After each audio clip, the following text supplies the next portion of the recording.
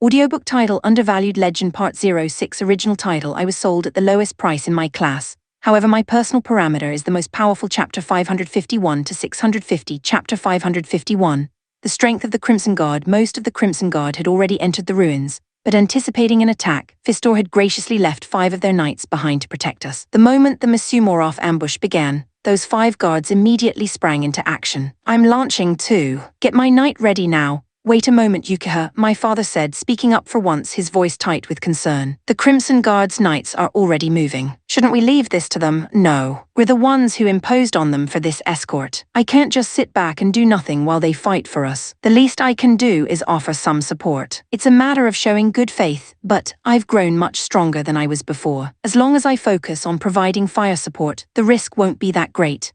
Thanks to the training techniques taught to me by the Peerless Iron Brigade, my own Runia value has skyrocketed. I'm confident I won't lose to any average pilot. Having won the argument with my worried father, I climbed into the cockpit of the La Spella Mk2. My new, beloved machine is a custom-modified Amurian Federation mass-production model, and it boasts incredible combat power. This is the La Spella Mk2 of the Amurian Kingdom. Offering what little support I can, I declared over my knight's external speakers, broadcasting to the Crimson Guard pilots as they formed up to engage the enemy. That voice, Princess Yukiha. Ma'am, you can't. Please fall back and leave this to us, it's fine. Right now I'm not royalty or a princess. Think of me as just another pilot. But our commander will have my head for this. I'll speak to Fistor myself. More importantly, brace for contact. They're almost on top of us. I used the enemy's imminent arrival to cut the argument short as we plunged into battle. The attacking force numbered about 50 knights. We were overwhelmingly outnumbered. Yet the pilots of the Crimson Guard showed no fear in the face of such impassable odds,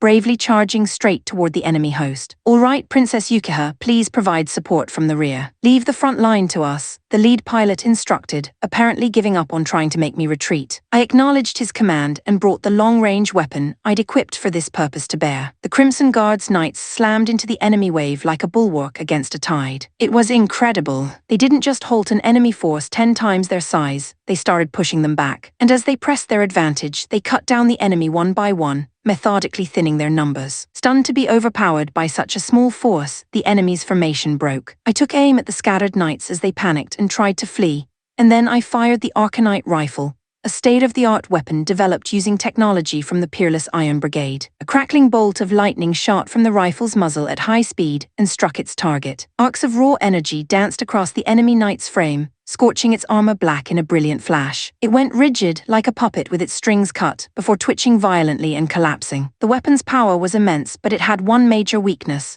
It was useless against enemies at close range. If they got too near, I'd be helpless. But the pilots of the Crimson Guard moved so flawlessly that they never even allowed an enemy to get close to my La Spella Mk2. Still, their strength was simply breathtaking. The skill of each individual pilot was superb, but their coordination elevated their performance to an entirely different level. In a group engagement like this, they might even be better than the legendary Peerless Iron Brigade. Chapter 552. An ominous presence. The wastelands of Marnudark stretched wider than I'd imagined. Somewhere in this desolate land, the missing people of the Amurian Kingdom had to be hidden, but finding them wasn't going to be easy. There's bound to be some trace left behind. Don't even overlook a rabbit or a leaf that looks out of place, I ordered through the comms. In this world, there were scanners capable of detecting traces of human activity, but they weren't exactly advanced. The best ones could only cover a radius of about a kilometer, which wasn't much help out here. On open terrain like this, you could see that far with the naked eye. The equipment was practically useless. Maybe we should work on developing something more powerful,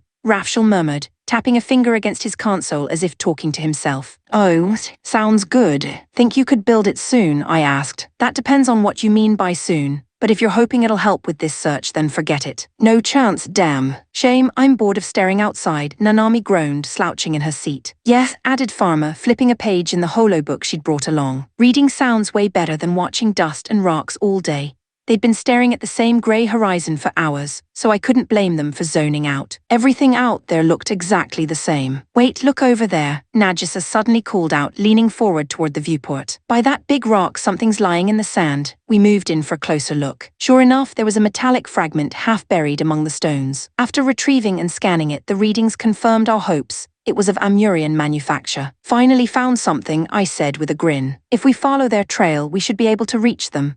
Once you found a single sign, the rest usually came easier. Each trace led to another, and once you had enough data points, you could piece together their direction of travel. All we had to do was keep following the signs, and eventually we'd catch up. As we pressed on, something strange began to happen. The expression on Fairy's projection body changed. It was subtle, but the shift caught my attention. "What's wrong, Fairy?" I asked. She paused for half a second, then said quietly, "It seems fate refuses to overlook its opportunity. Perhaps they were always destined to awaken in this era." "What's that supposed to mean?" She smiled faintly. "Even without a physical body, a woman's intuition doesn't fade. There's something unsettling in the air." I didn't quite get it, but she looked genuinely uneasy. Whatever she was sensing, it probably had something to do with the direction we were heading. And as it turned out, her instincts were right. "Commander," one of the operators called out, their voice tight with alarm. "We've detected combat activity approximately 3 kilometers ahead. The Amurian Kingdom's flagship carrier appears to be present." "What? How large is the engagement?" "It looks small, just a few dozen units on each side." "Yuyura, get your gear prepped and move out ahead to the site." "On it," I replied instantly, dashing toward the Arleo Roman 2. But before I could even climb aboard, the operator's voice cut through again. "Hold on. The battle appears to have ended. We're reading a ceasefire signal. What about the Amurian carrier?" I demanded. "Still intact, sir. It seems the Amurian side has won." I exhaled slowly, relief washing over me. But not everyone shared it. Jean frowned from his station, muttering under his breath. "Strange, they were on the run not long ago. Their pursuers definitely had superior numbers. So how did they win?" He had a point. The situation didn't quite add up. Still, I shrugged it off. It could have gone either way, right? Maybe they just pulled off a miracle win. For now, I didn't think much of it. Chapter 553. The Crimson's true purpose. Even though the battle was over, none of us dared to relax. We pushed forward at full speed toward the site of the skirmish. The moment our coordinates synced, Fairy's voice came through the calm with an odd tension. "Yuyura, Jean, listen carefully. By some twist of fate, the battle took place right over the resting place of 2 of the ancient heroes." "What? There's no way that's a coincidence." Both Jean and I reacted the same way, stunned disbelief. "The Amurian troops wouldn't even think of disturbing the heroes' seals," Jean muttered. "That means there's another group involved. If that's the case, it explains how they suddenly turned the tide from fleeing to completely wiping out their pursuers." "Hold on, that's not the issue right now," I snapped. "If someone's trying to break the seals, we need to move now before they succeed." "Don't rush in just yet," Jean reasoned. "Whoever they are, they stepped in to help the Amurian forces. If they're technically on our side, storming in guns blazing might not be an option." "So what, you want to just sit here and let them unseal the heroes?" Before my frustration could boil over, Fairy cut in calmly, her tone as composed as ever. "No one but me can release those seals. There are theoretical methods to force them open, but even those require matching my astral pattern. So whoever's doing this, they won't undo them easily. So we're safe?" I asked, my pulse finally easing a little. That sense of relief didn't last long. Rafshel suddenly spoke up, his voice low but urgent. "No, we need to hurry. If my guess is right, the seal's about to be broken." "What? What are you talking about, Rafshel?" "It's highly likely that Fairy's astral pattern has already been copied," he explained, pushing his glasses up while pulling up some old data. "During her last maintenance check, I found traces of a suspicious access log. I wasn't certain at the time, but it makes sense now. It all lines up." Fairy's image turned sharply toward him, eyes narrowing. "That's the first I'm hearing of this. Why didn't you report it immediately?" "I meant to," Rafshel admitted, nervous under her gaze. "But the lab's been swamped lately, and there were no signs of data tampering before. I honestly thought it wasn't serious. I never imagined your astral pattern would be the key to something like this." Lately, Rafshel had been buried in his inventions, practically glowing with excitement from one breakthrough to the next. Still, even I hadn't expected he'd forget to mention something this critical. Fairy's projection folded her arms, expression cold. "Next time, report anything suspicious the moment you find it. Honestly, you're brilliant in theory but hopeless with discipline." He didn't argue. He knew he deserved that one. But their exchange only made the situation heavier. If Rafshel was right, the hero's seals might already be on the verge of breaking. We didn't waste another second. Engines roared as we turned toward the tomb where the 2 ancient heroes slept, and we pushed the throttle to its limit. Chapter 554. Crimson and the Peerless. Just as we'd suspected, the group near the ruins wasn't part of the Amurian kingdom at all. The crimson glow of their magi mechs gleamed in the sun, a full regiment clad in uniform red. They moved with the discipline of a military unit, Yet even Jean, who was usually our walking database on such things, couldn't identify them. It looks like they've already entered the ruins, the operator reported. All right, I'm heading out there to stop them, I said, already heading for my cockpit. Idiot, don't launch yet, Jean's voice cut sharp through my earpiece. Like I said before, they're technically allied with the Amurians. Going in guns blazing would be a stupid move. Then what do we do? First we make contact. Talk first, shoot later. Let's see what their game really is. Before we could approach the Crimson Forces, we had to exchange words with the Amurian representatives. Acting as their envoy, Princess Yukaha herself came out to meet us. Members of the Peerless Iron Brigade, thank you for coming all this way to rescue us. On behalf of the Amurian Kingdom, I offer my deepest gratitude. She bowed gracefully, the formality of her tone perfectly measured. Oh come on, Yukaha, drop the formal act, Nagisa teased, grinning. You don't have to talk like that with us. Of course I do. I'm here as a representative of my kingdom, not just as your friend, she replied deadpan. And that greeting wasn't for you. We've known each other forever, you don't have to be so stiff, Nagisa insisted. Protocol matters, Nagisa, especially when royalty's involved. She shot back, though a small smile betrayed her composure. Before their playful exchange could go any further, Jean steered the conversation straight to business. More importantly, Your Highness, who are those armored units accompanying your people? I don't recognize their insignia. Oh, those individuals. Yukaha turned toward the ruins. They are known as the Crimson Knights, a mercenary corps hired to serve as our escorts. They've been protecting us since the last ambush. I see, but they don't seem to be doing much escorting now, he said coolly. Looks to me like they're carrying out some kind of independent operation. I honestly don't know the details, she admitted. They said they were searching for something. Searching HM, Jean crossed his arms, eyes narrowing slightly. Could you arrange an introduction for us? I'd like a word with them, I can. But may I ask what this is about? Oh, nothing serious, he lied smoothly. Just a friendly chat between fellow mercenaries. I knew he was sugarcoating it. Deep down, both of us felt the same gnawing sense of danger. But Yukaha didn't need to be caught in the middle. A meeting was set up not long after. At first, the Crimson Knights refused, saying their leader was too busy. But the moment they realized we were the Peerless Iron Brigade, they changed their mind almost instantly. The man who greeted us had a calm, commanding presence. I am Fistor, commander of the Crimson Knights, he said, his voice deep but strangely pleasant. I'm Yuyura of the Peerless Iron Brigade, and this is Jean, I introduced. I've heard of you both, Fistor replied with a polite smile. It's truly an honor to meet pilots of your reputation. Reputation? I laughed, but Jean's face hardened immediately. Reputation, you say? That's interesting, he said evenly. I wasn't aware we were that well known. In the mercenary networks, you two are practically legends, Fistor continued. I've heard plenty from others who have worked similar contracts. Is that so? Odd, considering we've made a deliberate effort to keep our organization's information sealed off, Jean said, his tone sharpening. Funny how rumors spread in spite of that. No matter how tightly you try to contain the truth, Fistor replied, it always tends to seep through. I see, Jean's tone turned razor-edged. Then perhaps we can skip the clichés and get straight to it. What's your real reason for being here, Commander? Somehow, I doubt you're just tagging along to babysit the Amurians. Fistor's smile didn't falter. Simple. We were contracted by an archaeologist to investigate these ruins. That's all. I asked for the truth, Jean said bluntly. And I've given it, Fistor replied smoothly. There's no other motive. Fine, Jean folded his arms. Then I'll give you one piece of advice. Stop your excavation. Immediately, Fistor's eyes narrowed slightly. And why would we do that? Because, Jean said, his voice cold and steady, it's not yet time for what sleeps beneath to awaken.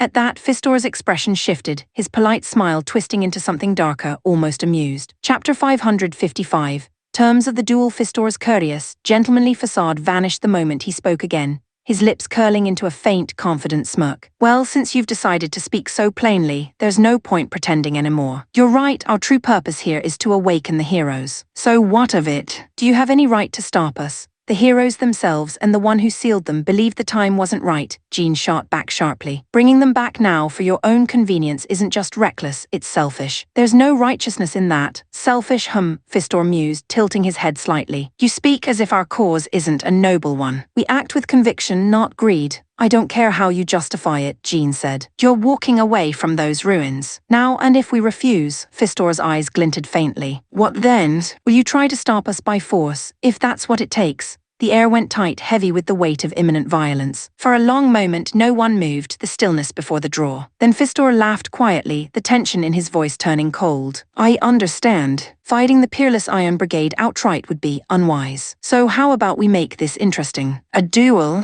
If we win, you withdraw. If you win, we'll leave the ruins immediately. Jean raised an eyebrow. A duel, huh? What kind of match are we talking about? Simple. A one-on-one Magi-Tech duel. Your best pilot against mine. Given the skill of your riders, I doubt you'll find that unfair. Jean's mouth quirked into a confident grin. A duel between knights, huh? Sounds good to me. You've got yourself a deal. I stared at him half in disbelief. He agreed way too easily. Sure, I trusted my own skill and the Arleo-Roman too, but there's always someone stronger out there. Overconfidence was how pilots got themselves killed. Guess that settles it, Jean said, patting my shoulder. You're up, Yuyura. Wait, hold on. What if their pilot's stronger? You just volunteered me without asking, he shrugged. If their commander's stronger than you, then we couldn't stop them anyway. Better to test that strength here in a fight with clear rules than in an all-out battle none of us walk away from. I sighed deeply. Yeah, I guess you've got a point. Preparations for the duel began almost immediately. The Crimson Knight's representative would be Fistor himself, our side would be me. Word spread quickly, and before long, news of the upcoming fight reached the Amurian contingents. Princess Yukaha arrived looking pale with worry, storming into the briefing area. What is going on? Why are the Peerless Iron Brigade and the Crimson Knights fighting? Fistor told us this was supposed to be a friendly meeting. Was that a lie? It's all right, I assured her, raising a hand calmly. He wasn't lying.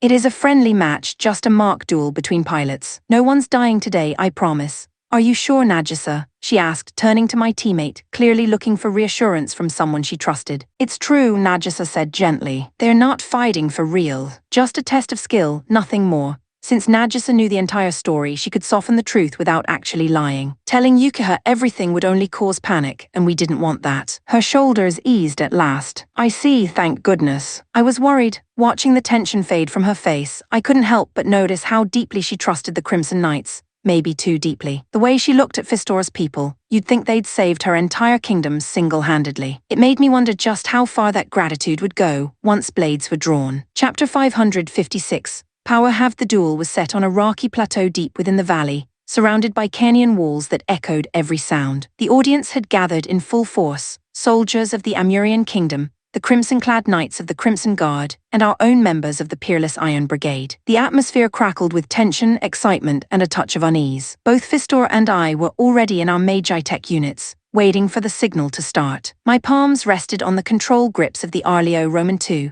breathing in rhythm to keep my focus sharp. Then Fairy's voice cut through the calm, tight with concern. Something's wrong. The Arleo-Roman 2 output isn't rising. What? What do you mean? It appears a limiter has been installed in the system. My apologies, I didn't notice sooner. The modification was tied into the secondary core functions. You've got to be kidding. The duel's about to start. Can I still fight like this? Your available power is less than half of normal, she explained calmly, but the unit remains operational. Depending on your opponent's ability, victory is still within reach. You've grown stronger, Yuyura, don't underestimate yourself. Half output, huh? I muttered, flexing my hands around the controls. If he's around my old man's level, I'm screwed. But there aren't many pilots that strong left around, right?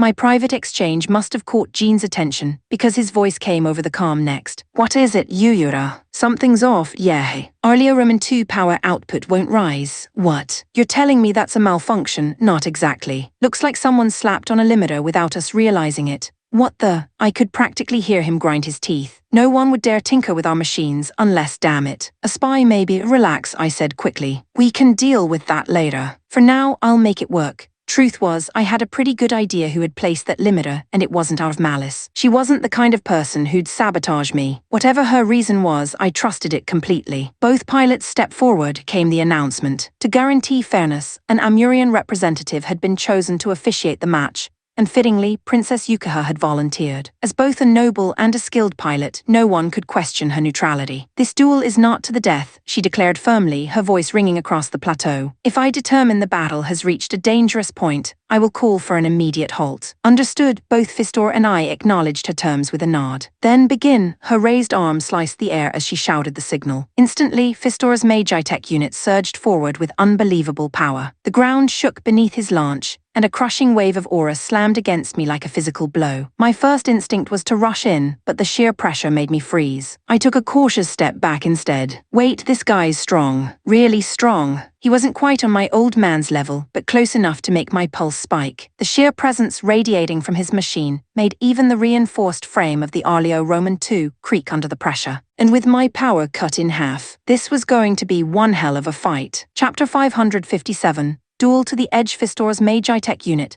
Danatir, stood radiant in scarlet plating, its sleek design gleaming with restrained menace. It was armed with a single longsword, a standard weapon for heavy-class duels, but the lines of its frame told a different story. Its armor didn't look particularly thick, yet the rune-etched conduits along its surface hinted at speed and deadly efficiency. In its left arm, I noticed something even more dangerous. A built-in Magi cannon, strikingly similar to the one mounted on Arleo Roman II. Yuyura, came Ferry's composed voice through the comms. I've managed to analyze part of the enemy's Magitech profile. It's a Class 3 custom, designed for elite operators only. Activation Runia value exceeds 1 million. Under normal conditions, you and the Arleo Roman II would have a clear edge. But with power output halved, this fight won't be easy. Don't take unnecessary risks. 1 million. Great, I muttered, glancing over the readings. That's just what I needed to hear. No matter how impossible it sounded, backing out wasn't an option. A commander doesn't turn tail just because the odds are ugly. I inhaled, focused, and tightened my mental grip. All right, I whispered, steadying my breathing. Let's see how far 50% can take us. The difference hit me right away. Fistor's Danatir moved first. One clean, lightning-fast step forward followed by a savage downward arc of its blade. The stroke carved through the air with a resonance I'd only ever felt from true masters. Too fast, I hissed, yanking the controls aside. The Arleo Roman II lurched backward just in time. The blade missed by inches, slicing through empty space, and even that near miss felt like a gust of compressed pressure against my cockpit. Before I could catch my breath, Fistor pressed forward again, his sword flashing like burning steel. I ducked under another strike, barely. The edge still kissed the cheek armor of Arleo Roman II, shearing off a strip of plating that spun away in the wind. Not fatal, but enough to make Lisa, our chief mechanic, chew me out for a month. Damn it, everything's off balance. Power speed synchronization, I muttered. The limiter made the controls sluggish, just enough that my reactions lagged behind what my instincts wanted to do. Against someone like Fistor, that split-second delay could get me killed. He seemed to sense it too. What's wrong, Yuyura? Is this really the strength of the peerless Ion Brigade? I expected more. His voice crackled through the comms, mocking but steady. Maybe the stories were just that, stories. He didn't know, of course. He couldn't know that my unit was throttled. Yet his strikes grew faster, more fluid, more aggressive, each blow hammering at my defenses. The Arleo Roman II staggered under the relentless rhythm of metal slamming against metal. Cornered, I made a quick decision. Fairy flashburst now, understood. For a second, the world filled with blinding white. The Arleo Roman II chest flared wide, releasing the stored energy of the Flare Nova array, a rare weapon we almost never used. The radiance erupted outward like a miniature sun, flooding the dusklit canyon with searing light. TCH, clever trick, Fistor snarled, momentarily thrown off. That single instant was all I needed. I lunged forward, driving Arleo's blade straight for Danatir's sword arm. Even at half strength, I could still channel dangerous energy into my strikes, and the blow connected. Sparks scattered like phoenix fire as my blade bit deep, punching through the red armor and exposing the silvery glow of its internal elemental line, the nerve relay of the entire arm. Under normal conditions, that cut would have ended it right there. One strike through the line and the limb should have been dead weight. But Fistor's machine didn't stagger. Instead, its eyes flared brighter, crimson energy surging through the wound, as though mocking physics itself. I tightened my grip.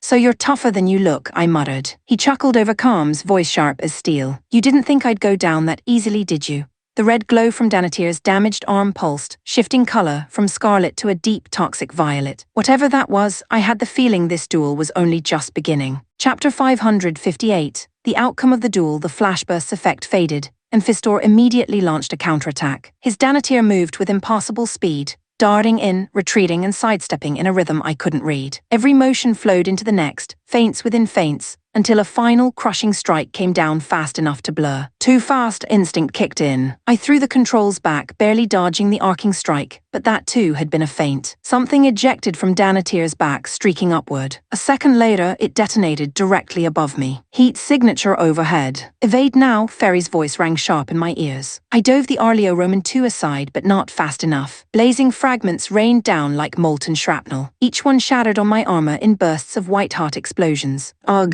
Ferry, damage report. The right shoulder and left leg are compromised. Mobility reduced by 20%. Damn it, we were already running at half power. All right then, time to use the ace up my sleeve.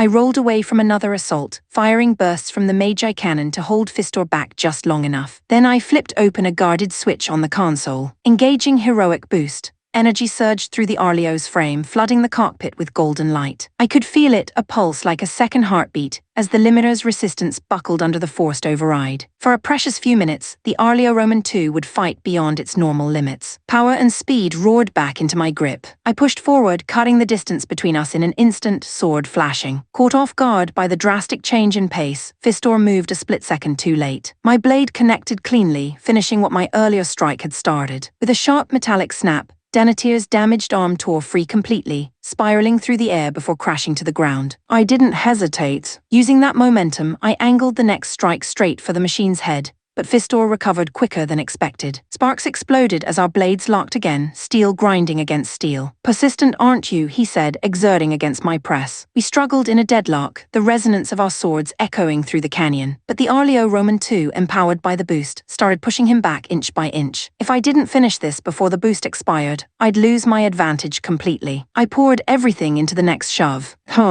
You've got decent strength after all," Fistor laughed. "But this level of power would never scratch the likes of the ancient heroes." "Maybe not," I snapped back, "but a fight's not over until it's fought." Anger lent me more force. I shoved forward hard, driving Denetier backward. The Crimson unit stumbled, crashing onto its back with a shuddering impact. "Got you," I whispered, stepping in for the final blow. I raised my sword high, aiming straight for the head module. "Enough. The duel is over," Yukiha's voice cut through the calms. I froze mid-swing, the blade halting a mere inch from the machine's visor. "Match concluded. Stand down." For a heartbeat, only the wind moved. Then Fistor's laughter crackled softly through the channel. "Well fought. I would have liked to see how far that strength could go," he said, his tone almost amused. "But it seems we'll have to save that for another time."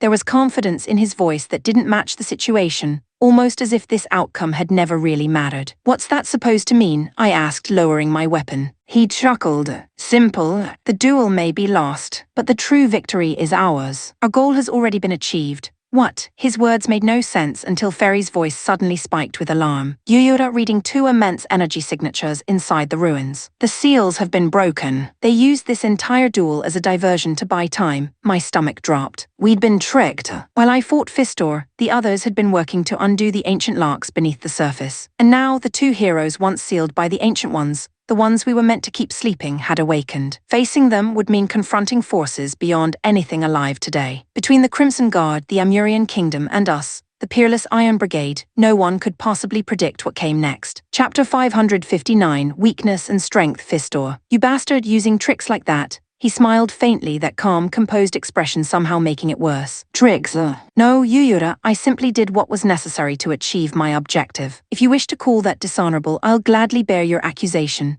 Don't act so high and mighty." I snapped, fists tightening around the controls. Before I could move, Ferry's voice broke in through the calm line. "Yuyura, let me handle the heroes. I must speak to them directly. Please head for the ruins immediately." "You're right. If the Crimson Guard reach them first, those heroes might end up being used." "I'll move now," but before I could even take a step, Fistor's voice cut sharp through the air. "Hold it. The peerless Iron Brigade will remain right where they are for now. You'll be the ones to welcome the heroes, and you'll observe quietly from here. I'd prefer not to make this unpleasant." "You really think we're just going to stand here and let that happen?" "Oh, I think you will," Fistor replied smoothly. "After all, we have hostages." My blood ran cold. "Hostages? What the hell are you?" His Danetier turned slowly, its massive sword now leveled directly at Princess Yukiha. Around her, several Crimson Knights raised their weapons at the Amurian Kingdom soldiers, surrounding them in a neat, merciless formation. "Fistor, what are you doing?" Yukiha's voice was quiet, disbelieving. "I apologize, Princess," he said almost respectfully. "This wasn't the route I wanted to take. But as I've told you before, I don't let sentiment get in the way of necessity. Still, I've grown rather fond of you and your people during our time together. So please, I truly hope your allies here behave wisely, for everyone's sake." The audacity of this man made my jaw tighten. He made it sound as if we'd be the ones responsible if anything happened to them. "The Magi Tech squad's ready," Nanami said urgently. "If we blitz them, we might get the hostages out before they can react." But Jean shook his head immediately. "No, they are veterans. If we move first, they'll shoot before we get halfway. We can't gamble with civilian lives. Damn it, so we just stand here. For now, yes," Jean said grimly. "We'll play along." The hostages come first. But don't worry, I'm having Rafshal set up tracking protocols as we speak. Once those heroes move, we'll know exactly where they're going. When the time's right, we'll take them back. I ground my teeth but nodded. He was right. For now, we couldn't do a thing. Moments later, Fistor's voice returned as calm as ever. The heroes are secured. Our mission here is complete. Oh, and forgive me, but Princess Yukiha will be joining us for a while. Can't have the great peerless Iron Brigade chasing us too quickly now, can we? He was already steps ahead of us, and he knew it. Don't lose heart, Fairy said gently, as if reading my thoughts. Rafshal will soon finish the device. It's designed to track the hero's unique runia signatures, no matter how far they go. And besides, her voice softened with conviction, those two heroes won't side with him for long. They are people of loyalty and compassion, bound by honor. Once they learn how he gained their freedom through hostage-taking, they'll walk away from him without hesitation. Her faith was absolute. The way she spoke of them, I realized, those two weren't just legends to her. They were friends. Chapter 560. The heroes and Yukiha, Princess Yukiha, I deeply regret that things have come to this. Although you are technically a hostage, I promise you this. I will not allow any harm to come to you. Though I was now a prisoner aboard the Crimson Guard's flagship, Fistor still spoke with the same gentle tone I had heard before. He bowed slightly, his crimson uniform immaculate, his expression warm, almost sincere. When I had seen him confronting the peerless Iron Brigade, I'd thought him arrogant, even cold. But now I couldn't see that side of him at all. Fistor, which version of you is the real one? I asked quietly. The courteous man standing before me now, or the ruthless one who deceived and blackmailed the peerless brigade? He smiled faintly. Both. My goal takes precedence above all. If morality serves that purpose, I act with kindness. If cruelty serves it better, then I play the villain. That's all there is to it. It didn't sound like an excuse, it sounded honest. For a man who had just taken me hostage, he was strangely open. And though I tried to hate him, a part of me couldn't. Despite my situation, I was treated like a guest rather than a prisoner. I wasn't confined to any quarters. My meals were luxurious, and I was even permitted to attend the meetings held aboard the ship. Fistor allowed me to witness his dealings with the ones he called heroes. The two figures had only just awakened from their centuries-long slumber, and the air around them radiated power and purpose. The first was a young man with short navy hair and sharp, noble features. The way he looked at Fistor could cut through steel. How long were we asleep? And who are you people? Where is Fairy? Only she could have undone the seal, so how did you manage it without her? Fistor clasped his hands behind his back calmly. We are allies of Fairy Ludia. The world stands on the brink of destruction once again, and under her direction we came seeking your aid, Lord Cluny and Lady Daffstar, to break your seal and enlist your strength. The world's in peril again. Cluny narrowed his eyes. The great beasts, have they awakened? Their seals are fragile, Fistor said solemnly. It's only a matter of time before one is fully unleashed. Then let's deal with that first, interrupted the woman beside him, Lady Daffstar. She was tall and elegant, with long silver hair that shimmered faintly under the cabin lights, her eyes as radiant and steady as the moon. Even I, another woman, couldn't help but be caught by her beauty. You said you're associated with Fairy. Where is she? I wish to speak with her immediately, Fistor bowed slightly. Regrettably, Fairy has been captured, imprisoned by an organization of great power. It's precisely why we need your cooperation to free her. Captured, Daffstar's voice hardened. There exists a force capable of restraining the Witch of Transcendence. Unthinkable, but very well, then we'll depart immediately to rescue her. I understand, Fistor replied smoothly, but I must ask a favor first. There's something we need your help with before we can reach her location. Cluny shot him a cold glance. Nothing takes priority over Fairy. You understand that, don't you? Of course, said Fistor. We share that same priority, but the information needed to locate Fairy lies within the holdings of a certain nation. Without that data, reaching her would be impossible. Are you asking us to wage war against humans? Daffstar asked, her tone guarded. No, Fistor said quietly, eyes darkening. These are no longer humans in the truest sense. They wear human faces, but their souls belong to demons. That nation is under their rule. We ask only that you help destroy their power. Demons in human form, Cluny pressed. Who are they? You already know their leader, Fistor said, stepping closer, voice low. An old enemy. A monster reborn from your past. For the first time, both heroes froze. Don't tell me, Cluny murmured, his voice suddenly taut with dread. Lucifer, Fistor nodded gravely. Yes. Lucifer now rules over a country called the Elysia Empire, and he is gathering power again, planning to scour this world beneath his heel. I felt my stomach twist as I listened. The discussion had gone far beyond anything I could fully grasp, but one thing was clear. Fistor's true aim wasn't simply to awaken the heroes. He wanted to turn them and their unimaginable power against the Elysia Empire. And if what he said was true, Lucifer himself had returned from the Age of the Ancients. Chapter 561. The spy's interrogation after the limiter incident with Arleo Roman II, Jean wasn't willing to let it go. He immediately called for a formal interrogation of the most likely suspect. I told him it wasn't worth pushing that far, but he shrugged it off, saying, "Relax. I'm not going to torture anyone. We're just going to talk."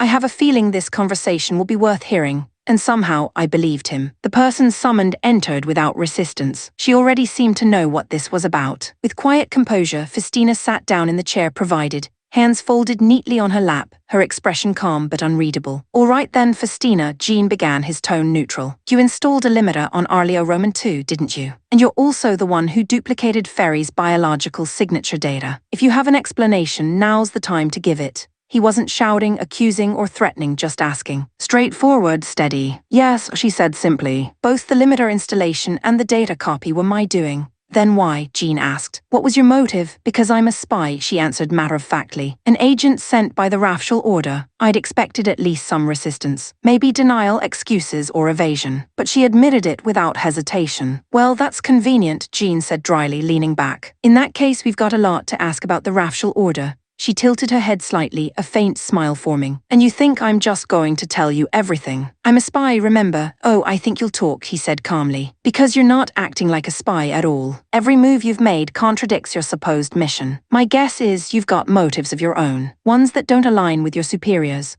For the first time, Festina's expression shifted slightly, surprise flickering across her face. Then she sighed softly, almost impressed. "You really are perceptive." "Fine. I'll tell you what I know." "Good. Then let's start simple," Jean said. "What is the Rafshal Order's true objective?" "The official front is to create a new world order," she explained smoothly. "But that's just rhetoric. In truth, their real purpose is to acquire the technology for higher dimensional interference." I stared blankly. Higher dimensional what now? Whatever that meant went right over my head, but Rafshal, sitting nearby, suddenly slammed his fist down. "Higher dimensions? That's absurd. There's no science in existence that can reach beyond 4 spatial layers." Even Ferry's projected form stiffened. "Theoretically impossible. That claim is as far-fetched as the ancient sagas claiming heroes can rewrite reality itself." "Impossible or not," Festina continued evenly, "their leader, the Grandmaster of the Order, believes it wholeheartedly. They've devoted immense resources toward breaching the barrier between worlds. Everything in this realm, every living being, is just another tool to them." "I see," Jean said, tapping a finger against his knee. "So the Order's grand plan is the obsession of a madman." "Fine. Next question, why infiltrate the Peerless Iron Brigade? When you joined us, we were just another no-name mercenary outfit. What was the point?" "Originally, the mission was to monitor Rafshal, the great sage himself," she replied. "But after identifying Ferry Ludia's presence and learning that Yuyura's classification ranked at level 2, we were instructed to elevate this unit to top priority observation. At present, the Order considers your brigade to be on par in influence with the Elysia Empire ruled by the Demon Lord." "Influence equal to a nation," I echoed incredulously. "That's ridiculous. We're just mercenaries with some decent machines." "Perhaps," Jean murmured, "but perception matters more than truth." Moving on, why cripple Arleo Roman II with a limiter? If you wanted to sabotage us, you could have shut the whole system down. Why stop at half power? At that, Festina's tone softened slightly. "Because I wanted Yuyura to win the duel. Based on my analysis, even at 50% capacity, his current combat potential exceeded Fistor's." "Sounds like you knew him well," Jean said pointedly. She nodded. "Of course.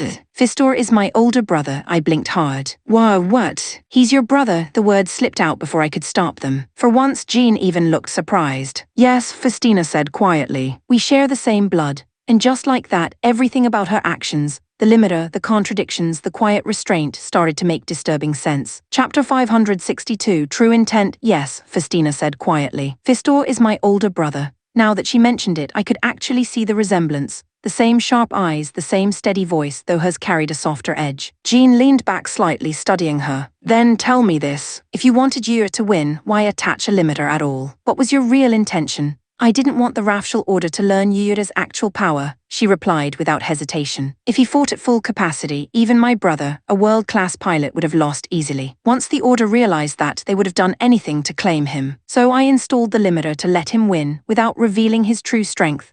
"Sounds like you got a bit attached to your target," Jean said with a faint smirk. She smiled back, though her tone remained steady. "That's part of it. But more than attachment, I see Yura as humanity's hope. The Rafshal Order would only exploit that hope until it burned out. I couldn't let that happen. Being called the hope of humanity made me shift awkwardly in my seat. Compliments like that don't sit well when you've just been told someone spied on you. Jean frowned thoughtfully. Hope of humanity, huh? That's a heavy claim. Exactly what kind of fight are you expecting him to face? Not the Elysia Empire and not your own order, something else. Yes, she said simply. The true enemy of mankind, the behemoths. You've noticed it, haven't you? The signs are already there. The great beasts are stirring again, and the battle to come will decide the fate of the world. When that war begins, Yura will be the key, our last trump card. People shouldn't be fighting each other at all right now. Her conviction was chillingly calm. Even Jean seemed caught off guard. I see, he murmured, but it seems your beliefs and the Order's goals couldn't be further apart. So why stay with them at all? Because, she said after a long pause, I was born into it. I am the daughter of the Grandmaster of the Rafshal Order. I never asked for that role, but it's the one I was given. The room went silent. Even Jean, who never lost composure, looked momentarily stunned. I just sat there, trying to process the idea that the quiet, polite engineer who drank tea in the hangar every morning was the daughter of our enemy's supreme leader. Before either of us could speak, Festina stood, shoulders straight. So then, what will you do with me? I'm a spy, the daughter of your enemy's leader. If execution is the price, I'm ready for it. Just promise me you'll handle the behemoths when the time comes. Save what's left of this world. Execution, Jean snorted softly. Please.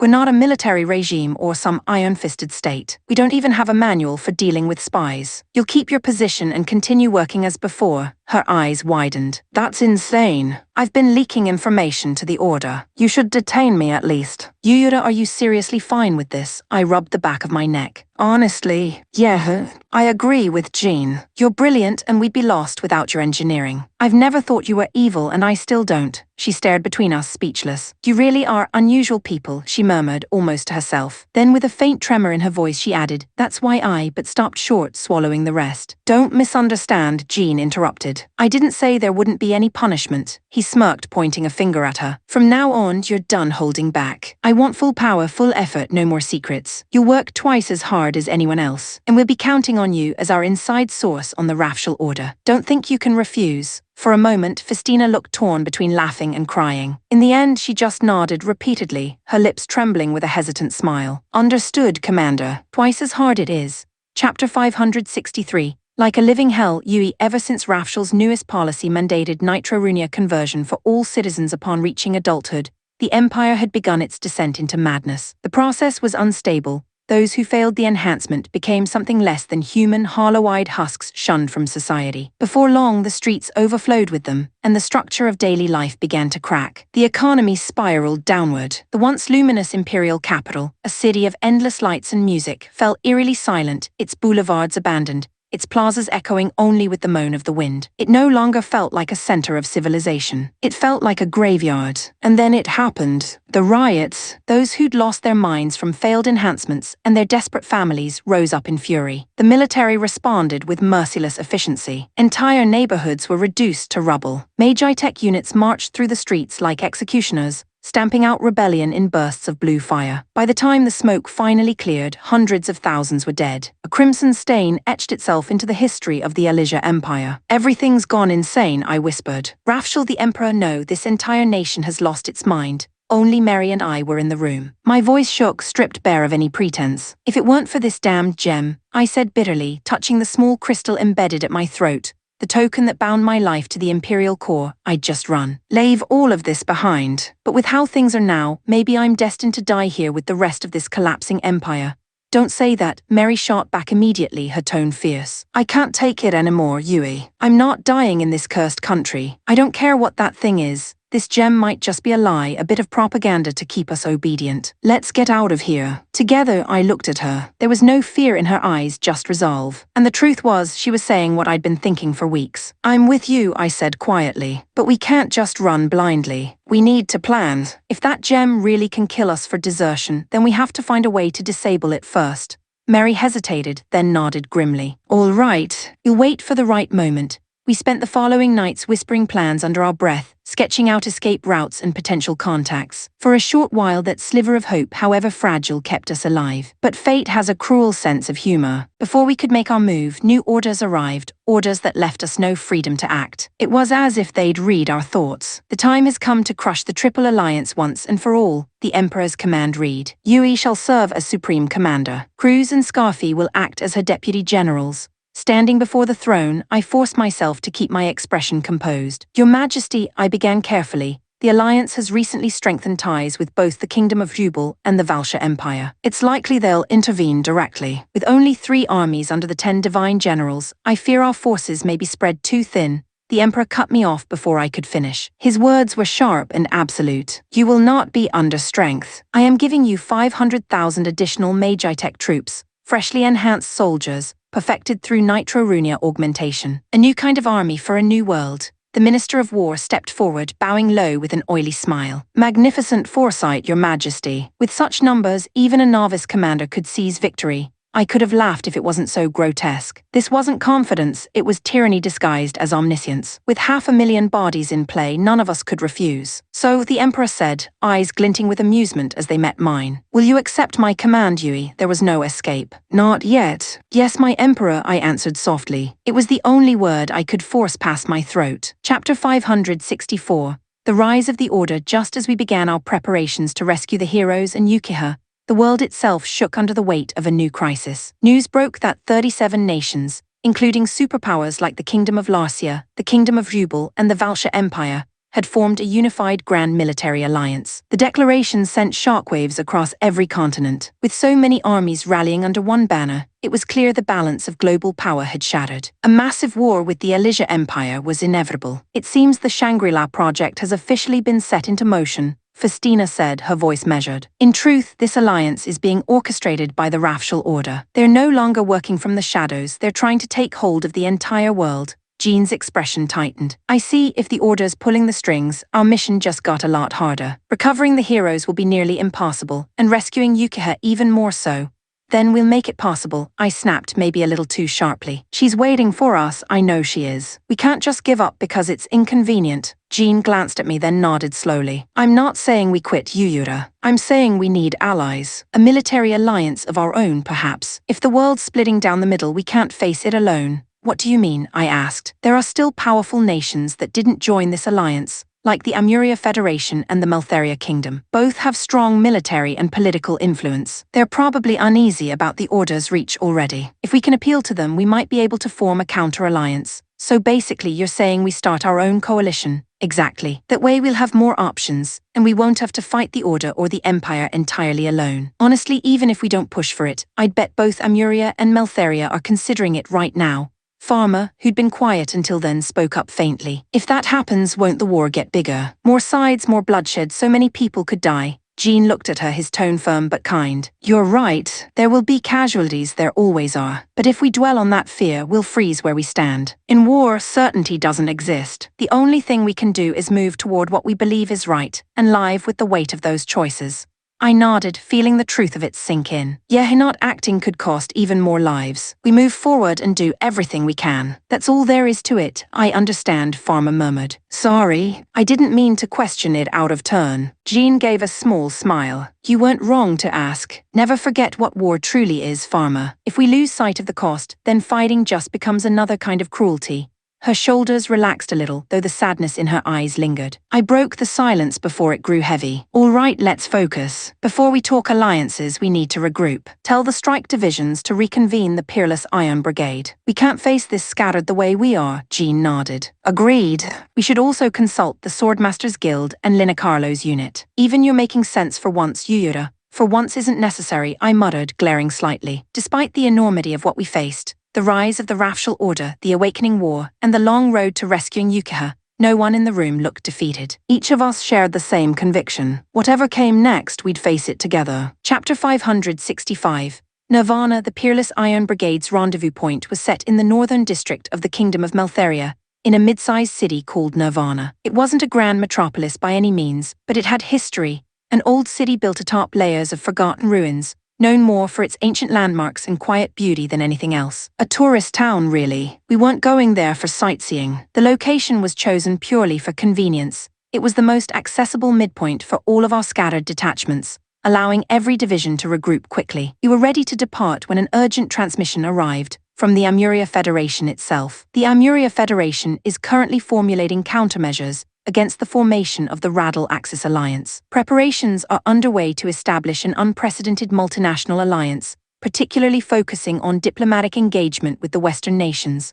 So the name of that massive coalition had finally been made official: the Radal Axis Alliance. Apparently, the Radal Company, the corporate front of the Rafshal Order, had stopped even pretending to hide its influence. They'd stepped into the light, taking credit for uniting 37 nations under one iron banner. Jean crossed his arms. So what exactly do they want from us? The Federation's envoy answered through the holocom's voice earnest. We understand the Peerless Iron Brigade is en route to the Kingdom of Meltheria. We request permission to accompany you. Our goal is to strengthen diplomatic channels with Meltheria and the Western states. I frowned. So basically you want us to act as intermediaries? Precisely. The Federation has limited relations with Western kingdoms. However, given your brigade's current reputation and reach, your presence could allow smoother negotiations.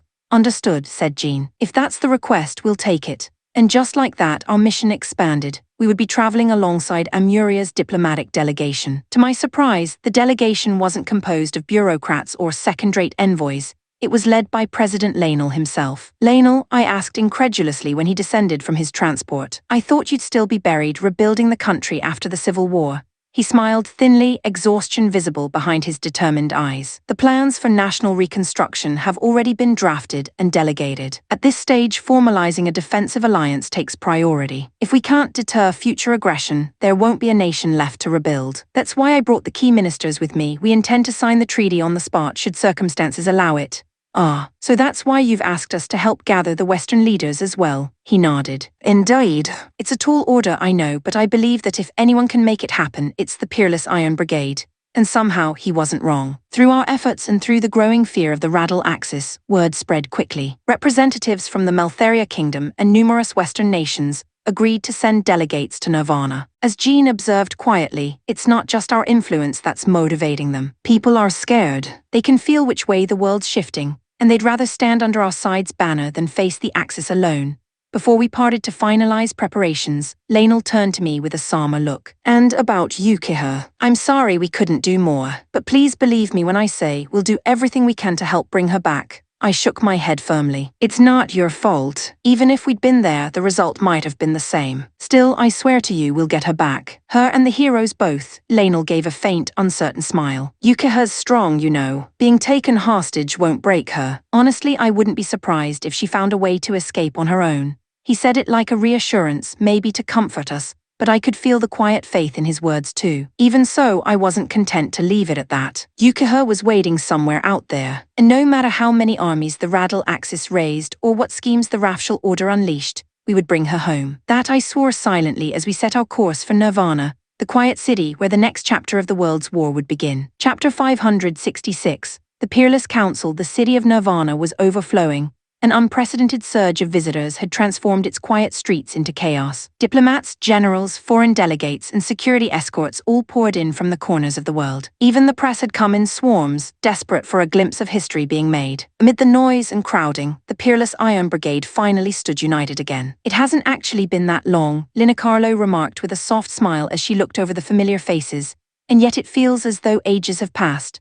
Forget meetings, we should start with a drink, my old man bellowed, already laughing. It's been too damn long since we had the whole gang together. Let's call it a celebration. Father, said Keon, looking both exasperated and amused, a celebration can wait. We need to talk strategy first. Things have escalated more than you realize since last time. But my father wasn't one to surrender to reason easily. Bar strategy, Schmeitji. You can plan just as well with a drink in hand. What's wrong with holding the meeting and the banquet at the same time? Killing two birds with one barrel, or catching none if you try to chase them both, she shot back calmly. And this is too important to discuss half-drunk. It's a war council, not a tavern quarrel. That shut him up. No one in the brigade, not even him, could win an argument against Keon when she used her command voice. My father scratched his head, muttered something about no fun in discipline, and started pacing aimlessly around the tent. Ignoring him, Jean brought the meeting to order. The agenda was clear. the rescue of the two heroes and Princess Yukiha, now in the hands of the Rafshal Order, and how to respond to the rapidly expanding Radal-Axis alliance. He summarized everything that had happened since our last gathering, after which Linacarlo spoke first. The rebellion in the Kingdom of Maltheria was also orchestrated by members of the Order, she explained. It seems their influence runs deep. Rats burrowed into nearly every government they could reach.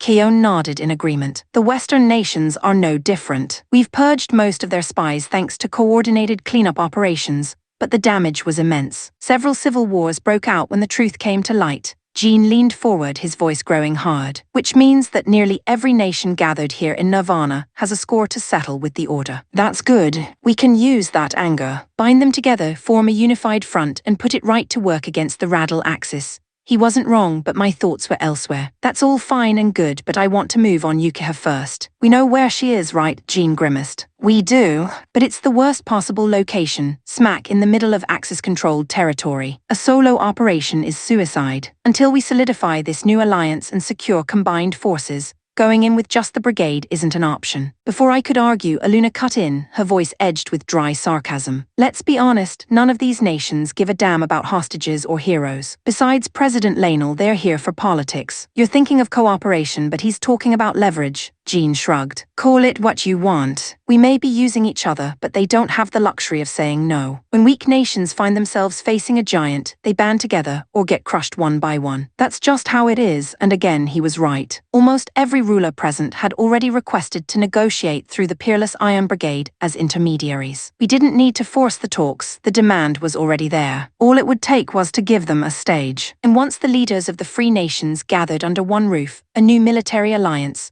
the counterbalance to the Radal-Axis would be born. For the first time in weeks, it felt like momentum was back on our side. Chapter 567, the multinational alliance. By the time the final day of negotiations dawned, 62 nations had gathered in Nirvana. Most were small, minor kingdoms and city-states with little to no real military might on their own. But together, their strength formed something formidable. Each of their rulers understood what was at stake. The growing shadow of the Elysia Empire and the newly forged Radal-Axis alliance left them with no choice but to unite under one banner. The discussion phase that followed was little more than a formality. Every head of state already knew what had to be done. The moment their signatures were dry, they would sign away a piece of sovereignty in exchange for survival. And when the ink finally met parchment, Jean rose from his seat with a satisfied smirk. Once the official signatures are complete, he said, we'll invite the press and make a spectacle of it. The world deserves to see what stands against its enemies. Aluna arched a brow. So that's why you leaked the news early. You wanted the cameras ready before the ceremony even started.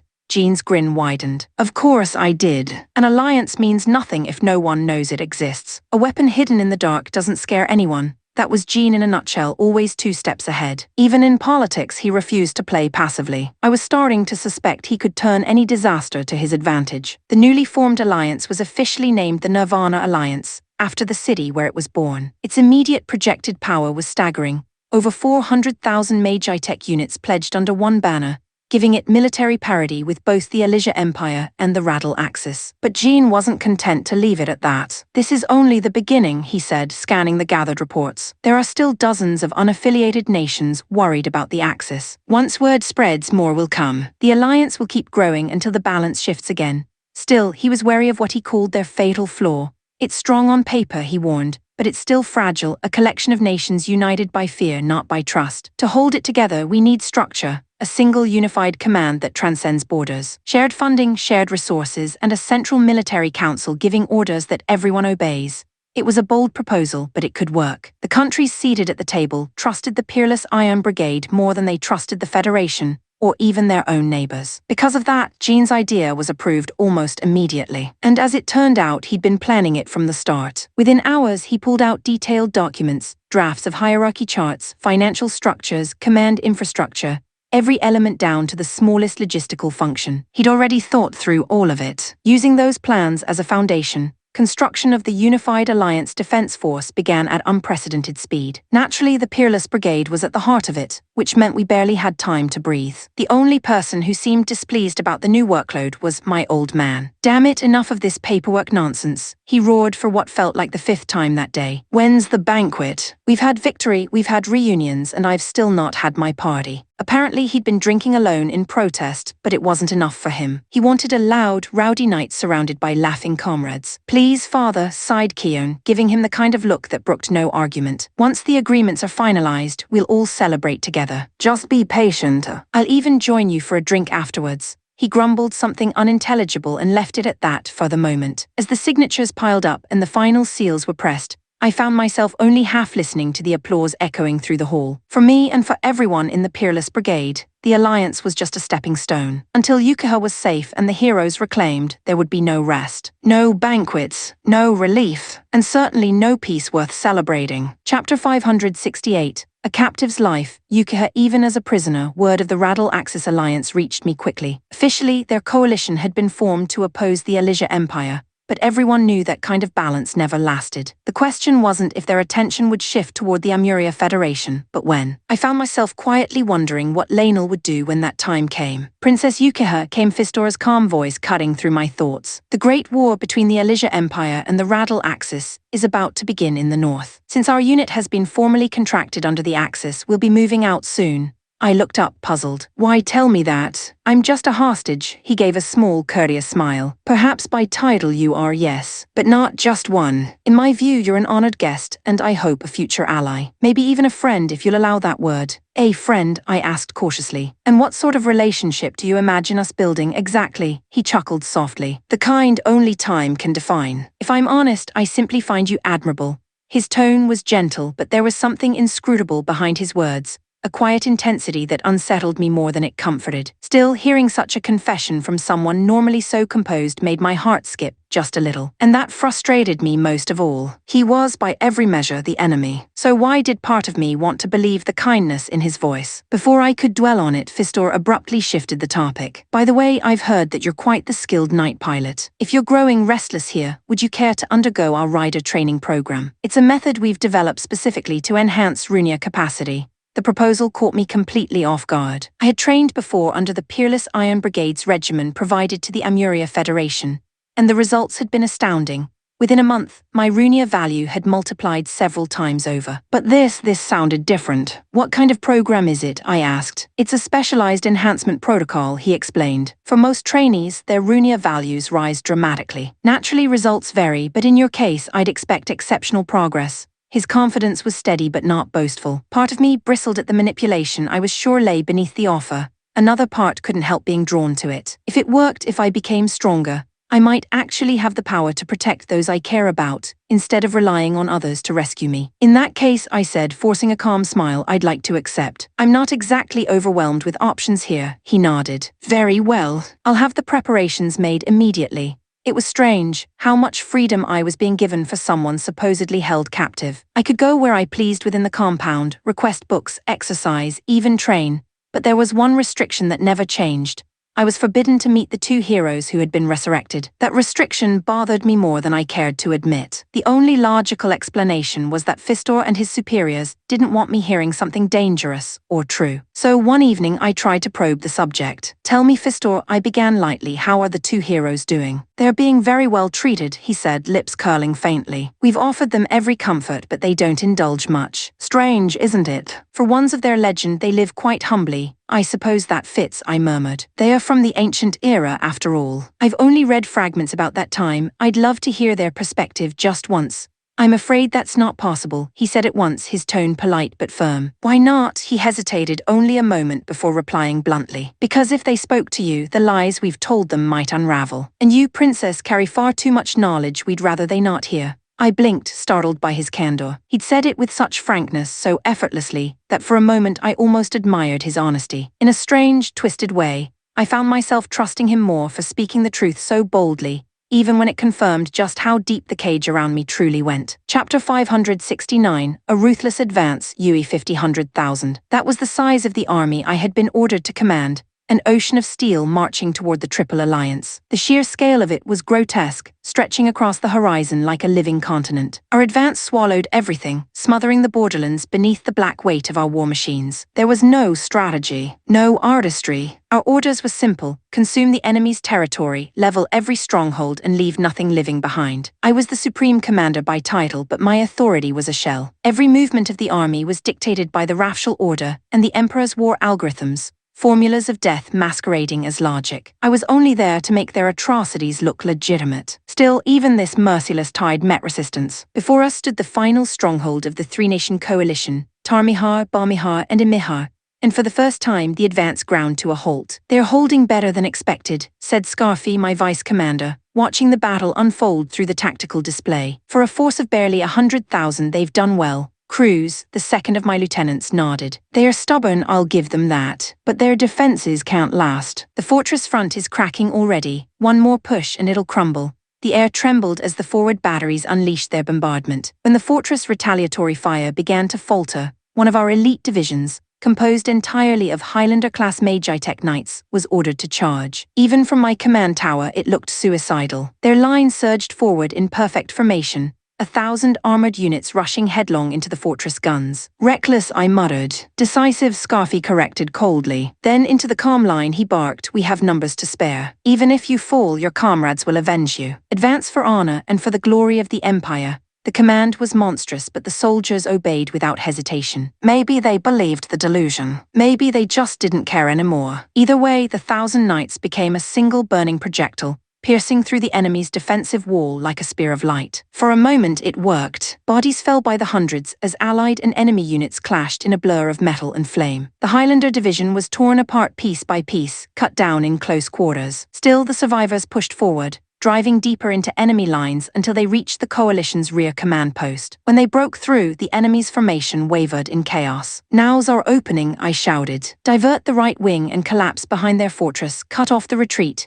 If the maneuver succeeded, the battle would be ours." The fortress was built for frontal defense, leaving its rear exposed. With our overwhelming numbers, they wouldn't stand a chance. But before the flank could move, a warning alert screamed across the comm net. "New heat signatures, dense and fast." "Reinforcements," Cruz said sharply. "Size," I demanded. 200,000 strong. "A full auxiliary army," she replied. The display lit up red, 20 divisions closing in from the north. The battlefield's balance shifted in an instant. The victory we'd been seconds away from claiming dissolved like smoke. "Of course," I breathed bitterly. "They'd never stand alone." Scarfi let out a low chuckle. "So their allies arrive at last. No matter. Even with reinforcements, our numbers still surpass theirs. They can't change the inevitable." "Maybe not," said Cruz, eyes narrowing. "But they can make this far more troublesome." "Yui, your orders." "Want me in the field." I could carve through their vanguard in minutes. She said it so casually, like she'd been waiting for an excuse to fight. I studied the readings a moment longer, then sighed. "Fine," I said. "You want to fight, go. Take a combat wing and intercept their lead formation. Just try not to turn the battlefield into ash." For the first time in hours, Cruz smiled. "As you command, General."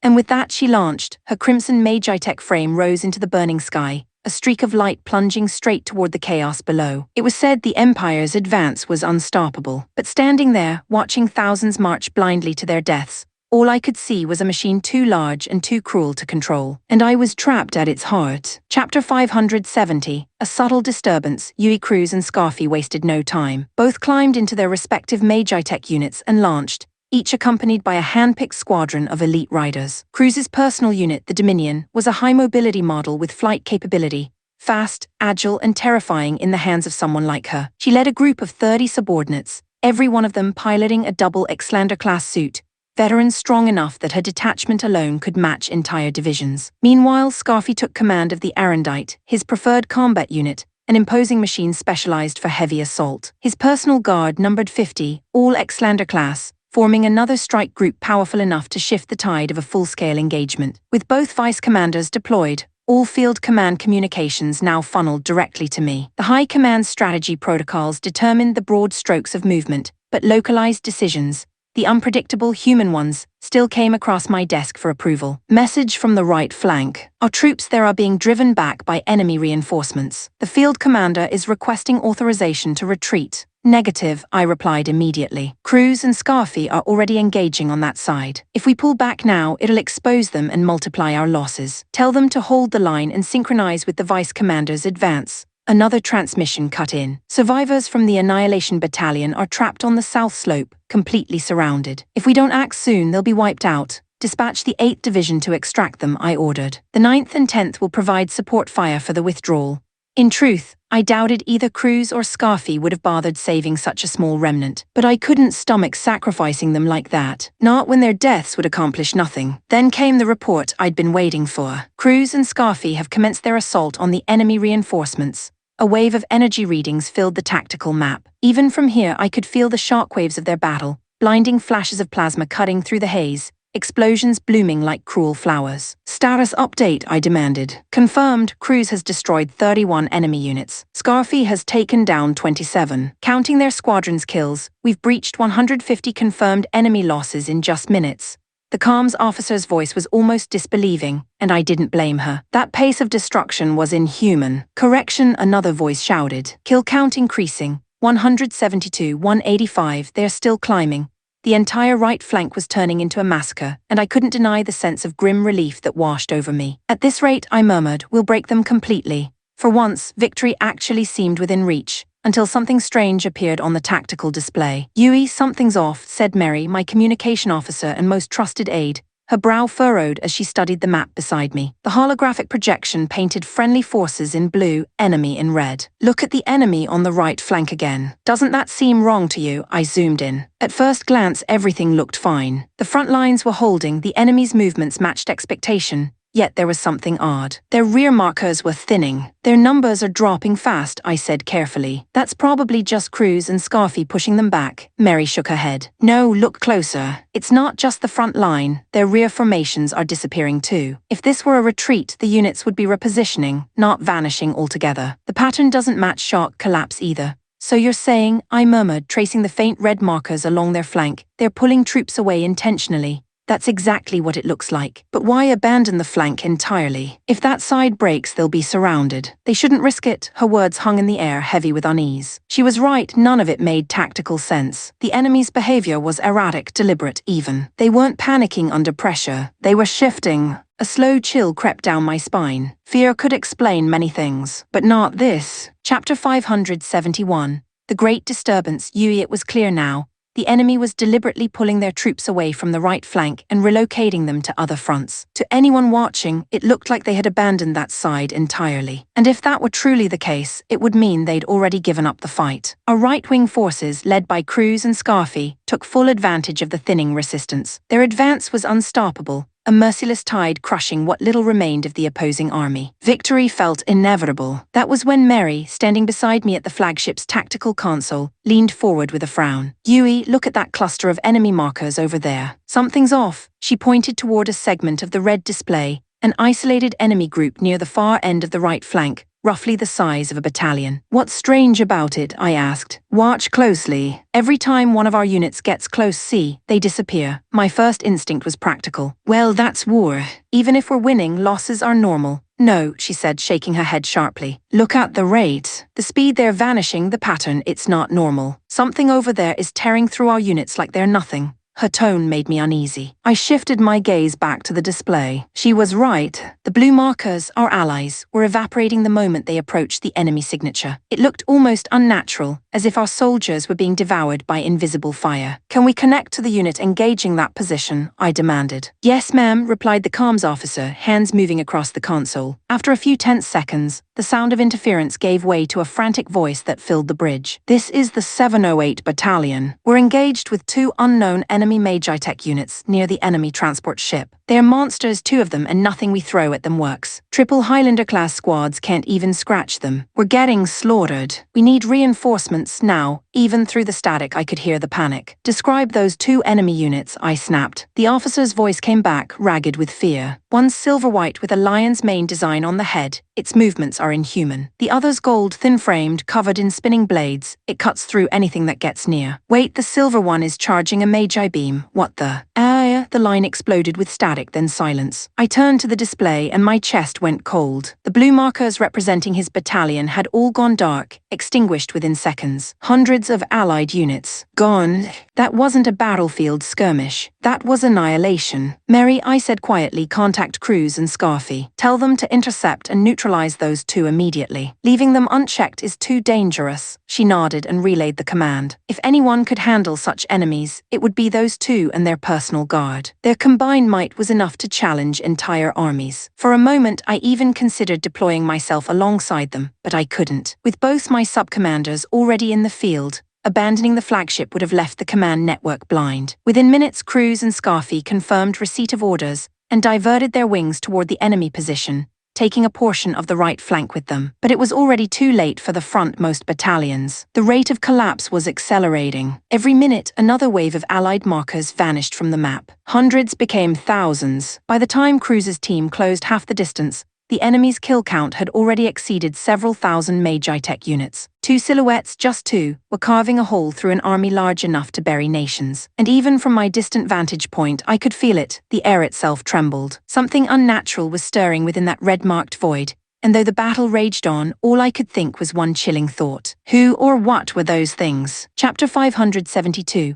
A growing threat, Yui, Cruz and Scarfy arrived at last on the battlefield, where the mysterious enemy detachment had been cutting through our forces like fire through dry grass. Both of them immediately ordered their squadrons into combat formation. The enemy numbered barely 50 Manhwa units, nothing compared to the 1,000 under our command, but not a trace of fear radiated from their line. Their movements were perfectly synchronized, sharp and predatory, as if they were waiting for us. Forward units engage. Cruz's voice rang over the open channel, bright and fierce as ever. Her subordinates didn't hesitate. Dozens of riders surged ahead, weapons primed, meeting 10 enemy machines head-on. Sparks and plasma arcs flashed across the field as the two groups collided in blinding speed. At first glance, the skill level was evenly matched. Blades clashed, energy shields screamed, and the fronts locked in a chaotic duel with neither side gaining the advantage. That balance lasted mere seconds before Cruz lost patience. Enough, she hissed, gripping the controls. I'll end this myself. She dove her dominion from the clouds above, wings flaring open, engines howling, and charged straight into the fray, her elite team close behind. The enemy responded in kind.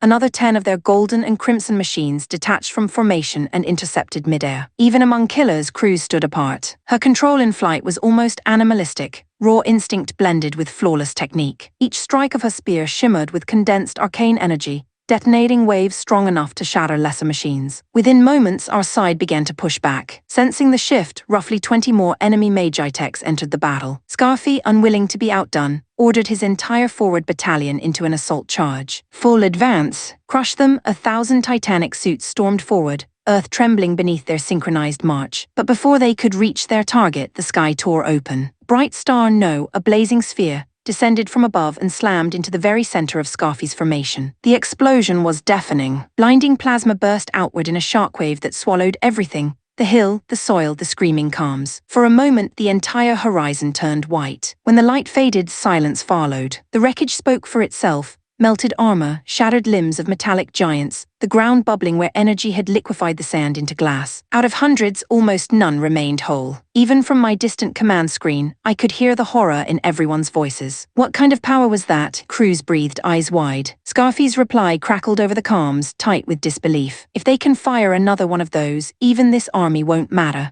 I scanned the distant tactical feed until I found the source. There, among the wreckage, stood a single machine gleaming a deep, burnished gold. Slim in design, its wings shimmered with microblades that glinted like sunlight on knives. Reports confirmed it. This was one of the two anomalous units, the same one that had wiped out entire battalions earlier. Likely a Manhwa designed entirely around ranged arcane output, I said quietly. If they launch another strike, the consequences could be catastrophic. Cruz, Scarfy, you'll need to engage it directly. Don't let it fire again. Cruz didn't even hesitate. Understood. We'll take it down before it can rearm. Agreed, Scarfy growled. We'll crush that thing together. The two aces split from their units, their escorts following only for cover. Cruz's dominion soared high into the sky, while Scarfy's erudite thundered across the ground like a charging beast. Their target, the golden Manhwa, stood perfectly still at the center of the burning haze, almost as if it was mocking them. Arrogant bastard, Scarfy spat. Let's see that composure break when we hit you head-on. Synchronize the strike, Cruz ordered sharply. We finish this in one blow, fine by me. One shot is all I'll need. The golden machine's silver-white companion, the second unknown, the lion-headed beast from earlier, stood motionless beside it, radiating silent menace. Neither moved to defend nor to flee. It was as though they wanted to take the attack head-on. No one could survive that kind of assault, I thought, at least no one human. Not unless they were something beyond what this world could produce. The image of Pernacissa and Astaroth, the two legendary figures from the old era, flashed unbidden through my mind. No ordinary machine would withstand a direct strike from both aces at once. Cruz's spear began to glow, its edges burning with matched currents of white and violet. The light intensified into a storm gathered at the weapon's tip. Dominion arc spear release. A single flash so bright it drowned the sun tore down from the heavens. The beam split the air like the judgment of gods, scorching the horizon, angling straight toward the motionless golden Manhwatycoon below. If that hit, nothing could possibly remain. Chapter 573. A power beyond measure. Yui, the moment Cruz's spear of blazing light struck the golden Manhwatycoon, I thought the battle was over,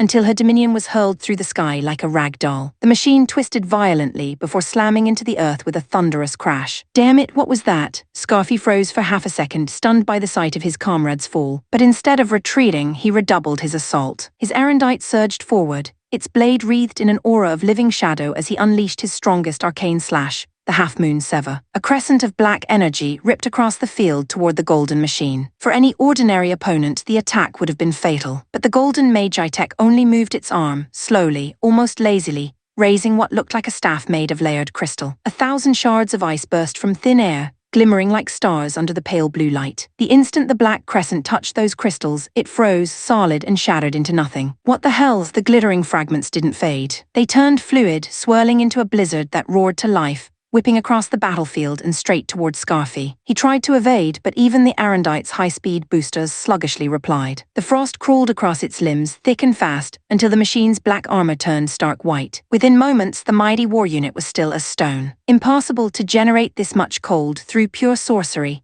2 of the 10 divine generals, their combined might crushed as if it were nothing. Even from the command display, it looked unbearable to watch. Send reinforcements, I ordered sharply. Anyone still near their coordinates, move to assist immediately. And signal Cruz and Scarfy to withdraw. But their voices came back through the calm screaming with defiance. Withdraw?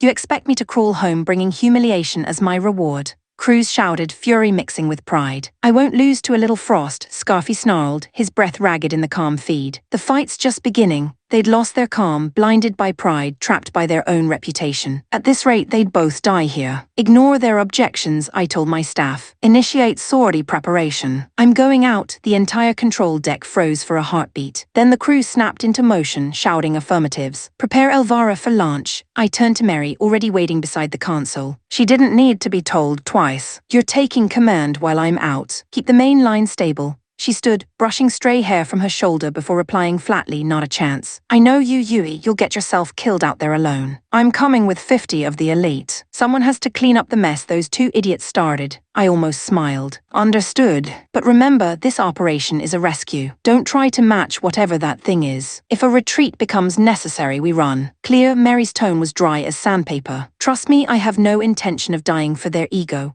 Moments later, we were airborne. A column of 50 Manhwatycoon units tearing through the ash-grey clouds. When we reached the combat zone, the devastation was almost unreal. Cruz's and Scarfy's squadrons had been reduced to twisted heaps of inert metal. Smoke coiled from shattered terrain, even the land looked scarred. And standing amid the ruin was that same golden machine, perfect, motionless, not a single scratch marking its surface. Cruz!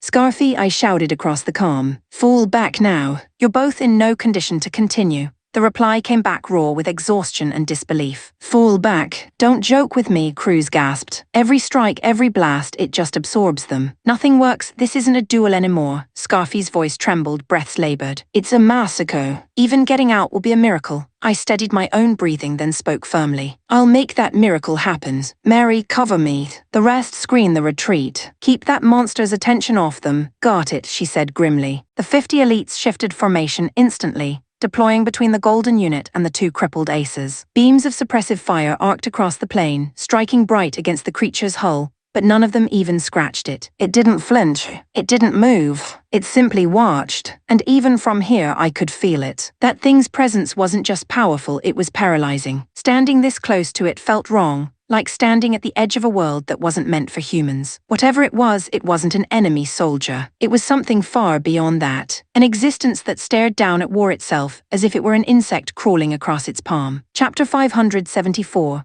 Shock, Yui standing face to face with the two enemy magi techs. I finally understood just how terrifying they truly were. It wasn't just pressure, it was something primal. The air itself seemed to tighten around them, cold against my skin though the air was warm. Every instinct I had screamed danger. We don't need to win this fight, I reminded my team, forcing calm into my voice. All we have to do is create an opening for retreat. My squad, led by Mary and composed entirely of veterans, moved with perfect discipline. No one rushed in recklessly, they understood exactly what I meant. They launched controlled volleys, carefully spaced attacks meant to distract rather than commit. But neither the silver machine nor the golden one even flinched. The light from our blasts scattered harmlessly against them, like sparks glancing off armor plate. Even our suppression fire can't touch them, Mary muttered. The golden unit in particular seemed to fixate on Cruz and Scarfy, tracking their every motion. It didn't move to finish us off. Its only purpose seemed to ensure those two could not escape. Somehow it knew they were high-value targets. All right, I decided, my voice steady despite the pulse hammering in my ears. I'll keep the gold one busy. Mary, you and the others cover the silver unit and get Cruz and Scarfy out of there.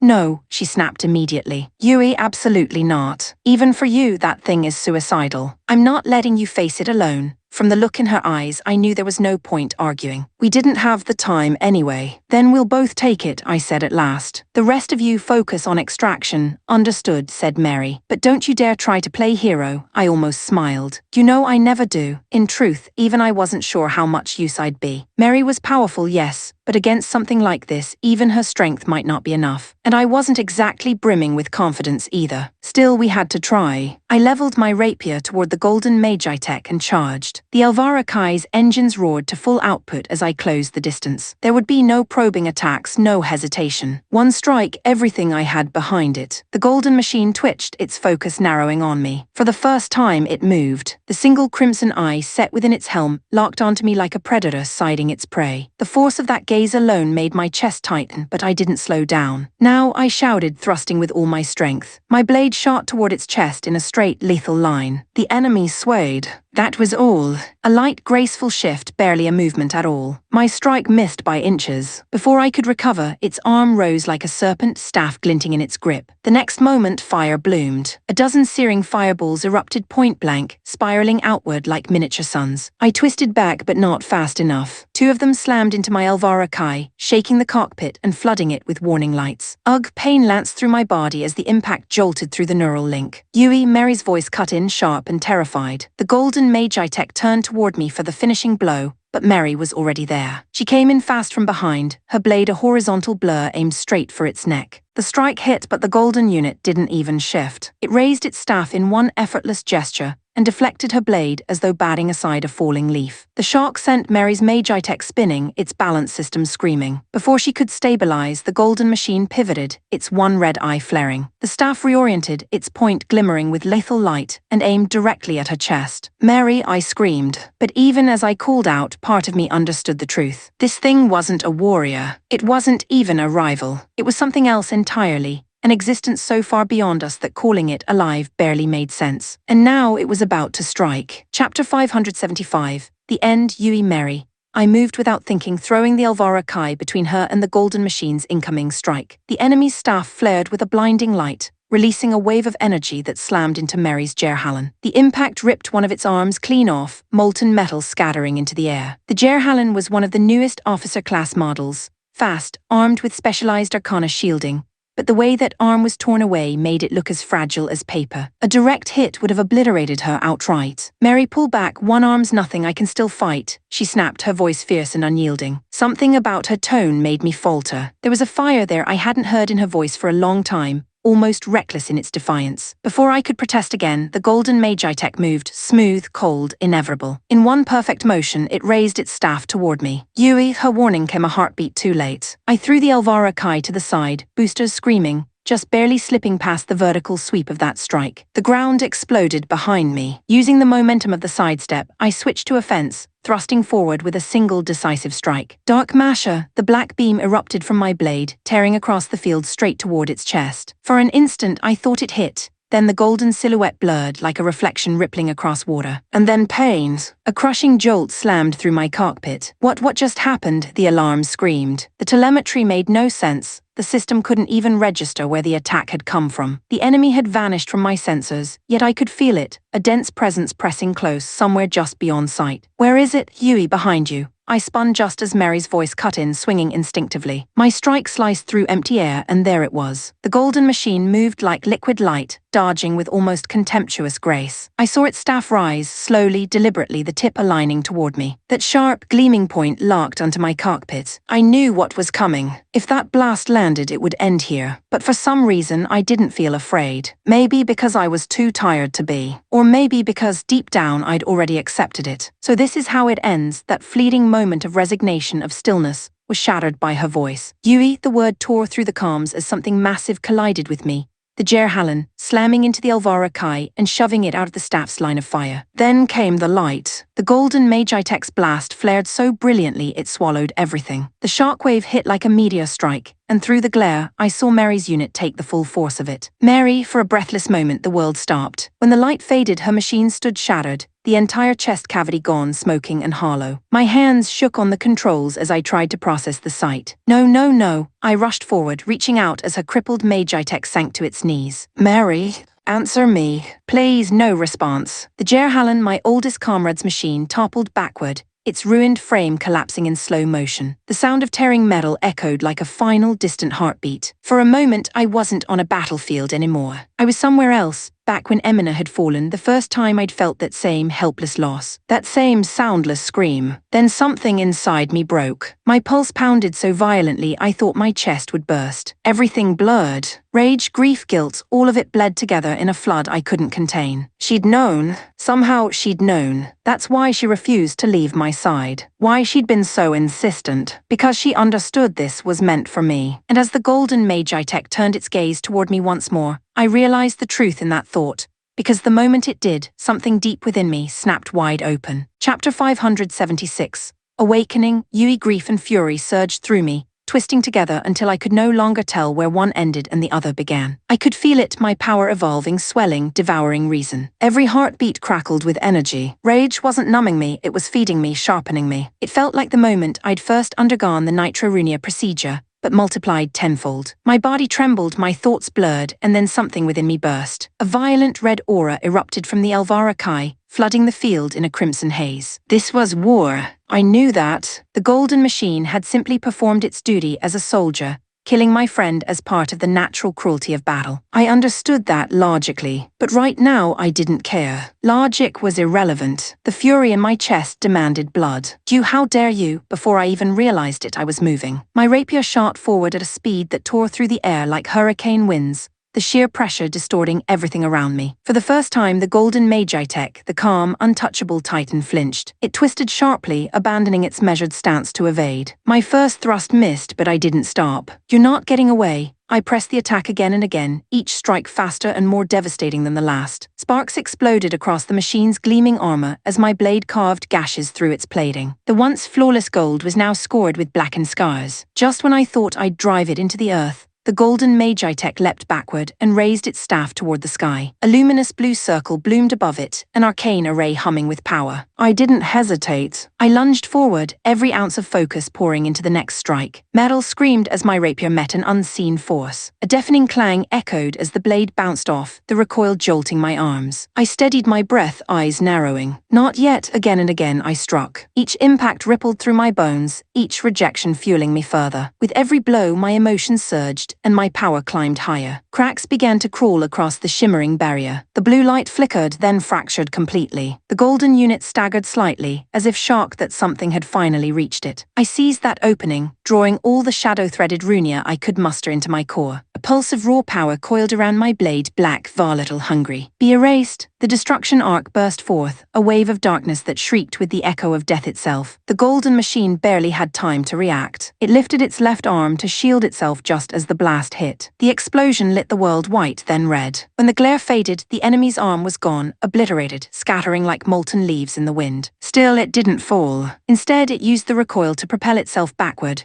dodging the follow-up strike with inhuman precision. Even maimed, it showed no fear. With its remaining arm, it brandished its staff again, summoning a storm of freezing air. A blizzard swept through the field. Thousands of shards of ice rained down like bullets, ripping through the ground. But they couldn't touch me. The crimson aura around Elvira-kai surged brighter, its density thickening until the falling shards shattered against it like glass. The cold couldn't pierce the heat roaring inside me. I turned my focus forward, gathering energy once more, enough power to erase the golden machine completely. My system screamed, warnings flared in red across my display, but I ignored them. This blow would end it all. Then suddenly, my instinct screamed louder than the alarms. A chill sharp enough to slice through my anger seized my bones. I threw the Elvira-kai sideways just as a roar split the battlefield. The earth exploded where I'd stood. A silver blade the size of a fortress arm tore through the ground, leaving a crater too wide to comprehend. Dust billowed, and standing amid it was the other one, the silver Manhwa, its mane-like crests glinting under the ruin's light. It raised its massive sword again, red frost crackling along its edge. If I'd been a second slower, Elvira-kai and I would have been nothing but fragments scattered across the plain. Chapter 577.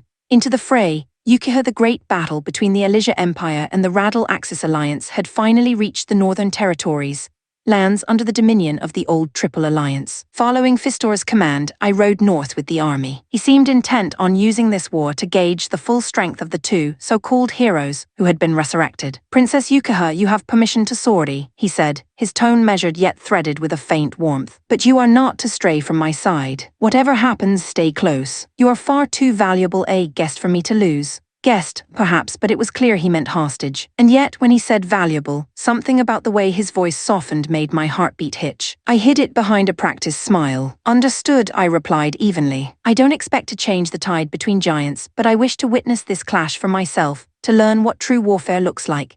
We moved in formation, joining the main Axis forces mid-march. Ahead stretched rows of banners from the Valsha Empire, the Kingdom of Jubal, and other member states, each army bearing thousands of Manhwa suits gleaming under the northern light. It was strange seeing these forces so close. Once they had been our enemies. Now they were allies, at least temporarily. I studied the Manhwa units closely. I recognized models from our past battles, but their designs had changed drastically. Reinforced plating, new aerial stabilizers, all upgraded. Producing this many new machines in such a short time should have been impossible, especially given how unstable Valsha's and Rubal's economies had been in recent years. Whoever or whatever was fueling the Axis industrial rise was far beyond ordinary logistics. By the time our army arrived at the front, the sky already burned. The battle had begun. Two massive forces collided across a wasteland of twisted rock and scorched metal. The Empire's banners blazed black and red, their power overwhelming. The Alliance lines, though vast, were steadily being forced back. Entire formations collapsed under the Empire's coordinated fire. Still, Fistor stood at the command overlook, his expression unreadably calm. "Crude," he murmured.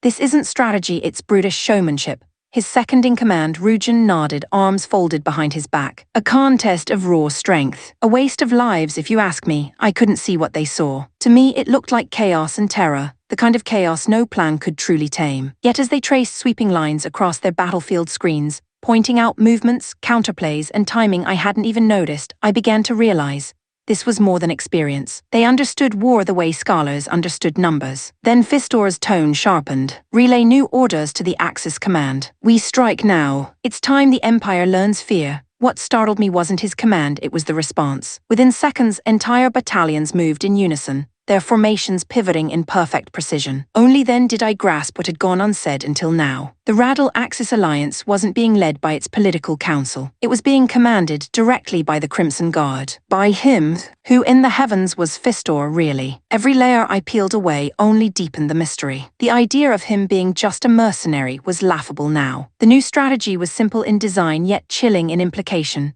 A small force would engage the bulk of the Empire's army, fixing them in place, while reserve detachments would flank and crush from the outer fields. It was logical but suicidal. "How," I asked carefully, "do you plan to hold the Empire's main force with only a fraction of our troops? Those are elite Imperial Knights, millions strong. Even with the heroes fighting among us, that's..." He glanced down at me, smiling faintly. "Impossible," the word caught in my throat. He turned back toward the blazing horizon. "Then watch, Princess. Watch how a handful of soldiers can make the impossible inevitable."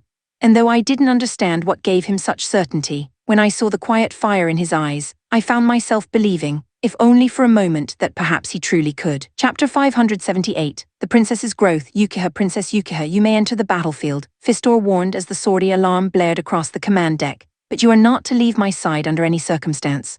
His gaze was sharp, too sharp, and for a heartbeat I wondered if he truly believed I was that reckless. But I wasn't here to prove anything. My purpose was to witness the hero's power firsthand, and to study how the Radal Axis Alliance conducted war. I had no intention of recklessly hurling myself into combat, or so I told myself. He advanced north, arriving at the front line just as the Empire's vast armies moved to intercept. Their response was staggering, an entire counterforce drawn up to meet our formation. Not enough, Fistor murmured, scanning the tactical readouts. They are holding back. I want more of them here. His plan was madness or genius. He wanted to lure as much of the Elysia Empire's army as possible toward us, pulling their strength away from other fronts. To do that, we'd have to strike hard enough to force them to commit everything they had. Crimson Guard spearhead assault formation. And somehow, impossibly, the Crimson Guard executed that order like it was child's play. They were terrifying to watch. 50 units, that's all there were. 50 Magi-Tech Knights against tens of thousands of Imperial machines. And yet they advanced. It wasn't just brute force. Their coordination, their precision, it was almost supernatural. Each strike was lethal, every movement fluid and synchronized, as if they shared a single will. Even surrounded, they didn't falter. In fact, they seemed to grow more dangerous the more enemies surrounded them. I couldn't help it, my heart thrummed in my chest. It was enthralling and horrifying all at once. Withdraw Allied divisions to reinforce other fronts, Fistor commanded calmly. This sector belongs to the Crimson Guard alone. The order stunned me. 50 machines standing against an army numbering in the tens of thousands. It wasn't strategy. It was suicide. And yet no trace of doubt crossed his face. Even as our surrounding ranks thinned, replaced by fresh waves of Imperial reinforcements, the Crimson Guard never lost momentum. Their burning crimson armor cut through the Imperial ranks like a blade through silk. I had never thought of myself as someone drawn to battle. But as I watched, something primal began to stir within me. The irresistible pull to move, to fight. Before I realized it, my hands were gripping the controls. When an enemy Magi-Tech darted toward our position, my body reacted instinctively. I launched forward. The drills and training I'd endured, the Crimson Guard's rider reinforcement program, came flooding back like muscle memory. My reactions were faster, my awareness sharper. The sword in my hands moved as if it had a will of its own. Steel shrieked. The enemy's armor split neatly down the middle. Gone. So easily. The quick surgical perfection of the strike sent a shiver through me. Instead of fear or revulsion, a thrill coursed through my veins, a strange, intoxicating pride. Every kill left me hungrier for the next. The realization frightened me, but it wasn't enough to stop my body from moving. By the time I regained awareness, I had already downed more than 10 enemies. Then Fistor's voice broke through the calms. Princess Yukiha, halt combat. The engagement ceases for now. I steadied my breathing. Has something happened? Indeed, he replied, and even through the static I could hear the faint satisfaction in his tone. Our heroes are ready to join the fight. At his signal, the battlefield began to split apart, the chaos quieting as our troops spread back to make space. Then, through the haze of smoke and carnage, two silhouettes approached from beyond the ridge. The Silver Lion, its armor glinting like moonlight, was piloted by Lord Dathstar, hero of the old era. Beside him strode the second, sleek, golden, its frame lined with energy veins that pulsed like living light. That was Lady Cluny, wielder of the mystic staff. The noise of battle faded. Even the hardened riders of the Crimson Guard fell silent, letting their weapons lower slightly as the two approached. Their aura was palpable, so immense it pressed against the air itself. I caught my breath. For the first time since this war began, the battlefield felt like a stage, and all of us had become spectators to something far greater. The heroes had arrived. Chapter 579. The hero's power. Yukiha. Lord Dathstar, the Silver Lion, barely moved. A single, effortless sweep of his massive blade hurled dozens of Imperial Magi-Techs aside like autumn leaves in the wind. Even without understanding much about martial technique, I could tell his movements were masterful. No wasted motion, no hesitation. Every strike was fast, powerful, and yet graceful. His weapon, a greatsword nearly the height of his machine, looked impassably heavy, but he wielded it as if it were air, sometimes even one-handed. I couldn't fathom the raw strength needed to move that weapon so freely. Beside him, Lady Cluny piloted the golden Magi-Tech. She raised her staff, unleashing a rain of fire that scorched the landscape, then followed with a storm of ice shards that crushed everything in their path. Her magic was unlike anything I'd ever seen, limitless in scale and devastating in precision. So this is the power of the legendary heroes, Fistor breathed, his voice trembling with excitement. Magnificent! As I thought only the strength of heroes can reshape this world, but the two who stood at the center of his reverence didn't so much as acknowledge his praise. There was nothing triumphant about their fighting, no pride, no exhilaration. They fought like machines performing an endless task, striking without hesitation, efficient and emotionless. For them, this war wasn't a test of will. It was simply an obligation. And yet, even as they turned the tide with overwhelming force, a new wave of danger swept the field. A unit arrived among the Empire's reinforcements, one that moved with unnatural precision. They fought differently, more intelligently, more ruthlessly. At their head were two Magitechs I recognized instantly. The Dominion, Cruise's machine, the Arendite, Scarfes, the Elysia Empire's 10 divine generals had entered the fray. Their arrival changed everything. Even the Crimson Guard, who had danced through the Imperial ranks like blades through grass, struggled to press forward. The divine generals fought like incarnations of war itself. Their presence alone tilted the balance. Yet against the heroes they were nothing. Or rather, against Lady Cluny alone they were nothing. Her golden Magitech faced both of the 10 generals and their elite guards simultaneously, and held the advantage. Each wave of their attacks vanished before reaching her. Each counter sent their machines flying in broken arcs. I'd thought I'd seen powerful people before, terrifying ones even, but compared to her, even they seemed small. Then a new presence entered the battlefield, shifting the air itself. An all-black Magitech, sleek and ominous, wreathed in faint trails of shadow. The Obsidian unit. At first it stood no chance. The heroes moved too fast, their combined rhythm too precise. But something changed. When its allies fell, its demeanor shifted as if awakening. The air thickened, its speed surged. Within seconds, Lady Cluny was forced on the defensive. I could scarcely believe it, an opponent capable of forcing a hero back. And yet, even then, she never faltered. Every incoming blow she met with perfect timing, her golden armor flaring under the onslaught. For the first time, the legendary heroes weren't untouchable guards. They were fighting, truly fighting. Lord Daffstar, who had waited silently until then, finally intervened. He raised his greatsword high and brought it down in a single devastating swing. The dark Magitech barely evaded the strike. Had it landed, the battle would have ended then and there. Still, that moment broke the stalemate. The heroes pressed together in seamless unity, light and metal flowing like twin storms. Their combined power was unstoppable. The Obsidian unit fell back, its frame cracked and burning under their assault. It was outmatched, but somehow impossibly it refused to fall. Even surrounded, it kept fighting. That will alone was enough to earn a strange sort of respect. When its machinery finally began to falter, reinforcements from the Empire poured onto the field. In the chaos, the black Magitech was retrieved and pulled away from the front line, vanishing into the smoke. Its retreat marked the end. With no one left who could stand against the heroes, the Empire's lines broke completely. And as silence settled across the battlefield, I finally understood why the world once called them legends. Chapter 580. An unexpected discovery. By the time the Nirvana Alliance's new command structure was finally solidified, we received messages from both the Elysia Empire and the Radal Axis Alliance. Unsurprisingly, neither of them had anything friendly to say. Jean skimmed through the diplomatic communiques first and read aloud, his tone laced with dry amusement. Let's see, the gist of it from the Empire is basically this. Your alliance poses a potential threat, so we'll crush it now before it grows. He glanced up with a half-smirk. A straight-up declaration of war. That's the Empire for you, no subtlety. And the Axis, I asked. That one's more creative, he said, flipping through another document. Took them 10 pages to say if you intervene in our affairs, we'll retaliate with full force. All wrapped up in flowery nonsense and legal padding. 10 pages, I groaned. Who even has the patience to read that? Jean shrugged. Doesn't matter. Either way, peaceful coexistence with the Axis was never in the cards, especially now that they've got Princess Yukiha and those two heroes as leverage. The bridge between us was burned the moment they took them. Yeah, I admitted. And we can't just leave them there. We'll have to get them both back, even if it means kicking down the Axis's front door. Exactly. Jean leaned back in his chair, eyes narrowing. That's why the goal isn't to avoid a fight, it's to contain it. If this escalates into a full-scale war between the Axis and Nirvana, we could be staring down the biggest conflict since the Cataclysm.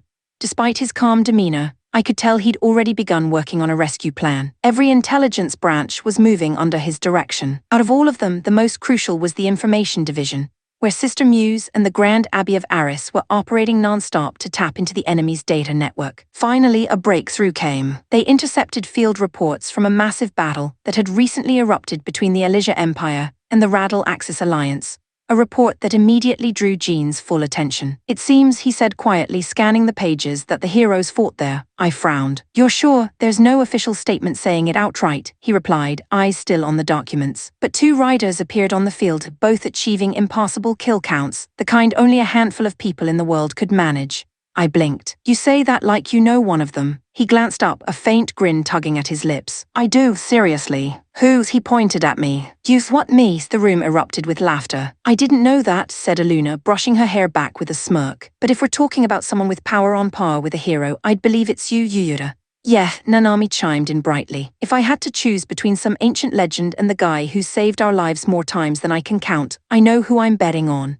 I sighed. You two are hopeless. Before the teasing could spiral any further, Emina, ever the voice of reason, brought us back on track. Can we stay focused? The point isn't who's as strong as a hero. It's that the Elysia Empire lost completely. Their army has retreated. That's major news, Jean nodded grimly. Wait, the Empire lost, I repeated. Even with their military strength and their commanders of the 10, they actually lost. My father, a man who'd never forgiven the Empire for his own battles, was the first to bark out, "You're kidding me."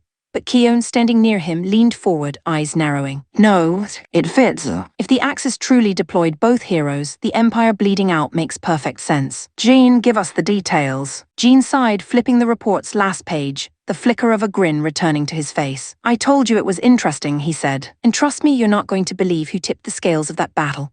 Chapter 581. The Peerless Iron Army. The entire command room erupted when news arrived that, during the most recent clash between the Elysia Empire and the Radal Axis Alliance, 3 of the Empire's famed 10 divine generals had been defeated by none other than the supposed heroes themselves. The 10 generals are no joke, my father said, leaning forward with an almost gleeful grin. For 3 of them to be wiped out in a single battle, these heroes must be absolute monsters. I'd like to cross blades with one myself someday, just once, to see what they're made of. Father, said Keon, her tone sharp enough to cut steel, that's completely inappropriate. Why would we ever want to fight the heroes? Well, yes, but you know, as a warrior, you'd start a diplomatic catastrophe just to satisfy your ego. He faltered immediately under her glare, muttering something under his breath while staring down at his boots. Before the argument could continue, Jean cleared his throat and brought the discussion back to reality. If the report is accurate, he began, then rescuing Princess Yukiha and reclaiming the heroes is going to be a nightmare. Frankly, our current manpower isn't enough. Aluna raised an eyebrow. You're saying that with this many elite pilots and cutting-edge magi techs, we're somehow still underpowered? Jean shook his head. Not in terms of strength. In numbers, we can field some of the most powerful units in the world, but there are simply too few of us. Against armies that size, even the strongest pieces can't cover the board. Then what's the plan? I asked. We pull select forces from the Nirvana Alliance and form an independent army under our banner. You're joking, said Aluna, folding her arms. You're planning to borrow soldiers from our allies. Don't you think the Alliance might take issue with a mercenary unit stealing their best people?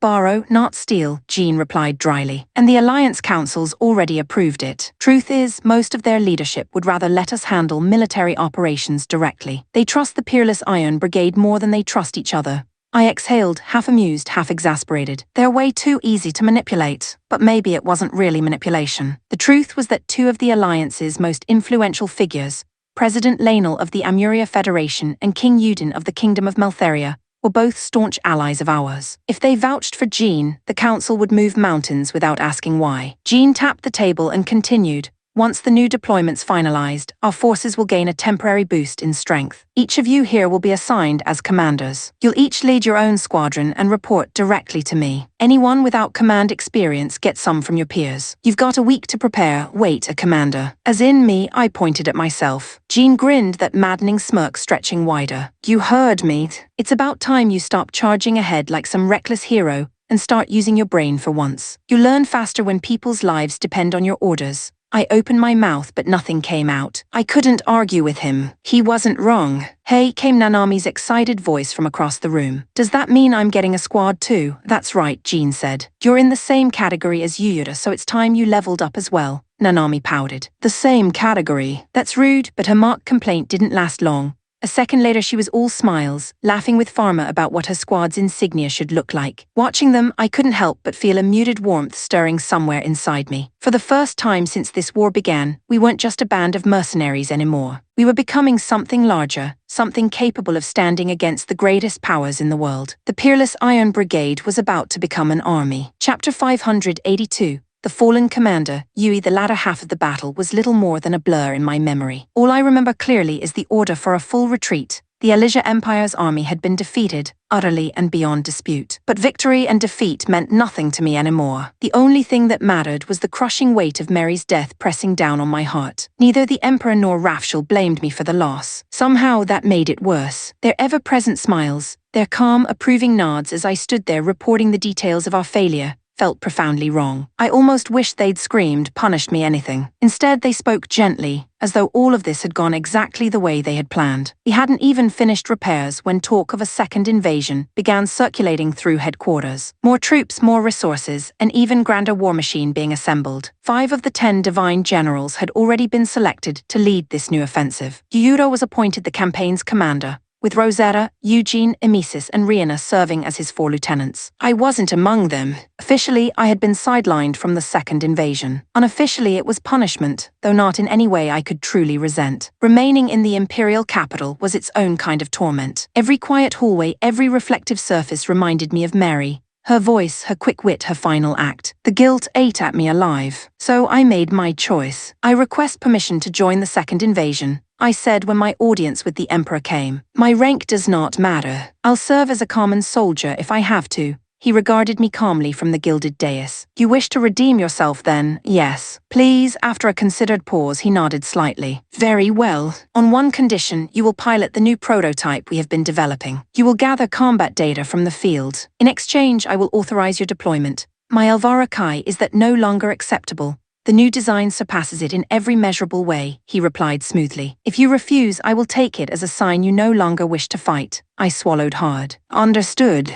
I'll pilot the new unit. One more thing, he added, his smile sharpening. It's temperamental, unstable. You'll find it difficult to control, perhaps even painful to use. Still willing? Yes, I said simply. I didn't even hesitate. I had already lost too much to care about the price. They'd offered me a soldier's position, but of course, that was never going to happen. I was one of the 10 after all. Even in disgrace, they couldn't demote a divine general to a foot soldier. Instead, I was reinstated as an independent commander, granted authority equivalent to a field marshal's, and assigned my own detachment. Our objective, the Kingdom of Larthia, one of the principal nations of the Radal Axis. Rumor claimed it would be far larger, far bloodier than the previous war. Over 1 million Magitech units were to mobilize in what would become the Empire's largest military campaign in history. Status report, Yuyuro said from the central command post, his calm voice carrying over the comm feed. The strategist replied instantly, enemy forces appear to have detected our approach. Reinforcements from multiple Axis nations are converging on Larthia. Current estimates place their numbers at 500,000 and rising.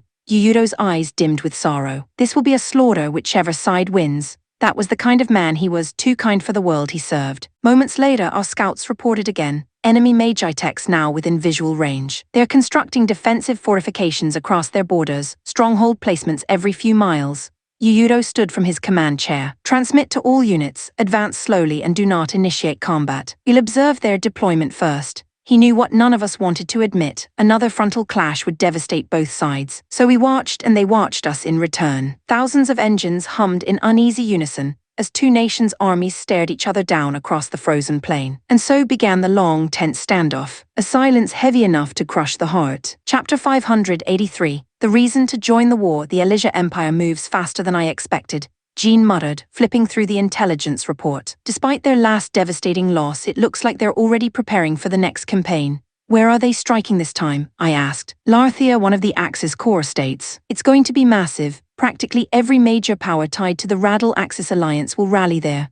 So let them tear each other apart, I said, half a sigh, half a shrug. That works in our favor. Why bother sticking our necks into someone else's bloodbath? Maybe, Jean replied, a small cunning smile forming at the corners of his mouth. But he folded one arm across his chest and tapped his chin thoughtfully. I'd seen that look before, and it never meant anything simple. This might actually be the perfect opportunity. Here we go again, I said. You've got that brilliant but probably illegal look on your face. Ignoring the jab, he straightened up. We'll have the Nirvana Alliance join the war. What? I nearly choked. Why in the world would we willingly do that? You do realize what joining a continental war means, right? There are 3 reasons, he said smoothly, counting on his fingers. First, sooner or later we'll be clashing with both sides anyway. Better to strike now when both are distracted and deal damage to them at once. Second, this will serve as the first operational deployment for the new Nirvana Alliance army. Acting as opportunists fishing in troubled waters will let us fight from a neutral stance with minimal casualties. And third, his tone dropped slightly, his eyes gleaming. We can use the chaos to rescue Yukiha and the heroes, I groaned. You make that sound awfully convenient. But minimal casualties. You talk like sneaking into an ongoing war zone is a casual stroll through the park. And trying to extract Yukiha and 2 heroes during a battle like that. That sounds impossible. Jean waved my concerns away with a flick of his hand. Details. Nothing you'd understand, Yuyura. I have it handled, nothing I'd understand. You really enjoy that smug tone, don't you? I muttered. Then quieter still, if this gets Yukiha and the heroes back, I won't argue.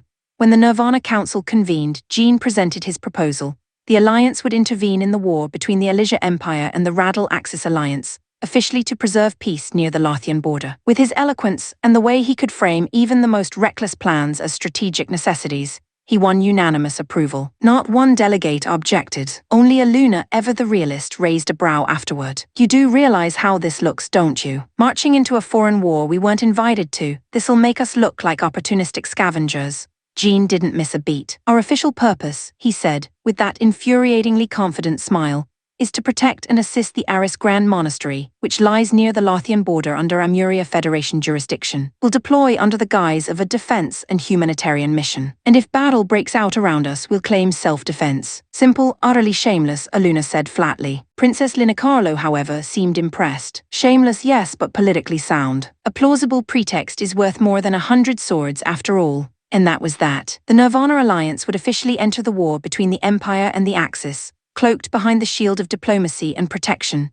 The scale of our deployment would be decided later, but one thing was certain. The peerless Iron Brigade would be all in. The time had finally come to rescue Princess Yukiha and reclaim the heroes. This time we weren't just going to watch the world burn. We were stepping straight into the fire. Chapter 584. Toward the center, by the time preparations were complete, the Nirvana Alliance army stood at full strength. Over 300,000 Magitech units in total. Out of these, only about 10,000 would fall directly under the command of the peerless Iron Brigade, while the rest would operate under the Alliance's 3 supreme generals. For the sake of appearance, our formal orders were to escort and fortify the Aris Grand Monastery. The plan was simple on paper. Establish a forward base outside the monastery, construct a fortified perimeter, and from there, begin executing the true objectives that Jean had already laid out in secret. Rows of newly produced high-output warships hovered in formation, broad silver hulls shimmering under the sun. Once complete, their presence would transform the monastery into an airborne citadel. Wow, look at them all, Nanami said, eyes wide as she gazed at the endless march of machines. With an army this big, wouldn't anyone just run away on sight? Jean let out a humorless chuckle. If only it were that simple. In terms of sheer numbers, we're actually the smallest of the 3 superpowers in this mess. Wait, seriously, dead serious. The Elysia Empire can field close to 1 million Magitechs, and the Radal Axis Alliance around 800,000. We're barely a third of their size. If it came to an open confrontation, we wouldn't stand a chance.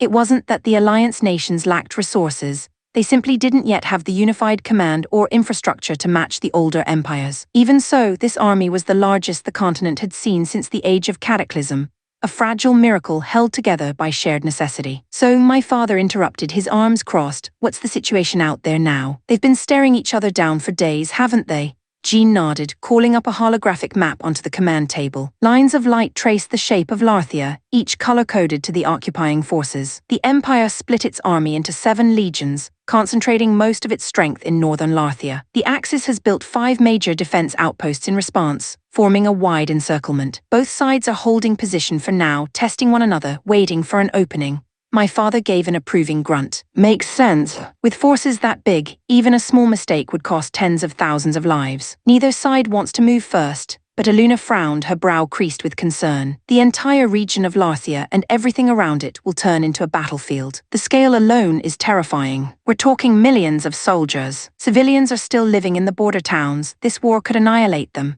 Jean's voice softened slightly. It's already happening. Reports from the monastery scouts confirm widespread evacuations, but not everyone made it out. The Axis outposts form a ring around the kingdom, each one brimming with long-range artillery and heavy magi cannon emplacements. The nearest one is just a few hundred kilometers from the Aris Grand Monastery itself. At this rate, we'll make contact within days. So we'll have to move fast, my father muttered. Exactly, Jean replied. The longer we take fortifying the monastery, the more likely we'll get caught in a crossfire. We may need to deploy earlier than expected, buy time for the fortress ships to finish construction. I was hoping for at least a little breathing room, I admitted, glancing down at my Magitex maintenance logs. The newest unit, the custom Moyu frame, hadn't been through full calibration yet. The pilot, Moyu herself, had insisted on joining the fight despite my concerns. Her combat capability, at least on paper, was excellent. Her Runia value was well beyond the operational average, easily ranking her among our stronger operators. But she wasn't ready for this. Not emotionally. Training in simulation rooms was one thing, war was another entirely. Still, when she'd looked at me with that quiet, determined stare,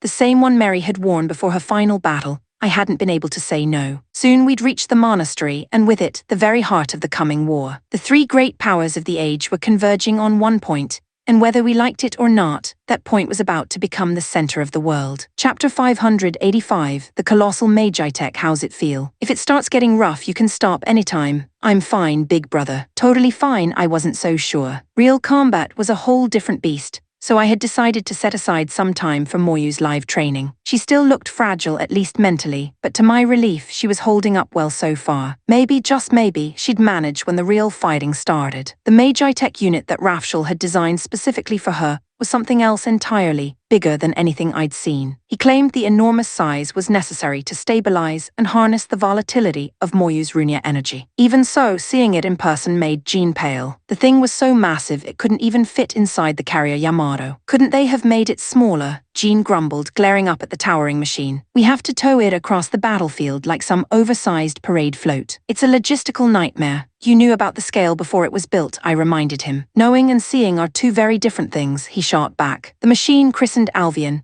was a giant even by Magitech standards, its mass several dozen times greater than a standard combat frame. Yet it wasn't just for show. Its power output matched its size, several times stronger than anything I'd ever piloted. The special alloy armor was supposedly resistant enough to shrug off even the Yamato's main battery, and its central cannon was rated as equivalent to a 4-element supercannon. To top it off, it didn't even need legs to walk. It hovered, like an enormous ghost gliding across the air. I crossed my arms and looked up. All right, Moyu, how about testing the main cannon? Before she could answer, Jean spun toward me, eyes wide. Are you insane? We're inside enemy territory. Fire that thing and we'll have half the Axis army descending on us before sundown. The monastery's fortifications aren't even finished yet. I was only suggesting it. We don't even know what kind of firepower it's packing, I countered. That's what test reports are for, Jean snapped. We already know it's on par with a 4-element cannon. That's enough information. Moyu, listen carefully. Do not fire that weapon without my permission.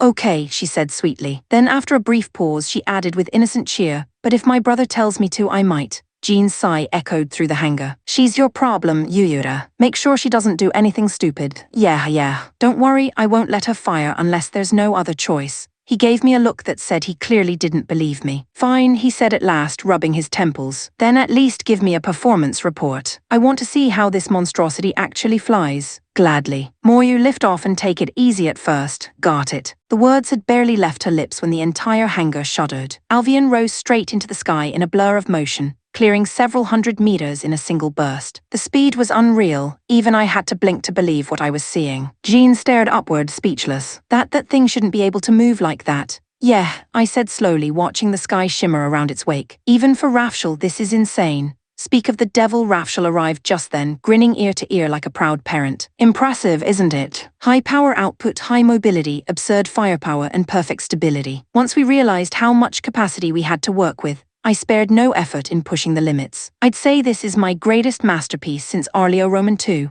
It was hard to argue with that assessment. But as I looked up at Moyu's machine blazing crimson against the sunlight, unease twisted in my stomach. A weapon that powerful came with a price, and I knew exactly who would be the one to pay it. Chapter 586. The Great Fortress of Aris. It had been a long time since I last set foot at the Aris Grand Monastery, but nothing about it had changed. The ancient stone walls still radiated quiet strength, and as we disembarked, Mother Mesa greeted us with her ever-gentle smile. It's been far too long, Yuyura. You look well, she said. And you too, Mother Mesa. I'm relieved to see you unharmed.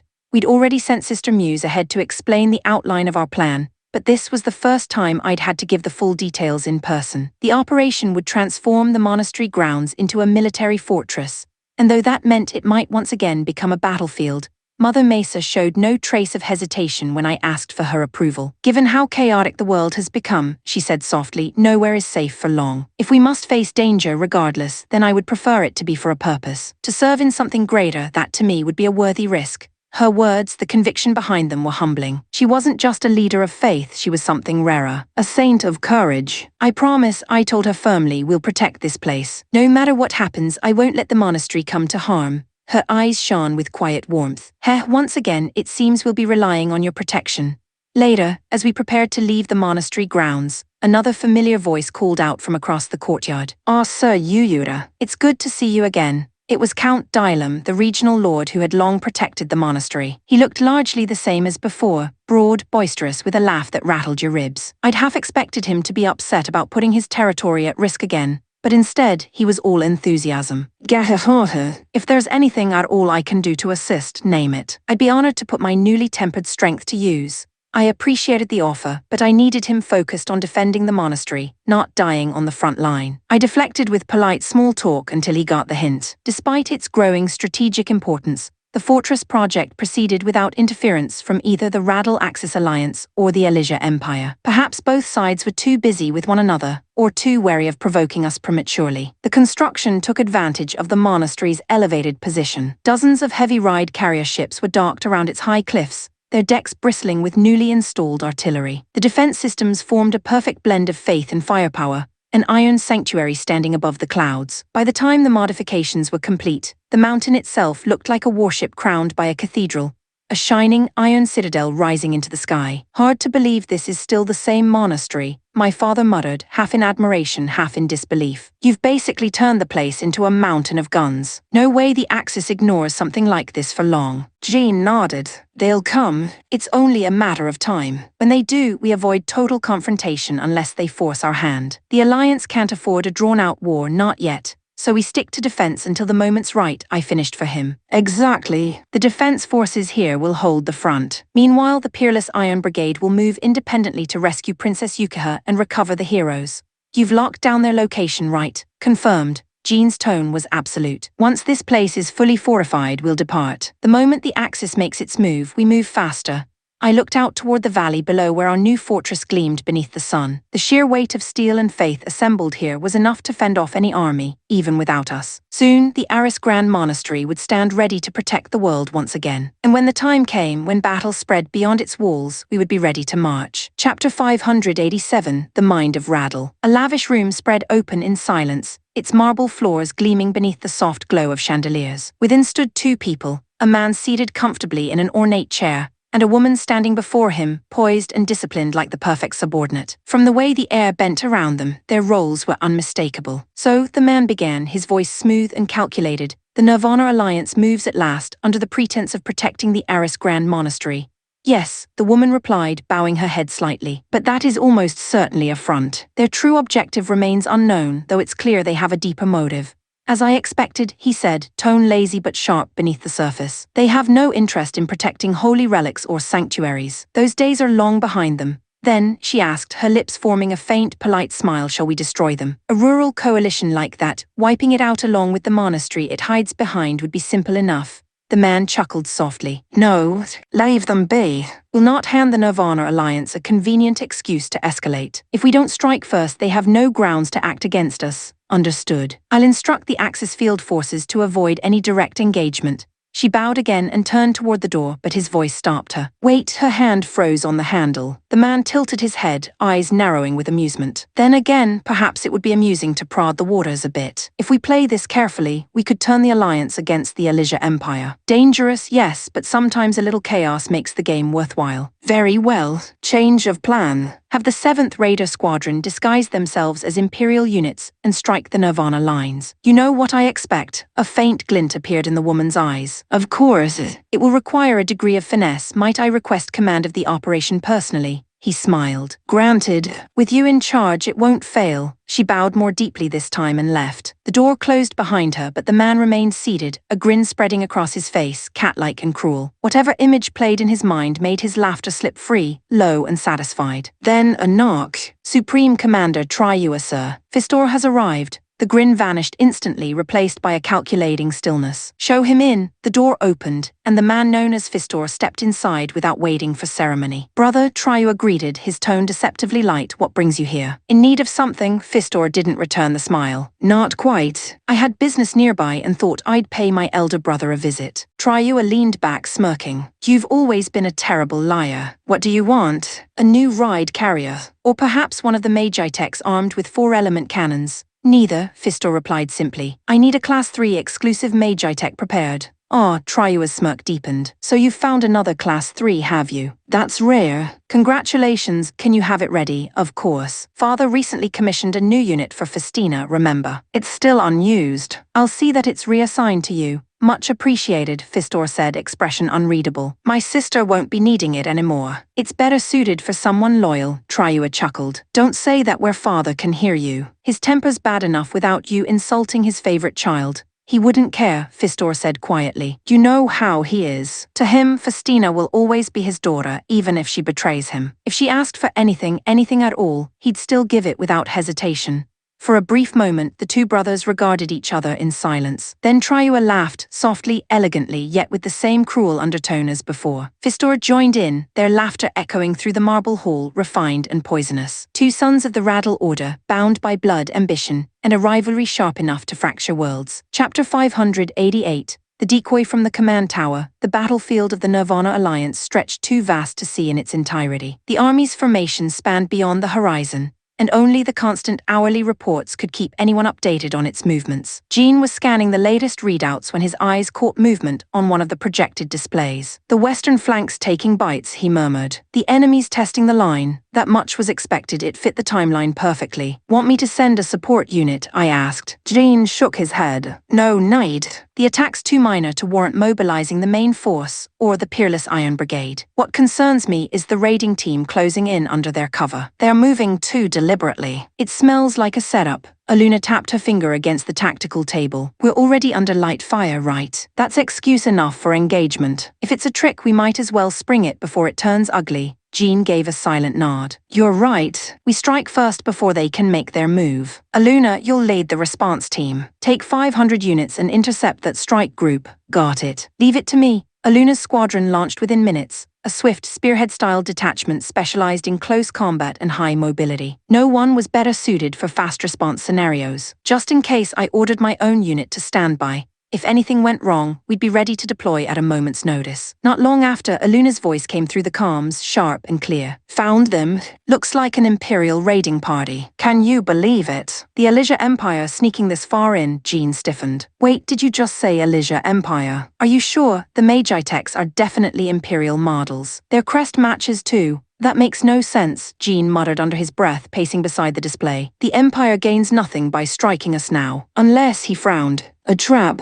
It has to be, Aluna's voice returned, calm but teasing. So, do we hit them or not? Do it, Jean ordered after a pause. Stay sharp, but don't wait for them to draw first blood. If we let them linger, they'll cause real damage. Roger that. The calm line crackled with the sound of metal clashing and engines roaring as Aluna's squadron engaged. For a moment, everything seemed under control, until her voice came again, lower now, laced with tension. Looks like they're breaking off, half of them are falling back. Guess they don't have the stomach for a fight, Jean frowned. They are retreating. That quickly, I could see the unease in his eyes. Aluna, don't chase too far. Relax, she said, her voice light and confident. I'm just closing the distance a bit. I've almost got their commander pinned down. The moments stretched. Static filled the comms. Then her voice came again, muted bitter amusement in her tone. Well, damn, we've been played. They led us straight into the middle of the enemy's grid. There's a whole army waiting for us down here. We're boxed in, Jean broke into a curse. Too late, damn it. You take your unit and get them out of there. On it, I said without hesitation. My entire squadron roared to life behind me. 100 elite magi techs, each tuned for a different role in combat. We were small compared to the other divisions, but tight-knit and specialized.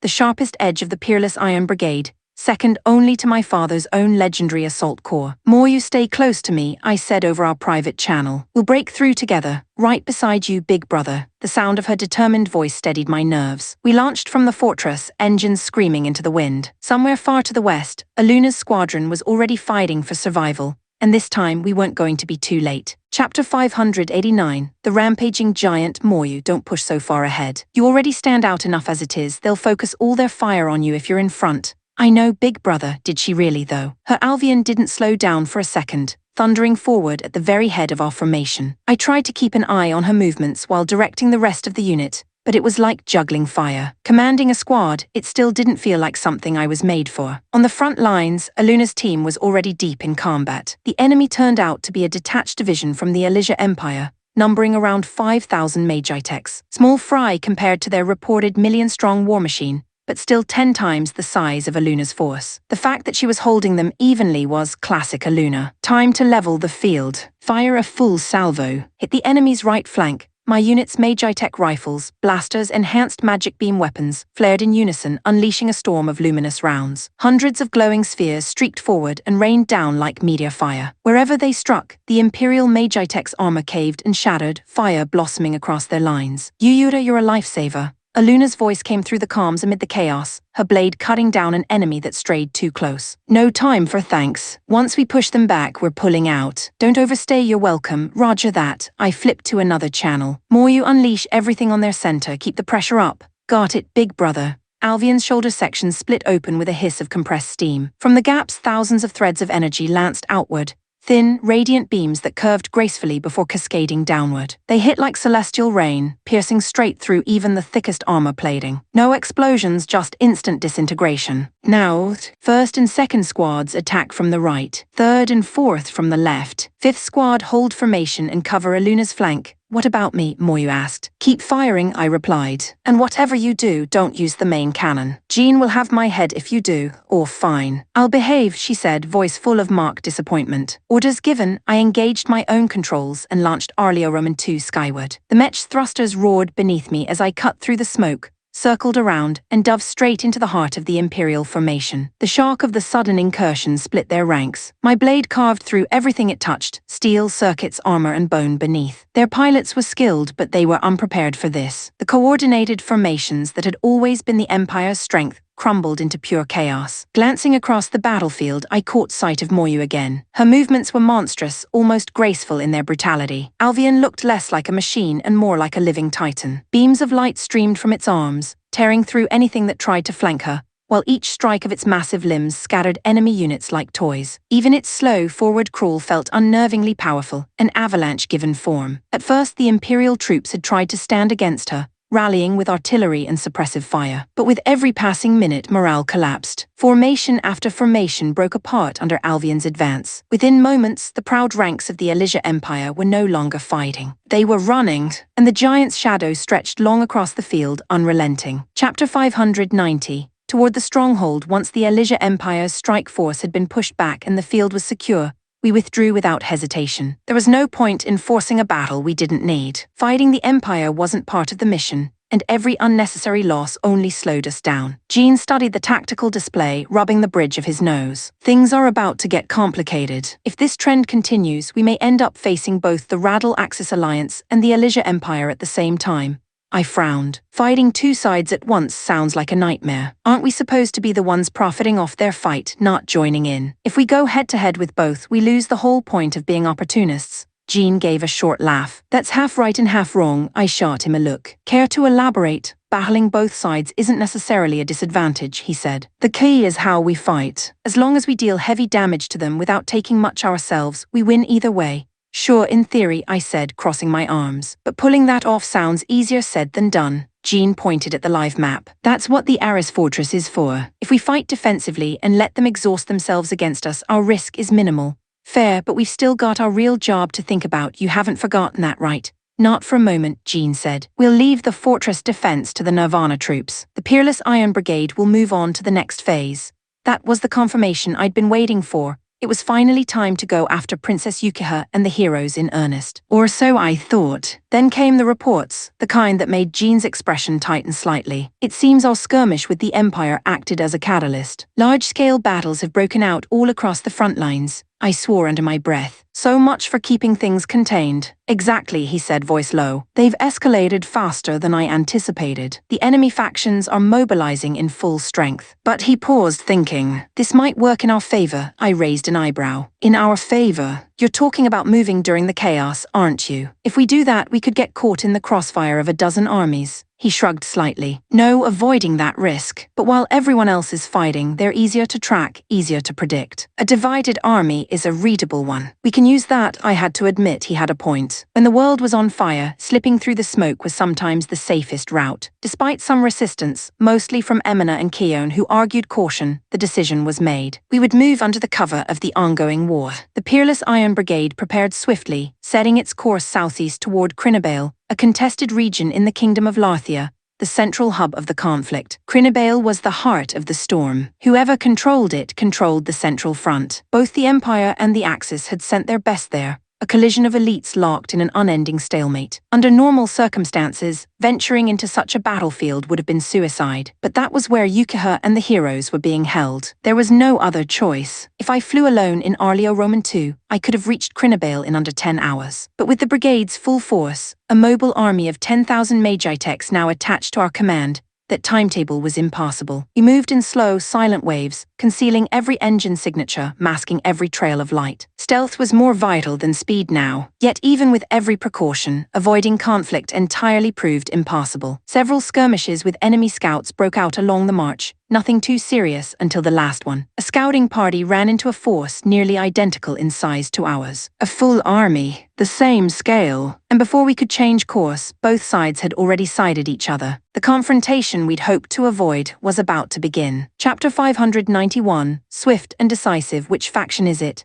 Jean didn't look up from the tactical screen as he questioned the operator. Within seconds, a flood of data populated the projection, identifying insignias, armament types, formation clusters. It appears to be a Radal Axis Alliance force, sir. Most of the machines bear the crest of the Valsha Empire. It's highly likely they belong to one of Valsha's field divisions. Jean exhaled, almost in relief. Good.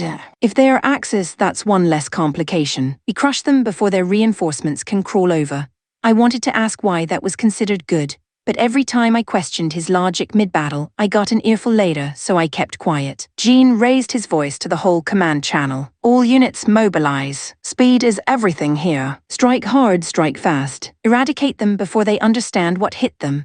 As soon as the order went out, the first to break formation was, of course, my old man. His squad scrambled after him, clearly not ready for his pace. Even though his team was made up of seasoned elites, none could truly keep up once he decided to charge. Within moments, Father was far ahead of the pack, streaking for the enemy lines alone. And not a single person tried to stop him. They didn't need to. At this point, it wasn't concern for his safety that crossed anyone's mind, but pity for whoever was standing on the other side. Father's unit, the True Excalibur, was a close combat specialist unlike any other. No heavy cannons, no flashy artillery like my own Arleo Roman II or Jean's Victolf. None of that was necessary. Every ounce of its design existed for one thing: pure, annihilating swordplay. Each slash from his blade unleashed a sweeping arc of energy that rippled across the field, a crescent of destruction indistinguishable from the sword itself. With every strike, entire lines of enemy Magitechs were carved apart like kindling. The arcs had range, reach, and frightening precision. Packed tightly together, the Axis forces suffered worse than a wildfire. Each swing dropped nearly 100 machines, shattering their formation faster than they could respond. Within seconds, the battlefield descended into chaos. Still, among the sea of soldiers, some were cut from a different cloth. A heavily armored Magitech, draped in grey plating that shimmered like steel mist, broke through the disarray. It raised a massive greatsword, catching one of Father's arcs head-on and shattering the attack in a burst of sparks. The machine landed before True Excalibur, its pilot's voice booming across the open channel. I am Epistara, one of the 16 divine generals of Radal. Your blade is extraordinary. I would face you in honorable duel steel to steel. Let us decide our fates by combat alone.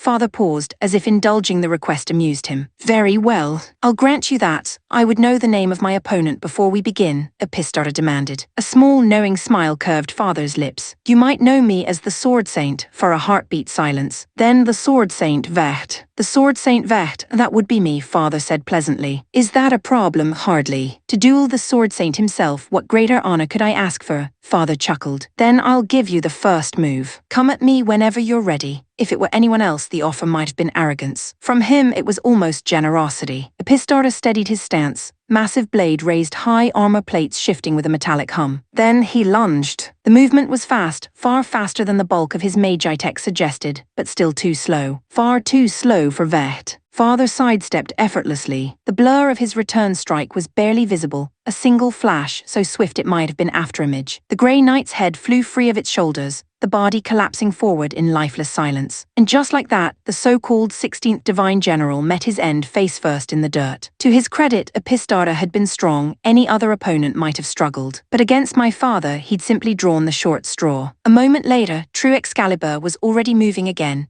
cutting through what remained of the stunned Axis army as if the duel had been nothing more than a warm-up. Chapter 592. One-sided. The man my father had struck down, Epistarta, or whatever his name was, had apparently been the enemy's ace. Once he fell, the rest of the Radal Axis troops plunged into panic. Fear spread faster than orders, and discipline eroded by the minute. Against that kind of chaos, we never stood a chance of losing. From there, the battle wasn't so much a fight as it was a purge. And surprisingly, the one who stole most of the spotlight was Arthur. He commanded a unique force, an entire regiment of four-legged magi-techs modeled after centaurs. He'd even named the unit the Royal Linero Guard, after Princess Linacarlo herself, though she'd made it abundantly clear that she did not approve of the name, nor the association. Arthur, of course, didn't care in the slightest. To everyone else, we just called them what they were, the Cavalry Corps. Beneath the silliness of the name, their structure was surprisingly solid. Fast, disciplined, and devastating in open-field combat, the Cavalry Corps tore through the scattered remnants of the enemy's army like hounds picking off wounded prey. Aluna, watching from her position, summed it up best: they are unbeatable against weaklings. But the only unit that rivaled their speed, maybe even surpassed it, was Pharma's newly formed airborne division, the Skybow Squadron. Commanding a fleet of Griffin-class flying magi-techs,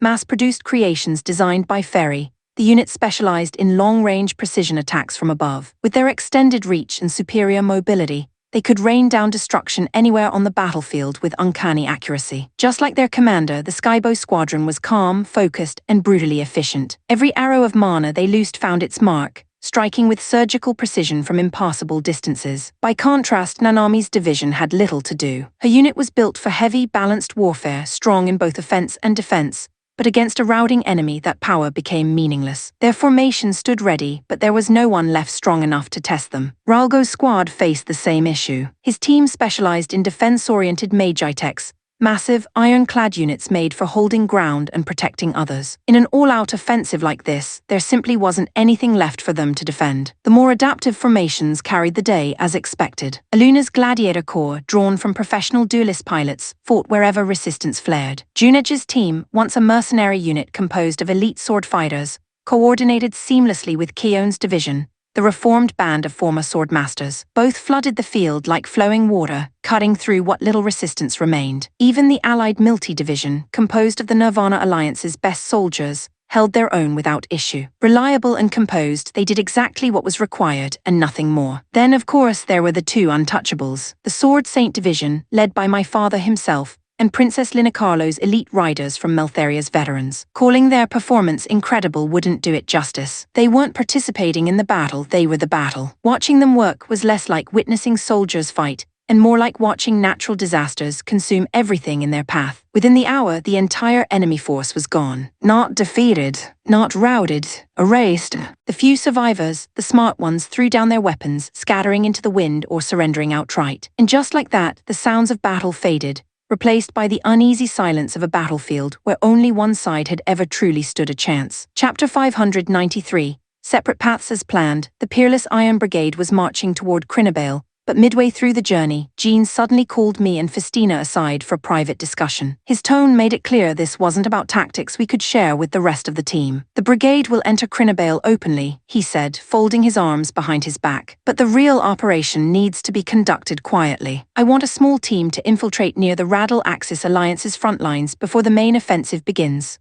I frowned. And you want us for that, correct? You and Festina are best suited for it. Emina's team might be excellent at covert work, but Ferry is essential for negotiating with the heroes. As for Festina, no one alive knows the Crimson Knights better than she does. That kind of insight is invaluable for getting close without tripping alarms. Fair point, I admitted. But stealth and Moryu's Alvian don't exactly go hand in hand. That thing's the size of a mountain. Maybe we should leave her behind. Jean raised an eyebrow. You sure about saying that where she can hear it? You'd never live it down. But don't worry, Rafshel outfitted the Alvian with something special. Apparently it has built-in distortion tech that masks it from most detection systems. As long as it doesn't get spotted visually, it should be fine. My eyes widened. Wait, seriously, he smirked. You didn't know, I sighed. You really enjoy keeping secrets from me, don't you? Jean chuckled under his breath. In any case, between your unit and Festina's, we'll have the perfect strike group. I'm counting on you both. He wasn't wrong, Festina's division was elite, meticulously drilled and frighteningly efficient. But I had other concerns. Even so, I said, you really think just the two of us can pull this off? Jean grinned. If it were only you, I'd be worried. But with Festina there, you'll be fine. I turned toward her, who had been silent this whole time, listening intently. What's your take? You think this'll work? I will carry out any mission assigned to me, she replied evenly, her teal eyes steady. That's not what I asked. Her gaze shifted toward me for the first time, a rare smile ghosting across her face. With you there, it will succeed. Arleo Roman too, and you have the strength to make it happen. That threw me for a loop. Praise from someone like Festina, cold, precise, unreadable 99% of the time, hit harder than any victory. Trying to hide my embarrassment only made Jean burst into laughter. Well, there you have it, he said through his chuckling. Even the Ice Queen of the Crimson Knights has faith in you. Don't let it go to waste. Great, I muttered. Guess I can't say no now. The mission sounded simple enough on paper. Infiltrate the enemy stronghold undetected, find and contact the heroes, have Ferry persuade them to come with us, extract Yukiha, and then escape before anyone realized what happened. But simplicity ends where numbers begin. The Radal Axis base held tens of thousands of Magitex. Getting in unnoticed was like sneaking across a wolf den in broad daylight. In some ways, I almost preferred Jean's usual orders. Annihilate everything in sight. Regardless, the decision was made. My squad and Festina's would execute the recovery mission in secret. The rest of the Peerless Iron Brigade would act as the decoy, grabbing the Axis's full attention in Crinabale while we slipped behind enemy lines. By the time the main army mobilized, our detachment had already peeled away, 400 Magitex split between us, 100 under my command, 300 under Festina's. In the scale of this massive war, our strike force was practically invisible. And that was exactly how it needed to be. Chapter 594. Deployment, Jean. To make things easier for Yuyura and his team, the Peerless Iron Brigade's main force needed to draw as much attention to itself as possible. The louder we were, the less scrutiny they'd face slipping in behind enemy lines. The first step was choosing where to set up base. We needed a position that could be defended easily, but also one from which we could strike effectively. Contradictory on paper, but Emina, ever the tactician, found it. It's a little too visible, she said, pointing at the map, and we'll probably draw fire from both the Empire and the Axis. But strategically, it's easily the best location available, I smiled. As expected. It's perfect. Attention is part of the plan anyway, I have no complaints. Still, no position is flawless. And the first to notice the weak spot was the sword instructor, standing beside me with his usual sharp-eyed calm. Jean, he said, tapping a section of the topography. That hill runs too close to the southern ridge. If they haul a long-range artillery platform into that mountainside position there, we'll be right in their line of fire. True, I replied, nodding. Which is why I plan to station a defensive detachment there. It's a narrow slope perfect for a small high-density formation. He grinned faintly. So you already thought that far ahead. Good, I placed Kion's and Nanami's units on that southwestern mountain defense line, where their balance of offense and defense would be most effective. To the north, I assigned Ralgo's heavily armored division to hold the Marsh Island Ridge, an area that could easily become an anchor point for enemy assaults if left unguarded. For offense, I anchored our vanguard around 3 pillars: the Sword Instructor's unit, Linicarlo's crack formation of Meltharian elites, and our fast response elements, Emina's raiders and Aluna's versatile strike force. The 5th, Arthur's cavalry, would serve as the spearhead for shark assaults, their mobility perfect for carving through disordered lines. Meanwhile, our defensive support was built around Pharma's aerial Skybow Squadron, the Junedge Unit, the strongest combat division ever to come out of the Iron Brigade, and the unrelenting, steady Milty division of the Nirvana Alliance. These three groups would ensure our flanks never collapsed. Beyond that, we had attached allies, a composite task force from the Amuria Federation, commanded by General Regent and stationed near our rear line. It consisted of Najas's, Malmum's, Milmum's, Sadoru's, and Pefu's squadrons, backed by 30 ride carriers and 3,000 Magi-Techs. They'd set up camp in an old fortress ruin near our perimeter, ready to reinforce wherever the front faltered. And then there were the Yamato's two independent strike wings, Brunhilde and Triss, specialists in adaptive warfare. They would alternate between attack and defense as needed, unpredictable and versatile. Once deployment was complete, all forces went on standby. Across the horizon, the Elysia Empire and the Radal Axis Alliance had already begun skirmishing, their lines pushing and pulling across the fields. Both sides were on full alert. It was only a matter of time before one decided to test us as well. There was no point waiting for that moment to come to us. "It's time to make some noise," I ordered, turning toward the overlook. "If we want Yura's team to move freely, we'll need to stand out. Target the nearest Axis encampment and fire the long-range batteries." The officers exchanged uncertain glances. It was madness to launch bombardments at such distance. The camp we were aiming at was over 50 kilometers away, far beyond the range for meaningful damage. But that didn't matter. This wasn't about precision or destruction. It was about being seen. Fire! Dozens of thunderous roars shook the air as the long-range artillery opened up, shelling the enemy encampment with a barrage of high-explosive rounds. The detonation blooms were bright, exaggerated, purposefully so. Smoke plumes filled the horizon, and right on cue, chaos spread through the Axis ranks. They believed we'd launched a real offensive. Good. The bigger the commotion here, the safer Yura would be out there. Chapter 595. The Axis strategist Commander Jean looks like they've taken the bait. Roughly a full division has left their base and is moving toward our position. Jean leaned forward in his chair, his eyes narrowing on the battlefield projections. "A division, huh? Can we identify which one? Working on it now." We're cross-referencing with the database. The database was Ferry's pride, an information analysis system she developed that could identify enemy divisions using machine type, emblems, and national crests. With intel compiled from the Aris Grand Monastery network and Pharma's encyclopedic knowledge of Magi-Tech units, its accuracy was near perfect. After only a few moments, the operator turned back. "Analysis complete. There's a 92% probability that the division belongs to the former kingdom of Rubel's Royal Guard, now reorganized as the Media Division. Combat rating A rank. Intelligence reports classify it as one of the primary forces of the Radal Axis Alliance." Jean grinned. "A big catch then. If that division charges us, it'll draw attention from every direction, exactly what we need. Contact in 3 minutes," the officer continued. "Their media division will engage Ralgo's line first. How do you want to proceed? Have Ralgo go defensive. Send Pharma's Skybow Squadron to cover him." The operator hesitated. "Sir, against an A-rank force, is that going to be enough?" Jean's grin never faded. "A-rank or not, that's plenty. Pharma's a dependable shot, and Ralgo's armor can take more punishment than most mountains. I trust them to hold. Our real concern is the others. Once that division moves, the rest of the Axis will follow. Prepare contingency responses across all fronts."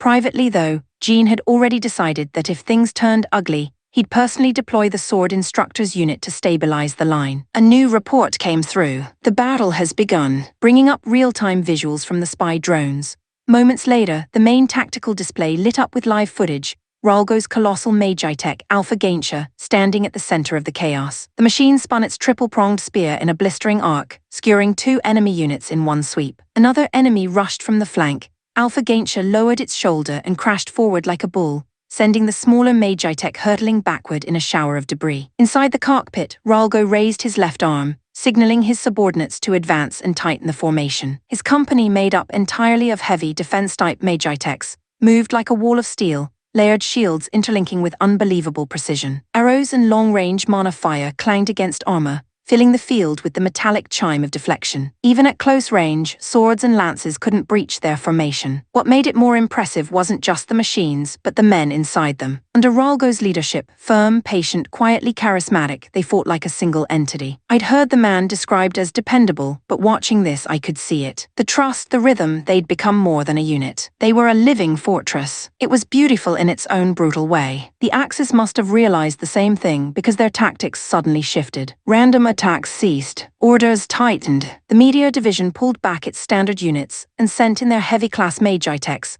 matching Ralgo's weight and momentum. At the same time, their flanks surged forward, a charge of Knight-type Magi-techs built for raw melee acceleration, attempting a wave assault from both sides. Even then, the wall didn't break. Ralgo's formation adjusted with measured precision, turning to absorb the brunt of the assault. The battlefield erupted in light and thunder, metal crushing against metal, but through the haze the defensive line held firm, unshaken. Jean watched from the command bridge, the corners of his mouth lifting slightly. They really are holding. Heh, not bad, Ralgo. Not bad at all. Chapter 596. The Iron Elephant. Jean Ralgo's heavy unit numbered only 300, yet they withstood a wave assault by nearly 1,000 enemy Magi-techs, and did so without suffering real damage. The line didn't waver. If anything, they looked ready for more. Then high above the battlefield, Pharma's squadron appeared, cutting clean through the clouds. Full volley, Pharma's voice rang through the comms, calm and commanding. In an instant, every Magi-tech in her Skybow squadron loosed their arrows of light. Each shot carried the enhanced piercing magic they were infamous for, and the difference was immediate. Enemy heavy armor crumpled like tin. Those focused on hammering Ralgo's front never saw it coming. They fell in droves to the storm from above. The barrage opened a gap in the Imperial line, and that was all the invitation Ralgo needed. His Alpha Gaintia broke formation and charged, its footsteps pounding into the earth hard enough to rattle the air. Though renowned for its defense, Alpha Gaintia's offense was just as terrifying up close. I could almost picture the fear on the enemy commander's face as the massive machine powered forward. The ground split under its weight as it slammed a spear-like arm into the earth, releasing a fan-shaped shockwave of Magi-tech energy. Dozens of enemy machines toppled at once, crushed by the blast. The entire front of their formation disintegrated on impact, hundreds of Magi-techs, gone in seconds. Watching from the command deck, I could see the enemy falter, their movements slowing, panic setting in. And then Pharma's follow-up volley rained down, streaks of light tracing through smoke like divine punishment. The front lines collapsed outright. Even the Meteor Division, proud as they were, knew when they were beaten. Their formations crumbled, retreating toward the ridges to regroup. Jean leaned over the console, smiling faintly. As expected of an A-rank division, they understood the situation fast. That's not fear, that's discipline. Their counterattack will be sharp. Tell Ralgo and Pharma to hold formation and stay alert. An aide hesitated behind him. If the fighting's about to intensify, should we send in reinforcements? Jean's eyes flicked toward a different section of the tactical map. We won't have the luxury, he said quietly. Look over there, the rest of the enemy formations are on the move. Indeed, across the horizon, a dozen energy signatures began to surge. Whether they'd been summoned to assist or simply smelled opportunity, multiple factions of the Radal Axis army were now advancing. And if that wasn't enough, word came that the Elysia Empire's regional divisions were beginning to stir too. If both powers threw themselves into the fray, this would erupt into a full three-way war, and no amount of tactical brilliance could guarantee survival in that chaos. Three major movements flashed red across the holographic display. A northern formation, 3 regiments strong, breaking toward Ralgo's position to reinforce the Meteor Division. 2 full divisions advancing from the southwest, directly toward Jean's command front, and another 2 battalions climbing toward the mid-mountain sector, where Keone and her teams were stationed. Jean studied the readings. The northern regiments will clash with Ralgo soon. The southwest formations headed straight for us. They've underestimated us, sending only 2 divisions. We'll make them regret that. He turned sharply toward the operations crew. Emina, take your stealth team and hit the Southwest Army before they reach us. Riot tactics. Confuse the command chain, force their formation to fracture. Once they're reeling, he looked over his shoulder toward the towering figure of the sword instructor. We finish it. Have the sword unit and Aluna's strike force ready for immediate deployment. When Emina strikes, you 2 breach their line and wipe them out. Yes, sir, came the swift, confident reply. Jean straightened, eyes sweeping over the map. Every arrow, every red cluster, every distant column of light was a potential threat waiting to ignite. He could already feel the storm gathering, and he knew better than anyone hesitation here wasn't an option. Move fast, he said, eyes narrowing. Hit them hard and end it before the others join in. We'll bleed the Axis before the Empire even gets the chance. Chapter 597. A new division, Yui. My new unit was an independent strike regiment consisting of 500 Magi-techs, specializing in hit and run and irregular warfare. On paper, it sounded respectable. In practice, it was a collection of misfits, Ex-convicts, deserters, and soldiers too undisciplined for ordinary regiments. Even among the Alicia Imperial Army, we carried an aura of strangeness that made the others keep their distance. A man in a grimy uniform, his grin missing more than one tooth, looked up at me as I entered the campyard. Can't believe we get to be led by a divine general, boss. Real honor, that is. Laughter rolled across the encampment, low, coarse, and utterly unmilitary. Several of the others joined in, mock cheering and elbowing each other like thieves sharing a joke. I'm not the type to bark orders at every step, I told them evenly. I'll keep things simple, clear directives, nothing else. You follow them and we'll do fine, the scarred one smirked. Now that's my kind of command. Tell us who to crush and we'll crush 'em. Nice and simple, yeah, another chuckled. Fighting's all we're good at anyway. Ha ha ha, their laughter was crude but honest, almost refreshing in its simplicity. Still, I had business to attend to. Speaking of command, where's Lieutenant Demian, my second in command? I'd like to review our chain of coordination. Demian's in the back, one of them said, scratching his neck. Been larsin all night, so his mood's foul as hell. I see. I stepped past them and ducked into the main tent. The smell hit first, alcohol, sweat, and cigar smoke thick enough to sting my eyes. Still, I kept my expression calm and made my way toward the circle of men gathered around a crate doubling as a gambling table. Damn it, one man growled, slamming his cards down. Another clean sweep. You cheating bastard, you've just got rotten luck, another sneered. Always the same song from losers, watch your mouth. There's not a soul alive who can beat me when it counts, maybe. But even small bets hurt when you can't pay, friend. Yeah.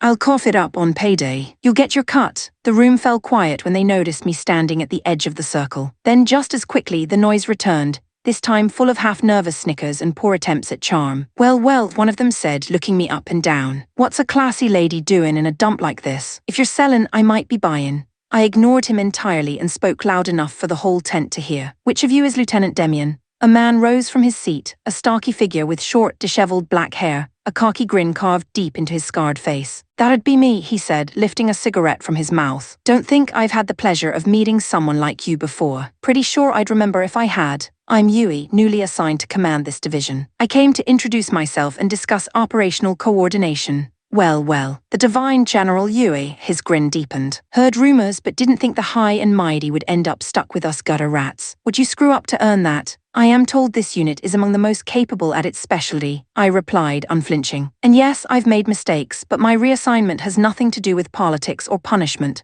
Demian shrugged lazily. Whatever you say, Commander. We don't care much about the why. Only what you want done. Good. Then let's discuss tactics. He raised a hand, cutting me off. No need for that. You give orders, we follow. Simple as that, the others around him echoed in rough voices. Yeah, we ain't the thinking kind. You point, we crush. Hell, I'd throw myself at a giant if she told me to. More laughter. I took a slow breath. Talking strategy with these men was like teaching wolves to march in formation. There was no culture of preparation or planning here, only instinct and raw aggression. It was clear this unit wasn't one to be led by conventional discipline. If I wanted them to fight and survive, I'd have to learn to speak their language. Chapter 598. To the front lines, Yui, my division, was deployed to the front. As an independent regiment, we weren't placed under any specific commander, but our missions came as requests. Orders in all but name. Lieutenant Demian, reviewing the briefing beside me, let out a long sigh. I knew it, but still, sending us straight into a hot zone. Feels like someone up there really wants us dead, doesn't it? Maybe, I said quietly. Or maybe those higher-ups just want combat data from the new unit as fast as possible.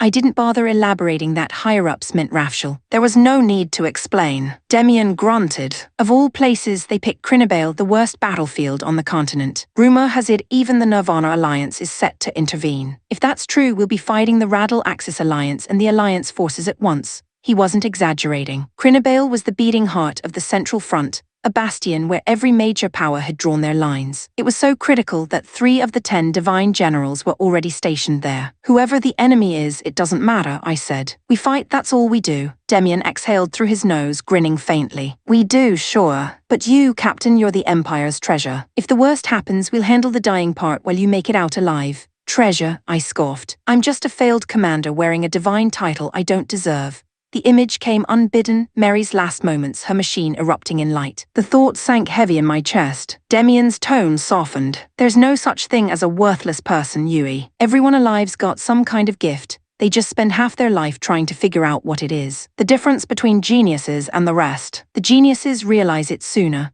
He held that quiet confidence that only came from years of surviving past your regrets. There was something grounding about it, like a steady presence I hadn't realized I needed. When we reached Crinabale, I found we'd been assigned to a base run by none other than Riene, one of the senior divine generals, and to put it lightly, not a fan of me. The fortress was enormous, housing over 100,000 Magitecs, but for an independent division like ours, the welcome was cold. Rihanna had practically built a reputation on her disdain for me, and I could already see the sour smile forming on her lips as we arrived. "Oh, look at that," she said, voice velvety and venomous. "The imperial poster child herself, commander of this, what shall I call it? Charming little trash heap of a battalion. How tragic." Tragic, I met her eyes steadily. Seems to me it's quite the opposite. I find them rather comfortable company. Comfortable she feigned surprise. "Well then, let's test that comfort, shall we? I've got a little errand for your highly capable unit. Surely you won't refuse." I knew it was coming, her thinly veiled spite dressed up as strategy. She produced a set of sealed documents and handed them over, her smile never leaving her face. "There's an enemy force in the vicinity noted there. If they move north, they'll threaten our supply lines. I'm not asking you to destroy them, just delay or weaken them. There'll be no reinforcements." The data sheets were too detailed to be casual orders. I scanned them quickly before speaking. "An enemy regiment of 5,000, I said flatly. "And you want my unit alone to handle it?" Riene's smile only widened. "I did say you didn't have to annihilate them. Consider it a test. How you manage it is entirely up to you."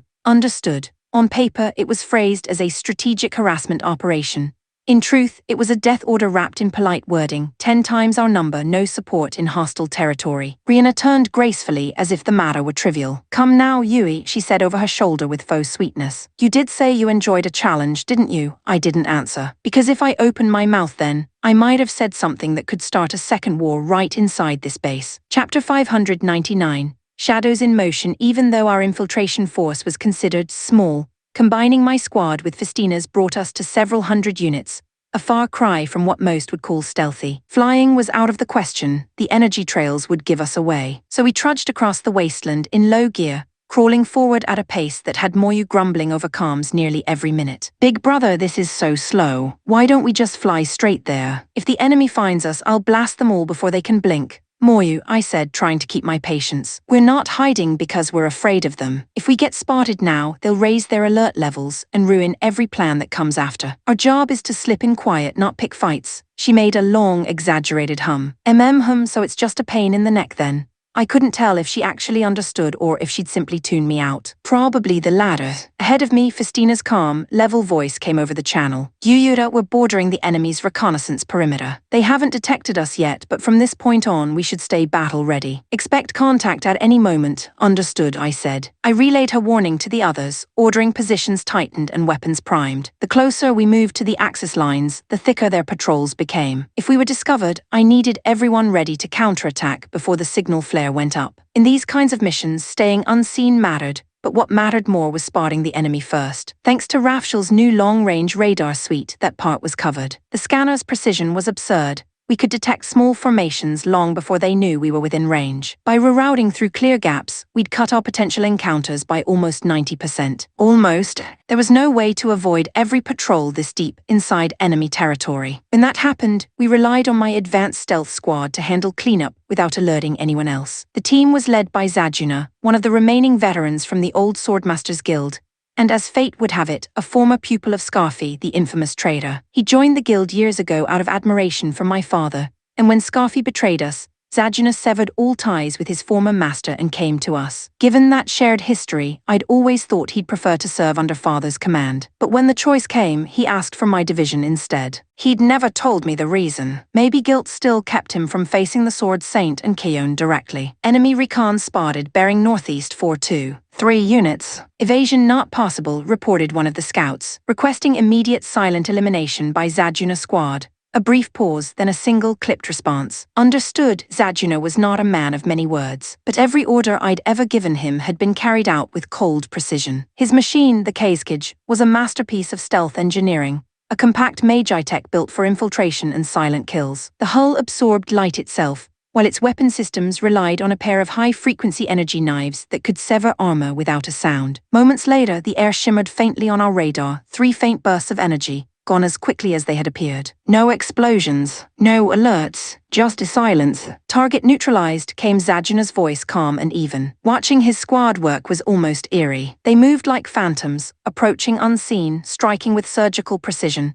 and vanishing before their enemies even knew they'd been engaged. Those scouts never even had time to call for help. Chapter 600. Reconnaissance. The Radal Axis Alliance's encampment sprawled across a vast plateau, its fortifications glowing faintly under the late-night haze. From the dense forest below, we watched it in silence, our Magi-techs hidden beneath the canopy, their lights doused. "This is as close as we can get without being noticed," I murmured. "Agreed," said Festina, scanning the ridgelines ahead. "But if we're thinking of staging a strike, the distance alone poses a problem. We'll need a plan." She wasn't wrong. The plateau sat nearly 10 kilometers out, close enough for bombardment, too far for infiltration. Under normal circumstances, I'd simply call in an aerial strike and be done with it. But our mission wasn't destruction. It was recovery, rescue. We needed to locate Yukiha and the two heroes, then get close enough to extract them without raising alarms, which was easier said than done. Between the heavy patrols and overlapping sensor nets, getting near that base unseen looked practically impossible. After a brief silence, Festina spoke. "We have no choice. We'll leave the Magi-techs here and scout on foot." "Wait, seriously. That's suicide if we get spotted." She met my glare with calm certainty. "I'll go alone.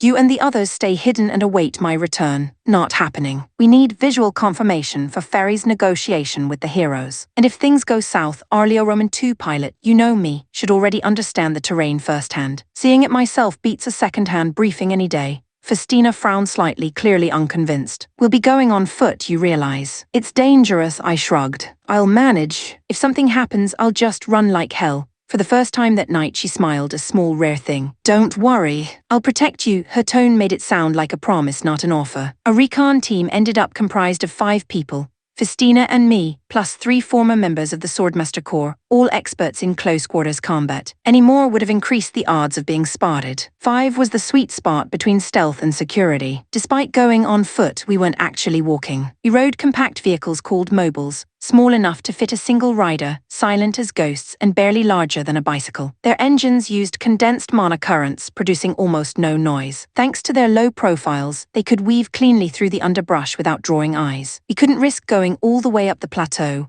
but we managed to climb halfway up a neighboring ridge, high enough for a view of the enemy camp spread out below. It was still a good 5 kilometers away, yet from here, we could see the glow of Magi-tech lamps lining the perimeter like a chain of stars. Festina stopped and reached into her coat. "Use this." She handed me what looked like a strange metallic cylinder with twin lenses. I blinked. "Wait, is this binoculars?" "Essentially. High magnification, reinforced lenses. The designs from an old spy model I repurposed." Of course she would have something like that. The woman had once been one of the Empire's top infiltrators, before becoming a divine general. I raised the lenses to my eyes, adjusting the focus, and for a moment forgot to breathe. The clarity was so sharp that I could make out the faces of the soldiers in the camp below, their movements, their posture, even the weary frustration etched into their expressions. "If we can see them this clearly," I whispered. Festina nodded beside me. "Then locating Yukiha and the heroes should be entirely possible."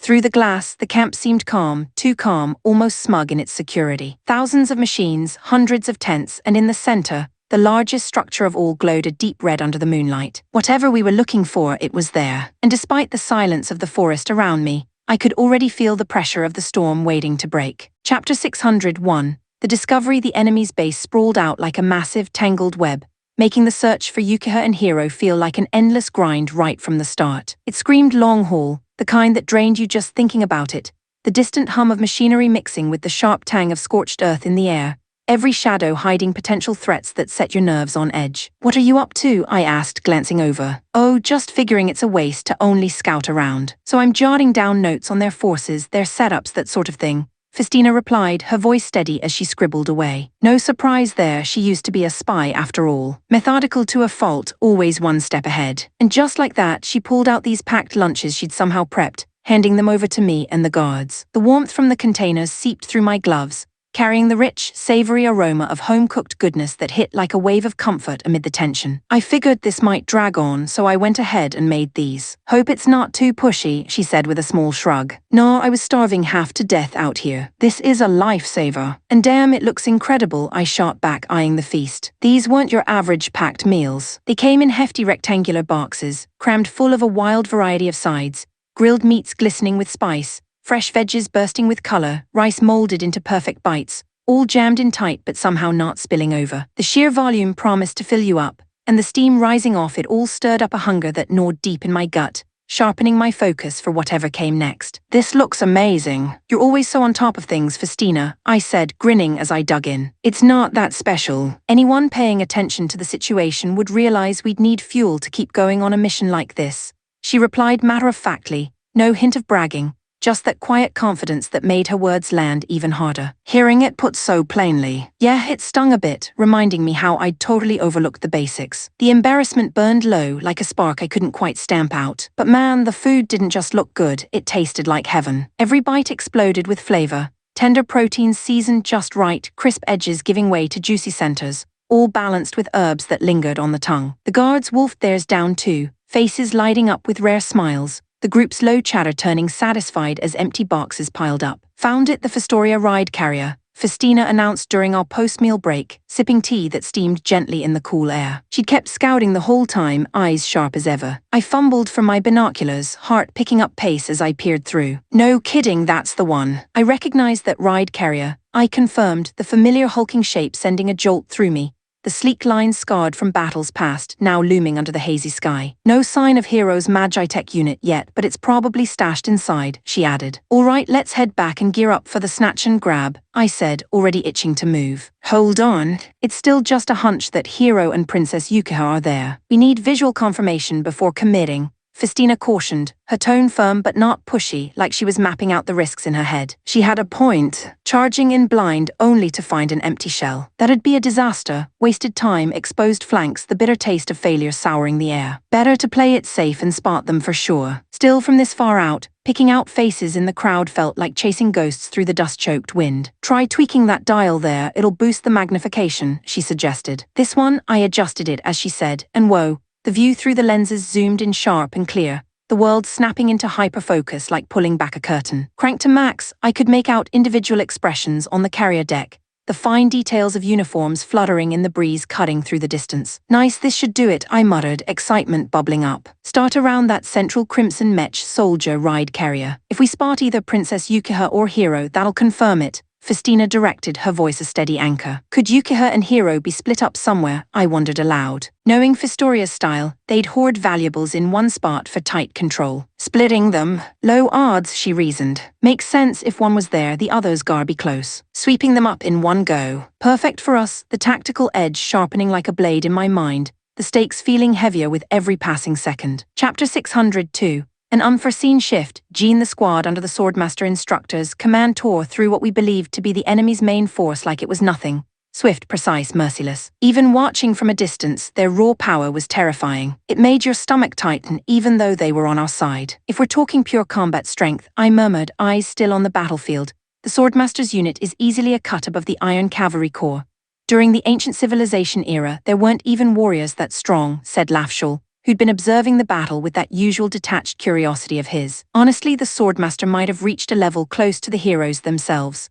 He said it like he was commenting on the weather, but I could tell he was studying every movement. The man never watched a fight for entertainment. It was always an experiment, an analysis waiting to happen. "If they really went all out, who'd win, you think? Yuyuda or the Swordmaster?" I asked, half joking, half serious. "Hard to say," Lafshul replied, folding his arms. "Right now, I'd give it to the Swordmaster. He's got the edge in experience. Yuyuda still hasn't drawn out the full potential of Arleo Roman II. Wait, he hasn't. That thing already looks unstoppable. If Arleo Roman II ever hits 100%, no one could beat him. It's a completely different dimension of power," he said with quiet certainty. That sent a chill down my spine. "So you're saying there are still people out there strong enough to take him down in his current state?" "Yeah, beating the heroes right now would be a stretch for him," Lafshul admitted. "And besides, what?" I pressed. "You saying there's someone else stronger than Yuyuda out there?" "Not exactly someone something. A technology exists, one that forces humans past their limits. The kind that twists the boundary between man and monster, My eyes narrowed. If that's real, why not implement it within the Iron Cavalry Corps? We could end this war overnight. You'd have to sacrifice a lot of people to make it work. Still sound like a good deal to you? His tone turned icy. I exhaled, tension easing just enough to catch his meaning. So it's that kind of power. Something people aren't meant to touch. Exactly. It's the kind of power you're not supposed to use, he said quietly, almost to himself. For a guy who treated morality like a mild inconvenience, Lafshul did have a line.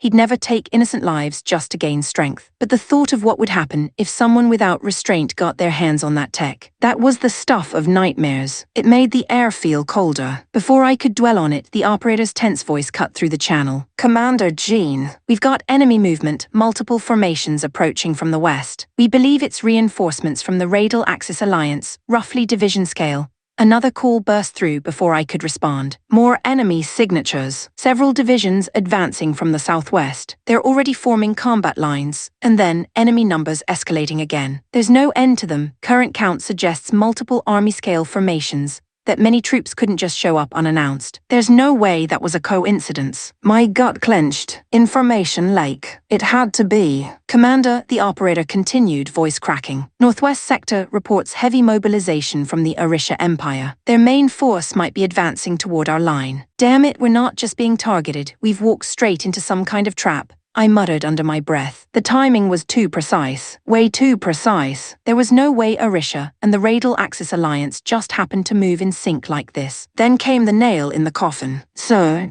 hostile units are heading toward Yura's position as well, large numbers. Should we send reinforcements? I slammed my fist against the command table. Hells, if the enemy's moving there too, then someone's feeding them our entire strategy. But sending backup now would spread us too thin. I force myself to breathe, weighing the risk. If it's just manageable resistance, Yura and Festina should be fine on their own. They've got Mayu with them too. And if Arleon is fighting at full capacity, that's the strength of an entire division right there. Between Arleo Roman II and Arleon, they can handle whatever's coming, at least for a little while. Chapter 603, into the operation. There she is, Yukiha. I've got eyes on her. She's on the bridge of that ride carrier. After hours of watching through the lenses, we finally spotted her. No sign of Hero yet, but this was enough to build a plan, finally a real chance. At that position, we might be able to storm in and pull her out, said Festina, her voice steady but sharp with calculation. She was right. The flagship with the crimson mechs wasn't deep inside enemy lines. It was moored off to the flank. From that distance, if we moved fast enough, we could break through, grab Yukiha, and make a run for it before they even knew what hit them. Yukiha's situation looks clear, I said, scanning the layout through the binoculars again. But Hero's position is still unknown. Best case, he's operating one of their Magitech units. We might be able to reason with him then.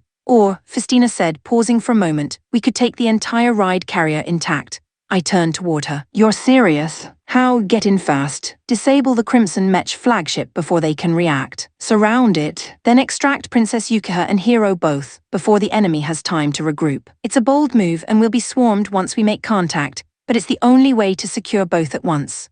I grinned, that reckless rush already building in my chest. Then that's the plan. We figure out the escape later. That's not how planning works. There should be secondary and tertiary fallback options, she began. Relax. No matter what happens, I'll handle it. She sighed, shaking her head, a faint smile tugging at her lips despite herself. You know, when you say it like that, I can't even argue anymore. Reluctantly, Festina agreed to the assault. We slipped back under cover to regroup with the others. The operation had to be quiet until the very last minute. Too big a team and we'd risk detection, so we'd have to rely on a small strike unit. That's when Mayu started pouting, arms crossed, eyes glimmering with frustration. I wanna go with you, big brother. Let me join the assault team. Not happening, I said firmly. Arleon's way too noticeable, and this first wave needs to hit fast and disappear. You'll be our support unit, cover us when we pull out. But I wanna fight with you. You'll be close. You'll hear everything through comms. Be patient, fine, but you have to play with me later, okay? She demanded with a huff. Yes, oh yes, promise. Now be good, all right. Calling her good while she piloted a weapon of mass destruction was ironic, but no one in the room said a word. Everyone just smiled faintly and went back to prepping their gear. The assault squad would be led by me and Festina, joined by Zajuna's unit and Festina's second-in-command, Raiden, an elite Xlander-class rider. He was one of her old connections from the Consortium, a shadowy organization she'd once worked with. Not long after Festina officially joined the Iron Cavalry Corps, Raiden resurfaced out of nowhere and signed on as well. Sure, he raised suspicion at first. Some people didn't want another mystery agent in the Corps, but since we'd already welcomed a former spy like Festina, it wasn't exactly new territory. Eventually, the matter was dropped. The rest of the team's role was clear. Once we captured the enemy flagship, they'd strike the surrounding lines to clear our escape route. Timing would be everything. As I ran my hands over my control board, the tension turned electric. Every movement, every sound sharpening into focus. Tonight we either brought Yukiha home or didn't come back at all. Chapter 604. The assault and the reclamation. Zajuna's squad moved in low under stealth, while Festina, Raiden, and I prepared to dive from high altitude for a direct assault. The plan was simple on paper. Make sure the enemy flagship couldn't escape by destroying its core, then split tasks. Zajuna's team would handle the sabotage, Festina would locate and extract Yukiha, and I'd track down Hero and reach him through Feli's link. Once we were seen, we'd have the entire enemy army coming down on us. It had to all end fast, hit hard, grab our people and get out. All units go for it. Arleo Roman 2, full ascent, punch through at maximum thrust. Festina's unit, the Eljana, was a multi-type magic frame equal to mine, nimble, sleek, capable of flight. Raiden's was a heavier beast entirely, the Leviathan, a power class model built for raw output. It wasn't great for sustained flight, but in short bursts it could match our climb speed easily enough. We rocketed upward, the clouds tearing apart beneath us as the engines screamed. But stealth wasn't an option anymore. The moment we hit the stratosphere, alarms wailed across the enemy camp below. Red strobes flashed through the night fog like bloodshot eyes. Their anti-air nets scrambled into motion. Time to commit. I flipped controls for a nosedive and set our vector straight for the Crimson Mech Corps flagship below, the dark bulk of it gleaming like a monstrous scarlet blade under the fading sun. And right on cue, Zajuna's team sprang their trap. As the enemy's focus turned skyward, her squad slipped in low, cutting across the ground like shadows. Then fire, a plume of smoke burst from the flagship's rear, black and thick as tar. They'd hit the engine core perfectly. That ship wasn't going anywhere. Festina, the enemy's mobilizing fast. I'll clean out the fighters, you get Yukiha first. Understood. Raiden, support Yura and suppress any pursuing units. Roger that, my lady, came Raiden's cool, clipped voice. We shot through their line, scattering anti-air drones with a stream of plasma fire, landing hard just meters from the enemy flagship's perimeter. I swung Arleo Roman 2 arm-mounted cannon in a wide arc, sending an area burst through the enclosing formation. The shockwave ripped across the landing bay in a flash of burning metal and heat. While I kept the enemy attention locked on me, Festina darted forward, breaching the bridge. She forced the doors apart and shouted inside, "Princess Yukiha, we're from the Iron Cavalry Corps, we've come to rescue you. Please, this way." For a moment we thought it was done, that all the chaos, all the risk would finally pay off. But instead Yukiha turned toward her and whispered softly, "I'm sorry," before stepping back deeper into the flagship's inner corridor. She wasn't shackled. She wasn't being forced. She was refusing rescue. "Princess Yukiha, what's happening? We're here to help you." Festina's voice cracked with disbelief, but before Yukiha could answer, another voice cut through the comms, cold, composed, familiar. Breaking into another's domain uninvited, and then trying to steal away precious company, even if it's family. Truly, you overstep, sister.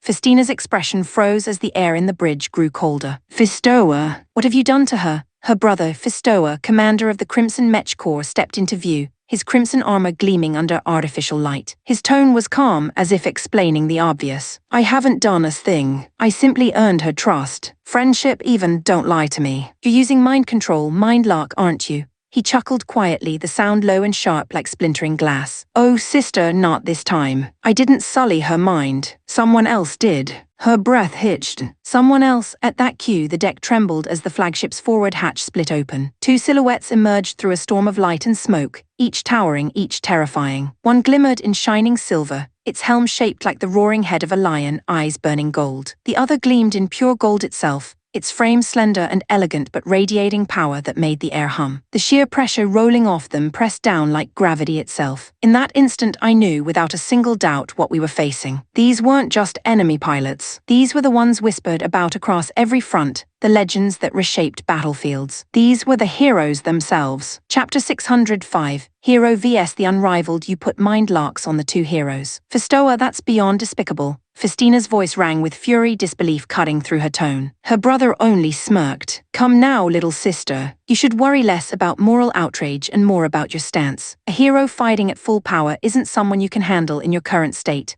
Before she could respond, the two heroes lunged, no hesitation, no mercy. The first, encased in white silver armor shaped like a lion's head, swung down with inhuman speed toward Festina's Eljana. I didn't even think. Instinct moved before reason. Arleo Roman 2 thrusters roared, output spiking in a momentary burst of blinding light as I shot forward. Faster than sound, faster than panic could register. I slammed between Festina and the attack, my blade catching the lion-headed unit's strike mid-swing. Sparks exploded like fireworks. In the same motion, I twisted Arleo Roman 2 frame, slamming shoulder first into the second hero, the golden Magitech unit, and knocked it back hard enough to leave a crater in the flagship's armor plating. What even Fistoa ever composed couldn't hide his surprise. He hadn't expected anyone, least of all me, to keep up with the hero's speed. But the pause lasted barely a breath. The two heroes, eyes glowing faintly through their visors, turned toward me as one. There would be no chance to talk. The silver warrior came first, its greatsword cleaving down with a deafening hum. I met the blow head-on, metal screaming as our blades collided. The impact sent out a shockwave so violent that both our machines stumbled back several paces. Before I could recover, the golden Magitech unit raised a staff crackling with crimson energy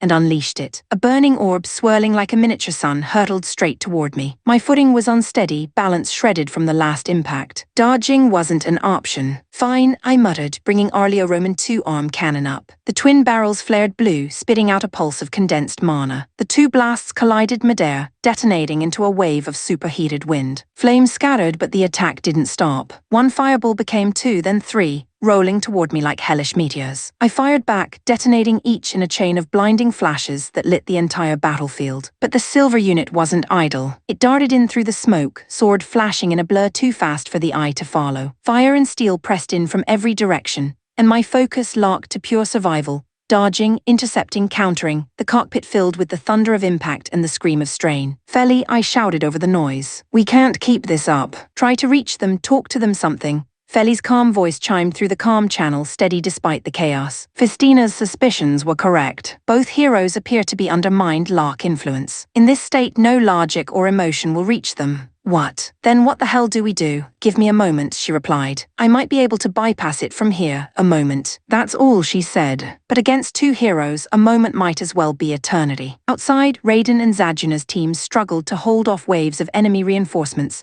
their energy trails streaking across the dark sky. I could feel the vibrations even from here. I gritted my teeth. Fighting one hero was already maddening. Every swing of their weapons felt heavier than reason, every motion too precise to predict. Two of them together, synced as though sharing one mind, was something else entirely. Just as doubt started gnawing at the edges of my focus, Festina's voice pierced through the calm. You, Yoda, I'll handle the silver one. You take the golden unit. Her voice was firm, confident despite the chaos around us. I owe you for this one, I shot back. Just hold out, don't push past your limit, understood. Go, I caught a brief glimpse of her machine, Eljana, locking blades with the silver giant, her movements fluid and deliberate, each parry sparking like lightning in the dust. But Festina wasn't wrong. Even for someone of her skill, a hero wasn't an opponent you handled. It was one you survived. I exhaled, recalibrating Arleo Roman 2 systems, as the golden hero turned its burning staff toward me once again. The air rippled like molten glass between us. All right, I whispered, gripping my controls tight. Let's see which light burns out first.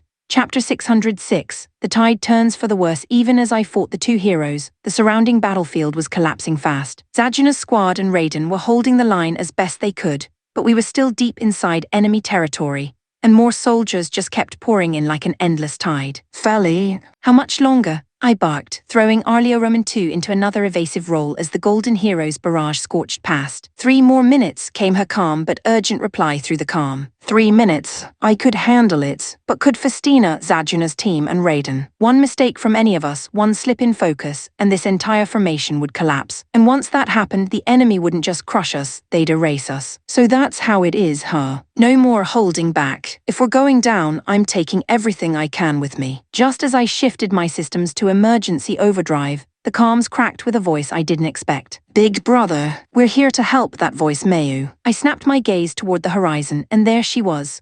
Arleon, her massive fortress-type Magitech, leading the remainder of our reserve forces straight into the fray. She wasn't supposed to move until extraction, but she'd seen what was happening and came anyway. Reckless, but she just saved us. The enemy lines immediately descended into chaos. The colossal Arleon, gleaming in the stormlit sky, drew every gun in range. All attention snapped to her instantly, her sheer presence commanding terror. Missiles, beams, shells, all of it pounded against her armor. And yet she held. The impacts scattered harmlessly across a shield barrier, before she countered with a devastating volley of her own.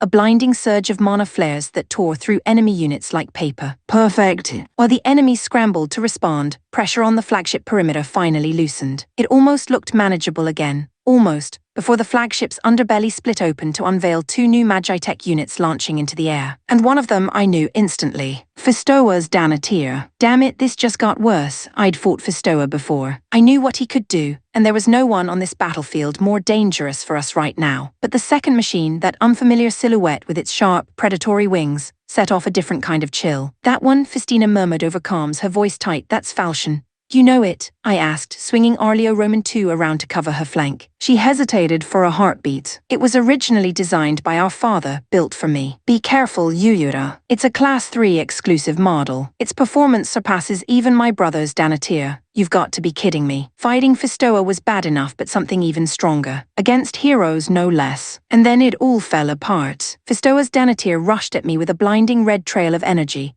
while Falchion, sleek and fast, locked onto Festina's position. Festina was already straining, locked in combat with one of the heroes, and now she had another elite enemy crashing down on her flank. She was fighting with everything she had, but one more hit could end it. Meanwhile, I couldn't go all out. I was still holding back because injuring a hero wasn't an option. They were victims, not enemies. But Fistoa wasn't under any such restriction. He came at me at full power, every strike meant to kill. No more time to overthink. I focused every ounce of mana into Arleo Roman II core, the system screaming as output spiked. Fine. If I couldn't win clean, I'd just make space. Let's move. I feinted back, pivoted, then drove Arleo Roman II blade upward with a burst of thruster acceleration, slamming into the silver hero and sending them flying into the air, the shockwave cracking through the deck below. Spinning midair, I followed through with a pursuit slash, then blasted the silver machine clear across the battlefield. Momentum still roaring through my frame, I turned on Danatir. Not today, you bastard. With a roaring thrust, I smashed my mech's heel into Danatir's midsection, halting his charge. Then, channeling the buildup of energy through my arm actuator,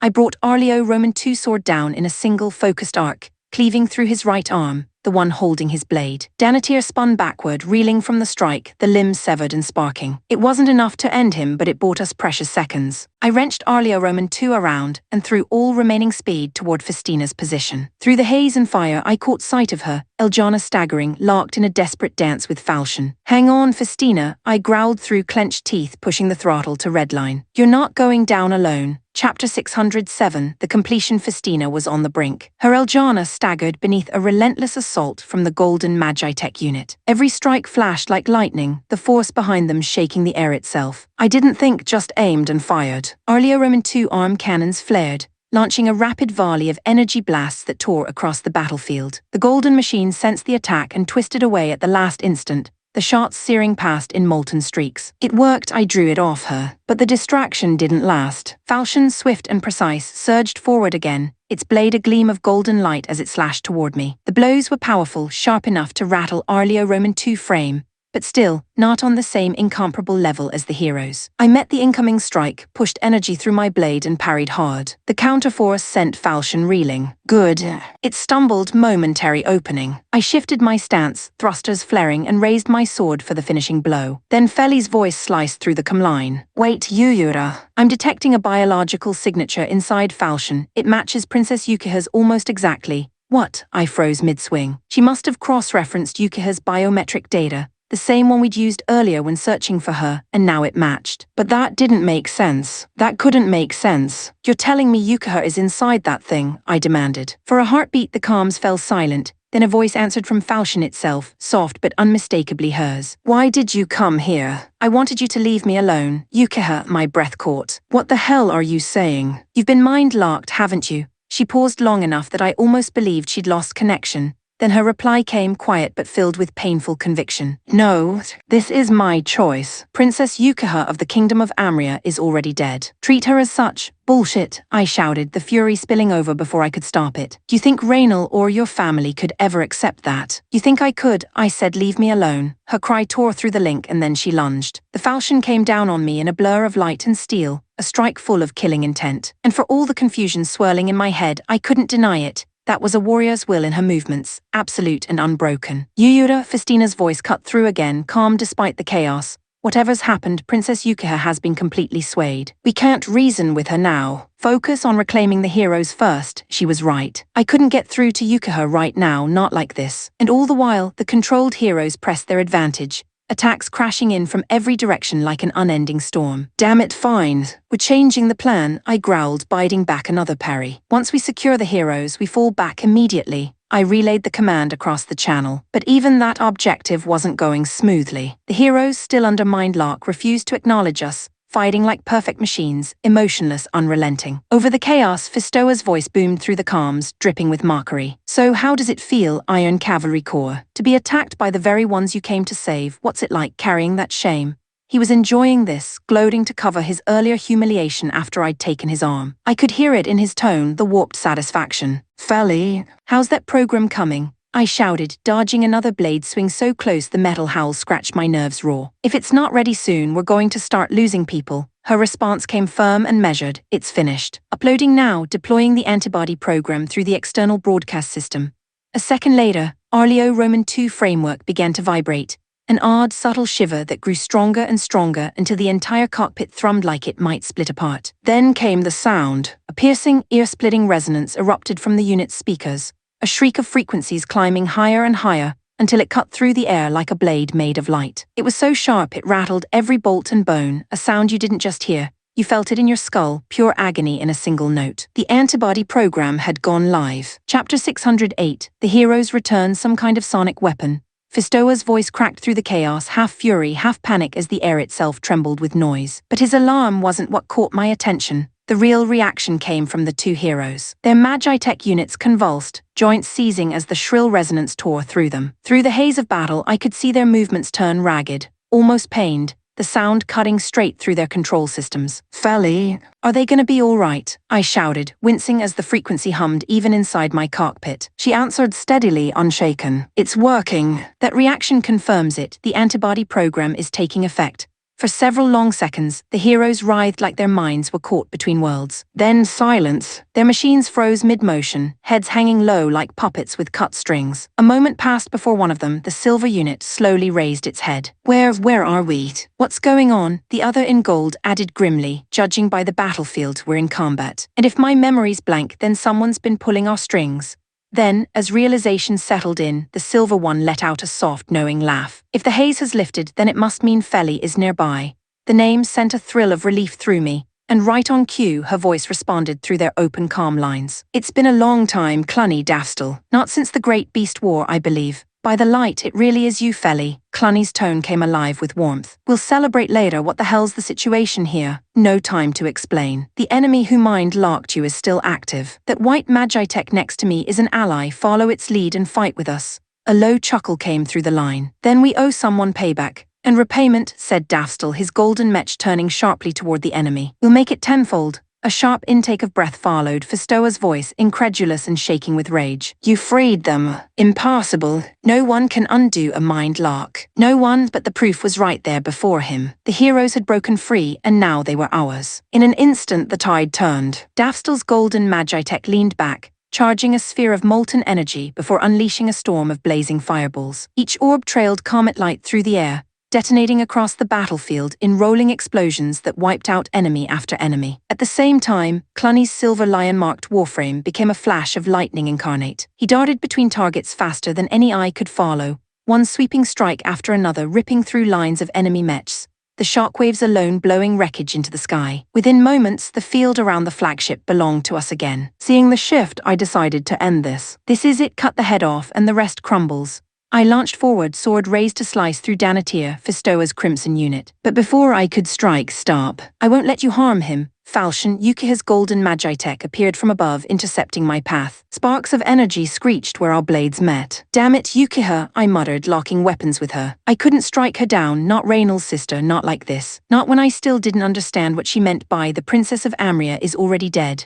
I pulled back, forcing myself to let Fistoa go. For now, survival mattered more than vengeance. Trying to seize Yukiha was riskier still. Too much chaos, too many unknowns. We couldn't gamble everyone's lives for one uncertain rescue. Not today. I turned, cutting a path through the endless stream of enemy reinforcements, until I rejoined Mayu and the main force. Even surrounded, seeing those familiar platoons tightening formation calmed something in my chest. Festina's voice came next, sharp and sure. The southern flank's weaker. We break through there, push hard, and don't stop. We hit fast, concentrating every blast down that corridor. The heroes, still surging with energy after regaining themselves, unleashed devastation beyond words. Together, they became a moving wall of annihilation, melting armor, shredding steel, shattering everything that opposed us. That's the opening. Go, I shouted. Our force poured through the gap they carved. At last, we were out of the encirclement, the horizon ahead wide and open, the promise of escape almost close enough to taste. I barely had time to breathe before Feli's voice cut back in, tense now. Yura. Multiple enemy readings detected, hundreds, maybe thousands. A new army's closing in, attempting to re-establish the perimeter. My screen flared red as wave after wave of new signals appeared on the radar. The ground below rippled with movement, a massive enemy match advancing like a steel ocean. We'd broken one trap just to walk into another. Chapter 609. The vanguards, Yui to slow down the 5,000-strong enemy force advancing south. We had no choice but to meet them head-on. Boss, we can't fight him straight up, said Demian, my second in command, his voice rough with battlefield calm. We hit fast and pull out, one hard strike, no lingering. That's our only shot, he wasn't wrong. We weren't here to win a war, just to break their formation. So I took the plan and made it gospel. We crept in under radar range, every engine hushed, every pilot breathing slow. The enemy army was still in staging mode, relaxed, maybe even overconfident. Weapons prepped but patrols loose. They hadn't expected a counter-raid, not this deep. Here's the plan, I called over comms. We strike once and pull out clean. Attack window is 3 minutes, not a second longer. Then we bail. Yeah, Demian added with that trademark grin of his. And while we're at it, I want 5 kills out of each of you. That set the squad laughing. No one complained, no one even hesitated. In fact, they started gambling on who would bag the most. I'll take 10, one shouted. You? I'll bet 1,000 says you can't. I'll double that, another chimed in. Forget that, I'll put 5,000 on him blowing up with his first target. A ripple of laughter ran through the calm line. The kind of sound only a unit with too much blood and trust between them could make. Nobody betting on me succeeding, the braggart barked. I will, I said without thinking, smiling faintly despite myself. 10,000 says you pull it off. That shut them all up for half a beat. Then Backlund, that was his name, I finally remembered, laughed loud enough to rattle his mic. Well now, if the captain's in on it, I don't get to screw this up, do I? Guess I'd better make it count. The sound of his laugh filled the channel, light and defiant. It reminded me why I trusted this team. We closed the last stretch fast, barely a kilometer out before they finally noticed us. For a heartbeat, the enemy hesitated. Our numbers were so small they didn't even bother reorganizing. They thought we were nothing. Good. Geralta Squadron. Break their front line. Roger that. 10 heavy assault frames detonated their boosters, slamming into the enemy's vanguard like thunder. Spears and blades ricocheted harmlessly off their reinforced armor, sparks spraying into the night. Within seconds, Geralta's team had shattered their front ranks, the opening we needed. I took point and darted straight into the breach. The others followed on my flanks, but I drove deeper, further than they could track, to keep the enemy guessing where our numbers really were. My new Magitech frame, the Juonji, felt unnervingly smooth under the controls. Lafshul had all but forced me to pilot this prototype, warning of its quirks, but so far it moved like it was reading my thoughts. Its weapon, a long-handled glaive rather than my usual rapier, was alien in my hands. But one swing proved it was on a completely different level. The edge cut through enemy armor cleanly, like slicing mist, and automatically triggered a secondary spell burst. Pools of black energy shimmered where I struck, dark, oily shards that sprouted in midair and shot outward like living missiles. They clung to enemy hulls and then ate through them, crawling under plating until the machines fell apart from within, dissolving into twisted wreckage. It was viciously efficient, almost alive in its hunger. In seconds, entire rows of enemy units fell. Around me, my team tore through the formation with equal ferocity, blades flashing, explosions echoing across the valley. That 5 kills each quota. It wasn't a joke anymore. They were hitting it and pushing past, laughing as they fought, betting in real time who'd rack up the biggest body count. For a moment, the chaos almost felt like rhythm, fluid, united, alive. And then I realized, against all odds, we were winning. Chapter 610. Fracture, Yui. 3 minutes had passed in what felt like heartbeats. We'd met our strike quota, and then some, so I gave the order to retreat. All units fall back immediately. I'll hold the rear. I'm staying, boss. Demian's voice cut in, rough and stubborn. Negative, I said sharply. You'll slow me down. Go and cover the withdrawal. I watched as my team pulled back through the chaos, metal silhouettes vanishing one by one into the smoke. I stayed behind, between them and the enemy line, standing tall as a wall they couldn't yet breach. My glaive moved in wide, precise arcs, each sweep cutting down waves of pursuers. From the small wings mounted to my Juonji's back, crackling bursts of electricity flared outward, arcing across the battlefield to strike enemies that dared stay out of reach. Boss, you've done enough. It's time to go. Demian was right, but when I checked the radar, not everyone was clear yet. I couldn't abandon them while a single green blip still flickered behind me. So I stayed. Every enemy that dared approach met the bite of my blade, until even my breathing grew labored, and the heat inside the cockpit felt suffocating. I was just thinking about breaking off when I felt it, a pressure, like the sky itself holding its breath. My sensors went wild. Whatever was coming wasn't ordinary. A single Magitech unit stepped into view, cloaked in an aura so dense it shimmered like blood smoke. The warning instincts in my body screamed. Then the voice came through external speakers, deep, resonant, and far too calm. I am Gawain Doft, one of the 16 divine generals of Radel. You fight well, but do you truly believe you can stop me? I grimaced. Why did they always do that? I never wanted to know their names. It humanized them, made it harder to kill without thought. But before I could respond, he attacked. He didn't charge alone either. A dozen spear units rushed in first, their formation tight. In their cover, Gawain lashed out with something like a serpent,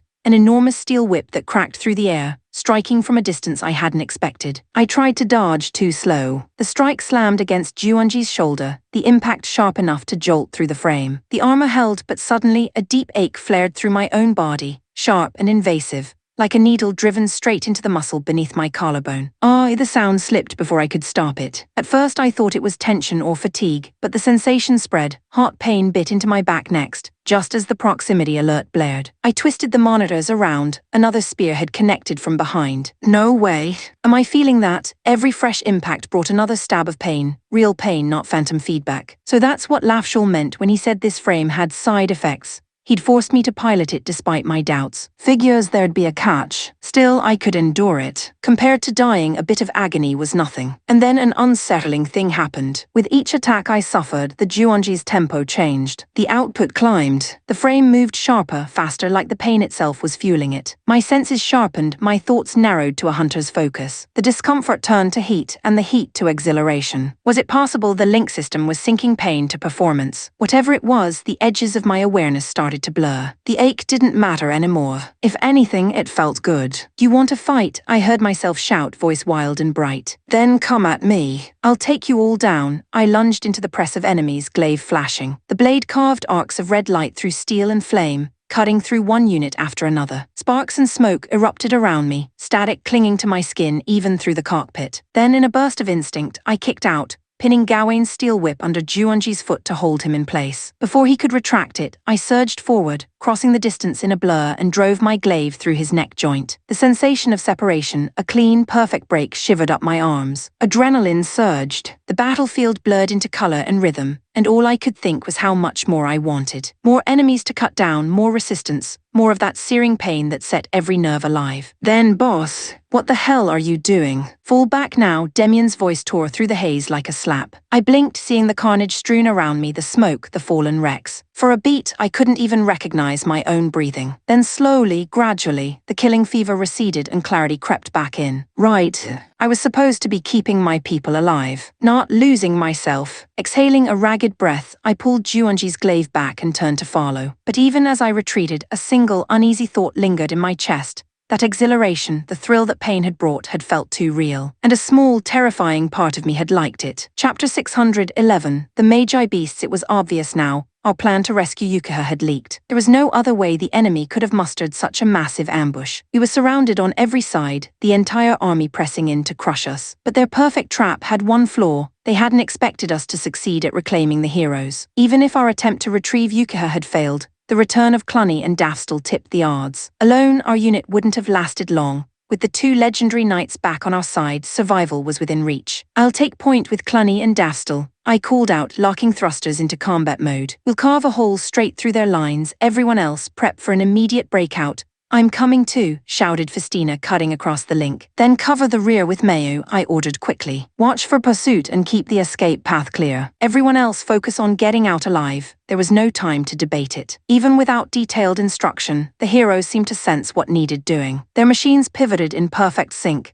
energy signatures spiking as they aimed everything at a single point in the enemy formation. The air itself seemed to quiver as their weapons charged. We were just about to move when the ground beneath our attack vector cracked open like splitting glass. From the rent in the earth, shapes began to rise. Huge forms, twisted and hulking, climbing from the soil like nightmares come alive. What the hell? At first glance they resembled titanic beasts, but something was wrong. Their frames shimmered with metallic veins and glowing runes, emanating an aura that was anything but natural. Feli's voice broke the silence with disbelief. Those readings, no. It can't be magi beasts. They actually built them. Feli, you've seen them before. Long ago, Lafshul designed a series of experimental weapons, artificial giants that required no riders. Their combat potential was immense, but the control systems were unstable. They were scrapped before mass production could begin. How strong are we talking? In raw destructive output, they rival Class S beasts. Facing even a handful would be dangerous. But this many, her voice trailed off grim. It's an existential threat. The Magi beasts didn't wait for introductions. One after another, they poured out of the chasm,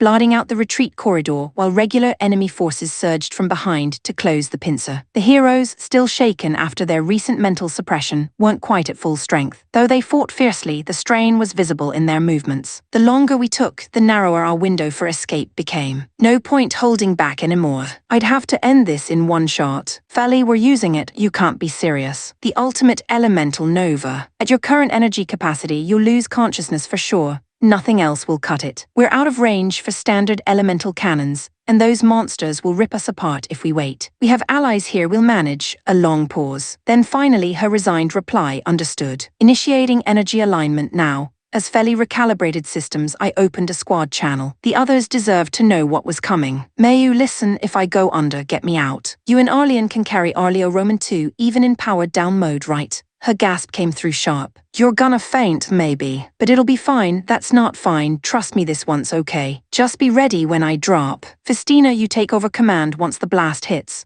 Her reply came steady, though I could hear the concern beneath her poise. I have no idea what you're about to do, but I can already tell it's reckless. Still understood. I'll handle retreat logistics. Then I turned to our newest allies. Cluny, Dafstel, I know you're not fully recovered yet, but I'll need you both to shield the others once I fire.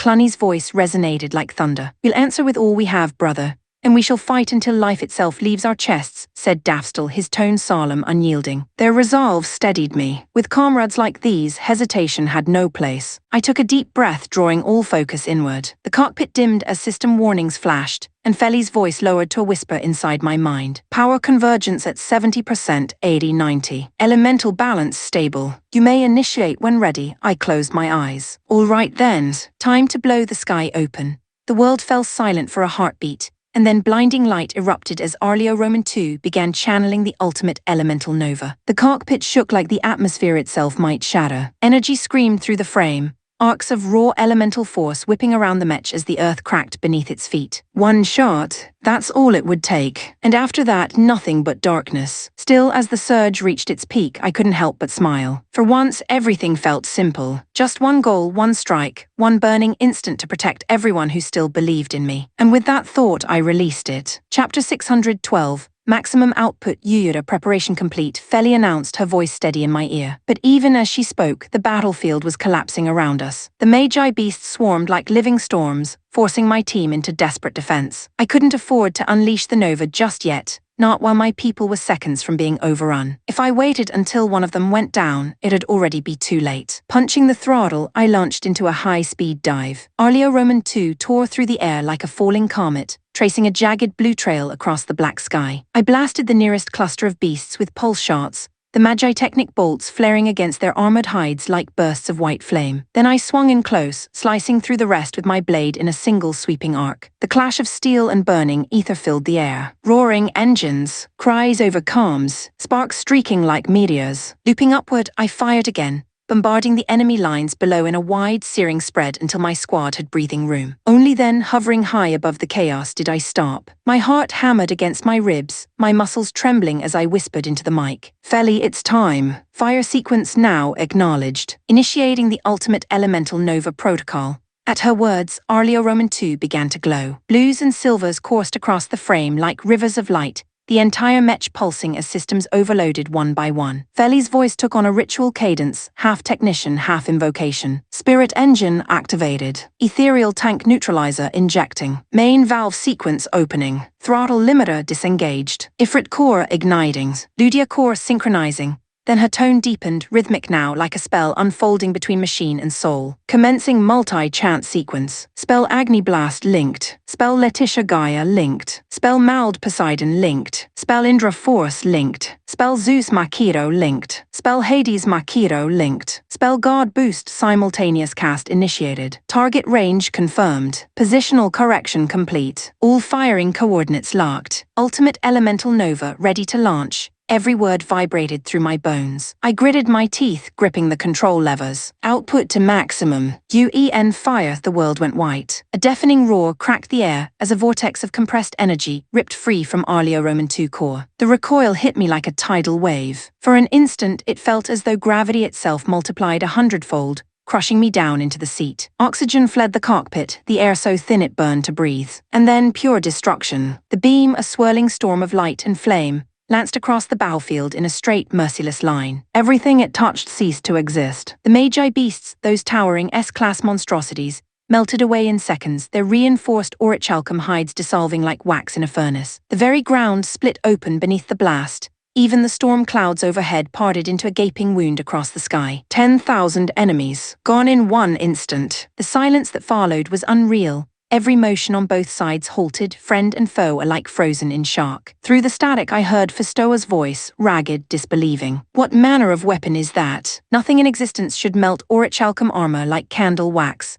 Even he, with his ties to the consortium's forbidden tech, couldn't comprehend what he'd just witnessed. And truth be told, neither could I. Lafshul had said the Nova was exclusive to Arleo Roman 2, a Class 2 Magi tech unit capable of channeling unstable divine energy safely. Barely. Seeing it firsthand, the claim almost felt too small for what I'd unleashed. But the price came swiftly. A nauseating heaviness washed through my limbs, my vision blurred. The cockpit, once blindingly bright, darkened to a dull violet haze. "D-damn," I muttered. "My consciousness is too much. My body couldn't handle it." Energy bled out of my muscles, the strength draining from my hands even as the beams faded from the horizon. The last thing I managed was a hoarse whisper. "Feli, I'm counting on you." The world tilted. My heartbeat slowed. Then the light went out and I slipped quietly into the dark. Chapter 613. Turning enemies against each other. Jean, the entire horizon was a battlefield. Flames, shrapnel and steel ringing from every direction. We'd fallen into the worst possible mess. Both the Orisha Empire and the Radial Axis Alliance had somehow converged on our position,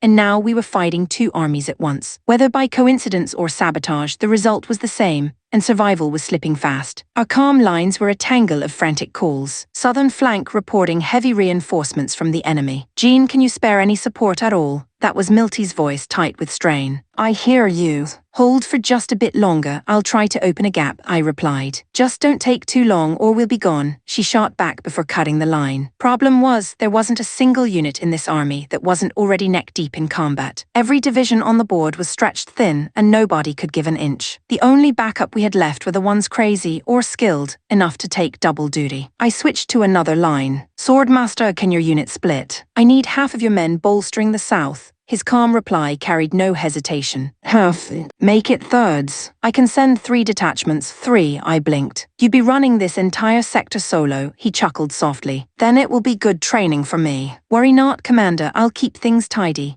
I wasn't sure whether to feel reassured or terrified, but if anyone could hold a front alone, it was that man. Still, exhaustion was spreading across the lines. Even our best needed rest, and if I didn't rotate the squads properly, they'd burn out before sunset. Rafshul murmured over my shoulder, half under breath, "These soldiers can't keep this pace much longer, Commander. You push him now and they'll break." "I know," I said, rubbing my temple. "Working on it." I had one card left to play, a gamble that might just keep us alive. As chaotic as things looked, luck had handed us one chance. the Orisha Empire and the Radal Alliance weren't allies. They'd both come for us, but their cooperation was surface deep and brittle. Their tactics didn't match, their signals weren't aligned, and that I could exploit. Emina, listen up, I said, patching through to her channel. I need you to handle the Swordmaster's sector and help pull off something risky. I'm listening. Her tone was wary but steady. I explained quickly, outlining the movements and timing. The way she'd bait a particular Orishian strike unit toward a cluster of Radal forces sitting just behind their line. A pause, then a faint note of doubt. Are you sure this will work? It's a long shot, I admitted. 50-50 at best. But it's our best card on the table. If it fails, I've got a fallback plan. Just trust the timing. Orders went out. Emina's unit began moving south under stealth cover,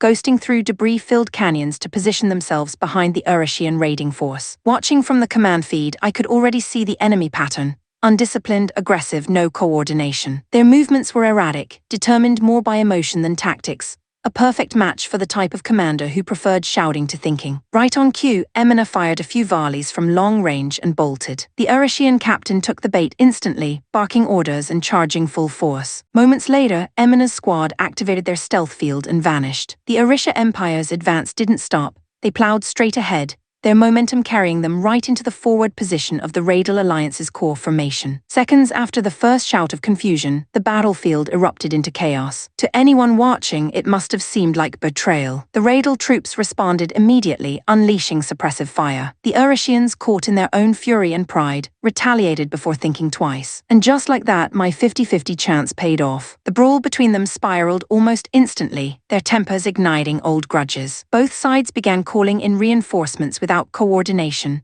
widening the skirmish, until it turned into a full-scale engagement between Orisha and Radal themselves. Within minutes, the balance of the battlefield shifted. What had been a 2-on-1 siege turned into a free-for-all. I didn't waste the momentum. All units rotate and regroup. Let Orisha and Radal kill each other while you rest. We're taking this lull to recover and reinforce. Relief flickered through the voices responding on comms. For the first time all day, there was breathing space. The nightmare had become manageable. I allowed myself one quiet exhale before tightening the mic again. All right, people, let's use their stupidity to stay alive. Move, chapter 614, a brief respite. I couldn't stop shaking. The battlefield was over, but the memory still clung to me. The laughter, my own laughter, echoing through the calms as I'd held an enemy's severed head aloft in victory. Demian had told me what I'd done, his voice uneasy, and I could barely believe him. I didn't remember any of it. A cold dread settled in my chest. Had I lost control completely? That wasn't me. That couldn't be me. The more I thought about it, the worse the fear became. I didn't even want to look at my Magitech frame, let alone climb into it again. That thing, the Juonji, felt like it had taken something from me. So I stayed hidden in my field tent, caught between guilt and exhaustion. I would have stayed there all night if Demian hadn't shown up,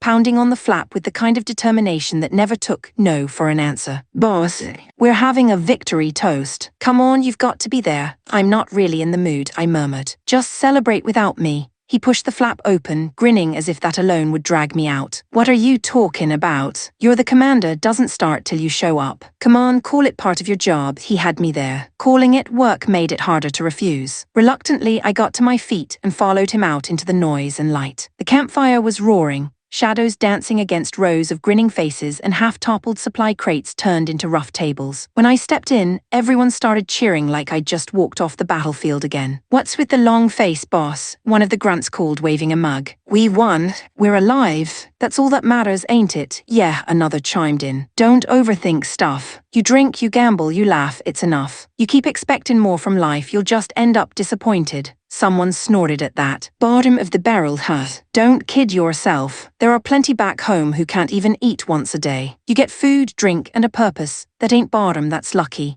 Their laughter echoed against the night sky, but beneath it all something heavier hung in the air. The truth was, they weren't wrong. Ever since Lafshul's reforms and the rise of the new emperor, the Orisha Empire had been collapsing inward. The one-nation military policy had driven everything else into ruin. Those who'd failed the Rudia Enhancement Project, the ordinary people, weren't treated as human anymore. I'd seen the reports. Whole towns starving, stripped of dignity. It hurt to think about, but I was powerless to change it. Enough talk, Demian broke in, raising a jug. Right now, we drink. Come on, boss, this round's for you. I don't drink, I started, but he waved me off with a grin. Then try this. Fruit wine, sweet as honey, safe enough for kids, I swear. You'll like it. Everyone turned to look at me, expectant and smiling. Their cheer was too warm to refuse. With a sigh, I gave in and took a hesitant sip. The sweetness hit first, then the faint burn beneath it. I set the cup down, and a roar of approval exploded around me. Demian laughed so hard he nearly fell over, slapping someone on the back. There we go. That's our commander. They piled food and drink in front of me, bowls of roasted meat and bread soaked in spice sauce,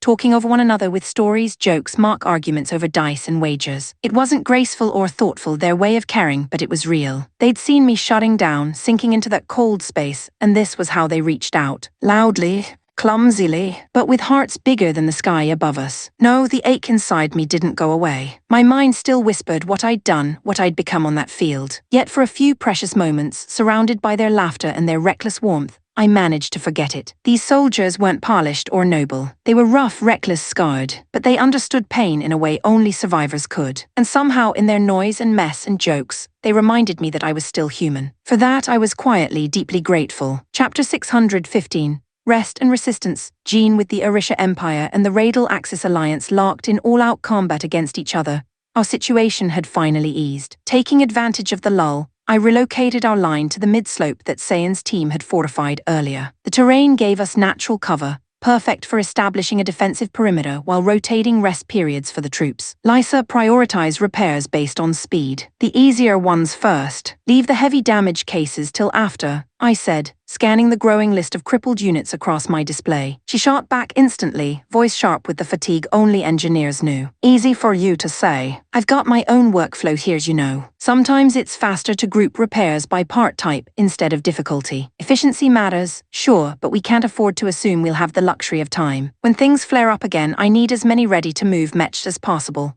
Oh, please. Let the pilots pull their weight for once, she huffed. Don't dump all your battlefield panic on the mechanics. I stifled a grin. She wasn't wrong, she never was when it came to this stuff. Her pride in her work was the sort I couldn't argue against. All right, fair point, I conceded. If it gets urgent, I'll handle contingency response personally. Glad to hear it, she muttered, calmer now. I'll shuffle the schedule, but you'll have to live with what I can manage. No miracles, that'll do. Thanks, Lysa. Truth be told, the Iron Cavalry Corps Tech Division was the best in the field. Even if they complained, they always delivered results. Lafshul, who preferred tinkering with prototype equipment over grunt maintenance, had even rolled up his sleeves to help. If he was involved, I knew things were serious, but handled. Handled, however, didn't mean settled. While our units regrouped, the wider war was changing shape. The battle between Orisha and Radial had burned so hot that now both were running low on fuel, munitions, and patience. Their fighting shrank into intermittent skirmishes. Some of their divisions had started doing exactly what we were doing,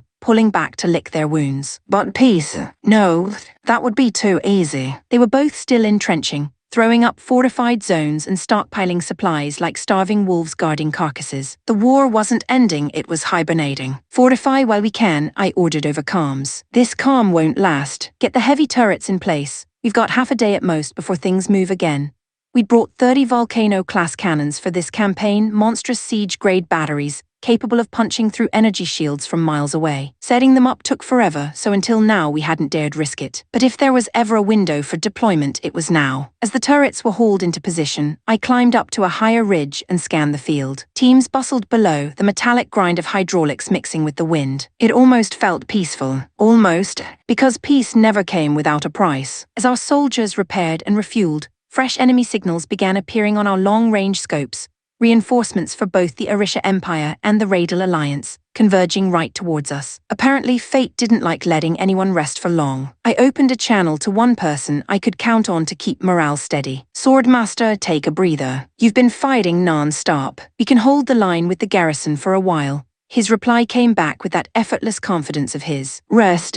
Don't be absurd, I'm barely warmed up, I sighed. Be that as it may, if you don't take a break, your squad won't either. You set the pace for everyone, that made him pause. That puts me in a corner, doesn't it? Very well. Once I've dealt with this cluster here, I'll return to camp. Appreciated, I said, cutting the line. Every commander had their own kind of pride, and he was no exception. But if I could keep even my strongest from burning out before the next storm, maybe we'd have a chance. The defensive line was coming together. The cannons were almost ready, the repairs halfway done. For the moment, everything looked manageable. And then, as fatigue gave way to that fleeting taste of stillness, My thoughts drifted to one man. Yura. He hadn't reported in since we split formations. I trusted Feli and Festina to keep things under control, but the silence stretched too long. I couldn't shake the feeling something had gone wrong. I reached for the comm device, fingers hovering over the console. Hang in there, Yura, I muttered to myself before patching through the signal. You'd better still be breathing out there. Chapter 616. Unable to reconnect, the steady sway beneath me brought me back to consciousness. My vision cleared slowly, metal plating, faint light, the hum of auxiliary power. I was still inside Arleo Roman 2 cockpit. Judging by the movement and the brief flashes of terrain through the viewport, the entire unit was being carried, most likely by Mayu's Arleon, gliding at low altitude. Feli, what happened? She answered at once, calm and precise as always. Following the UN activation, the majority of enemy forces, including the Magi beasts, were annihilated. Survivors retreated after registering the overwhelming energy signature. I exhaled slowly. So everyone made it out all right. Affirmative. A few machines sustained minor damage, but no critical losses. Combat strength remains intact. Relief eased the tightness in my chest. We hadn't saved Yukiha, and that still stung, but at least we hadn't paid for it in blood. That was something. Turning my comm feed to another channel, I spoke softly. Festina, sorry for the trouble. You're awake, she replied, her tone light with measured warmth. And there's no need for apologies. None of us see this as trouble. We're heading back to the main force now, right? Yes. Our priority is rejoining the central command. From the signals I've intercepted, Jean's units are holding steady, though the situation remains fluid. Both the Orisha Empire and the Radial Axis Alliance are maintaining offensive postures. No decisive movements yet, but it's tense. All right, I'll talk to him once we're closer, I said. I almost called him right then, but the distance wasn't far anymore. Easier to meet face to face, especially when I'd have to explain about Yukiha. That conversation wouldn't be simple. A small voice interrupted my thoughts. Big brother, you're awake. Mayu's tone was full of relief. You're not hurt anywhere, right? Not even a little. I'm fine, I assured her. Good. But if anything starts hurting, you tell me, okay? Mayu will chase the pain away, I smiled faintly. How exactly are you planning to do that? SHH. It's a secret, she chirped. Her concern warmed something heavy inside me. Thanks, Mayu. Really? But you don't need to keep carrying me. I can not yet, she cut in firm as a commander. You're staying with me until we get back. No arguments, and that was that. She tightened her flight path, holding Arleo Roman 2 suspended beneath Arleon's massive frame like a guardian protecting her charge. I realized protesting would only make her more stubborn, so I let her have her way just this once. After a while, the horizon opened up. Through the thin mist, I could make out the main force, Jean's army, clustered on the mountainside, fortified between jagged cliffs. Around them, pockets of enemy formations were visibly regrouping, maintaining a wary standoff. Small engagements still flickered across the battlefield, isolated pockets of gunfire. But the overall scene had quieted. It was that eerie calm the veterans always called the silence before the storm. This might be bad timing, murmured Festina. If we approach now, we'll draw attention from every faction watching that ridge. True. We can't risk provoking a reaction yet. I hesitated, then said, better loop in Jean before we move closer. We opened a secure line. I kept my report brief, no talk of Yukiha yet, and focused on the logistics. I see the problem, Jean said after a pause. The troops here are finally resting. One wrong move could spark another three-way fight. We can't afford that, so what's the play? For now, stay hidden. Rest your team where you are. When the next large-scale push breaks out, we'll merge during the confusion. Got it. You'll find somewhere to hunker down.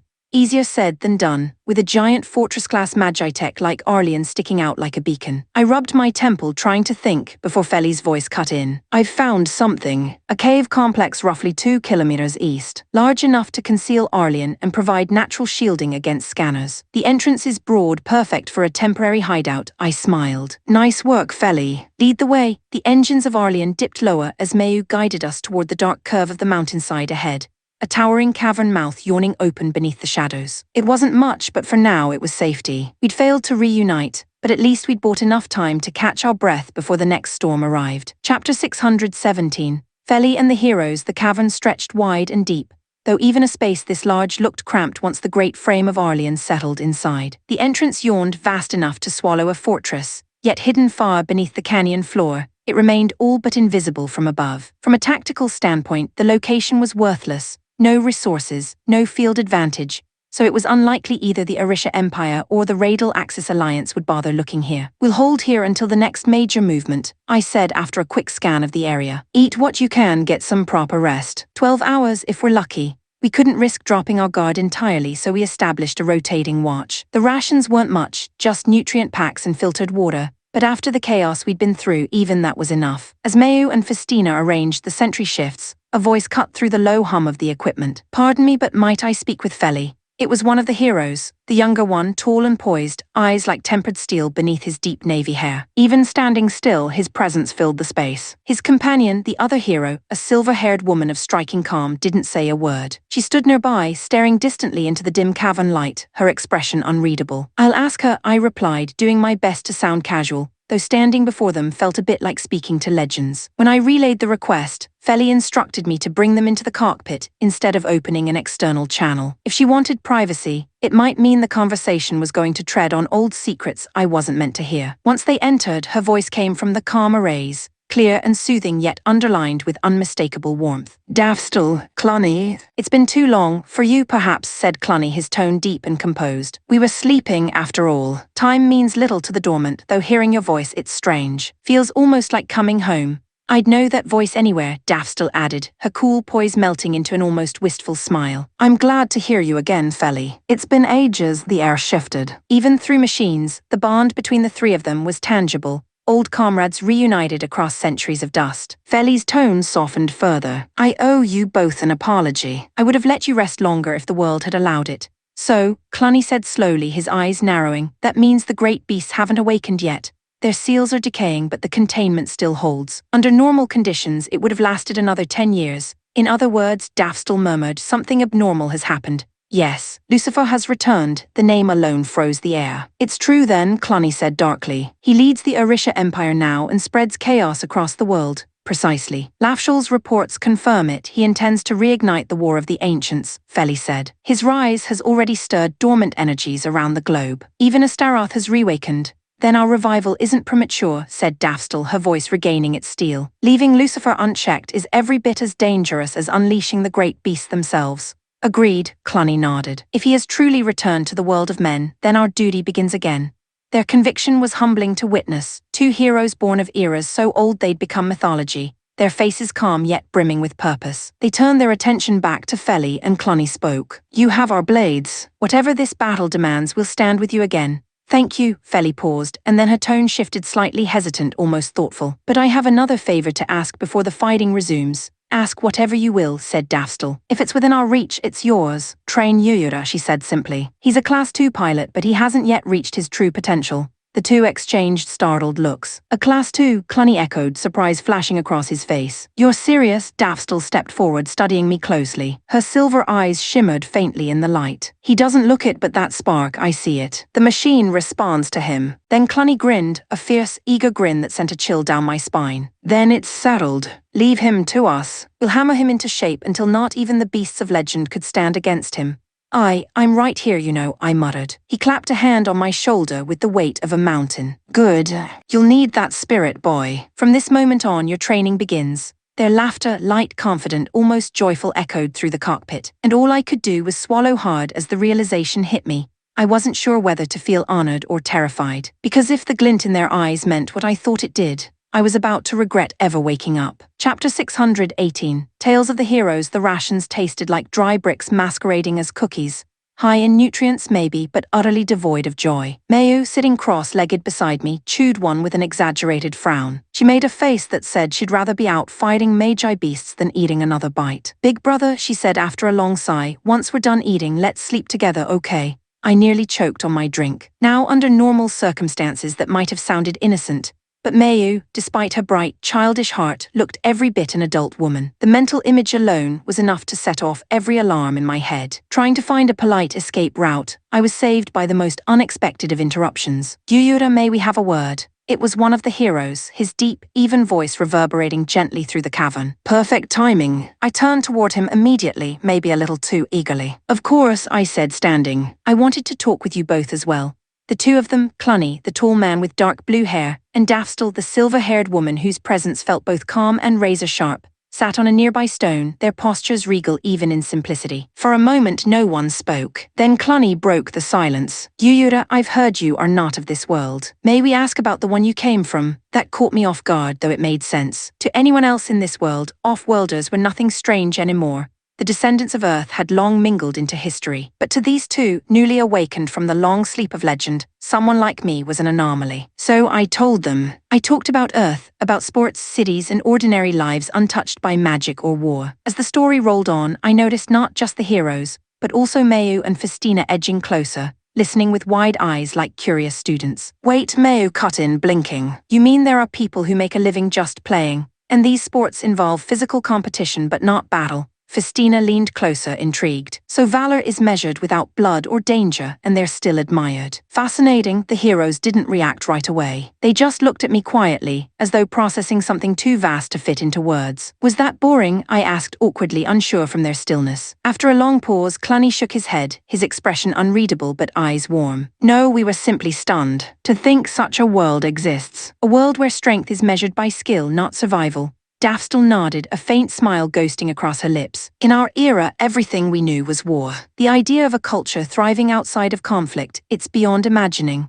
That small reaction alone carried weight. They'd lived through an age when existence itself orbited around combat and hierarchy. My world must have sounded like fantasy to them. All right then, I said, curiosity stirring. Enough about Earth. What about the world you two came from? What was it really like before everything fell apart?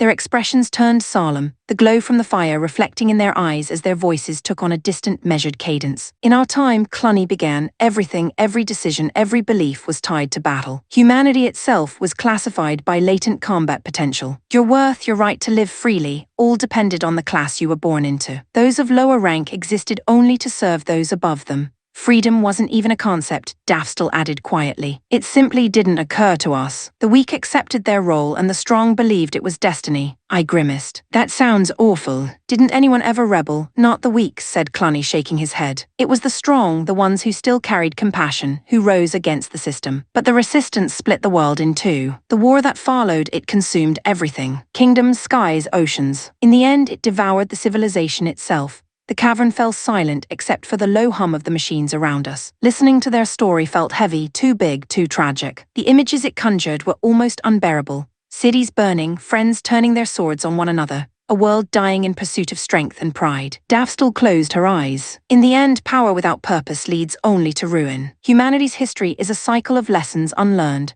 Cluny looked at the cavern ceiling, his voice low but resolute. And perhaps that's why we're here again, to make sure this age doesn't repeat our mistakes.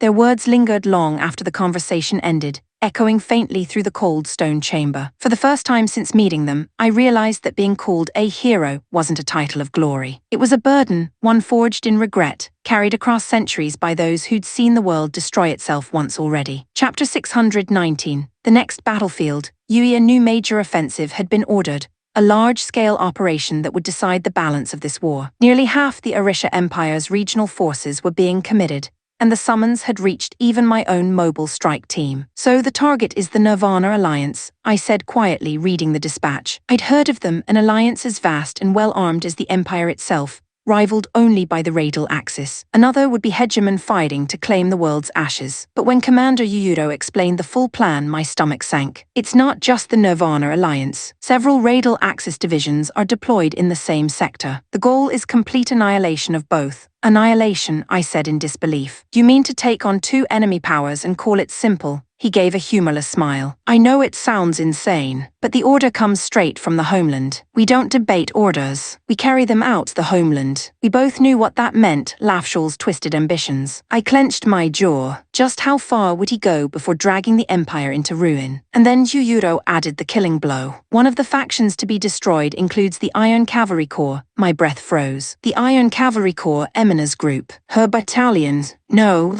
there was no way I could raise my weapon against her. Not her. Commander, I said carefully, is there any chance my unit could be exempt from this mission? He raised an eyebrow. That's not like you, Yui. You're not the sort to flinch before strong opposition. Something wrong? My unit's still recovering from previous losses. I improvised, forcing calm into my voice. We're short on parts and pilots. I'd rather not risk unstable systems against elite opponents. He frowned, scratching his chin. Under normal circumstances, I'd let you decide. But I've received direct orders from the capital. Your unit must take part. No exceptions. Top brass was explicit on that point, of course. Lafshaw's again. He wanted data, combat readings from the new prototype Juonji. its performance under extreme pressure. Sending us into impassable battles wasn't strategic, it was experimental cruelty. I bowed slightly, hiding the tension in my shoulders. Understood. My unit will participate, but please, if possible, assign us to a sector away from the Iron Cavalry Corps. I'll accept any other front, Yuyuro nodded after a pause. I can manage that. You'll be deployed to the Dharma Plains within the radial axis's domain. Expect heavy resistance. Their armies there are massive, with several elite units among them.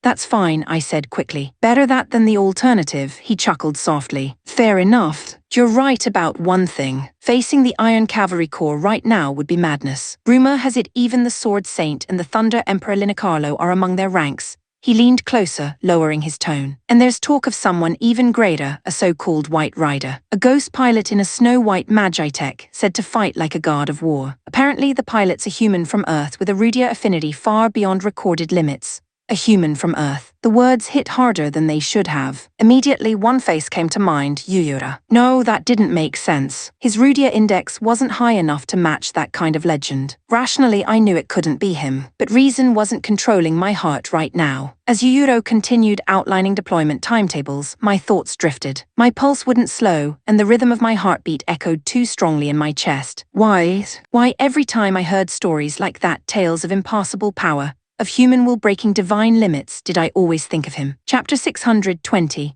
The war at Kulina Bailey, the front lines around us had dissolved into total chaos. Three major powers clashing in a tangled web of armies so vast that even the maps struggled to make sense of it. The air itself hummed with distant engines and the faint echo of long-range bombardments. While the rest of us tried to piece together reports, Festina pulled up a tactical holo display, sorting through distorted transmission signals with calm precision. Here's the overview, she began. Our current position is this cave, roughly 30 kilometers northeast of the Iron Cavalry Corps main encampment on the mountainside. To the north, about 50 kilometers away, lies the forward base of the Radial Axis Alliance, approximately 5,000 Magitech units stationed there. Behind them are three consolidated army divisions and several corps-level reserves, numbering in the hundreds of thousands. I frowned. And the Orisha Empire. The bulk of their forces have positioned themselves on the Western Front, she explained, her tone steady but grim. The closest major detachment is under one of the 10 war guards, Emesis, stationed 100 kilometers to the southwest. His legion alone fields close to 100,000 combat units. Definitely not a force we want to provoke. I rubbed my temples. One of the 10 war guards, so if another major battle breaks out, odds are it'll be against them, right?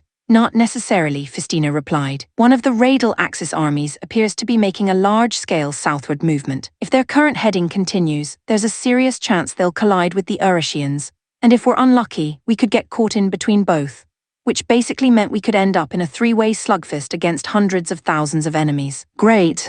Just great. So that's the worst case then, I said. We could be fighting both at once, precisely, she confirmed. And if that happens, the rest of their allied contingents won't stay idle for long either. The whole region could ignite before we even reposition. I leaned back against the cave wall, staring at the flickering light from the console. Then our situation's already turning bad. We can't hold this position forever. Maybe it's time we plan to pull out before we're sealed in. I still couldn't shake Yukiha's face from my mind. She'd refused rescue, made her choice. But even so, that unresolved knot in my chest wouldn't go away. I needed to speak with Rainal, her younger sister. Maybe then it would make some sense. Retreating seems wise, said Festina, supportive as always. One of our primary objectives has already been achieved. There's no reason to risk total isolation. She was right. The three-faction war meant balance could flip anytime, but we were too deep in enemy-dominated territory. Supplies were finite, fatigue was creeping in, and every passing hour tightened the noose around us. Then Mayu, who had been sitting by the fire nibbling on what suspiciously looked like contraband sweets, chimed in brightly. Lots of enemies, huh? Then why don't we just call our friends too? If the bad guys have numbers, we bring more good guys, I blinked. Do you mean request reinforcements? Yeah. Easy right, she said, as if proposing a tea party. Interesting idea, I admitted. But before I could say more, Festina tilted her head with pragmatic calm. In theory, yes. But in practice, to change the tide here, we'd need overwhelming numbers. Tens of thousands at least. Anything smaller would only dig the hole deeper. Even with the Nirvana Alliance's current reserves, that kind of rapid deployment just isn't possible. So as much as I wish it were, your idea isn't feasible right now, Mayu. Her expression fell, lips puffing in a small sulk. Oh, so it's hard after all. That stinks. Her disappointment drew a few tired smiles from around the cave. Even in times like this, she had a way of easing the strain. of keeping the fatigue from swallowing everyone whole. Still, Festina was right. Reinforcements wouldn't save us, not yet. If we wanted to survive what was coming, we'd have to rely on strategy, not numbers. Outside, thunder rolled in the distance. Not storm clouds, but artillery echoing far over the mountain range. The storm of metal hadn't ended. It had only paused, waiting. Chapter 621. The pincer and the opportunity inside Arleo Roman 2 cockpit. I was running a system check with Feli, her voice crisp through the interface, when Festina's urgent tone came over the link. Yuyura, the enemy's on the move. The battlefield's heating up, their focus is shifting, and the tension's breaking. This might be our opening. I recommend we move now and merge with the main force.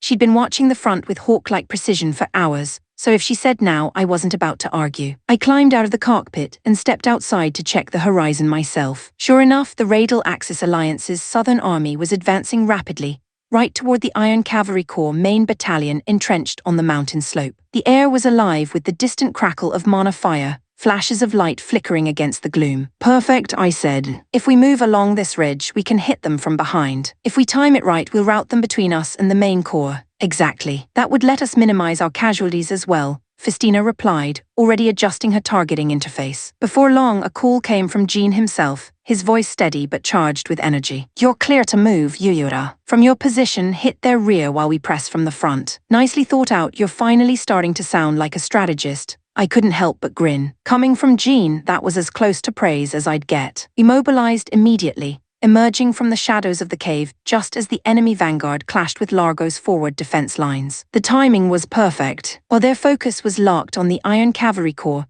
my unit swooped in from behind like a scythe cutting through unguarded grass. Engines roared, cannons flared, and the battlefield erupted into chaos. Pinned between two fronts, the Radial Alliance's formation wavered. Their morale cracked almost audibly. I could feel the shift even from my cockpit. Their movements dulled under panic, their attacks scattering in disarray. Then Jean's command came through, his tone blazing with intensity. Yuyura's team is back. All units, now's the time to strike. Largo's squad, keep that pressure steady. Sword Saint Saiyan, swing around and crush their left flank. Arluna Linicarlo, focus all fire on the enemy's right. Emina, eliminate their support formations. Everyone else hold defense until the pincer closes, then finish this. The command net lit up with confirmations, and the entire Iron Cavalry Corps surged forward as one. The enemy scrambled to reorganize formations, but the dual front assault threw their rhythm completely off. Across the field, the Sword Saints team cut a swath through the main force like a living tempest. His unit struck deep into enemy lines in a blur of blinding speed. Even at this distance, I caught flashes of that impassable motion,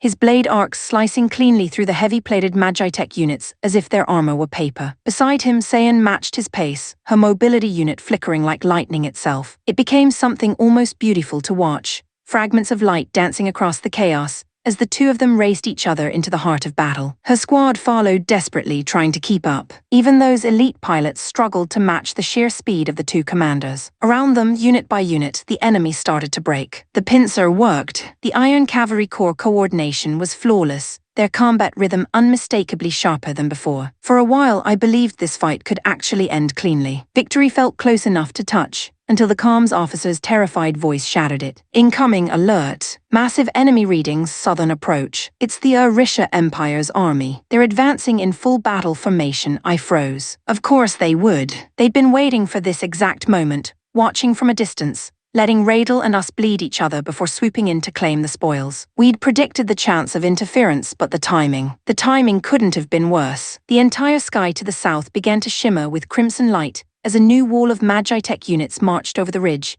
tens of thousands of them, all bearing the banners of the Orisha Empire. Every pilot on comms fell silent. Well, I muttered, gripping the control sticks tighter. So much for easy wins. Festina's voice came through, low but steady. Orders, Yuyura, simple, I said, forcing a breath. We hold the line and make them regret interrupting.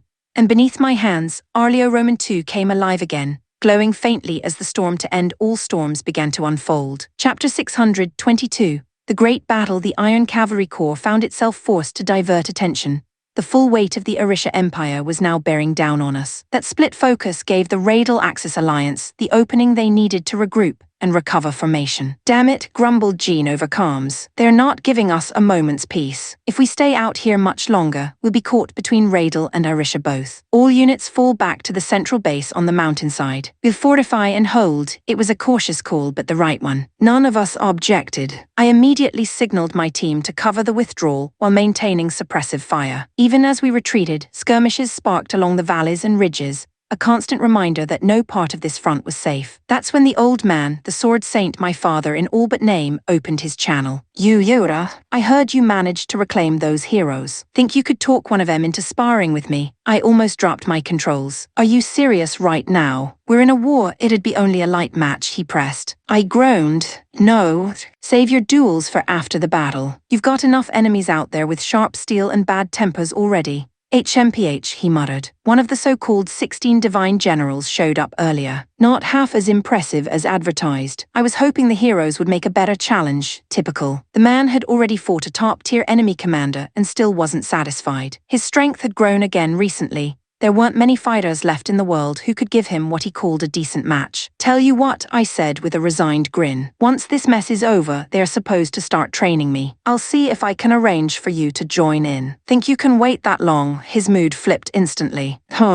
In that case, I'll just end this war faster. I didn't have the heart to tell him that even he couldn't end a continental war single-handedly. Still, the way the ground trembled when he smiled, that alone was bad news for the enemy. We managed to push through the enemy harassment and link back up with Jean's main force. The entire Iron Cavalry Corps set up strong defensive lines halfway up the mountain, using sheer elevation to compensate for the enemy's superior numbers. Report, Jean's voice rang over the command network. Festina's calm tones answered. The Radel Axis Alliance has entrenched their units to the north, reorganizing after their earlier collapse. The Arisha Empire has split its forces in two, one army holding the south, the other west, preparing to hit both us and the Radel flank simultaneously.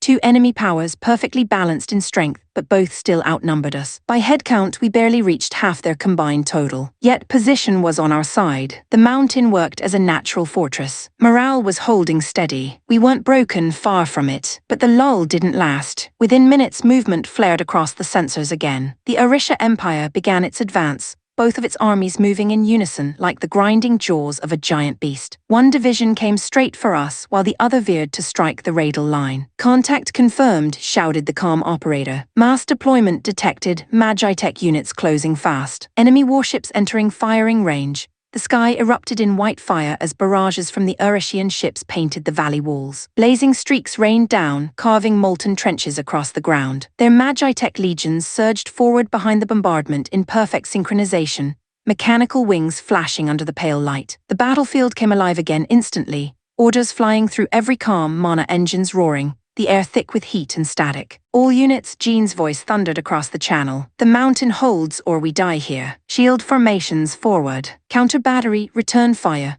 A heartbeat later, the earth trembled as our own Volcano-class cannons fired back. Massive orange lances of energy tore through the clouds, colliding with the Arishian barrage in midair. The night sky fractured into blinding gold and scarlet, two world-ending storms colliding over the mountain. And caught in the heart of it all, the Iron Cavalry Corps prepared to face the full fury of two empires at once. Chapter 623, Escalation. Bring the Volcano-class batteries to bear, target the Arishian fleet and fire at will. Keep those Magitech units off our lines, hold formation and don't let them breach the defense front. At Jean's command, the mountains shook. The long-range Volcano-class cannons roared to life, beams of incandescent energy punching through the air like thunderbolts. The shots hammered into the Arisha Empire's battleships, melting through their reinforced hull plating as easily as paper. On the ground, the defensive line anchored by Largo's and Junis's divisions stood impenetrable. Waves of enemy Magitech units crashed against that wall of armor and mana shields, and broke. Every time the attackers recoiled, Farmer's aerial unit dove down from above,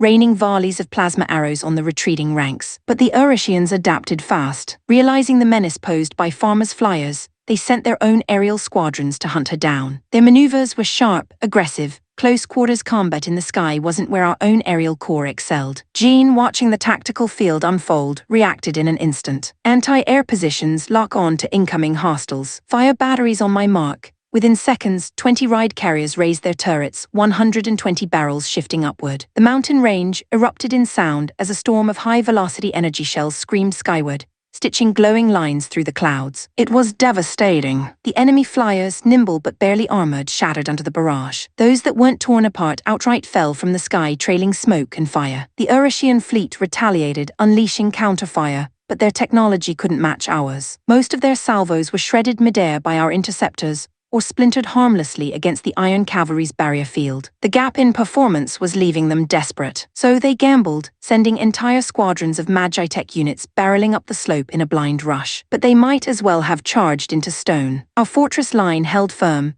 counter-rotating shields deflecting the worst of the hits, while close-range units met the charge head-on. The enemy's momentum shattered like glass against steel, and slowly, inexorably, the tide began turning. Even from my position in the rear, I could feel it, the rhythm of the battle shifting in our favor. Meanwhile, toward the northwest, another war altogether raged. The Orisha Empire and Radial Axis Alliance had turned on each other there, tens of thousands of Magitech units grinding together in a hurricane of fire and smoke. The sound of their clash reached even us, a constant, distant rumble like rolling thunder. Let them destroy each other, I muttered. Less work for us, but Jean wasn't content to ignore it. His eyes stayed locked on the holo map, the way his expression hardened, making me uneasy. Emina, he said finally, I need you to scout the northwest front. There's no concrete intel, but I've got a bad feeling about what's brewing there. It was a reasonable choice. Emina's squad specialized in stealth and reconnaissance. They could slip past anything unseen, but they were also some of our most dependable strike assets. Losing them, even temporarily, could hurt. Arluna was the first to speak up. You sure about this, Jean? Sending them off on a bad feeling while we're still under pressure doesn't sound wise.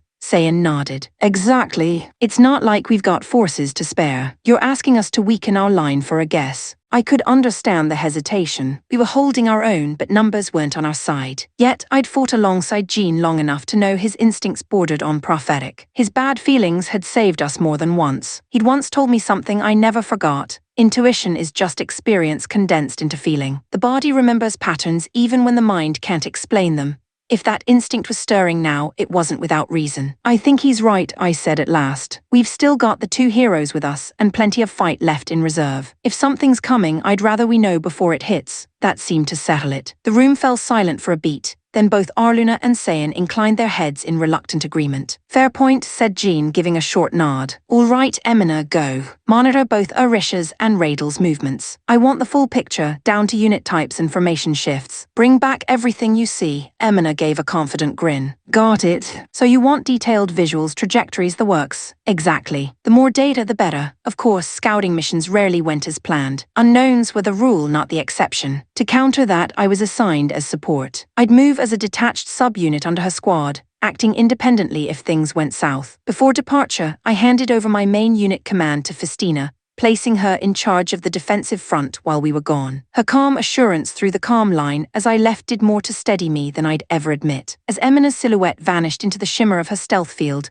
the battlefield around us raged on the air thick with heat, ozone, and the unending roar of war. And in that chaos, all I could do was pray that Jean's intuition, once again, hadn't been too late. Chapter 624, The Battle of the Dharma Plains. Yui, this one's gonna turn into a bloodbath, boss.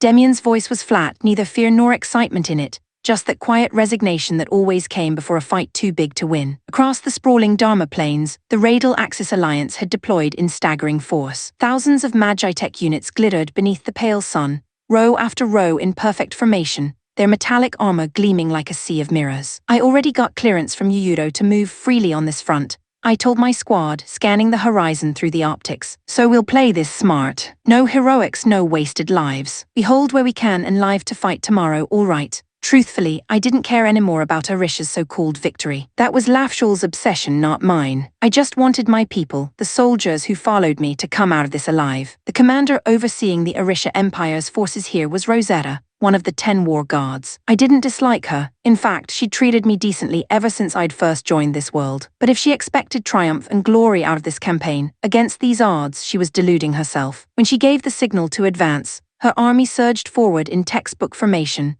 heavy armored Magitech units in the front ranks stomping ahead like moving fortresses. Across the plains, the Radial Axis Alliance responded instantly. Dozens of small, shielded ride hovers formed a barricade line, a shimmering wall bristling with mounted energy cannons, and when our forces came within range, their sky lit up with the flaring white of massed beam fire. The opening barrage was brutal. Energy lances ripped into the soil, vaporizing chunks of terrain and wrecking several of our lead units. But Arisha's heavies were built for punishment. Their reinforced plating and adaptive barriers held, their march barely slowing even as the ground trembled with each blast. Where some fell, others closed the gap, formation intact, shields ablaze, until at last the lines collided. Metal met metal in a thunderous crash. Barriers flared and shattered. The plain erupted into chaos. The heavy Magitech machines plowed through the barricades, crushing the smaller hovercraft beneath their feet. The Radal soldiers fought back in fierce close-quarters combat, their energy blades scraping fire across Erishian armor. The air stank of scorched oil and ozone. Then Rosetta's voice cut into my comms, calm and commanding even through the static. Yui, I need your strike unit to hit the enemy division on the southeast flank. If they move north, they'll outflank us, and I'd rather that didn't happen. She wasn't technically my superior here. Yuyuro had granted me full autonomy, and she knew it. Hence the polite tone instead of a direct order. Still, battle or not, the woman had earned my respect long ago. Refusal wasn't an option. I understand, I replied, but my unit doesn't have the numbers to fully hold them. We'll make it a feint, harassment fire, keep them distracted while you secure the center.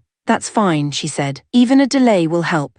As much as I disliked this mess, the way she trusted me to handle it without micromanaging reminded me why I couldn't hold it against her. So I climbed back into Juonji. Even seeing the cockpit lights flicker on made a faint chill run down my spine. The thing was a masterpiece of engineering and madness both, the latest of Lafshul's experimental machines. My hands tightened on the controls, and I braced for that familiar sensation, that whispering pulse, like the machine itself was breathing with me. Every time I piloted Juonji, the sinking sensation grew stronger, the feeling that the divide between it and me was fading. Its systems responded smoother, faster, almost as if anticipating my thoughts before I could act. And that terrified me. It wasn't supposed to feel this natural. A voice came through the calm, grounding me. Boss, leave this part to us, Demian. Always unflinching, even when the world collapsed around him. You focus on command, he continued. If something looks wrong, we'll deal with it. No point risking your neck when we can handle the front line.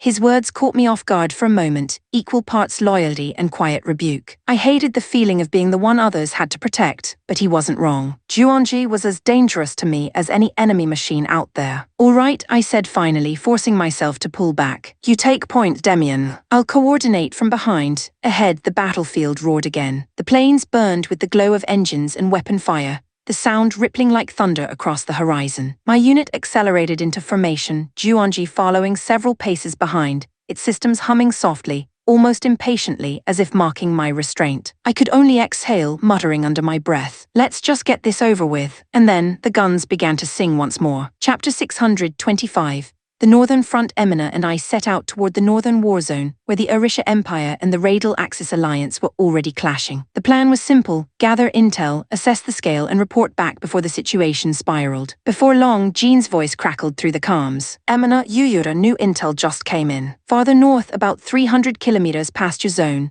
the two factions are fighting again, this time across the Dharma Plains. It's a massive engagement. If things escalate, it's bound to affect us too. Think you can scout there as well? I glanced toward the horizon. 300 clicks north, huh? That's not close. Not exactly a short trip, said Jean. But between your Artemis Kai and Arleo Roman 2, you can cover that distance fast. It shouldn't be beyond you, he had a point. With both our machines fully tuned, range and fuel weren't concerns, but the timing was. All right, but you sure the lines will hold while we're gone? I asked. Don't worry about that, he replied. The Swordmasters in top form, both Arisha and Radal, are being pushed hard. The heroes are still on standby, so we've got aces in reserve. We'll manage. If Jean was that confident, I wasn't about to argue. Understood. We finished the North Recon first, then moved toward Dharma. He acknowledged with a grunt and cut the line. The closer recon came first. Emina's squad activated full stealth mode, her Artemis Kai vanishing from sight like mist dissolving under wind. I stayed back at a safe distance, ready to intervene if things went sideways. Minutes later, her voice came through, quiet but uneasy. Yuyura, I don't know what it is, but something's wrong. What kind of wrong? She hesitated. Hard to explain. There's no heat, no life. The battlefield doesn't feel like one. You know that burn in the air every real fight has. The ozone, the heat signatures, the chaos. It's not here. That made me pause. From where I was, the horizon glowed with constant flashes of beam fire and explosions.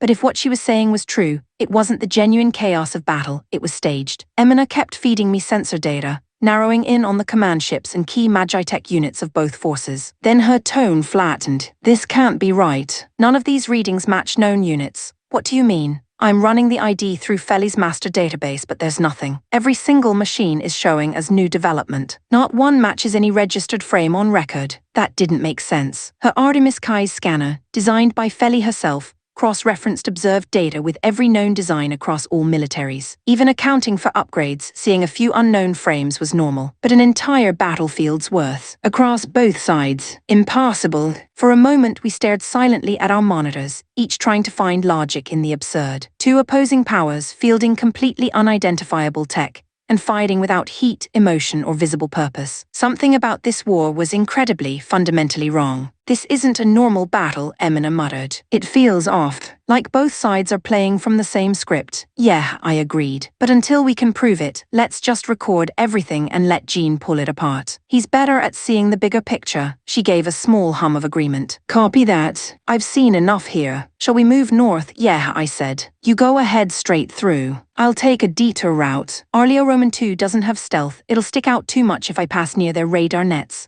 Understood. Be careful, okay, you too. Don't stay low too long, you know how faint your cloak gets under heat strain. She laughed softly, and the tension eased for just a moment. Don't worry, I'm not planning to give anyone a free shot tonight. Her heat signature flickered once on my sensors before fading entirely into nothingness. Emina and her squad ghosted north through the haze, silent as shadows while I took the long road, circling through gorges and burnt valleys, the distant lights of the false battlefield still flickering behind me. Whatever was happening out here, the emptiness, the strange machines, the perfect symmetry of fake destruction, it wasn't war. It was theater. And the thought of what kind of force could orchestrate something like that sent a chill crawling down my spine. Chapter 626, Imperial Orders and a Tight Spot. Yui, our feint was working. Every time the enemy division tried to push toward the main front, my squad struck from the flank, sniping supply transports, crippling advance units, forcing them to stay pinned where they were. It was risky but controlled. We were guiding the battle's tempo exactly where we wanted it, at least until the enemy started doing something that no tactic book could explain. They're pulling back, Demian muttered, eyes narrowing at his feed. Looks like they're trying to bait us in. If we chase them and take the hook, they'll close the gap and grind us flat. 300 machines won't stand a chance. I agree, I said. We stay put and watch their movement. Let them retreat if they want to. It's not worth chasing into a trap. But before I could log that decision officially, my comms flashed blue, Rosetta. I answered, expecting a field update. What I got instead made my stomach turn. Yui, I'm sorry, came her calm voice, though I could hear the strain underneath. The Homeland just sent direct orders. They are displeased with your machine's data. They claim the readings have been insufficient and want full combat metrics as soon as possible. I clenched my teeth. So they're telling you to order me into a real battle? I'm afraid so. They've commanded that your unit completely annihilate the target division. Honestly, I wouldn't suggest it if I didn't believe you could pull it off. My reply came tight-clipped. You realize what you're asking. We're only 300 strong. That enemy division's several thousand units. I know, said Rosetta, her voice low but resolute. Reinforcements are en route. High Command's sending one of Lafshaw's own special detachments. 500 elite Magitech units. With them, you'll have the numbers to do it.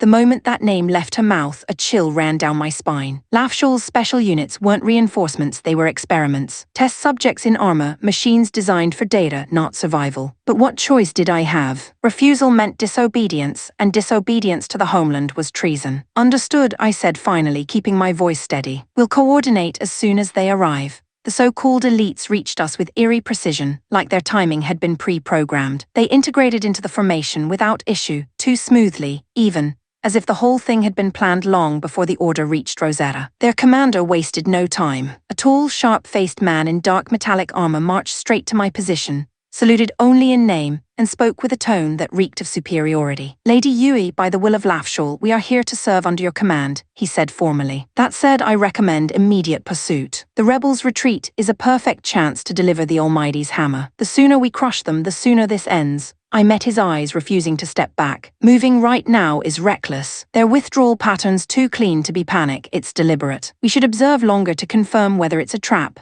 A smirk peeled across his face. You doubt our strength, General. Or is it that you lack faith in your own men? My hands tightened on the data board. I said nothing of the sort. But if this is an ambush, the cost will be catastrophic. Losses are inevitable in war, he said, waving the thought away like it meant nothing. And our task is extermination. To hesitate now is to betray that purpose. His cold indifference hit like ice water down my spine, The same kind of fanaticism Lafshul bred into those who worship power as divine truth. Fine, I said through gritted teeth, but I won't authorize a blind charge. We'll send reconnaissance first, he laughed under his breath. The great Yui, one of the 10 war guards, trembling at the thought of an ambush. Very well, if it soothes you, my men will handle the scouting. Something in his grin made my pulse quicken, not with fear but with disgust. His kind weren't soldiers. They were vultures circling the field, waiting for orders that fed their arrogance. Still, I couldn't refuse outright. Every instinct screamed at me that this was wrong, that letting them control the pace would end badly,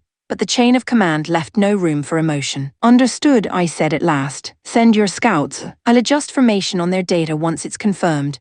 As he stormed off, I glanced at Demian, who muttered quietly over private comms. 500 elites who look at us like lab rats, ain't that comforting. Stay sharp, I said, eyes fixed on the horizon where the enemy had vanished. If anything feels off, we pull back no matter what orders come from above. Because deep down I already knew. This wasn't just a mission. It was a trap when I was being forced to spring myself. Chapter 627, The Inevitable Trap. Yui, the commander of the special unit, assigned under my command, Bea, was a middle-aged man with narrow, fox-like eyes and a perpetual smirk that never seemed to reach them. Though technically he'd been placed beneath my authority, his gaze carried the weight of someone watching for weakness, not awaiting orders. It was less subordination and more surveillance. Recon squad has returned, he reported curtly, that false politeness coding his words like oil. The enemy division is indeed retreating and appears to have set an ambush, though a poorly constructed one. Their formation is full of gaps. We can engage directly without issue. He turned toward me almost triumphantly. As you hear, Lady Yui, we should strike while they're vulnerable. Immediate pursuit will guarantee victory. The way he said it left no room for discussion. Every instinct I had told me it was wrong, but I couldn't refute the report without proof. I caught Demian's eye through the monitor and gave a subtle nod, stay on guard. Then, against every shard of intuition screaming in protest,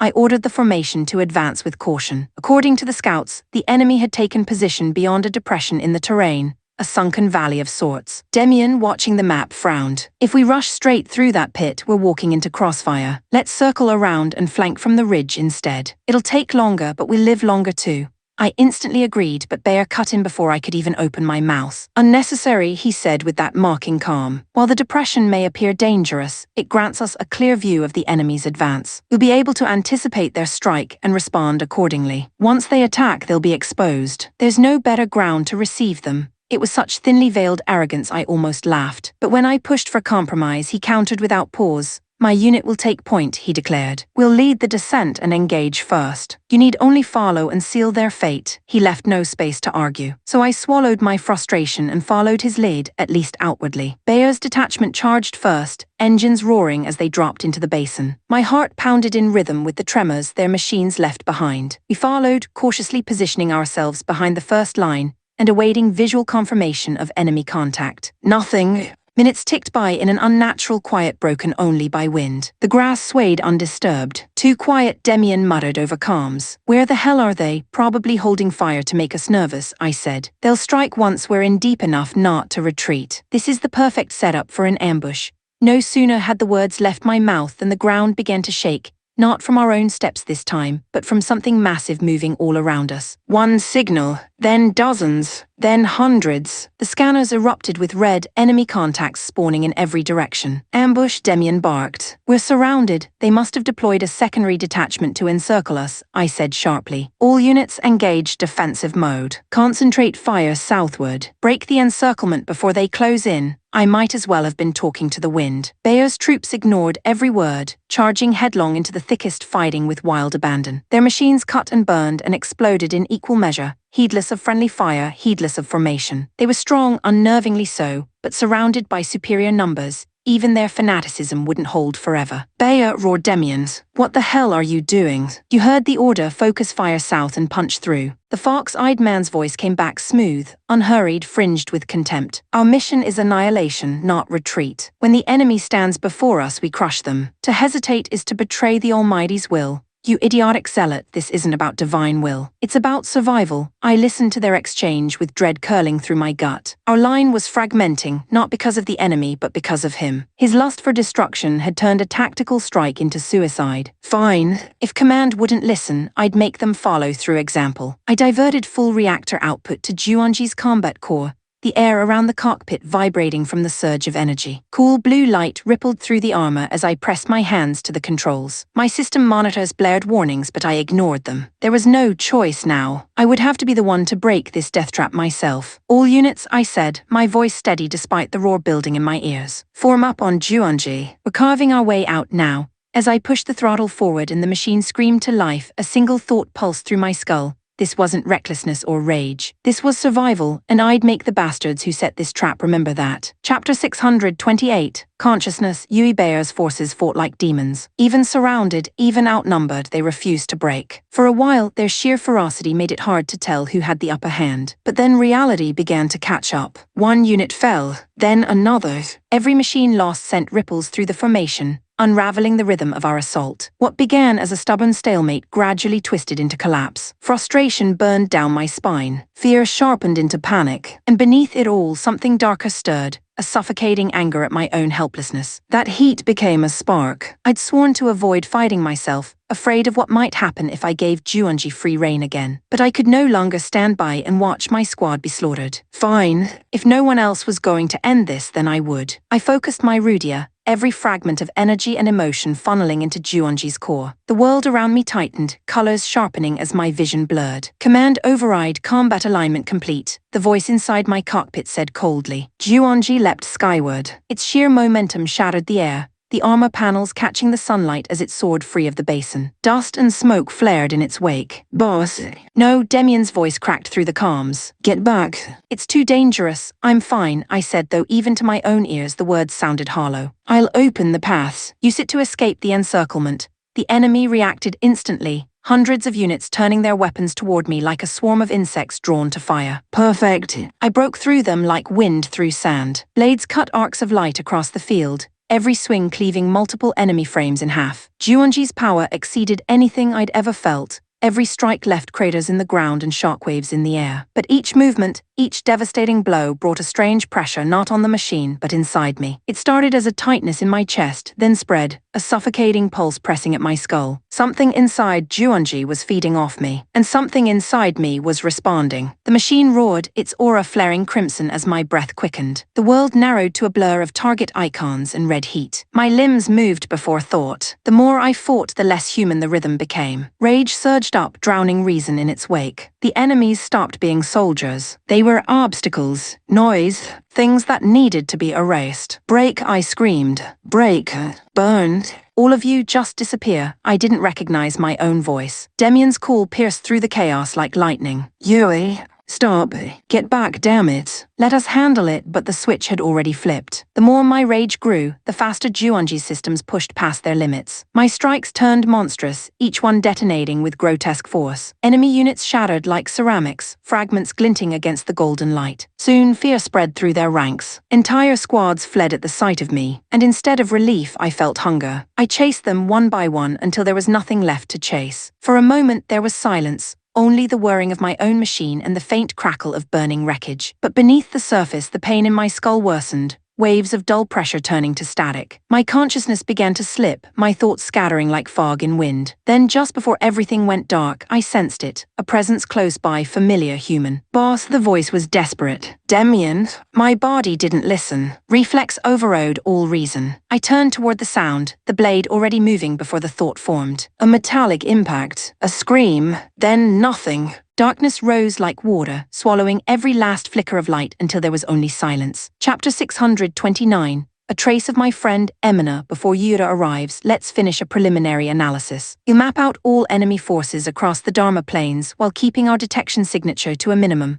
By my estimates, Yura would reach our location in about 30 minutes. Until then, I had enough time to do a sweep, carefully, quietly, without attracting attention. Splitting my squad into 5 smaller teams, I dispatched each to a different sector to collect readings. As for me, I headed alone toward one of the smaller battlefields visible on radar. Small was relative. What I'd found was a conflict involving thousands of units, whole divisions grinding against each other across the scarred plains. From afar, it looked like the Orisha Empire's smaller force was holding their own remarkably well against Raidal's overwhelming numbers. Too well, the balance between them was unnatural, but even that wasn't the real source of my unease. Something about the rhythm of the battle itself felt off, discordant, like a melody played just slightly out of tune. Then I saw why. At the center of Orisha's formation, one Magitech unit moved differently from the rest. Faster, smoother, wrong. Its speed wasn't human, its strength beyond anything technology alone could explain. Each movement carried the precision of instinct, the savagery of something born for the hunt. When it struck, it was like lightning meeting steel. Whatever it touched disintegrated under the impact, and it wasn't distinguishing friend from foe. For a long moment, I thought it was some kind of malfunctioning automaton.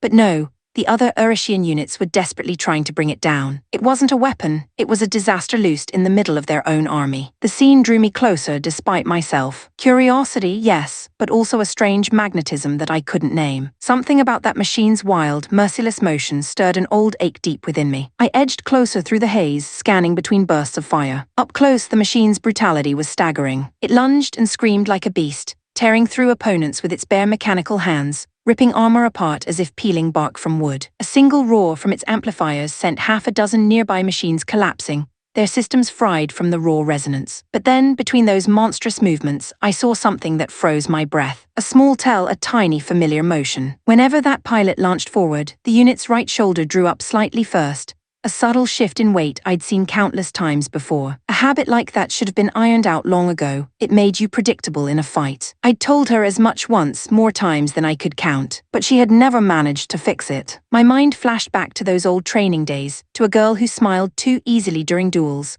and for the first time I felt my heart sink like stone. The longer I watched, the more the beast's movements overlapped with hers, until there was no difference between the two in my mind's eye. No, it couldn't be. Yet every instinct screamed otherwise. I pushed the Artemis Kai forward, breaking the safety limits on stealth interference as I tried to get closer, just close enough to see. My sensors caught fragments of calm chatter from the battlefield. I tuned them in, boosted gain until the cockpit was filled with distorted voices. What the hell is that thing? This wasn't in the intel, it's tearing through everything, pull back. She's gone berserk. Get Demian out of there, stop Captain Yui. Someone stop her, the name hit me like a physical blow. Yui, it couldn't have been anyone else. The rogue machine, it was Juonji, and the pilot inside was my closest friend. My chest tightened painfully. How? What had happened to her? I stared across the battlefield at the rampaging titan that had once been my dearest ally, now consumed by madness and power she couldn't control. Beneath the roar of engines and screams, one quiet thought echoed helplessly inside my mind. Yui, what did they do to you? Chapter 630. The attempt, Emina watching that beast of a Magitech rampage through the battlefield, I couldn't think straight. If that truly was Yui, what could I possibly do? How could I stop her without killing her? The machine she piloted, if she was still piloting it, was tearing through allies and enemies alike. The logical choice, tactically speaking, would have been to leave it be, let it weaken both sides until it burned itself out. But I couldn't. I wouldn't. Not when it was her. I had to find a way to reach her. The Artemis Kai's communication suite could transmit directly through resonance, if I could get close enough. Problem was, to establish a physical link, I'd have to make contact first. Close enough to touch that monster. No, this wasn't about what I could do. It was about what I needed to do. If I stopped to weigh the chances, I'd lose her. And that wasn't an option. Engaging full stealth, I crept forward through the storm of fire and motion, weaving between explosions and wreckage, every move deliberate, every heartbeat loud in my ears. Flashes of energy tore through the air around me, bursts from Yui's wild swings, the glint of shattered armor raining down like metallic snow. I held my breath as machines toppled and split in two before me, sidestepping debris with inches to spare. There was no margin for error. Artemis Kai's cloaking system wasn't perfect. Any direct contact and I'd be exposed. Under normal circumstances, a pilot as sharp as Yui would have rooted me out instantly. But in this chaos, she wasn't Yui anymore. No one was watching for ghosts. At last I reached her, the beast that was once my best friend. Her white unit, no, that thing moved through the carnage like a living storm, claws and debris flying. I couldn't get close enough to touch, but I managed to position myself just within range of the acoustic relay. From Artemis Kai's wrist, I fired the link, thin, metallic and flexible like a wire of light. It shot through the smoke and coiled neatly around the base of Juonji's neck plating. A heartbeat later, the resonance sync activated, carrying my voice directly to the cockpit. Yui, it's me, Emina. Please listen to me. The link vibrated faintly, she could hear me. I was sure of it. What's happening to you? What did they do? Come back to me, please. For a horrible moment, there was only static. No answer. I nearly shouted again when a distorted voice finally tore through the frequency. Familiar, yet warped into something jagged and raw. Don't get in my way. I have to kill them, all of them. The bad people can't be allowed to live. I'll erase them with my own hands. The fury in her tone made my blood run cold. It was her voice but not her heart speaking. It sounded like something else was using her, twisting every emotion, every part of her soul into blind rage. The Yui I knew, the kind, stubborn, brave Yui, would never have said that. She was gone. Or no, she wasn't gone yet. She was trapped inside that thing, fighting it. I could feel it. I had to pull her out, but I wasn't the only one trying. Around us, the remaining members of her unit were doing everything they could, rushing her machine, trying to grapple the out-of-control Juonji, to disable its joints or cut its power lines. Their courage was staggering. None of it was working. The berserk machine swatted them aside like insects, its movements growing faster, wilder with each blow. The air around it shimmered from sheer heat and energy discharge. One by one her soldiers fell, some crushed, some sliced apart in their desperate attempt to save their commander. I pressed my gloved hand to the control panel until my knuckles ached, whispering into the calm even as I knew she might not hear a word. Yui, please fight it. I know you're still in there. Don't let it win. But her machine only howled louder, its roar tearing through the sky, a scream of metal, rage, and despair that made the ground tremble beneath me. And as I watched helplessly from the shadows, one truth burned itself into my chest. If I couldn't reach her soon, if I couldn't save her, then someone else would have to stop her, even if it meant destroying her completely. Chapter 631. Desperate Struggle. Emina, the power radiating from Yui's berserk magitech, only grew worse with time,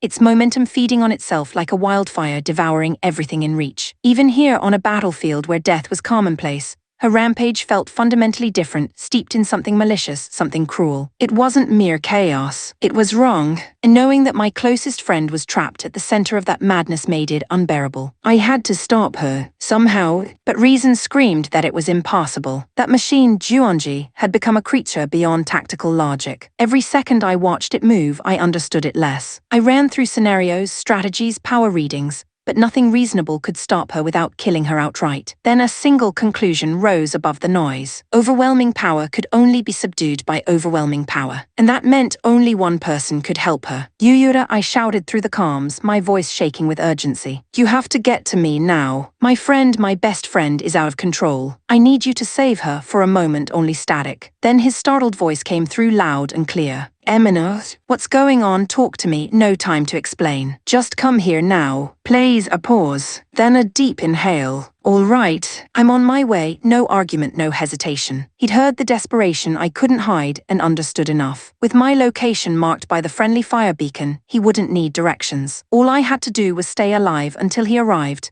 and get the field ready for him to intervene. But waiting beside a monster wasn't exactly safe. I reeled in the resonance cable I'd used earlier to reach Yui, cutting the direct line, and began to pull back, scanning for a better vantage point. The air trembled with explosions and the metallic shriek of collapsing frames. It was madness incarnate. And then, as if this nightmare needed one more turn for the worse, it happened. The Orisha Empire's forces, Yui's own subordinates, turned their weapons on each other. At first I thought I'd misread the signals, that it was friendly fire in the confusion. But no, this was deliberate. Through open frequency channels, the chaos started making sense. The Orishian troops had fractured. Half was still trying to save Yui, believing their commander could be brought back from the brink. The rest had a different plan, to use her rampage as a weapon, to drive her deeper into the radial axis lines and annihilate everything in her path. The split devolved into open civil combat. Energy blasts arced through their own formations, burning blue trails across the sky. I bit my lip hard enough to taste blood. Those trying to save her, they were right. They were fighting for Yui, not for strategy. But emotion alone wasn't going to keep them alive. And the other side, the ones exploiting her, they were winning. As planned, Yui's berserk Juonji lunged forward,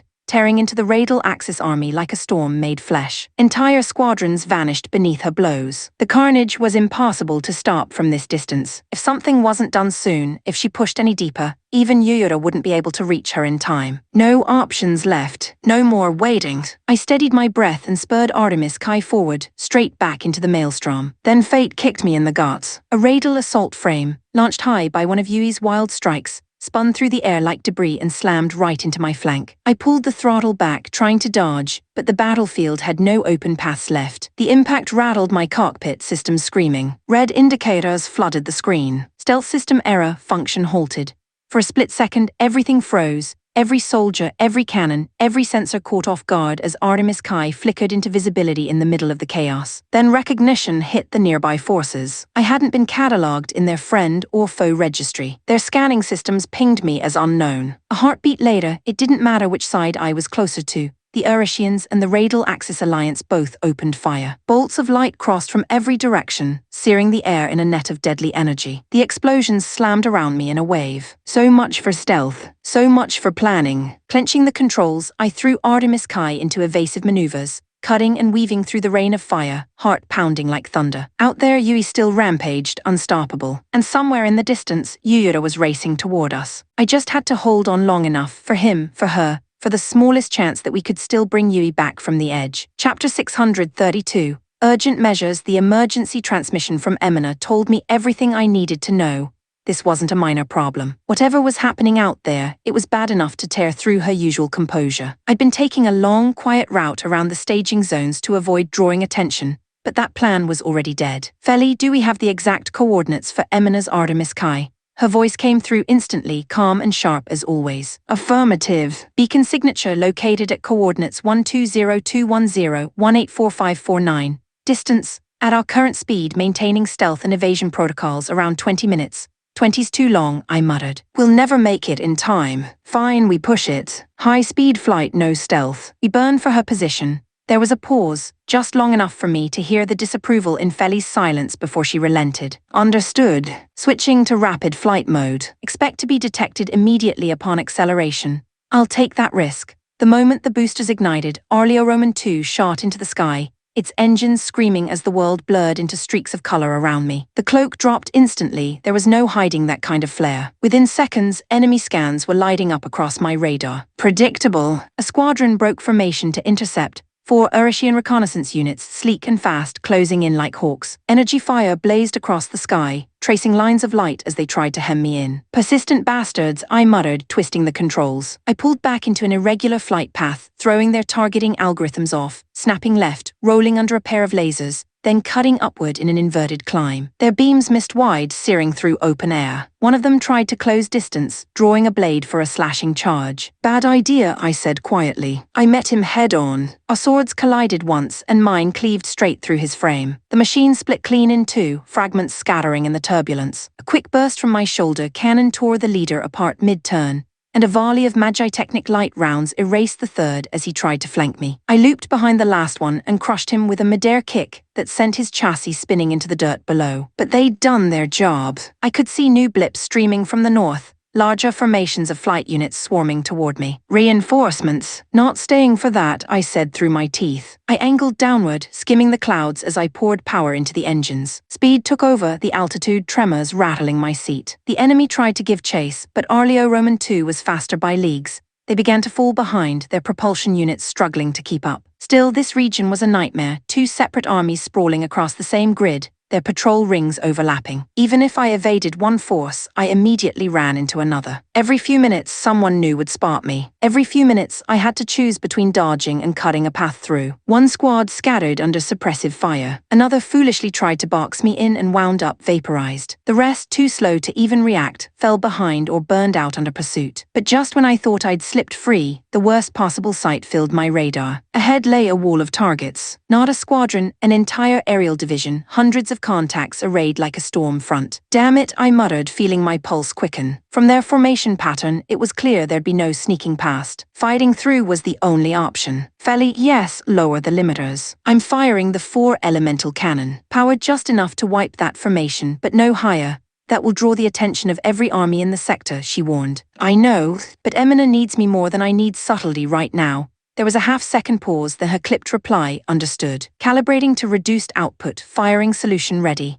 Arleo Roman 2 slowed slightly as the energy converters aligned, the air thickening with the pulse of ambient mana. The targeting reticule bloomed across the heads-up display, locking onto the cluster of signatures ahead. Charge complete, Feli confirmed softly. I pulled the trigger. The beam erupted, a cascade of blue-white fire carving a line straight through the horizon. The entire sky lit up, the world shaking beneath the thunder of unleashed energy. When the glare faded, nothing remained ahead but smoldering wreckage and molten air. A few stragglers wobbled helplessly in retreat before breaking off entirely. Not perfect annihilation, but close enough. I exhaled and pushed the throttle to maximum again. "That'll have to do," I muttered. "Now hold on, Emina. I'm coming." Behind me, the long trail of destruction glowed faintly against the dark clouds, a beacon of my failure to stay discreet but also a promise. Whatever nightmare she'd found herself in, I'd tear through hell itself to pull her out. Chapter 633, a faint chance Emina the stealth systems were gone. That meant one thing: fight or die. A spear swept toward me from the left. I twisted under it, shifting behind the attacker in a single motion. My dagger flashed in a short, brutal arc,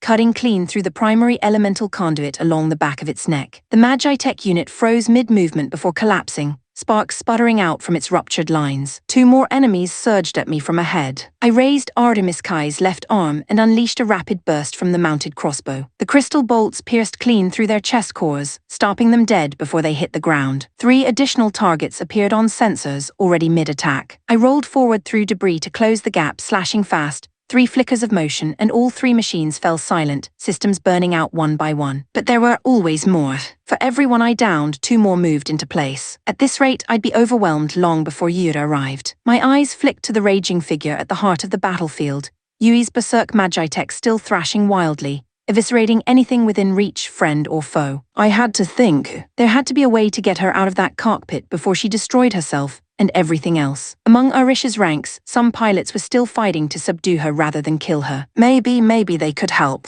For a moment I hesitated, enemy or not, they wanted the same thing I did. Saving her. It was a reckless idea, but I was long past worrying about risk. I steered Artemiskai toward one of those units, a damaged but still operational Arishian mech dodging through the carnage, trying to shield Yui's position rather than strike it. I opened my wideband channel, keeping my voice firm but calm. "This is Emina, former mid-rank officer of the Arisha Empire's Special Manhwatech Battalion. I need to speak with you about Yui." For a few long seconds, the only response was static. Then a hesitant voice broke through the channel. "Did you say Lieutenant Emina? Our database lists you as KIA years ago. Is this really you?" "Yes," I said quickly. "The explanation can wait. All that matters right now is that Yui is my friend, and I want to save her. I think we can help each other." A heartbeat passed. Then softly, "Understood. For Lady No, for Captain Yui will cooperate." Relief hit me like a flood, though I didn't have time to show it. They must have been desperate, too, half their force in ruins, and their commander turned into a one-woman cataclysm. They were ready to cling to the faintest hope, even one from a ghost. As communication continued, the battlefield's tangled loyalties began to make sense. There were 3 distinct groups here: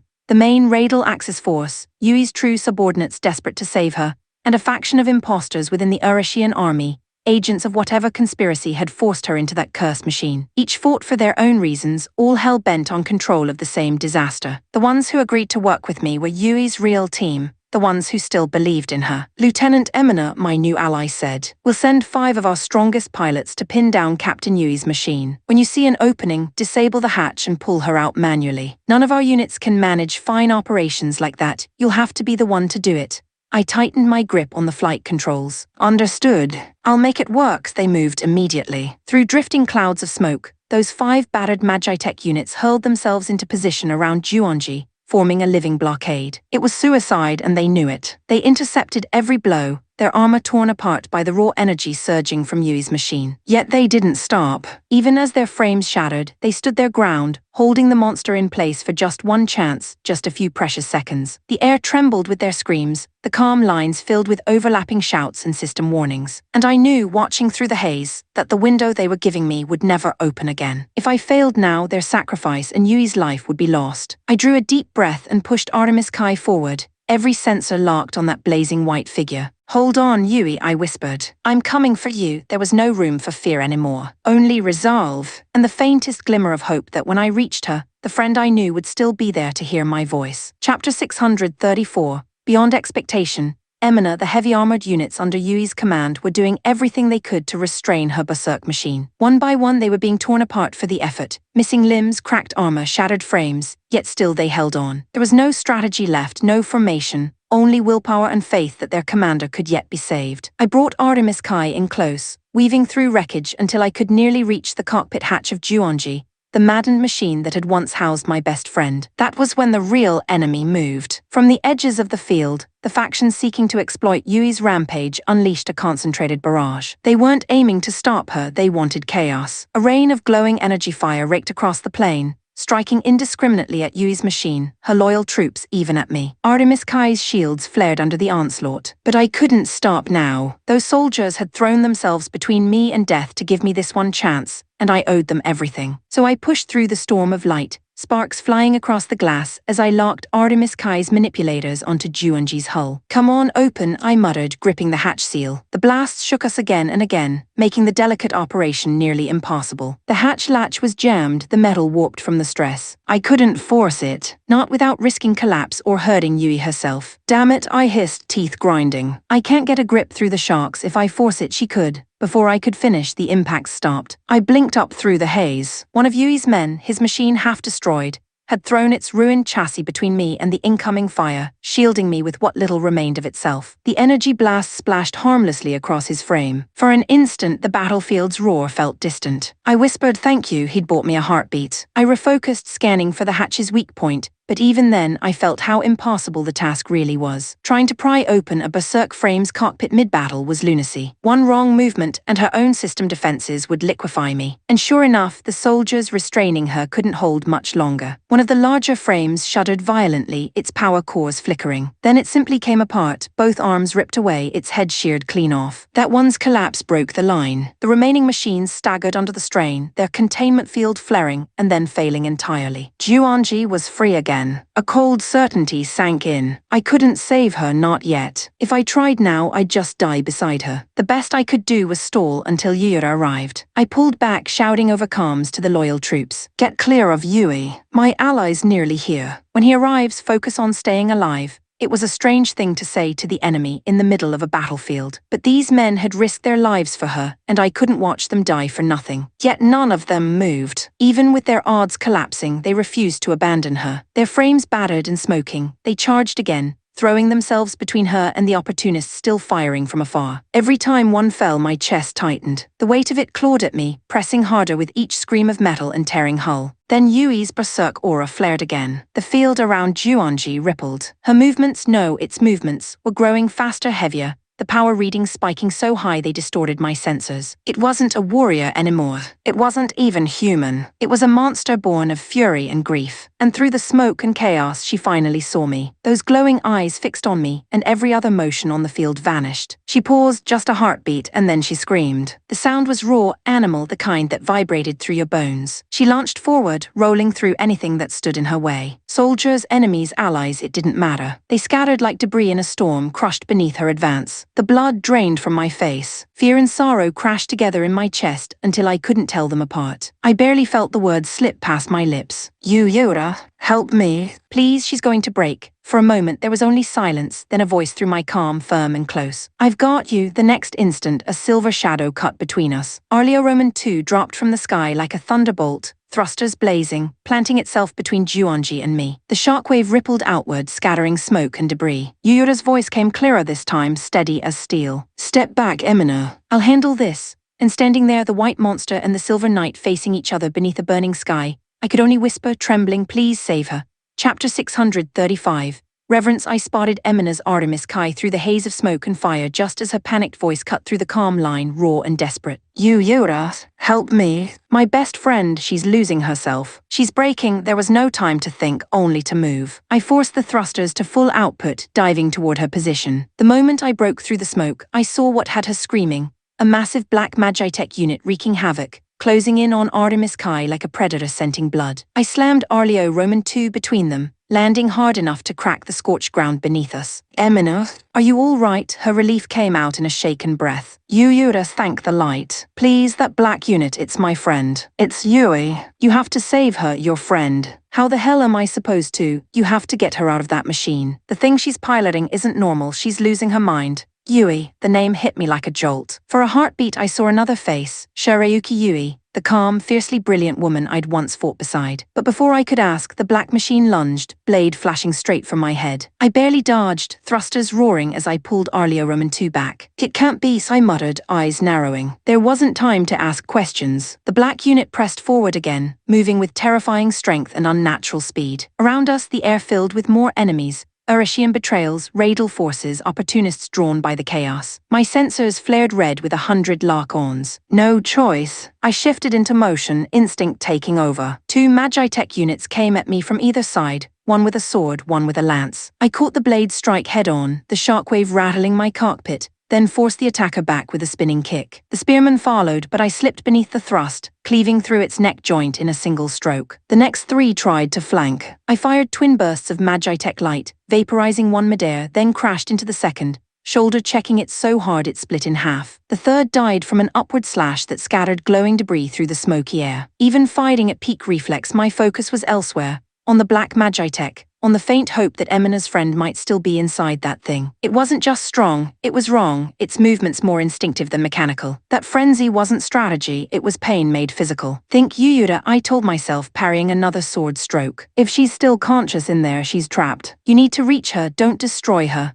I sidestepped and launched forward, closing the gap with the black unit. For a brief moment, we were face to face. It came from me like a meteor, blade down, a vertical strike so powerful it split the ground. I blocked at the last second, the collision booming like thunder. The impact sent tremors up my arms, rattling Roman 2 frame. A jolt shot through me, sharp and electric, not from the strike but something else, like a surge of foreign memory. For a fleeting heartbeat, laughter echoed inside my mind, a woman's voice, gentle and familiar. Yui's smile flashed before my eyes, and I knew. It was her. It had to be. "Shirayuki Yui," I yelled. "It's you, isn't it? It's me, Yuyura. Listen to me." For a second, the machine hesitated. "Yui, please." "I don't want to fight you." Her weapon trembled mid-air, the tip still raised. I pressed the moment. "Remember who you are. You're not someone who'd be controlled by a monster like this." "Snap out of it," static crackled, then a voice distorted, strained, came through my calm. "It hurts, I can't see. I can't think. Whoever you are, why are you inside my head? It hurts so much. I'm not here to hurt you. I'm trying to save you, save me. There's no saving me. I'm not human anymore."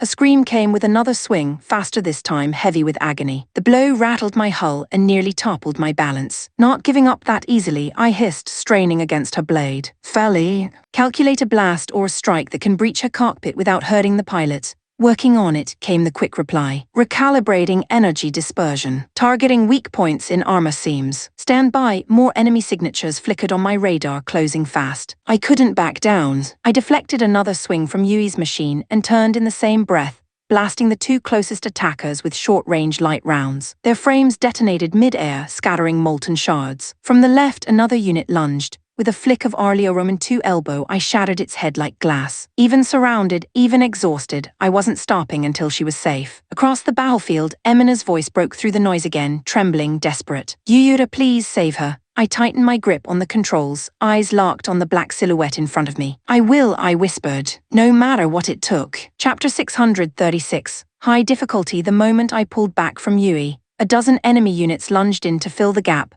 vultures sensing weakness. I cut through the first, blade meeting metal with a crackling flare, twisting around another's strike before driving Roman 2 knee straight through its chest plate. More came. Energy spears, Magitech sabers, chaos. But in the middle of it, Felly's voice reached me, steady as ever. "Calculation complete. Under these conditions, forcing the hatch open manually poses high risk. Instead, I recommend a single precision slash aimed to shear the lock casing." However, she paused, as if reluctant to continue. "A frontal strike has an 80% probability of injuring the pilot. You'll need to wait for her unit to step forward with the left leg, then aim 1/4 up from the hatch's right corner. Output 25%. No higher or..." "I get it," I said quietly. It sounded insane, even in theory. But if that was the only shot that might free her alive, then that's what I'd take. I focused on her words, locking every variable into memory. Timing, angle, restraint. I breathed slow twice, silencing everything around me. "Emina, I'll need space. Hold the others off as long as you can." "Got it," she replied without hesitation. "I'll keep them busy. You focus on saving Yui." I exhaled once and let thoughts fold into instinct. Around us, the black Magitech, Yui's machine, thrashed and screamed, every movement bursting with fragmented rage. Yet behind that fury, I could see the struggle still inside her. She wasn't lost yet. She was fighting it. Then her unit froze suddenly, trembling, and over the intercom came a cry that cut straight through me. Yura, help me. It shattered my focus for half a heartbeat, too human, too raw. But just as quickly, it pushed me harder. Hang on, Yui. I'm coming. My pulse steadied. My hands found the rhythm again. Ready, I said. Careful, Feli warned. Her killing intent has just spiked. True enough, the black Magitek let out a guttural roar and lunged, swinging with enough force to split a mountain. Perfect. Overswing meant exposure. I sidestepped the blade, strafing inside her strike range. My world narrowed to the cockpit's seam, the single vulnerable point Feli's analysis had revealed. Concentration deepened until time itself began to slow. In that suspended world, old memories surfaced. Her laugh, the calm way she'd always argued in the command tent, the glint of light in her eyes when she declared she'd build a better world. They weren't distractions, they were clarity. Every image focused my resolve until only one truth remained. I would save Shirayuki Yui. I moved. The blade of Arleo Roman II flared silver, cutting an arc of light across the battlefield. Metal screamed, molten sparks scattering as the hatch exploded outward in a burst of shredded panels. And there she was. Through the smoke and the flicker of loose energy cables, I saw her pale-faced, eyes wide, still fighting whatever madness bound her. Seeing her like that should have felt like triumph, but relief was swallowed by dread. The cockpit was fully exposed. One wrong shock and she'd be thrown out into the carnage. And her machine was still moving. Damn it, I hissed, powering down my weapon. Emina, I've got her pinned, get her out. Copy. She was already moving, the Artemis Kai cutting through stray enemies like a phantom. Within moments, she was beside Juonji, matching its violent thrashing. I locked both arms around the black unit's frame, forcing it down with servos shrieking under pressure. Yui's machine screamed again, twisted, but my grip didn't break. Now, I yelled. Emina moved fast, prying the cockpit open and reaching in with delicate precision. Slowly, carefully, she pulled Yui free, her body limp, eyes glazed with confusion. Emina cradled her like something fragile, retreating toward the relative safety of the debris field. But before I could follow, new warning lights blazed red across my console. More enemies, dozens, had taken aim, the opportunists who'd been waiting for this exact moment. Of course, I muttered. Their combined volley painted the sky in fire. I braced myself to intercept, but a cluster of battered Magitek units, Yui's surviving soldiers, moved first, throwing their wrecked machines into the line of fire. The explosions engulfed them. Their leader's voice crackled through the comms, strained but proud. Go, leave this to us. Protect the captain. We'll hold them. No, I shouted back. We'll get you out, don't bother. These frames won't last another mile. Just go. Their readings were critical, hull integrity collapsing. They couldn't even move anymore, yet they still stood their ground. The loyalty in their voices made my chest ache. They were already dying, but they smiled through it anyway. I wanted to argue, to turn back, but deep down I knew they were right. They were the shield their commander had once been for them. I clenched my teeth and forced Arleo Roman II to move, falling in beside Emina as she carried Yui away. Behind us, the silhouettes of Yui's men vanished into the flames, their voices echoing one last time through the comms. Take care of our captain and tell her we never stopped believing. The signal cut out. The battlefield roared behind us, and for one fleeting moment, a strange, painful admiration filled me. Not for their sacrifice, but for the way Yui had inspired such loyalty. That kind of trust, the kind that endures even in the face of death, it was something to be in awe of. Chapter 637, Dangerous Return thanks to the sacrifice of Yui's soldiers, who threw their battered machines between us and the enemy. We finally managed to break free from the immediate chaos. But freedom didn't mean safety. We were still deep inside hostile territory, surrounded by enemy patrols and sensors. Until we made it back aboard the Yamato, we were far from secure. Emina, how's Yui? I asked, scanning the skies ahead. She's unconscious, she replied, her voice tense. No visible injuries, but after what she went through, her mental state worries me. We need to get her treated as soon as we can. Understood. Then we make for the Yamato fast. If it were just Arleo Roman II and me, we could have cut our way through easily. But escorting Emina's Artemis Kai, which was struggling to carry Yui's limp body, turned the mission into something infinitely more complicated. Every sensor around us was already pinging red. The stealth of Artemis Kai was useless now, our traces had been spotted. The only route left was the one straight through the inferno. Emina, leave the combat to me, I said. Your only job now is to stay alive and protect Yui. Got it. She relayed orders to what remained of her squad, telling them to retreat individually. Being stealth specialists, they had the best chance of slipping out unnoticed. That left only the two of us, to carve our way home through an entire enemy sector. They came in waves. Two enemy Magitek units soared in from the right flank, firing beams of light that tore through the air like white-hot lances. I swung Arleo Roman II around, intercepting them before their shots could reach Artemis Kai. A counter-volley of Magitech bolts erupted from my cannons, slamming through both targets. One burst was enough to melt through even heavy armor. Their bodies disintegrated before they hit the ground. A second formation, 12 strong, charged in, weapons drawn for melee. I dropped low to intercept, firing another spray of light rounds. 3 disintegrated mid-flight. The rest came on screaming. I met them with my blade, the fight turning into a blur of motion and flame, slash, parry, sidestep, kill. I caught a glimpse of another pair of units diving for Artemis Kai from behind. My cannon spun instantly, shredding them both before they ever came close. One after another they fell, but they didn't stop coming. For every squad I destroyed, 2 more replaced them. It was like fighting the tide itself. I clenched my jaw, considering if we could split, if Emina could at least escape with Yui while I covered her. But the maps offered no safe route. Too many front lines, too many overlapping scan zones. We were trapped between armies. Yuyura Emina's voice cut in. Why not contact Jean? He might come up with something. I hesitated, then nodded. Yeah, he's probably being swarmed right now too, but it's worth a shot.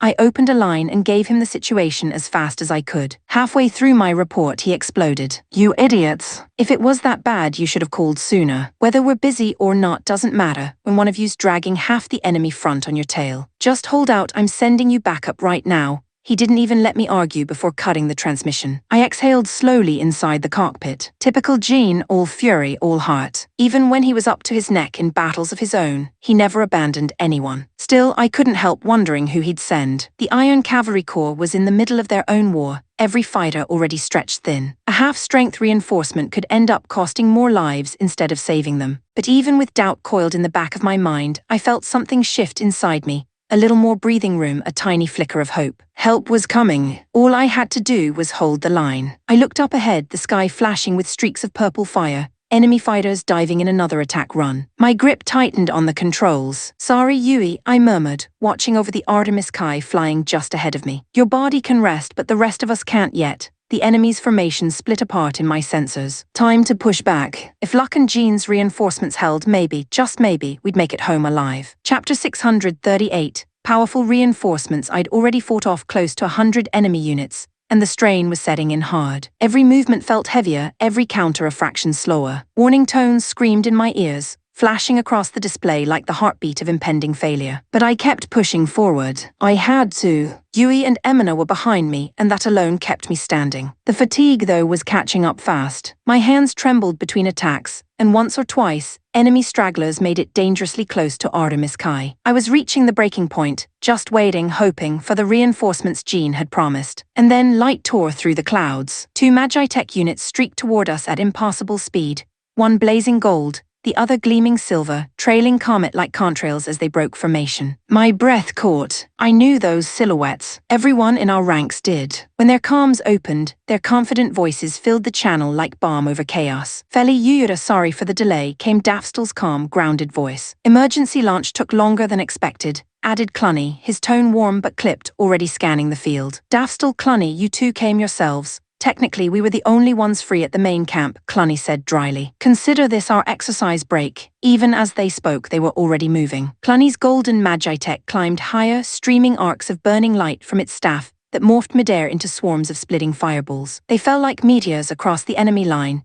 each impact rippling through the ground in waves of molten destruction. The fire burned so hot it warped the horizon, melting even the heat-shielded plating of the enemy's most durable units. Below him, Dafstel's silver frame landed like a falling star. As it touched ground, the armor panels along its shoulders shifted, splintering open to reveal hexagonal ridges that pulsed with energy. From those ridges, curtains of radiant light burst outward, fanning into beams that scythed through the enemy ranks. Every line it touched melted apart, entire platoons dissolving into slag. So this was the strength of the heroes. Even here, in the heart of the battlefield, it was utterly overwhelming. The tide turned instantly. Enemies who had swarmed us a moment ago now faltered, movements tightening, their formations breaking under the sheer scale of power that had appeared above them. The battlefield dimmed under the glow of gold and silver light. Feli's voice came through the comms, composed but almost relieved. Yuyura, leave the enemies to them. Focus on escorting Artemis Kai and returning safely to the Yamato.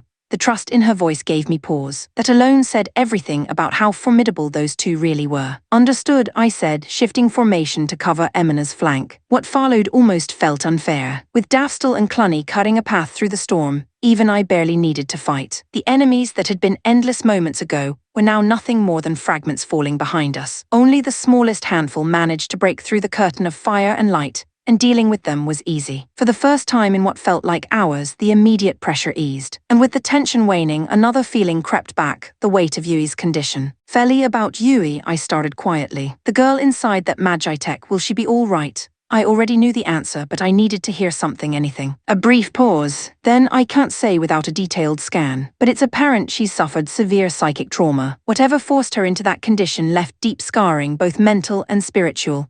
I gritted my teeth, hands tightening on the controls. Her words felt heavier than gunfire. So it's serious, I said, my throat tight. Very. If intervention is delayed much longer, she may not wake at all. Even if her body remains stable, her mind might not recover. My chest twisted. The world around me blurred for a second, battle noise distant, meaningless. That same smile I'd seen in visions, Yui's proud, stubborn smile flashed in my thoughts. The noise of battle came back like thunder. The rhythm of my breathing grew uneven, my pulse hammering in my ears. The fear wasn't of death but of arriving too late. Of failing her again. I drew in a sharp breath and focused on the horizon where the Yamato waited. Every instinct screamed the same command, keep moving. Hold on, Yui, I whispered. The words barely reached my own ears over the hum of the engines, but they burned in my chest all the same. I swear I'll get you home. Chapter 639. Return to the Yamato. The closer we got to the main fleet, the fiercer the enemy's resistance became. Tracer fire streaked across the sky like burning rain, and every radar ping echoed the chaos of a full assault. But as fierce as the barrage was, the defensive line around our forces was holding. It had to be. Just as my sensors registered the Yamato's signal, another transmission flashed in. Yuyura. This is Saiyan. We're moving to cover you, keep formation steady.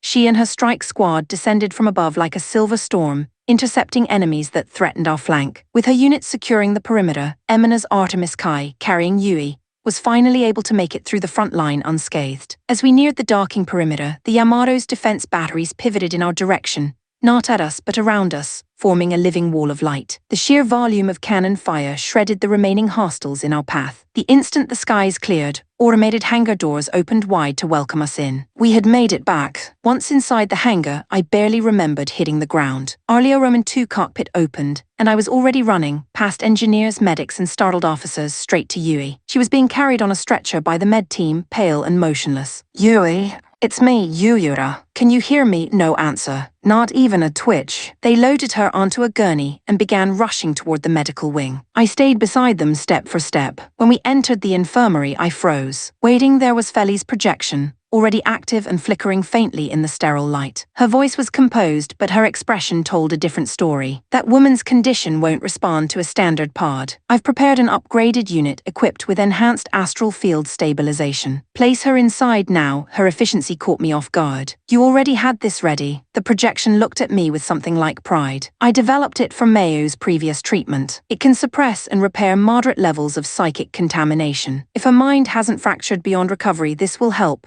Then it can heal her, potentially, she said gently. But we won't know for sure until the diagnostics run. Please, for now, just let us work and wait. That last word, wait, hung in the air like a weight. I stepped back, gripping my hands tight to keep them from shaking, forcing myself to breathe. I hated standing still, hated knowing there was nothing left I could do. That was when Emina's voice shattered the tense quiet. Yui? Oh, Light, is she all right? She rushed in, still flushed from battle, worry painted across her face. Feli's projection turned calmly, giving her the same explanation she'd given me. She's receiving astral therapy. Any interference now could jeopardize the process. That silenced Emina, though her expression remained twisted with grief. So the two of us sat, side by side near the observation window, listening to the faint hum of the treatment pod. The medics moved quietly behind the glass, silhouettes outlined by blue light. Minutes passed like hours before Emina finally spoke again. Yuyura, you knew Yui, didn't you? That's funny, I muttered. I was about to ask you the same thing. If you told me sooner, she smiled faintly despite the tension. Earthborns aren't exactly rare among soldiers these days. The coincidence didn't even cross my mind. Not until I saw her up close again, I blinked, confused. Wait, again? You mean you two actually fought before? She nodded. Back when we first met, you remember that battle, the one that left both sides wrecked. The partner I was flying with then, the pilot you fought, that was Yui.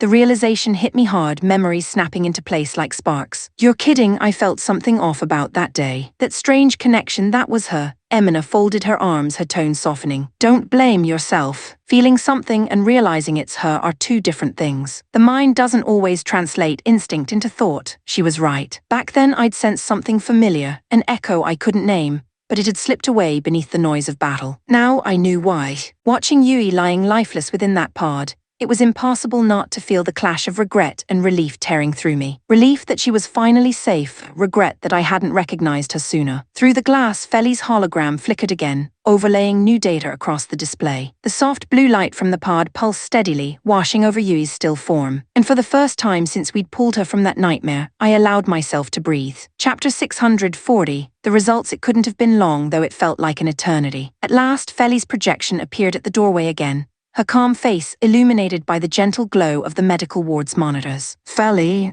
tell me, how is she? She paused briefly, scanning the data streaming beside her. When she finally spoke, her tone carried that precise blend of compassion and clinical detachment only she could manage. Physically, the situation is complicated. We discovered a control stone embedded inside her body. It's likely been influencing her actions for a significant period, forcing her to move against her own will.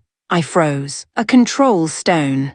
Can she survive that? It's already been removed, she assured quickly. Under modern techniques, extraction would have been impossible, but using the ancient technology we salvaged aboard the Yamato, it was straightforward enough. Relief flooded through me. That's thank the light, but Feli wasn't finished. Her eyes dimmed slightly, an expression of gravity settling over her synthetic features. Do not misunderstand, Yuyura. The physical threat was minor compared to what it did to her mind. The mental contamination has progressed far more than I anticipated. If left untreated, her consciousness will disintegrate completely. The words hit me like a blow. No, there has to be something you can do. There is, she said, and this time there was certainty in her voice. You've already done it once before. Surely you remember, during Mayu's rehabilitation. I blinked, the realization slamming home. You mean another mental synchronization procedure? Exactly. The same process. Connect directly to her consciousness, deliver the treatment sequence from within, and restore her self-identity before the corruption takes full hold. Fortunately, we already have the equipment installed for Mayu's therapy. With recalibration, it will work for Yui as well.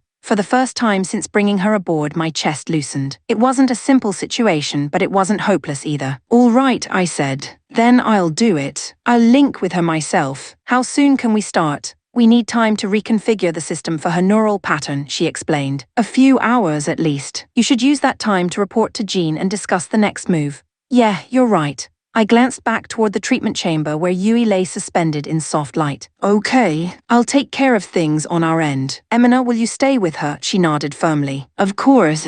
I'll wait here until she wakes up. Thanks, I said softly. Then I'm counting on you. Leaving the med bay was harder than I'd admit. Every step away from that room felt like betrayal, as if turning my back might make the chance of her recovery slip further away. Still, there were things I needed to do. Jean had to be briefed, and I needed to contact Nagisa too. She and Yui had been close once. She deserved to know. As I hurried through the corridors, I tried to distract my mind with logistics. Heading reports, communication relays, how to speak to Yui once she regained consciousness. Keep it casual, I told myself. Light-hearted. No guilt, no pity. That's what she'd prefer. Thinking like that helped dull the anxiety, until Jean's voice jolted me back to the present. Why are you standing there daydreaming like a brick? I startled, realizing I'd already walked right into his command room. Oh, sorry. Got lost in thought, yeah. Then think faster, he folded his arms. So this enemy pilot you dragged back, who the hell is she? One of the classmates who got pulled here with me, I replied. Back then she worked alongside Emina in the Orisha Empire's core. Jean's brow rose slightly. And you trust her completely, I said without hesitation. There's no one I've ever met more dependable or more genuine. That seemed to satisfy him. He leaned back, expression softening into something not quite a smile. If both you and Emina vouch for her, that's good enough for me. I caught the way he said it and raised a brow. What if it had just been me? You'd be suspicious, he shrugged. Let's just say Emina's judgment's a little sharper than yours, I sighed. There was no winning when Jean threw sarcasm my way. So I switched topics. About the Northern Front. When Emina and I scouted there, something felt off. I can't explain it, but staying in that region much longer seems dangerous. What kind of off? It's not something I can pin down. More like an instinct, an unnatural pressure in the air. Like the calm before something big breaks loose. Jean tapped his chin thoughtfully. If that's your instinct, I believe it. Maybe it's time to start preparing for withdrawal from this sector. That surprised me. You're taking my word for it. Just like that, he looked up, giving me that confident grin that had carried us through hell more than once. When you start giving reasons, you overthink it and screw up. But when you act on gut feeling, you're usually right. I'll take that version of you any day. I stared at him, caught between irritation and disbelief. That's the most backhanded compliment I've ever heard. He chuckled and turned to his console, already relaying coded orders to the squad. Take it however you want, Yuyura. Just don't keep me waiting too long. We've got a lot of moves to make and one more life to save. I didn't argue, because deep down I agreed. I just hoped I wouldn't be too late to keep my promise, to myself, to Emina, and most of all to Yui. Chapter 641. The dive. After my talk with Jean, we settled on an early withdrawal for the Iron Cavalry Corps. The northern front was too unstable to hold, and there was no clear path forward. The situation with Yukiha had to wait. We'd speak to Raynal and decide what to do once things calmed down. When the meeting ended, I headed straight back to Yui's chamber. The med staff was still preparing the synchronization equipment, but Feli's projection told me they'd be ready soon. So I waited. It was Emina who finally broke the silence. Hey, mind if we talk for a bit? I had been sitting quietly, staring through the glass at Yui's motionless form. Her voice pulled me out of that daze. Yeah, sure. What's up? She folded her arms, gaze distant, less like a soldier and more like someone remembering a friend they'd long since lost. What kind of girl was Yui back in your world? I thought for a moment, blinking away the image of a classroom long gone. She was perfect, I guess. Kind, humble, always top of the class. Everyone liked her. She was sort of unreachable, you know. The kind of person you couldn't help admiring. Emina let out a small laugh, one that carried something bittersweet. Yeah, that sounds right. Then her eyes softened, her tone lowering. But beneath all that polish, she was surprisingly human. She cried when she was frustrated, made impulsive choices, messed up just like anyone else. She hid it well, though. I think that's why so many people put her on a pedestal. They never saw her fighting to stay strong. I leaned back slightly. I'd never heard anyone talk about her like that before. With warmth instead of reverence. Did she ever talk about us? The classmates she got separated from? She did, Emina said, smiling faintly. Though don't worry, she never said a bad word about any of you. Good to know, I muttered, half laughing. What about, I don't know, someone she liked? That made Emina pause. Her expression changed, amusement flickering in her eyes like she'd just realized something. She did mention someone, she teased. But if you want to hear what she said, you'll have to save her first. I couldn't help grinning. Deal? I'll ask her myself once this is over, and I swear I'll bring her back. As if on cue, Feli's voice echoed from across the room, her projection materializing beside the treatment pod. Preparations complete. The synchronization chamber is ready. I rose immediately. Emina met my eyes, saying nothing, but the look she gave me carried absolute trust. I stepped into the synchronization capsule without hesitation. I'd done this once before for Mayu, so I knew the process. Still, even knowing what to expect didn't dull the tension crawling up my spine. Yuyura, Feli said softly, her tone equal parts warning and concern. You understand the risk, right? The mental dive isn't a simple link. The further you go, the more the boundary between consciousnesses dissolves. Lose focus and you might not find your way out again. I get it, I said, tightening my fists. Then don't just act brave. Be careful, she wasn't convinced. No, you don't get it. This kind of connection is dangerous even under perfect conditions. You're entering the mind of someone who's half lost to corruption. If you underestimate that, you won't come back, Yuyura. I gave her the same look I always did when words became useless. I'll manage. Count on me. After a long pause, her holographic shoulders sank. All right. Beginning countdown. Synchronization link initiating. A soft hum rose in the capsule. Lights dimmed, the vibration beneath me deepened into a low, resonant pulse. My vision darkened, not like fading, but like the world itself dissolved piece by piece, replaced by something vast and quiet. The sensation was familiar but still uncanny. Falling asleep while staying conscious, weightless and aware. Then came the shift, the sudden, exhilarating pull of acceleration, as if I'd launched straight into the sky. Wind, or maybe thought, rushed past me, carrying me higher, faster, until the black around me began to break apart into endless white. I moved faster still, piercing through that radiance like a comet. And then, ahead in the distance, I saw it. A single white point gleaming against the emptiness. I didn't need Feli's voice in my ear to know what it was. I'd seen something like it before. It was the core of Yui's heart, her consciousness made light. Her last safe fragment. My chest tightened as I approached. Even here, in this shapeless mental world, some part of me felt clumsy, embarrassed,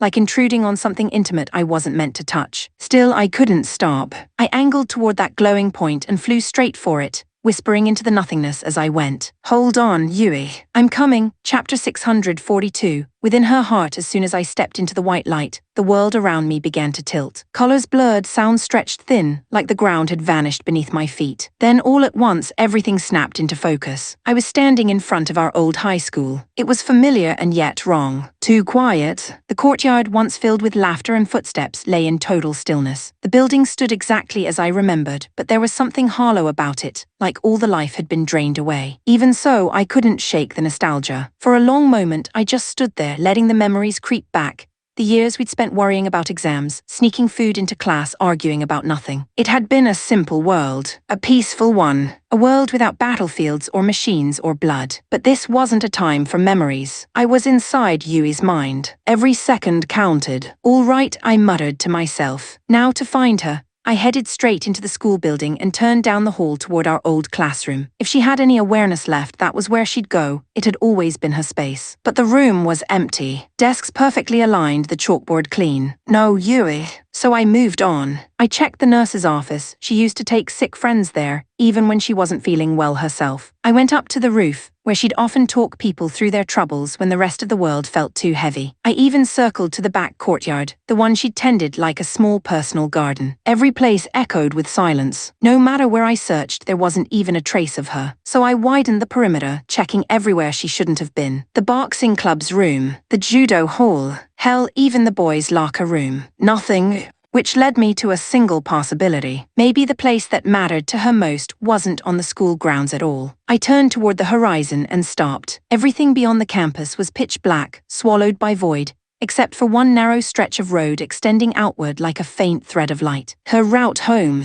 If this was truly her inner world, then her heart was guiding me. I ran. The world didn't move like the real one. Each step across the pavement stirred buried memories, my own this time. The first day she waved goodbye at the gate. The rainy mornings we shared an umbrella. Every bit of it surfaced with painful clarity, as if her emotions were blending with mine. And soon there it was, the small park with the pond. Unreal, or maybe inevitable, that the place existed here too. That park had held one of our oldest, simplest memories. We'd been kids, mud-splattered and laughing, as we searched through the grass for a little girl's lost brooch. Everyone else had given up, but Yui hadn't. Neither had I. And somewhere in that moment, as the light faded and she smiled through the dirt on her face, I think I'd started to like her. Maybe that was when it all began. Now, standing in that same park, the air warm and still, I felt the ache of that memory more than ever. "Yuyura," the voice came softly, drifting across the quiet. The instant I heard it, my heart kicked hard in my chest. It wasn't an echo. It wasn't memory. It was real. I turned slowly, pulse pounding in my ears, scarcely daring to breathe. Behind me, in the place where sunlight met shadow by the edge of the pond, stood a figure I would have known anywhere. "Yui," I whispered. Even in this unreal world, she was exactly as I remembered. Her school uniform neat, her hair swaying gently in a breeze that shouldn't have existed here. And for that endless, frozen second, it felt as though time itself had begun to breathe again. Chapter 643, within the heart of the one I love, it was her. Yui stood there by the pond, the faint light of that dreamlike world glinting across her hair, her eyes bright in a way I hadn't seen in what felt like forever. She looked happy, not the strained, weary smile I'd grown used to seeing on the battlefield, but the genuine one, soft and oddly contagious. "Yui," I said quietly, "you've been doing all right." I tried to sound composed, but my chest, my entire body was shaking. Looking at her like this again felt surreal, almost fragile, like one wrong word would make her vanish. She tilted her head slightly. Not really," she admitted, her voice gentle but tired. "What about you, Yuyura? Have things been too hard for you? You haven't been suffering, have you?" That question caught me completely off guard. My mind pulled back through everything that had happened since I'd been dragged into this world. Battles, scars, allies lost and gained. It should have been too much for anyone. But when I really thought about it, no, I said honestly. Not really hard. I mean, I'm exhausted from all the fighting, sure. But I've been lucky. I've had people watching my back. Good people. Her expression softened at that. "That's good to hear," she murmured. Then her smile faded. "I've been fighting too. Constantly. And I'm tired, Yuyura, so tired of it. I could see it, even hear the fatigue behind her eyes. The muscle memory of someone who's had to keep her guard up for far too long. You don't have to fight anymore, I said before I even realized it. You can stop now. I'll protect you. The words slipped out naturally, like they'd been waiting years to escape. If it meant keeping her safe, I would have stood against the entire world. But she only shook her head. No, she whispered. You can't. I'm supposed to protect you. With a Rudia index as low as yours, you wouldn't last in this world without help. Her words were half teasing but heavy all the same. I chuckled faintly. You still think my Rudia value is 2, huh? That was a mistake. Turns out I'm a bit tougher than the record said. That startled her. Really?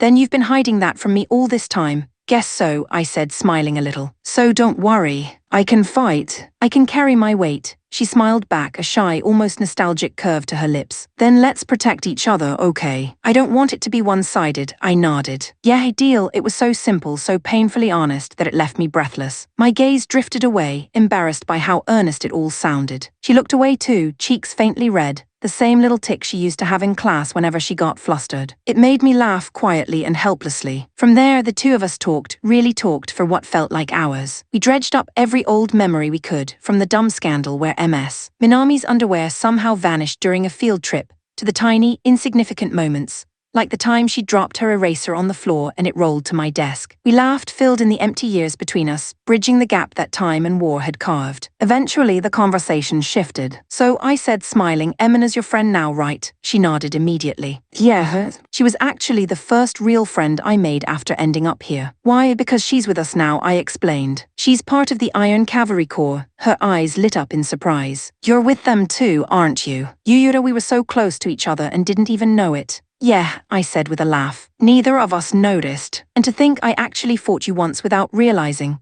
That's right, she said, wrinkling her nose slightly in mock annoyance. You did fight me, not exactly my proudest moment, she giggled softly. Imagine if it turned out you'd fought other classmates too. I don't think I could handle that. Her words hit me harder than she knew. I hadn't even considered that possibility. I froze for a moment, thinking back through all the battles I'd survived since coming here, the faceless enemies, the endless waves of soldiers lost to the fog of war. What if one of them had been someone I once knew? The thought sent a chill down my spine, sticking to me like ash. And as I stood there in Yui's world, surrounded by echoes of a life we both missed, it struck me. This wasn't just her pain I was walking through. It was mine too, magnified and mirrored through her heart. We'd both lost pieces of our past, but maybe, just maybe, by finding her here, some of those pieces could finally fit together again. Chapter 644. What I feel now. Time blurred inside Yui's mental world. The two of us had been talking so long that everything outside, the pain, the danger, even reality itself, faded into the background. But the peace didn't last. Feli's voice echoed suddenly through my head, calm but urgent. Yuyura, the treatment program is fully prepared. However, before I can initiate it, her emotional readings are spiking sharply. If her mental state remains this volatile, the therapy's efficiency will drop dramatically. I need you to stabilize her core mind, bring her baseline emotion back to normal.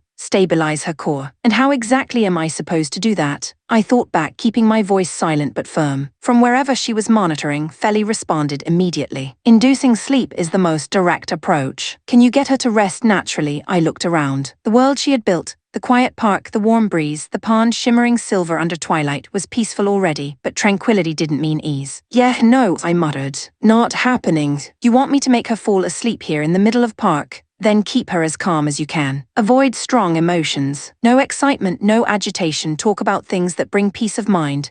Things that bring peace of mind, I repeated under my breath. Right. Easy for you to say. Still, arguing with Feli wouldn't help. So I turned back to Yui, sitting quietly on the park bench, her eyes half closed, lost in thought. Yui, I asked softly, why are you here? Why this place? She looked up at the pond, the faint reflection of starlight glimmering across its surface. Because this is special to me, she said. It feels safe. Like home, I nodded slowly. That explained why my dive had led here. The park wasn't just a memory, it was the anchor of her heart. What about you, Yuyura? She asked suddenly. Why did you come here? I hesitated for a second. Why? Because I couldn't stand watching you fade away. Because you were one of the first people who made me want to fight for something again. But those words felt too heavy, too raw. I was looking for you, I said simply. For me, yeah.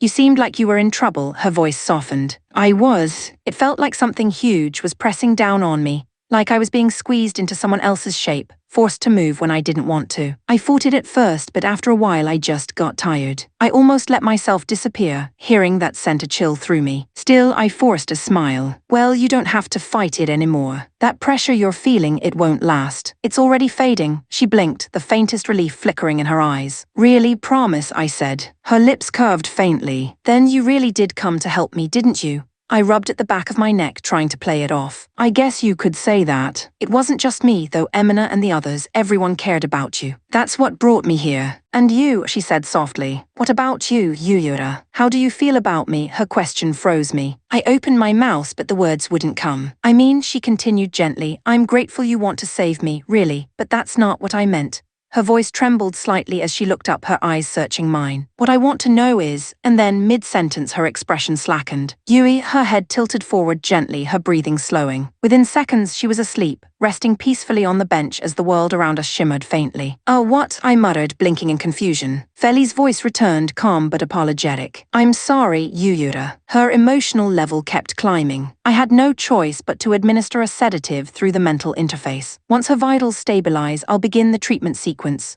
I exhaled, half in relief, half in frustration. Guess that's one way to calm her down. Silence returned to the park, the air around us growing still again. Yui looked peaceful now, like the shadows had finally left her face. Still, I couldn't get her last unfinished words out of my head. What was she trying to tell me? That thought lingered as I sat beside her, the quiet ripples of the pond the only sound left in the world. Chapter 645. The source of malice. While I waited for the sedative to take effect and for Feli to begin the treatment, something inside Yui's mental world began to shift. The air turned heavy, the sky darkened, and a creeping unease settled over everything. Feli, something's happening here, I called out, scanning the horizon for movement. Silence. No answer. Not even the faint, reassuring hum of her voice in my mind. The silence stretched until my pulse started racing. Hey Feli, can you hear me? What's going on? Still nothing. And that was when it appeared. A black haze coalesced from the air in front of me, thick and restless like smoke that was somehow alive. It rippled and twisted with an almost conscious malice as it drifted slowly toward Yui. The moment I saw it, instinct screamed, don't let it near her. I grabbed Yui, still sleeping peacefully in this fragile dream world, and ran. The haze reacted instantly, flowing after us in a writhing tide. Its speed grew with every second, devouring the air as it came. Feli,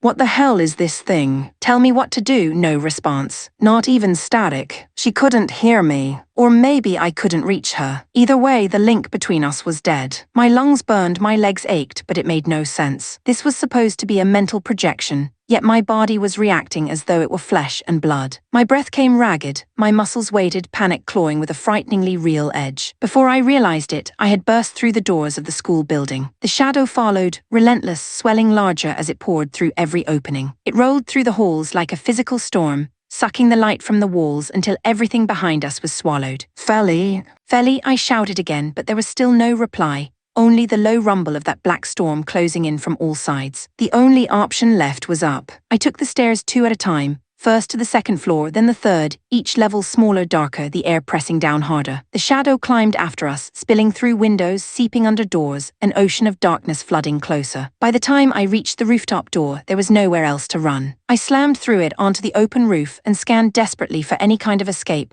But all that greeted me was the ink-black horizon. And then static, cracked, distorted, buried under noise, Feli's voice. Utah grhhh, Yuyura, can you hear me? I froze, forcing myself to focus, straining to pick out her words through the interference. Yuyura, the corruption within her spirit has started mutating. It's concentrating itself, amplifying, trying to grow stronger by consuming her remaining essence. What? I could hardly breathe. How the hell do I stop that? 3 minutes until the medication activates. You must protect her spirit until then, no matter what. Protect her how? There's nowhere to go. We're surrounded. Her reply came clear, sharp as a spark through the static. This is the realm of the mind. When there is no way out, you create one. I blinked. Right, of course. We're still connected. I can manipulate this place the same way Yui does. Taking a deep breath, I focused on the structure around us. The metal railing, the concrete floor, the shattered sky above, and commanded it to change. At first, nothing happened. Then the roof shuddered. The foundations groaned as if something vast had awakened beneath us. With a grinding roar, a new set of stairs unfurled from the rooftop, spiraling upward, an emergency exit to nowhere, leading higher into the trembling sky. Hang on, Yui, I whispered, clutching her tighter against my chest as debris rained around us. If there's no path out, then we'll make one. The darkness surged below as I took my first step upward, carrying her toward the uncertain light above. Chapter 646. The place we escaped to the emergency staircase I had conjured spiraled endlessly upward into the clouds. I ran, clutching Yui close against my chest, her faint breaths brushing against my collar. Behind us the dark haze surged like a living storm, relentless, unceasing, devouring every trace of light it touched. But now, for the first time, I wasn't panicked. Feli had said I only needed to hold out for 3 minutes. 3 minutes manageable. That small measure of certainty steadied my heart. Unfortunately, the black haze seemed to sense it. It shifted, its writhing form suddenly fracturing into countless streams of smoky tendrils that scattered in all directions like a swarm of shadows. They writhed, twisted, and danced around us, filling the air until the very sky turned black. The only open path left was straight up, and climbing was agony. The weight in my limbs felt real, crushingly real. Every step burned like fire, my breath ragged in my chest. It made no sense, this was the mind's realm. Yet every fiber of my body screamed as though I were flesh and blood. Still, I couldn't stop. I could only keep climbing. Then the path narrowed. Darkness gathered above, closing fast, a wall of shadow meeting from above and the sides, an enormous maw ready to swallow us whole. Damn it, I spat through clenched teeth. I won't lose to you. With what little strength remained, I forced myself faster, every step heavier than the last. The air grew colder, the light thinner. My lungs burned as I leapt into a narrow opening ahead, slicing through the curtain of shadow that collapsed behind me. When we broke free, it was like breaching the surface of the sea. I gasped for air, but even here the pressure didn't ease. Still not 3 minutes yet, I shouted into the void. Every second stretched longer, dragging. There was no clock to measure time, and Feli gave no signal. The darkness gathered again, faster this time. It surged upward around me like tidal waves collapsing into themselves. There was nowhere left to go. The stairs disintegrated beneath my feet, disappearing into nothing. No, I growled. Not yet. I'm not done. Through the swirling dark I spotted it,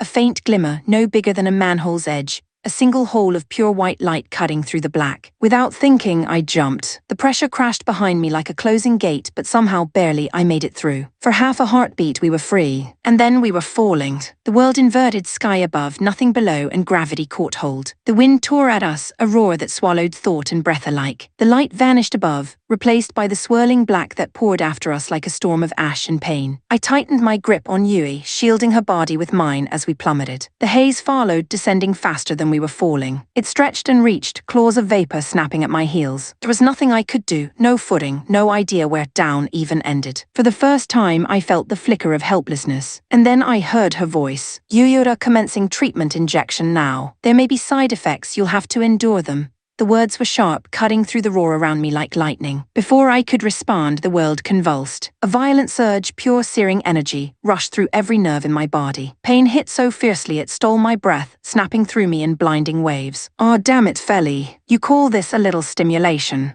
"Endure it," her voice scolded, her composure unflinching even now. "It's a high-intensity purifier chemical, the corruption won't stand a chance." And she was right. The black haze began to writhe, trembling as though the light itself had poisoned it. Its amorphous mass crackled and split apart at the edges, each fragment burning away with a harsh hiss. Piece by piece it disintegrated, torn asunder by the invisible radiance pulsing through this world. When it was over, the silence was deafening. The darkness was gone. Floating amidst the fading light, I forced myself to move. Summoning the will to alter the dream once again, I imagined the air beneath me solid, the gravity loosening its grip. Earlier Roman II training might have helped, but this was something beyond mechanics, it was pure intent. Slowly, like feathers descending from the sky, we drifted down. When my boots finally touched the ground, cool, solid, real, the only sound left was my own heartbeat and the faint, steady breathing of the girl in my arms. "Yui."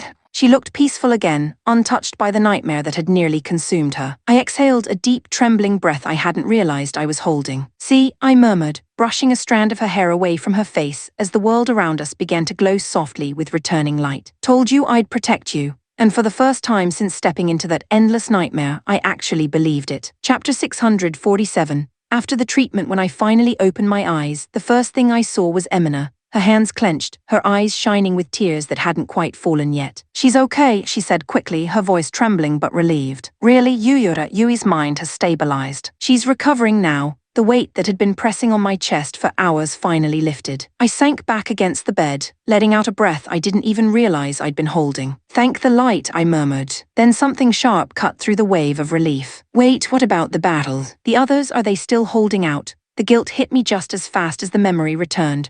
While I'd been fighting in Yui's consciousness, everyone else had been risking their lives outside. Before Emina could answer, the door opened and Jean strode in. He looked worn, like he hadn't slept in days, but there was still that spark of iron in his eyes. "Relax," he said, crossing his arms. "We beat them back. Both the Axis Alliance and the Urushian forces have retreated. The fighting stopped for now. Everyone's okay?" I asked, sitting up fast enough to make the world spin. "Mostly. We took some damage, but nothing we can't patch up. Our troops are exhausted, though. If another assault came right now, it'd be bad. Fortunately, the enemy's worse off. They need time to breathe, same as us." For the second time that day, I felt my heartbeat start to steady. A fragile reprieve, but a reprieve all the same. Then Jean turned serious, too serious. "And your classmate, the one we brought back, she's stable," I said. "The treatment worked better than we hoped. Now we just wait for her to wake up." "Good," he said simply. "That's one less thing." I recognized the look that followed, the half-frown, half-measuring squint he got whenever bad news was coming. "But that's not all you came to say, right?" I asked. He gave a dry chuckle. "You know me too well." "Yeah, about that withdrawal plan we mentioned earlier. I think it's time to make it real."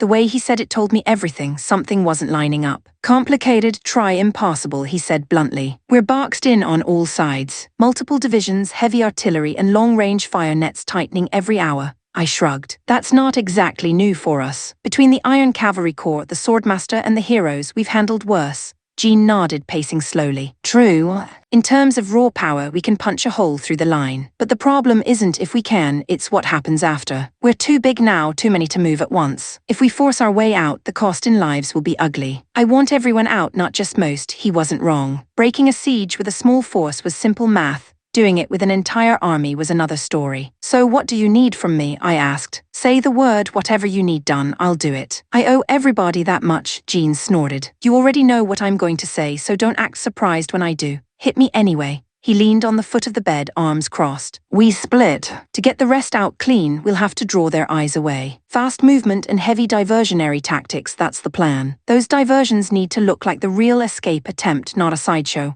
I nodded as the pieces clicked together. "So you want us, the fast units, to hit hard and make noise while the main army slips through?" "Exactly. We've got a handful of elites who can pull it off, you among them. You'll lead part of the decoy strike. The longer you can keep them chasing you, the clearer our exit path becomes."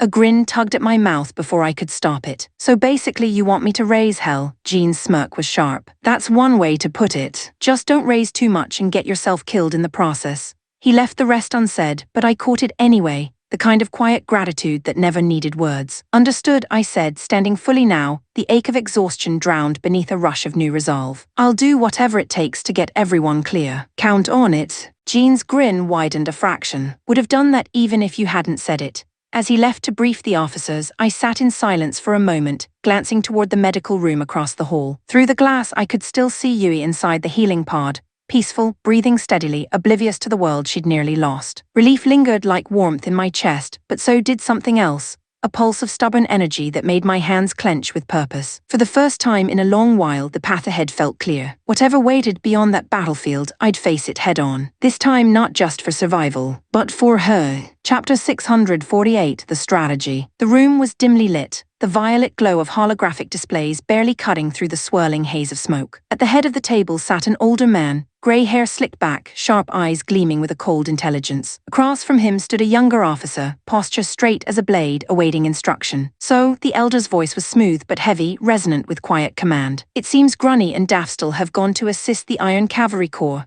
The young man bowed low. "Yes, sir." "Their involvement makes this situation considerably more dangerous for our Radial Axis alliance." The elder chuckled, low, deliberate. "Dangerous, HM, perhaps, but not unmanageable. We'll simply need to consider the order in which we deal with our enemies." "You mean the Nirvana Alliance first rather than the Orisha Empire?" "Precisely." He leaned back, steepling his fingers. "If we strike the Nirvana Alliance alone, the losses would be substantial. But if we convince Orisha to join us for a single campaign, well, even those self-styled idealists won't last a day."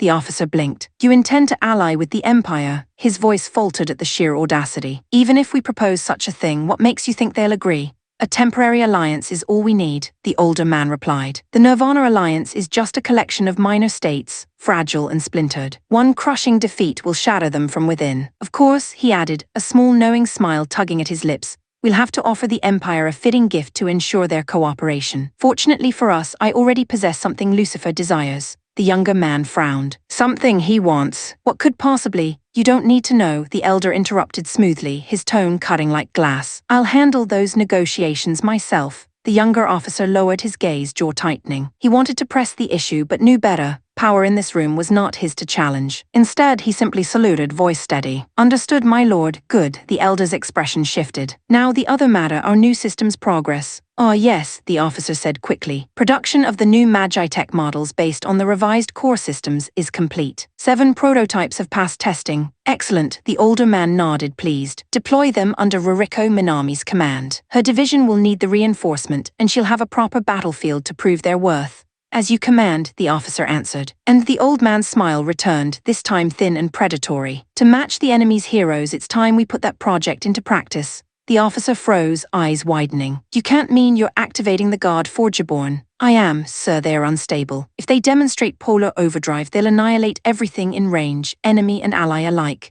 I'm well aware, the elder said lightly as though discussing the weather. But why should every other superpower be allowed an over-tier asset while we hold back? Prepare Specimen 7 and Specimen 15 for awakening. They've shown the most consistent patterns, yes. Relatively speaking, the younger officer hesitated. But if they lose containment, then they lose containment, the elder interrupted, shrugging faintly. If fate decides to punish us for ambition, so be it. Misfortune is merely another cost of power. Silence fell. Then subdued, the officer bowed once more. Understood. I'll see to their activation immediately. He turned smartly and left the chamber, the sound of his footsteps fading into the distance. The elder remained seated, eyes fixed on the swirling hologram of a world map before him. Lines of crimson light traced across continents like veins. His expression softened, not with doubt but with quiet amusement. Everything proceeds precisely as planned, he murmured to himself. But behind that calm there was something darker, something he hadn't spoken aloud. A glint of satisfaction that had nothing to do with strategy or victory or even survival. A secret only he and whatever force he served in the shadows truly understood. Chapter 649. The breakout Operation Yui still hadn't woken up. According to Feli, recovery time after a mental dive was unpredictable.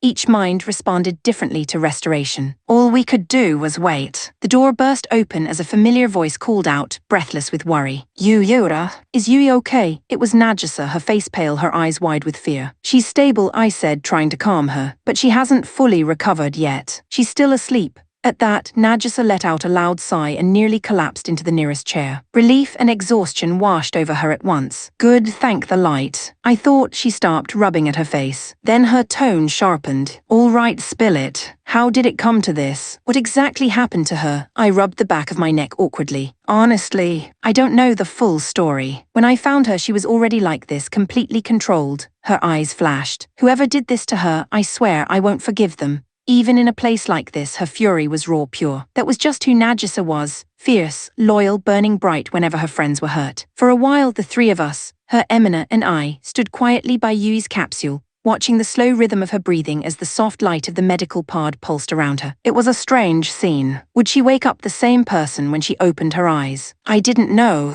but I hoped so. Then the call came from mission briefing. Duty couldn't wait. We left the medical deck behind and followed Jean's summons to the central operations room. He stood at the front of a broad holo table. The rest of the commanders gathered around him. Everyone looked drained, their red and gold uniforms marked with soot and smoke. But the fire hadn't gone out of their eyes yet. Listen up, Jean began. His tone was clipped precise. I'll run you through the breakout plan. Questions come after the overview. He scanned the group once, lingering on me as if daring me to interrupt. First, most of our Magitech units will be stored inside fast-moving ride carriers. The goal is not extended battle. We'll strike only where necessary. The objective is breakthrough, not victory. The main fight will fall to the mobile Magitech division, those with both high speed and heavy combat output. Meanwhile, a detached squad will act as bait, drawing off a section of the enemy line and weakening the encirclement before we push through. This diversion team will consist solely of elites, as they'll need to fight hard and escape on their own afterward.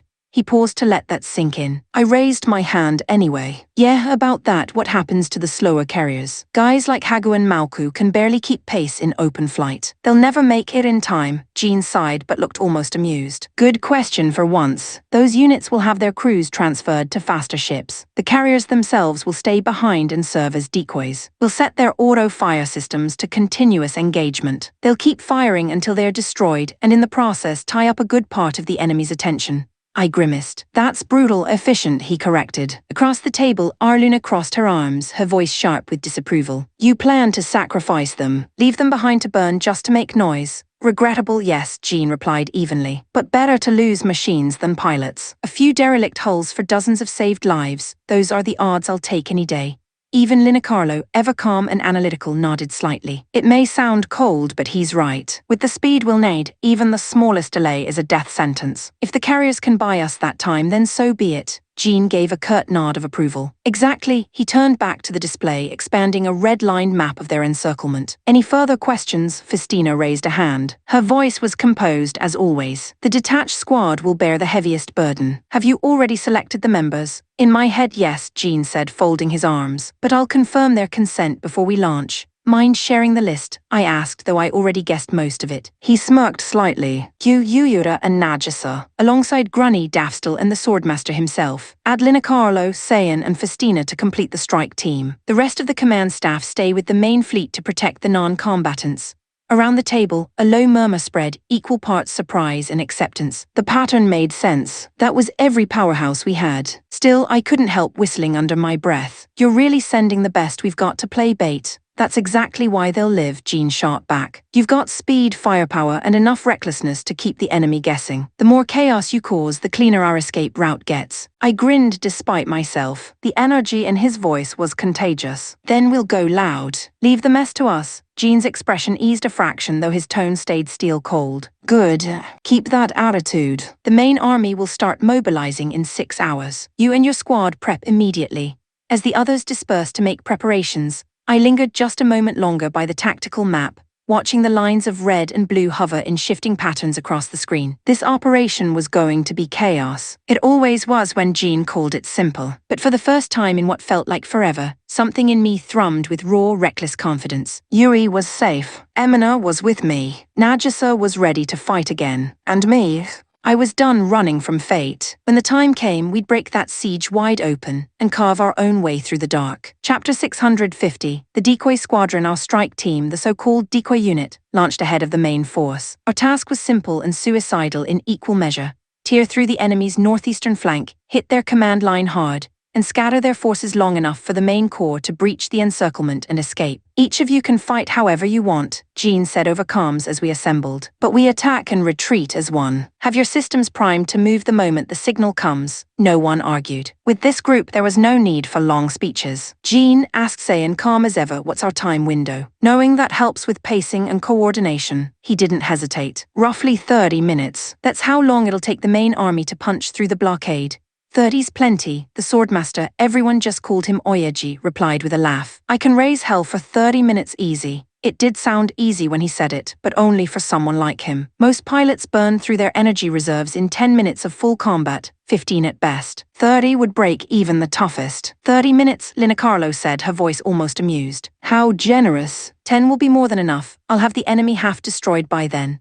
Her machine, the newly upgraded Victrolf Roman II, was infamous even among the elite, a Magi-Tech unit that could unleash catastrophic lightning storms across wide terrain. Rafshar had told me that every strike drained huge amounts of mana and mental focus. A few of those, and even a top pilot would be running on fumes. Still, Linicarlo gave no sign of restraint. She thrived on overkill. Should we at least discuss some baseline coordination? Saiyan asked, ever the strategist. Even a loose plan might prevent the inevitable chaos. No need, Oyaji interrupted, resting his blade against his shoulder. This lineup doesn't need hand-holding. Trying to link us too tightly will just slow people down. If something goes wrong, improvise and back each other up. He wasn't wrong. Whatever criteria Jean had used to assemble this team, one thing was clear. We were all monsters in our own ways. Drop any of us into the heart of an enemy army, and we'd still find a way to walk back out. In that sense, coordination really was optional. Jean's voice came through again, his tone sharp and commanding. One rule, just one. When the retreat signal goes out, you pull back, no exceptions. The rally coordinates have been uploaded to your terminals. Be there on time or die trying. Before anyone could reply, Saiyan spoke up again, her tone half serious. Understood. And father, on time means exactly on time. Don't make excuses if you're late again. Oyaji let out a booming laugh. Huh? You doubt your old man's discipline. Have I ever failed to follow orders? Frequently, she answered instantly. He turned to me for support. See this, Yuyura. My daughter's lost all respect for her father. Say something to set her straight, I smirked. Counter. I'm with her on this one. I'll be worried till you actually show up, you ungrateful lot, he grumbled. My two apprentices have forgotten reverence entirely. Even through the calm channel, I could feel the restrained laughter from Linacarlo and Nagisa, who were clearly trying and failing not to snicker. The tension before battle always seemed to melt away when Oyaji was around. His loud bravado had a strange way of steadying everyone's nerves. All right, Jean, cut in, tone clipped. Save the family drama for later. Proceed to your positions. The moment the diversion starts, we'll hit them hard and fast. 30 minutes, that's all you get.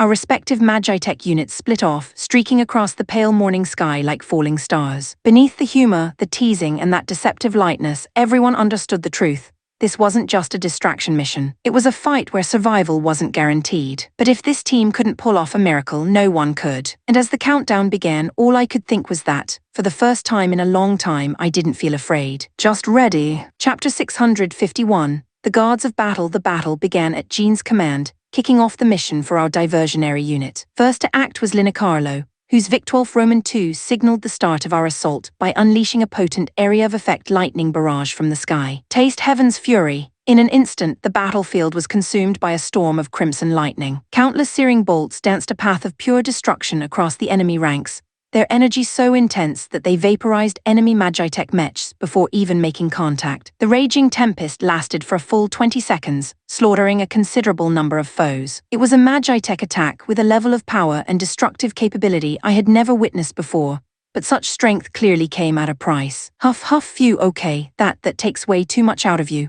I could feel Linacarlo's exhaustion radiating all the way to my cockpit. That single attack had drained a massive amount of her stamina and energy. Linacarlo, take a breather. We've got it from here, I said over the comms. Right, I think I'll take you up on that and rest here for a moment. She knew better than to push herself when she couldn't perform at her best. I wasn't sure how long a moment would be, but I trusted she wouldn't overdo it. Following Linacarlo's overwhelming opener, the old man was the next to unleash a devastating attack. He shot forward like a cannonball, plunging deep into the enemy lines, and transforming into a vortex of steel as his sword strikes carved through everything around him. He wasn't using any special techniques, but the sheer destructive force was easily on par with the Victwolf's Heaven's Fury. As always, the man was in a league of his own. As if competing with him, Keon shot off in the opposite direction. Moving with a speed that seemed to eclipse even the old man's, she precisely dismantled one enemy after another. The real difference, though, was how she seamlessly wove powerful Magitech attacks into her assault. Her mech, the Shin Kikuichimanji, expertly wielded its Four Seasons technique,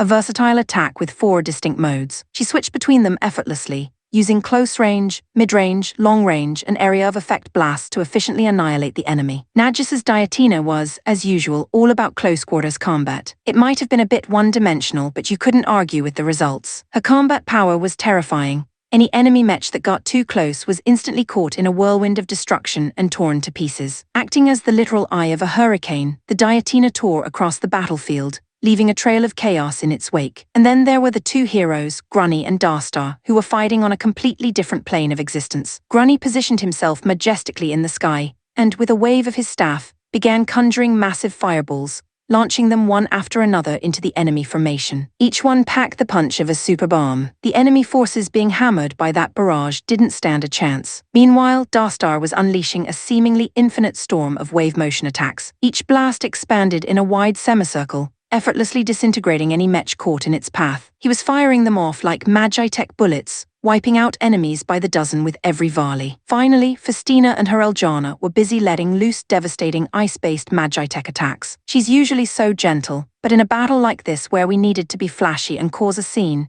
she was clearly holding nothing back. Her Eljana's attack, called the Carcetus Ray, fired a powerful linear wave of absolute zero energy. Any mech hit by it was flash-frozen on the spot before shattering into a million pieces, crumbling like brittle crystalline candy. Chapter 652. The decoy in motion. Each fighter in the diversionary squad was cutting down enemies in their own way. I couldn't afford to fall behind. To make our attack look as dramatic as possible, I fired the quadra-element cannon straight into the heart of the enemy formation. A lot of their mechs had shields deployed, and I'd purposely held back the output, so the blast didn't do much actual damage. But the spectacle was what mattered. The explosion flared across the battlefield like a sunrise made of fire, lightning, and steam, drawing every eye. The enemy ranks broke into chaos, and the confusion spread like wildfire. Perfect. Our surprise assault was doing exactly what we needed. It was pulling their forces straight toward this location. Waves of enemy units were converging from every direction, and my sensors showed clusters peeling away from the sectors. The main force was preparing to break through, exactly as Jean had planned. But then, as always, there was a catch. The scale of our flashy attacks had drawn more than just grunts. A massive mechanized platoon was now closing in, one even nastier than I remembered. I could already recognize the hulking forms on the horizon. Gigantomachia-class Magitech armors, enormous multi-pilot mechs designed for siege warfare. I'd fought units like these before, and they were always trouble. "Hey Yura, those big bastards are heading your way," crackled the old man's voice through the comms. "If they're gonna be a pain, I can handle them." "Your call," he said it with such raw excitement that I could practically hear his grin through the headset. The guy lived for this. "I'm good," I replied. "I've fought their kind before. Big and strong doesn't mean invincible." Yeah, I probably shouldn't have sounded that confident. These weren't quite the same Gigantomachia I'd faced before. The new models were clearly upgraded: bulkier armor, heavier artillery, faster propulsion. Every parameter was cranked up. There were dozens of them, each the size of a fortress. This would be messy. Still, even with all that, they weren't enough to make Arlia Roman II break a sweat. Its reinforced Magitech core and power systems let me tear through their plating with charged energy bolts. One focused sword wave split open a mech's torso in a blinding flash. Their upgraded speed didn't matter either. None of them were quick enough to even touch me. There were a lot of them, sure, but not enough to be called a real threat. By the time I'd reduced a few dozen of the giant mechs to glowing scrap, Jean's voice came through over the link again. "The main force is about to move. Once they break through, even the slowest fool on the enemy side will realize what we're up to. Keep their attention on you for as long as possible." I grinned. Roger that. The message reignited everyone. The old man practically roared with laughter as he charged headlong into another cluster. Linicarlo somehow recovered, hurled herself back into the fray, her Victwolf Roman II lighting up the smoke-choked skies with crimson arcs once more. It was almost overkill. If they kept this up, we'd wipe the entire enemy flank before the main squad even arrived. But that wasn't how the mission worked. Fortunately, the surrounding enemy divisions had noticed the one-sided slaughter and were pouring in reinforcements non-stop. Dozens more Magitech units surged our way,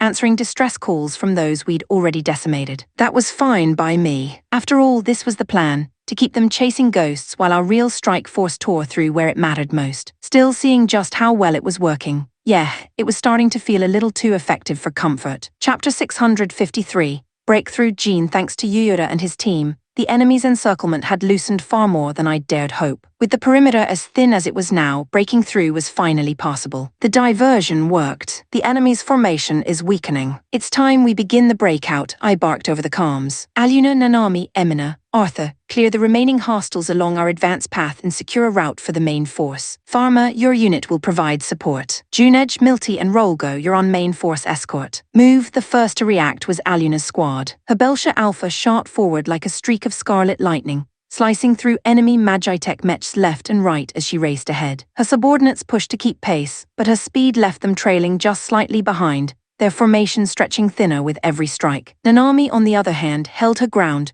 not rushing forward but standing firm, deflecting waves of attackers and countering with heavy precision strikes. Her squad mirrored her methodical rhythm, intercepting enemies one by one with well-timed blows. Where Aluna danced like fire, Nanami struck like stone, unyielding and deadly. Though the enemy ranks had been scattered by the diversion, they were finally catching on to our true objective. Their scattered resistance was knitting itself back into coordinated defense lines. And now a large Magitech battalion was moving down from the northwest, fast. If it reached our path, it would stall the main force, and every minute lost meant risking the encirclement tightening again. We had to intercept before they closed in. "Arthur, Emina, hit that battalion coming from the northwest," I ordered. "If they close the distance, we're trapped in a grinder." "Understood," came Arthur's booming reply. "The proud cavalry of the Linicarlo Royal Guard will break their line in one glorious charge." I sighed. "You could just say my unit, you know. And that unofficial title, can we not?" "Never," I couldn't help but smirk. He was a nuisance but a capable one. Even the swordmaster back at headquarters had praised Arthur's strike force for its raw assault power. Within the Iron Cavalry Corps, few could match their impact in a direct, decisive strike. And they were about to prove it again. Arthur's center-class units shot forward with blinding acceleration, meeting the oncoming enemy battalion head-on. The impact sounded like thunder splitting the earth. The sheer force of their charge crushed the front line outright, the kinetic shockwave rippling backwards through the enemy formation like a violent chain reaction. In the blink of an eye, nearly a fifth of the opposing force was down, disabled or outright obliterated. The collision threw the enemy into disarray, Their formation lost cohesion, panic spreading through the ranks. A perfect moment to press the advantage. But Arthur's unit had a notorious weakness: close-range chaos. The deep push into enemy ranks left them tangled and struggling to regroup for a second strike. That's when Emina made her move. It was almost as if she'd anticipated it. While Arthur's charge tore the line apart, Emina's unit emerged from stealth, weaving through the battlefield like ghosts. Hidden under cloaking waves, they struck from the shadows, pummeling the confused Manhwatycoon battalion before it could reform. The enemy didn't even know where the attacks were coming from: energy bolts flaring from invisible positions, explosions lighting the fog, screams echoing in the static. Within moments, their confusion turned to total panic. Units collided with each other trying to flee, their sensors scrambling under interference fields. Fear did the rest of the work. Emina's squad turned that moment into pure psychological warfare, amplifying every ounce of terror until the battalion's resistance shattered completely. The path forward was opening faster than I'd dared to hope. All we had to do now was keep it open long enough for the main force to push through. Chapter 654. Trump card. Jean. The advance of the enemy Manhwatycoon battalion I'd been worried about was finally halted, thanks to Arthur and Emina. With that threat neutralized, our path ahead opened up considerably. The main force, while maintaining battle formation, accelerated and began a full-scale movement across the valley. Even so, it wasn't smooth sailing. Dozens of enemy squads were still tracking our signal, launching constant harassment attacks. There was no longer a clear, organized resistance, just waves of small strike units firing in succession, hoping to wear us down. A few even managed to get dangerously close to the flagship, but every one of them was swiftly shredded by Rolgo, Junedge, and Milty, whose escort units never let anything through. By now, the Iron Cavalry Corps had more than just the flagship Yamato and the cruiser Fugaku. We commanded several heavy-class ships, massive, but surprisingly fast and capable of multi-role operation. Some, however, had been redesigned for something more specialized: pure combat vessels with reinforced armor and devastating firepower. For this breakout mission, we had converted those into unmanned crafts. Each of those ships carried an auto-targeting intercept system designed specifically for rearguard duty. It was the perfect setup. The pursuing enemy, unaware of the change, eagerly lunged after the ships we had abandoned. Then the trap was sprung. The moment the enemy mechs closed in, the warships retaliated. Twin Ifrit cannons unleashed cascades of molten plasma and high-pressure detonations that vaporized everything within range. The Manhwatycoon squadrons never stood a chance. Most were obliterated in a single volley. Even the larger ride carriers fell within seconds, melting down into flaming wreckage before collapsing into the earth below. The unmanned ships were holding the rear perfectly, brave, silent guardians of our retreat. With them covering our backs, we no longer needed to worry about pursuit. That left the forward and side fronts. The mobile division was handling resistance ahead, while the rear was locked down by our autonomous fleet. But the flanks, those were more complicated. Enemy heavy units were pushing in from both sides, testing our speed and coordination. We managed to intercept most of their skirmishes with Pharma's aerial bombardments and Rolgo's lateral defense team, but even then, several impacts rocked the hulls and shook the main formation. "Hold out a little longer," I said, watching the map flicker. "We're close to breaking through. If we get through that northwest line, we'll be completely free of the encirclement," said one of the ops officers. I glanced at the readings. "That line there, those are heavy Manhwatycoon mechs, aren't they?" "Correct. If we delay, we risk taking heavy fire from both sides. Eliminating them quickly is our safest bet," I exhaled. The flanking units were heavily armored, built for endurance. Firing on them from a moving ship was a bad idea. Our accuracy would be garbage, and we might hit our own forward units. Calling the mobile squads back to deal with them would also take too long. And worse, heavy Manhwatycoon units countered mobility-based teams. That left one option, risky but clean. It would slow our advance a bit, but it'd tear a hole straight through. "Deploy Mayu's Alvian," I ordered. "Mayu, can you launch?" The Alvian was a giant even by our standards, so big that she'd had to store it inside a heavy transport ship. Normally, we avoided deploying it during fast-break operations. It was hard to maneuver and easy to target. But when it came to raw power, there was no contest. Against heavily armored mechs, the Alvian was practically divine retribution made metal. "On it," replied Mayu, her voice cutting in before I'd even finished. "Leave it to me." Before I could confirm, the transport's bay doors were already opening. A low mechanical groan echoed through the comms feed, followed by the slow emergence of the Alvian's shadow, a towering frame as large as a warship, its silhouette framed by streaks of lightning and drifting ash. The air trembled as the giant stepped free, its runic plates flaring to life. Even at a distance, I could feel it, the sheer pressure, that unmistakable sense that the real battle was about to begin. Chapter 655.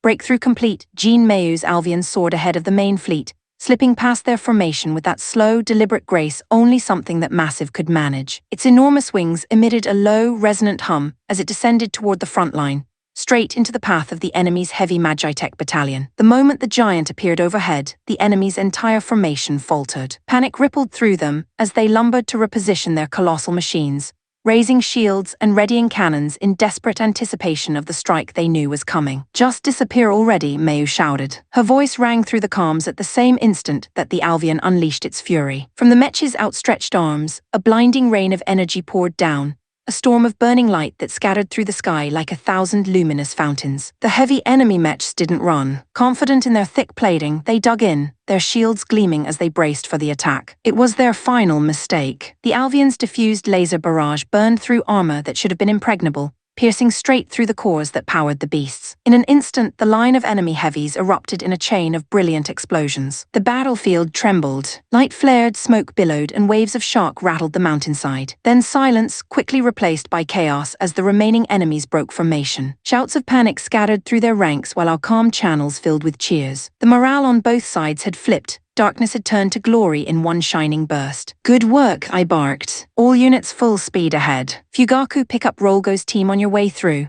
At top speed, the heavily armored Rolgo squad would have slowed the fleet down, but now speed was worth more than formation. If we stopped to consolidate, we'd lose the window Mayo had created. This right here was the most dangerous moment of any breakout, the exact second before freedom. The enemy threw everything they had at us in a last, frantic wave. Even so, we pushed harder. Everyone tighten formation. This is it, final line ahead. We're breaking through now. The main force surged together, a solid wall of determination and steel pushing like a tidal wave against the last barrier of the enemy's encirclement. The few units that tried to stand in our way were already broken from fighting Mayu and the mobile divisions. They simply couldn't hold. Bit by bit we forced our way through, bursting out from the enemy's ring like a spear tearing through a net. A fresh wind rushed over us. We were finally clear. "Keep moving. We're leaving the battlefield entirely." Mobile divisions stay on alert for pursuit. Once we're past the northern mountain range, we regroup with the diversionary unit and take a breather.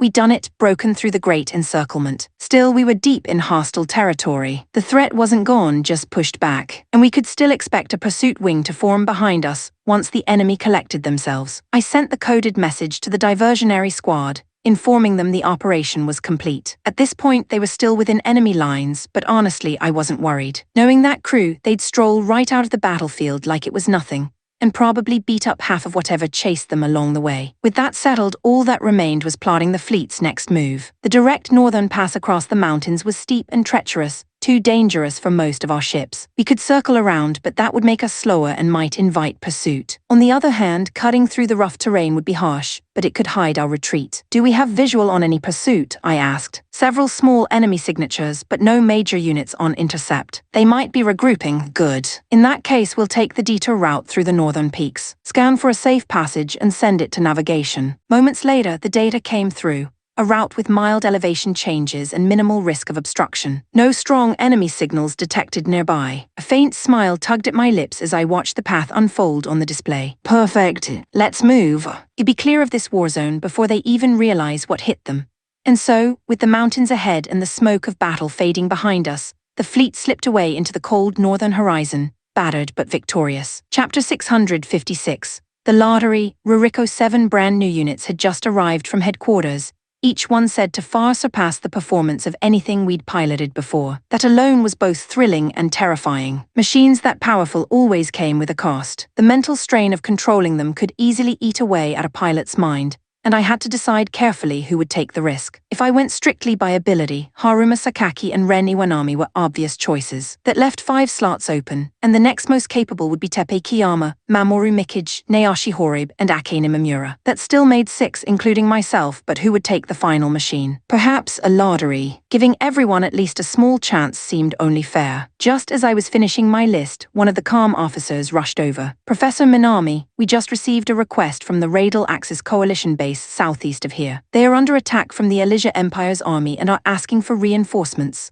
I straightened in my chair. The Elysia Empire. Which army? Are we talking about Yui's or Rione's forces? No, ma'am. Communications identify it as a direct strike group under the 10 divine generals. The commander's name is Arjun. I see. I hesitated for a beat. Then refuse the request. Tell them we're occupied with another operation and cannot assist. Most of the class was gathered again, almost a full reunion. Only 4 remained, Yui, Rione, Nagisa and Yuyura. I had information about the first 2. Their positions within the Elysia Empire were well documented as part of the 10 divine generals. But there was almost nothing about Nagisa and Yuyura, except that they'd reportedly joined an independent force called the Iron Cavalry Corps. And that didn't add up. The Radial Axis Intelligence Network had eyes in every major faction on the continent. They even mapped fleets that shouldn't exist. So how had they failed to track one mercenary corps? Unless I thought headquarters was hiding something from me. Wait, Professor, the officer interrupted again. There's an update. A large-scale reinforcement fleet is moving to support that same base. It includes Rione. Her name was confirmed among the incoming units. What? I rose to my feet. Rione's there. Then forget what I said. Send word to the coalition base. We'll move to assist immediately. If she was truly there, this wouldn't just be a skirmish, it would be a war front. A confrontation that big meant I needed all of our strongest pilots in the air, and I wasn't about to waste that opportunity. I called everyone to the bridge. Listen up, I began, taking a breath. Headquarters has sent 7 advanced Magitech frames. They're powerful, far stronger than what you're used to, but that makes them dangerous. I'll assign 6 of them directly. The final spot will be decided by lottery. Professor, shouted Haranishi from the back, give me one of those. With better machinery, my output will skyrocket. I can take on anything.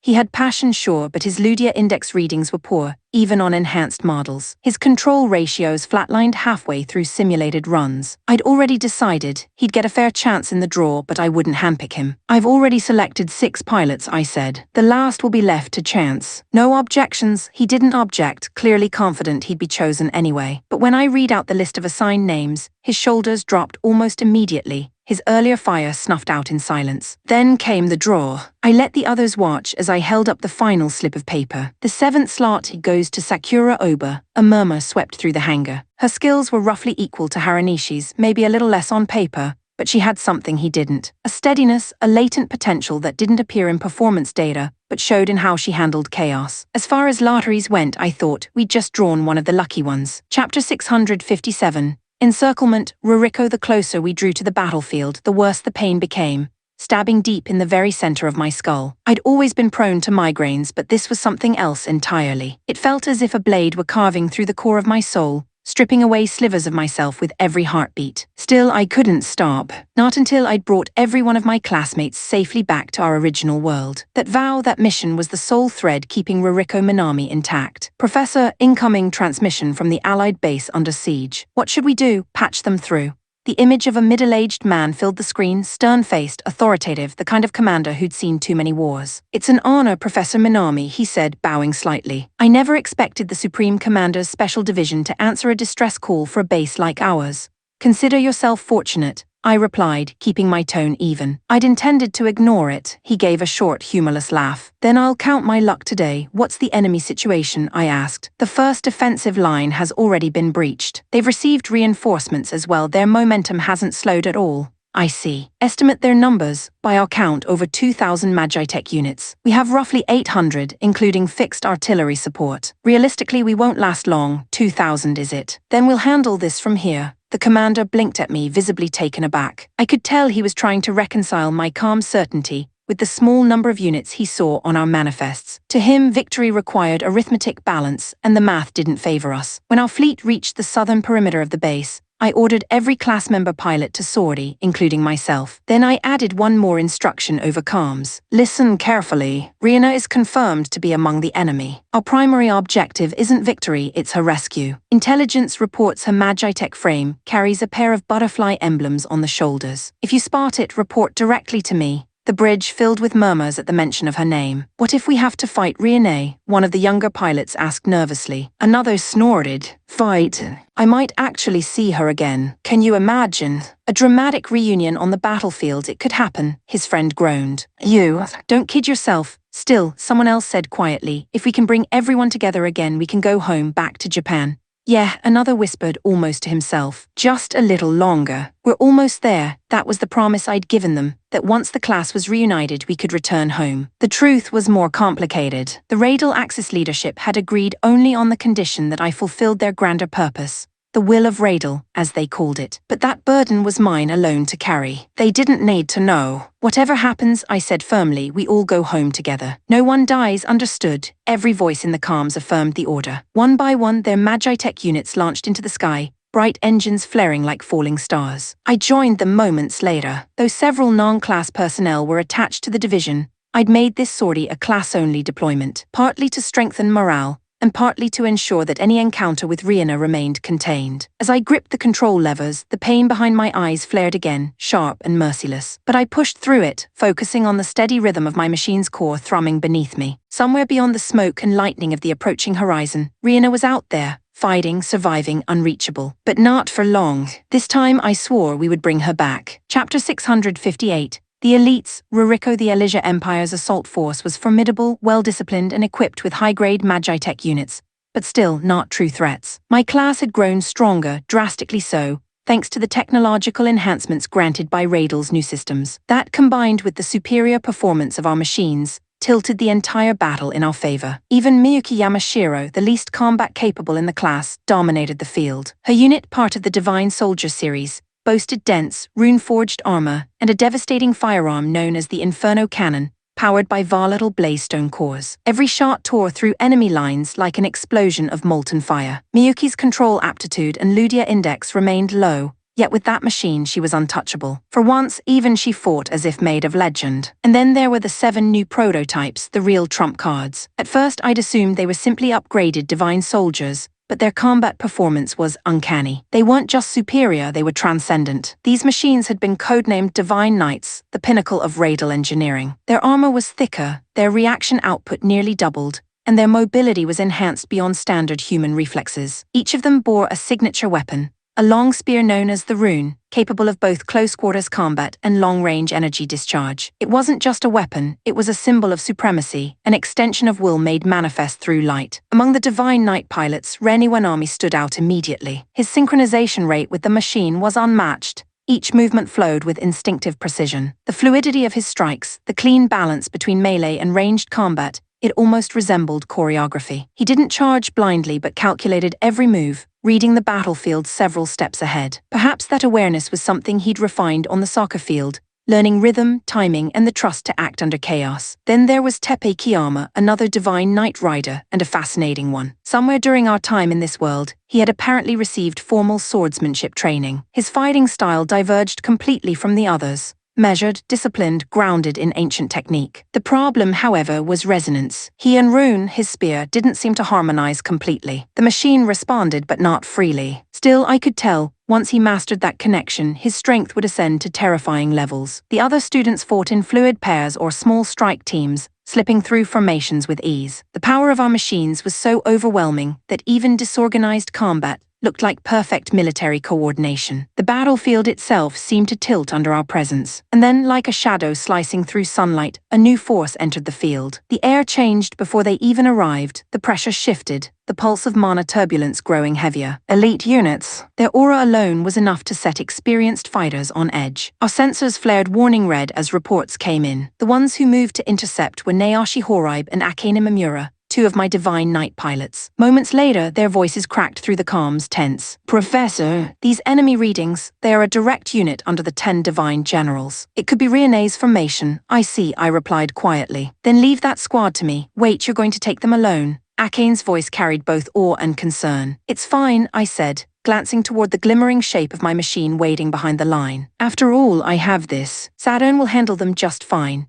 Unlike the standard Divine Soldiers or even the newer Divine Knights, my personal machine, Saturn, was an absolute anomaly. Designed and crafted under the direct supervision of Radial Vega himself, it was a custom-built command model that operated on an entirely different level. To the others, Saturn looked like a giant among gods, a creature of curved metal and golden sigils, forged for dominion rather than war. Its soul core ran deeper than ordinary Magitech, drawing not only unquantized mana but something more primordial. And whoever stood against it would soon understand the unspoken truth of this battlefield. They weren't facing humanity's strongest weapons. They were facing the will of Radel itself. Chapter 659. The demon, Ruriko. The longer I fought, the louder the voice became, deep, guttural, endless. Kill them all. It clawed through my thoughts like nails scraping glass. Heat flooded my veins, clouding reason until the world trembled on the edge of crimson madness. I could feel my mind slipping, my sense of self fraying apart with each strike. But I couldn't lose myself. Not now.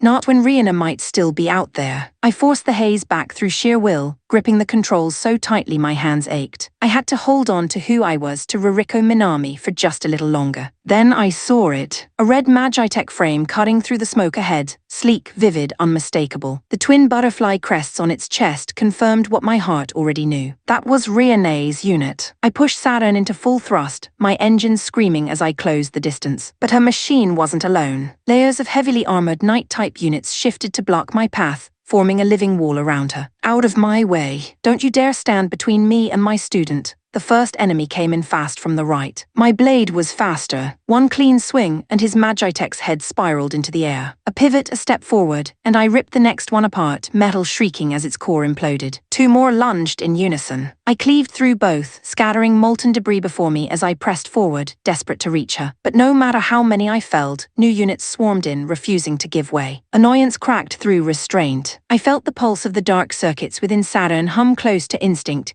and before I could stop myself, I called upon its forbidden system. Shadow Overlord. The mana gauge on my display plummeted in an instant. 5 vast sigils opened around me like spreading wings, and from the void they birthed shadow dragons. Each one roared to life, whipping into the sky, scale and mist entwining like night incarnate. Then they dove. The dragons tore through the air and crashed upon the enemy formation, turning steel into dust, formations into carnage. The battlefield vanished beneath a storm of black flame and shrieking metal. And for a heartbeat I felt fear. Not for myself, but for her. Renee. The dragons spared nothing. If she were caught in that chaos, but she wasn't helpless. Even within the whirlwind of destruction, her crimson machine twisted and slipped through the shadows like a dancer, evading every strike with impossible grace. Relief caught in my throat. When the dragons dissolved, I moved fast, closing in on her before the smoke faded. Rihanna, I shouted over the comms, my voice trembling more than I expected. Can you hear me? It's Minami, your homeroom teacher. The red Magitech froze for a moment, its weapons lowering slightly. Then her voice, clear, cautious, familiar, slid through the static. Professor Minami, is that really you? Wait, how did you even know this was my machine? Radel's intelligence network is second to none, I said, almost smiling. Listen to me, Rihanna. We've already gathered most of our classmates. You need to come with us. Radel has agreed to return us all home. Back to our world. There was silence, then a hesitant reply. Is that really true? It's true. We're not leaving yet because the group isn't complete, but once everyone is reunited, we'll return together to Japan.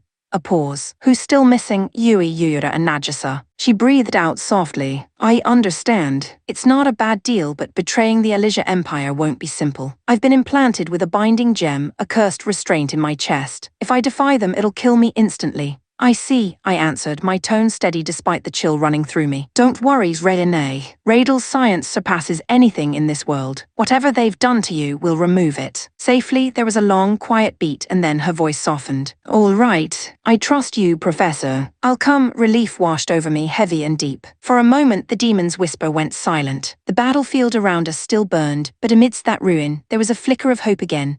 A promise that our fractured class might finally become whole. Chapter 660. Calculations. Rihanna, I'd already known that Yui was missing. She was a classmate, yes, but I can't say I cared much. Still, if she had died, I would have liked to see it happen with my own eyes. That chance thought lingered in the back of my mind when fate sent me stumbling into something far stranger. A rescue operation that became an unexpected reunion. I learned to my surprise that the Magitech pilot leading the opposing strike force was none other than Professor Minami. That alone was shocking, but when she told me that many of our old classmates, people I hadn't seen since the early days after our summoning, had already gathered under her command, I'll admit I was even more caught off guard. And then came her request that I join them. At first, suspicion twisted through me. If she'd already brought so many together, perhaps Yui was among them. But when she listed the ones still unaccounted for, I heard the name clearly. Yui was not one of them. That changed everything. In that case, reuniting wasn't a terrible idea. In fact, it could be convenient. It would give me a chance to remind all of them, every single one of my former classmates,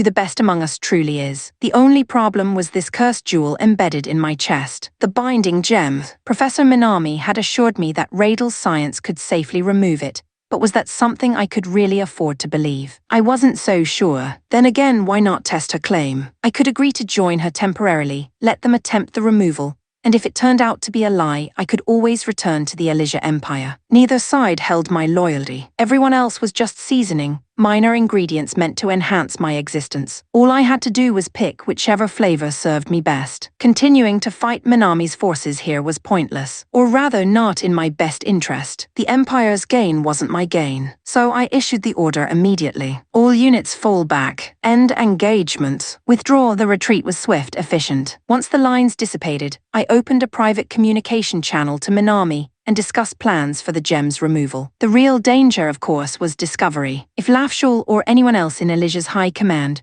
caught wind of this, I'd be executed before I ever set foot outside the fortress walls. Until the jewel was gone, secrecy was everything. I told Minami as much, and she promised the highest caution. Days passed before she finally reached out again. The operation was ready. They'd chosen a rendezvous point dangerously close to the Empire's own garrison, minimizing the time I'd be gone. Risky, yes, but she clearly wanted to prove her sincerity. I neither praised nor thanked her for it. Competence didn't need gratitude. Using a fabricated patrol report as my excuse, I slipped out of the base and boarded the Radal ride carrier waiting in the shadows. Inside, a medical team in white coats was already prepared. The air was antiseptic, unnaturally cold. "Let's begin the extraction," said the lead medic. "The procedure itself isn't overly complex. Then the real issue is time," I replied, sitting on the table. He nodded. "If the Empire notices your absence, if they suspect betrayal, the gem could activate instantly. It's designed to kill without warning." For the first time, a faint twinge of unease stirred in me. Was this truly a rescue, or an execution masked as one? But no, they wouldn't need this elaborate deception if they meant harm. They could have greeted me with rifles instead of scalpels. And truthfully, I wanted this thing gone. The gem pulsed inside me, a weight I could feel in every heartbeat. If Minami's people could remove it, we shared a goal for now. So I chose to trust her, at least until it no longer suited me. Chapter 661.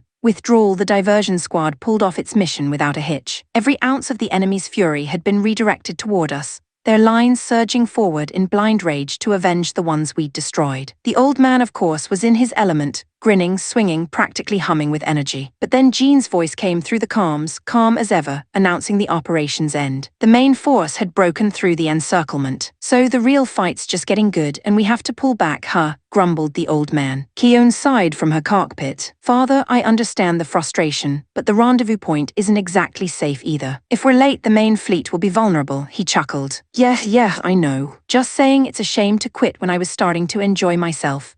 After relaying the extraction coordinates to the team, our units peeled away from the battlefield one by one, vanishing into the smoke in organized bursts. I decided to stay until everyone cleared the area, but apparently the old man had the same idea, which predictably led to the two of us spending an extra few minutes picking needless fights with whatever was still stupid enough to shoot at us. "Old man, seriously, we need to move out now," I barked, cutting down a pair of interceptors. "Oh, I'm going, he replied, still laughing. "Just saying, it's like the enemies keep respawning out of nowhere. That's because half their army's concentrated around this sector. They'll just keep coming until we're dust." Even after taking down thousands of enemy Magitech units, it didn't feel like we'd made a dent in the overall numbers. The battlefield stretched endlessly, flashing with fire and plasma, drowning in smoke and ruined wings. Eventually, we had the usual argument about who would leave first. It ended only when the old man accepted my deal. He could have the first toast at the victory party. That finally convinced him to retreat. Once he was away, the rest of the squad slipped out cleanly. I was the last one left. Just as I was about to depart, a chill crawled down my neck. There was no sound or motion, but someone was watching me. I turned. A single Magitech unit hovered in the wreckage, silhouetted against the flames, facing directly toward me. "That's strange," I muttered. Not attacking, but that killing intent, it's razor sharp.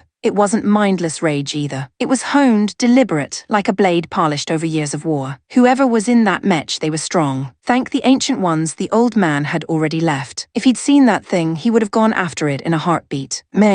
I'm not nearly that suicidal. If they weren't opening hostilities, neither was I. I shifted Arleo Roman 2, planning to ignore the stranger and boost out. That's when the air itself cracked. A sharp fluctuation in pressure, then the killing intent changed, solidified. Not just a threat anymore. more. Real attack. The warning alarms screamed to life. Yura, enormous energy reading detected, shouted Keon's voice over the calm line. I see it, something black flashed in front of me. Claws long, curved, and dark as the void, slashed straight at Arleo Roman 2. I brought up my sword just in time, sparks spraying from the impact. The hit was so powerful it rattled my arms all the way to my shoulders. Then came the voice. Deep teasing carried through the external comms. Ha ha ha, impressive, white one. You're strong, but today's just a greeting. Let's call it here. I gritted my teeth and barked. Who the hell are you? Me. I'm Infinity 15. And this machine, Ariok. Remember the names well, for we will be the ones who bring down both you and that shining white frame of yours.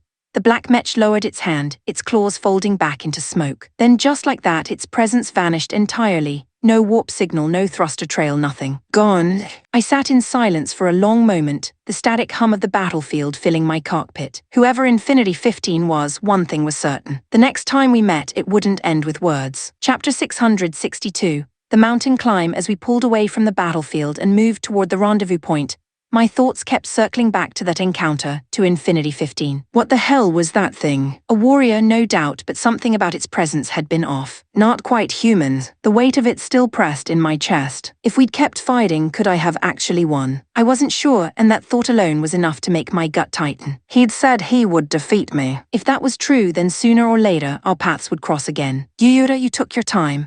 The others were waiting where the ridge began, the old man waving lazily from atop his mech. I raised a hand in reply. Seeing Festina's unit parked beside his jogged another question to mind. She had once belonged to the enemy faction, maybe she knew something. Festina, that name, Infinity 15, you ever heard it before? Her face immediately tensed. Infinity? Yura, how do you know that name? I met someone who called himself that back on the field. You sound like you know him. Her voice dropped low, uneasy. Infinity is a code name for the Divine Born. I didn't realize the research had advanced far enough to produce actual combat models. Divine Born. What does that mean exactly? Just as it sounds, she said grimly. Humans crafted by so-called gods. Though in this case the gods are self-proclaimed scientists, artisans who like to think they rival creation itself. I frowned. Wait, so they're artificially making people, not entirely from scratch. They start with a real human base, then rewrite it. They're blueprints, so to speak. Blueprints, I murmured. So they're changing DNA structures. Sounds like genetic modification, maybe advanced splicing.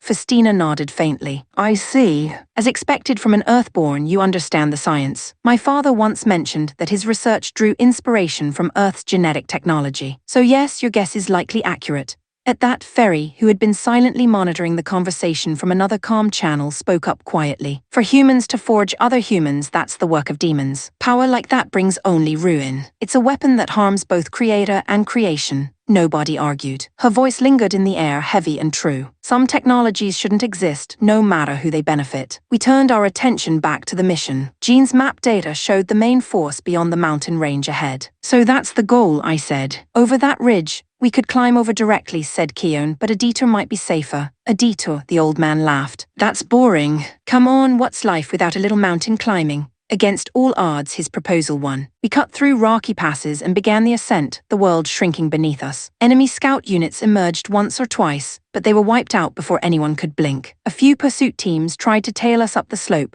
until Festina lobbed a precision volley of plasma shells down the mountainside. The explosions echoed for miles. The survivors didn't so much retreat as flee in full panic. Let's just keep climbing, I said. Keon groaned. Yura, don't be ridiculous. We don't need to reach the summit. If we follow the ridgeline, we can reach the northern pass faster. Maybe, I said, smirking, but once you start climbing a mountain, aren't you supposed to see the top? It doesn't bother me at all, she snapped. What bothers me is the idea of the main force waiting on us while you play mountain trekker. The girl's got a point, Festina added with a sigh. Before I could answer, the old man cut in with a laugh. Come on, Keons, don't ruin the man's fun. There's nothing wrong with chasing a little adventure. With his support and that unshakable grin of his, the debate ended there. So despite Keon's protests and Festina's exasperated muttering, we kept going. Gravel crunched underfoot, engines hummed, and the wind grew thin as we climbed higher toward the white peaks. It was reckless, sure, but after the blood and noise of the battlefield, the quiet climb under the steel blue sky felt like something we all needed. Chapter 663. The reunion, the view from the mountain's summit was breathtaking. Rolling forests, deep valleys, and the shimmer of distant rivers stretched endlessly under a pale gold sky. For the first time in what felt like ages, the world looked peaceful again. The silence after the chaos of battle was almost sacred. No one spoke. We all just stood there, letting the sight wash away some small part of the exhaustion that had settled into our bones. After a while, Keon broke the quiet. "We should move out. If we keep stalling like this, Jean is going to tear into us." She was right. Knowing Jean, he'd explode if he found out we'd taken time to enjoy the scenery. Probably call it a dereliction of command focus, or something equally dramatic. With that in mind, we began our descent. The trip down didn't take long. When the rendezvous point came into view, I tapped into the comms. "Jean, we're almost there." His voice blasted back instantly. "Almost there.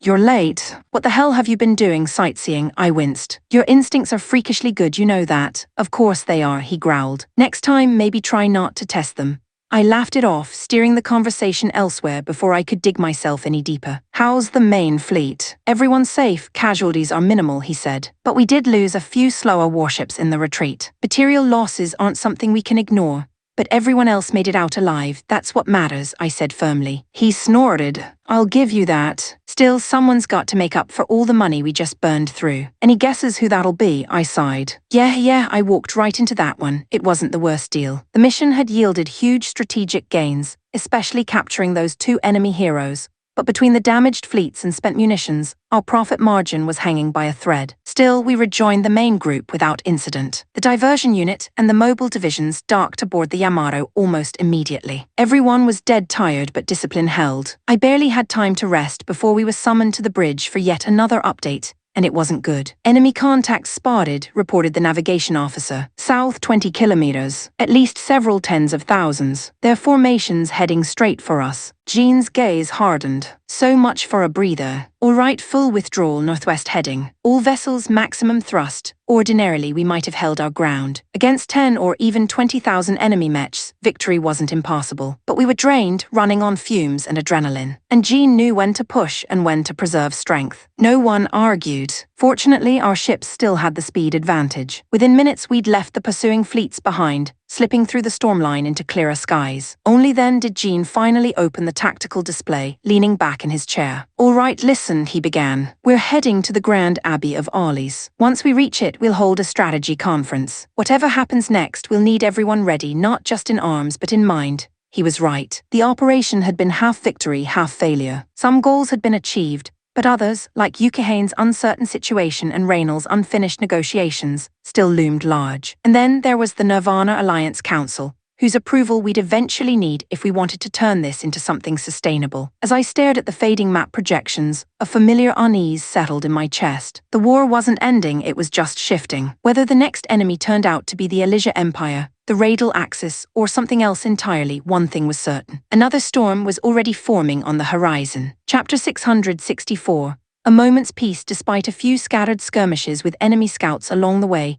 We made it back to the Grand Abbey of Arles without suffering any heavy losses. The Abbey's fortifications were strong, and the place was guarded by the elite forces of the Nirvana Alliance, making it one of the safest strongholds still under our control. After the endless grind of battle, even the sight of those towering white walls felt like calm descending over chaos. Once everyone had settled in, Jean gathered the senior officers. But to our surprise, his tone wasn't his usual gruff intensity. "For now," he said, rubbing at his temples, "forget the next meeting. Everyone takes a break for at least a full day or 2. We've all been running ourselves ragged." No one objected to that. Least of all me. The last few weeks had been nothing but combat, strategy, and more combat. Then there was Shirayuki. Just thinking about her drained me. There were too many things I hadn't had the time or space to process. A pause sounded perfect. Or it would have been. "You, Oda? Let's play, of course, peace doesn't last." Nanami and Pharma barged into my quarters together, full of energy that defied any concept of fatigue. "Come on, give me a break," I groaned. "Don't you two ever get tired?" "Nope," said Pharma cheerfully. "Young people don't get tired. I'm young too," I protested. Nanami grinned. "Then let's play," I sighed. Fine, you win."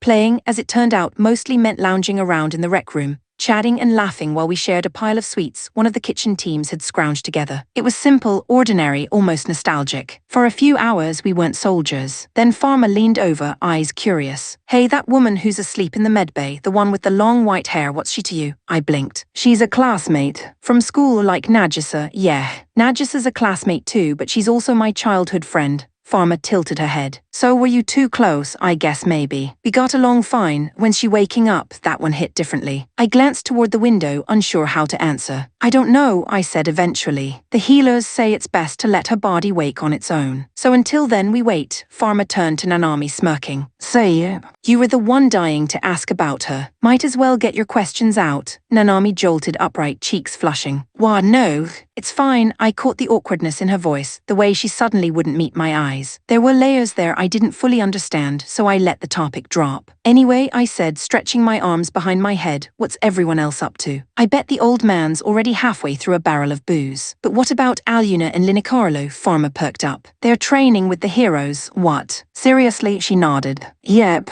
Those three, Aluna, Linicarlo, and Keone, they were all fired up when I saw them. That hit me like a punch. Wait, weren't we supposed to get instruction from the heroes too?" I groaned and slouched in my seat. The thought of them out there grinding away while I sat eating candy made the word rest feel almost like guilt. "What about Jean?" I asked finally. "Don't tell me he's actually taking the day off like he said." Nanami shook her head with a little laugh. "Not even close. He's been running around the command deck since morning. He's barely stopped to eat." "Figures," I muttered. Typical Jean, telling everyone else to take a break but refusing to follow his own order. Farmer smiled knowingly. "Sounds like you." I cracked a grin. "Yeah, guess we all have our bad habits." For the first time in what felt like forever, the laughter that followed wasn't strained or artificial. It was human, simple, the kind of moment that, even in the middle of endless war, reminded you that it was still worth fighting to protect something as small and fragile as peace itself. Chapter 665. Another quiet hour by the time the easy chatter with Nanami and Farmer started circling back on itself.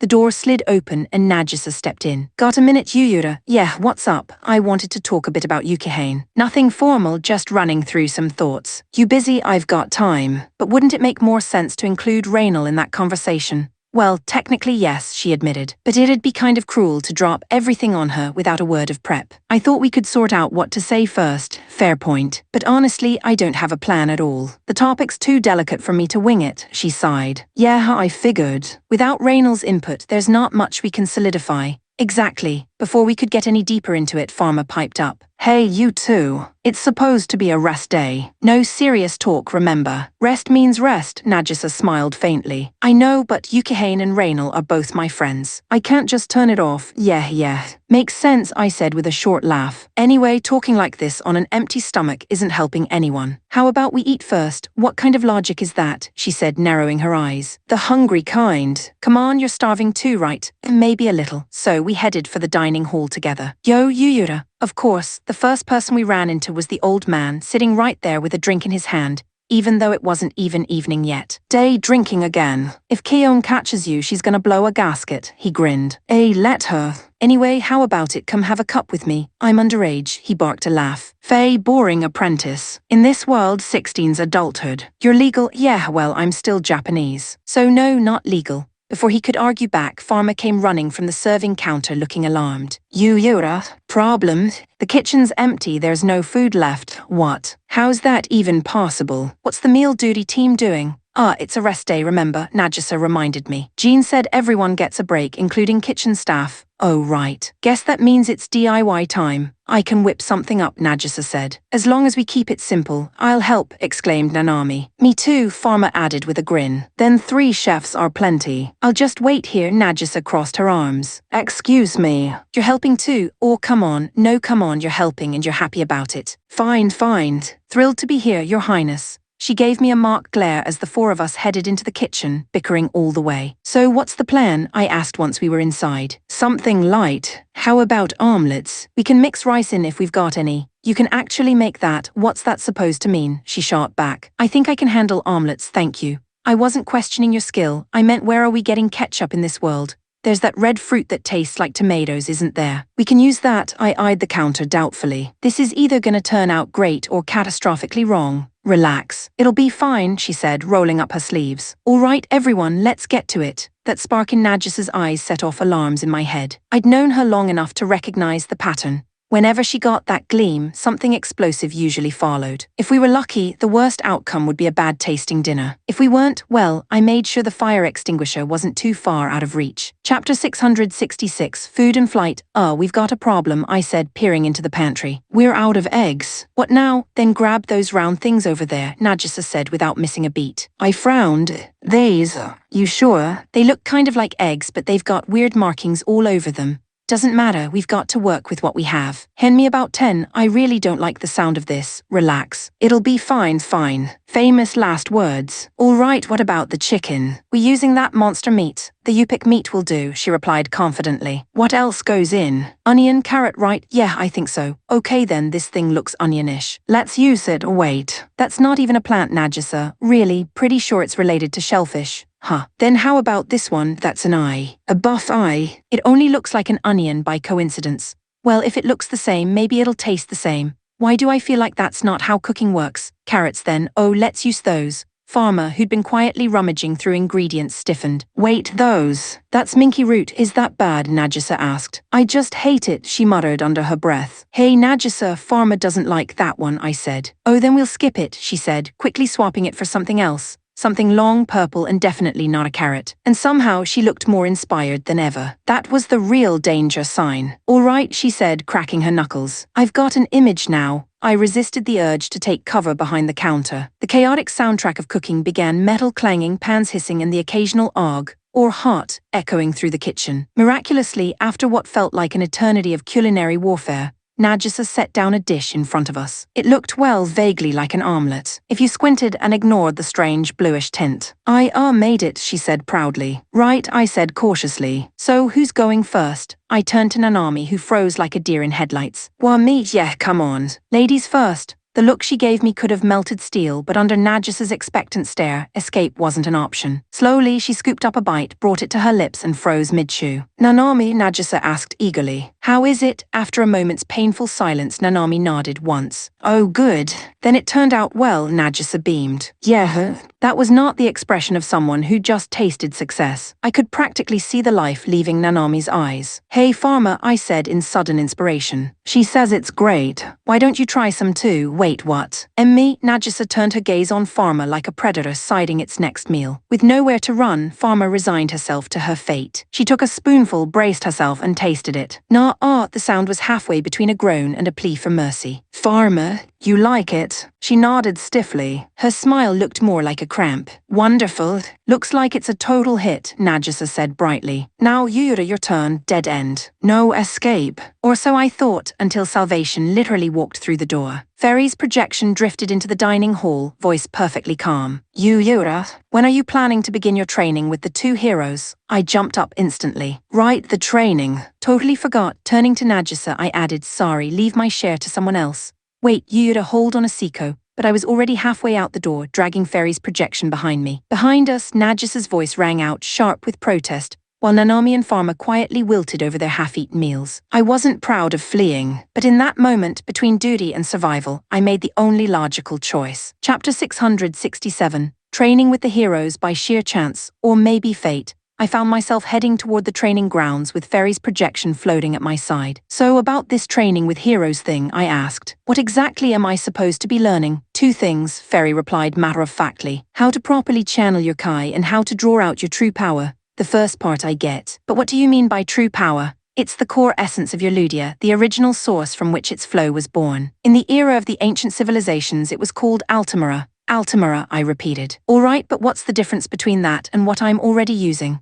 Think of your current energy output like boiling eggs using steam from a hot spring, she explained smoothly. It's energy, yes, but indirect and limited. Altamira, on the other hand, is like tapping deep below into the magma itself and shaping it into living fire.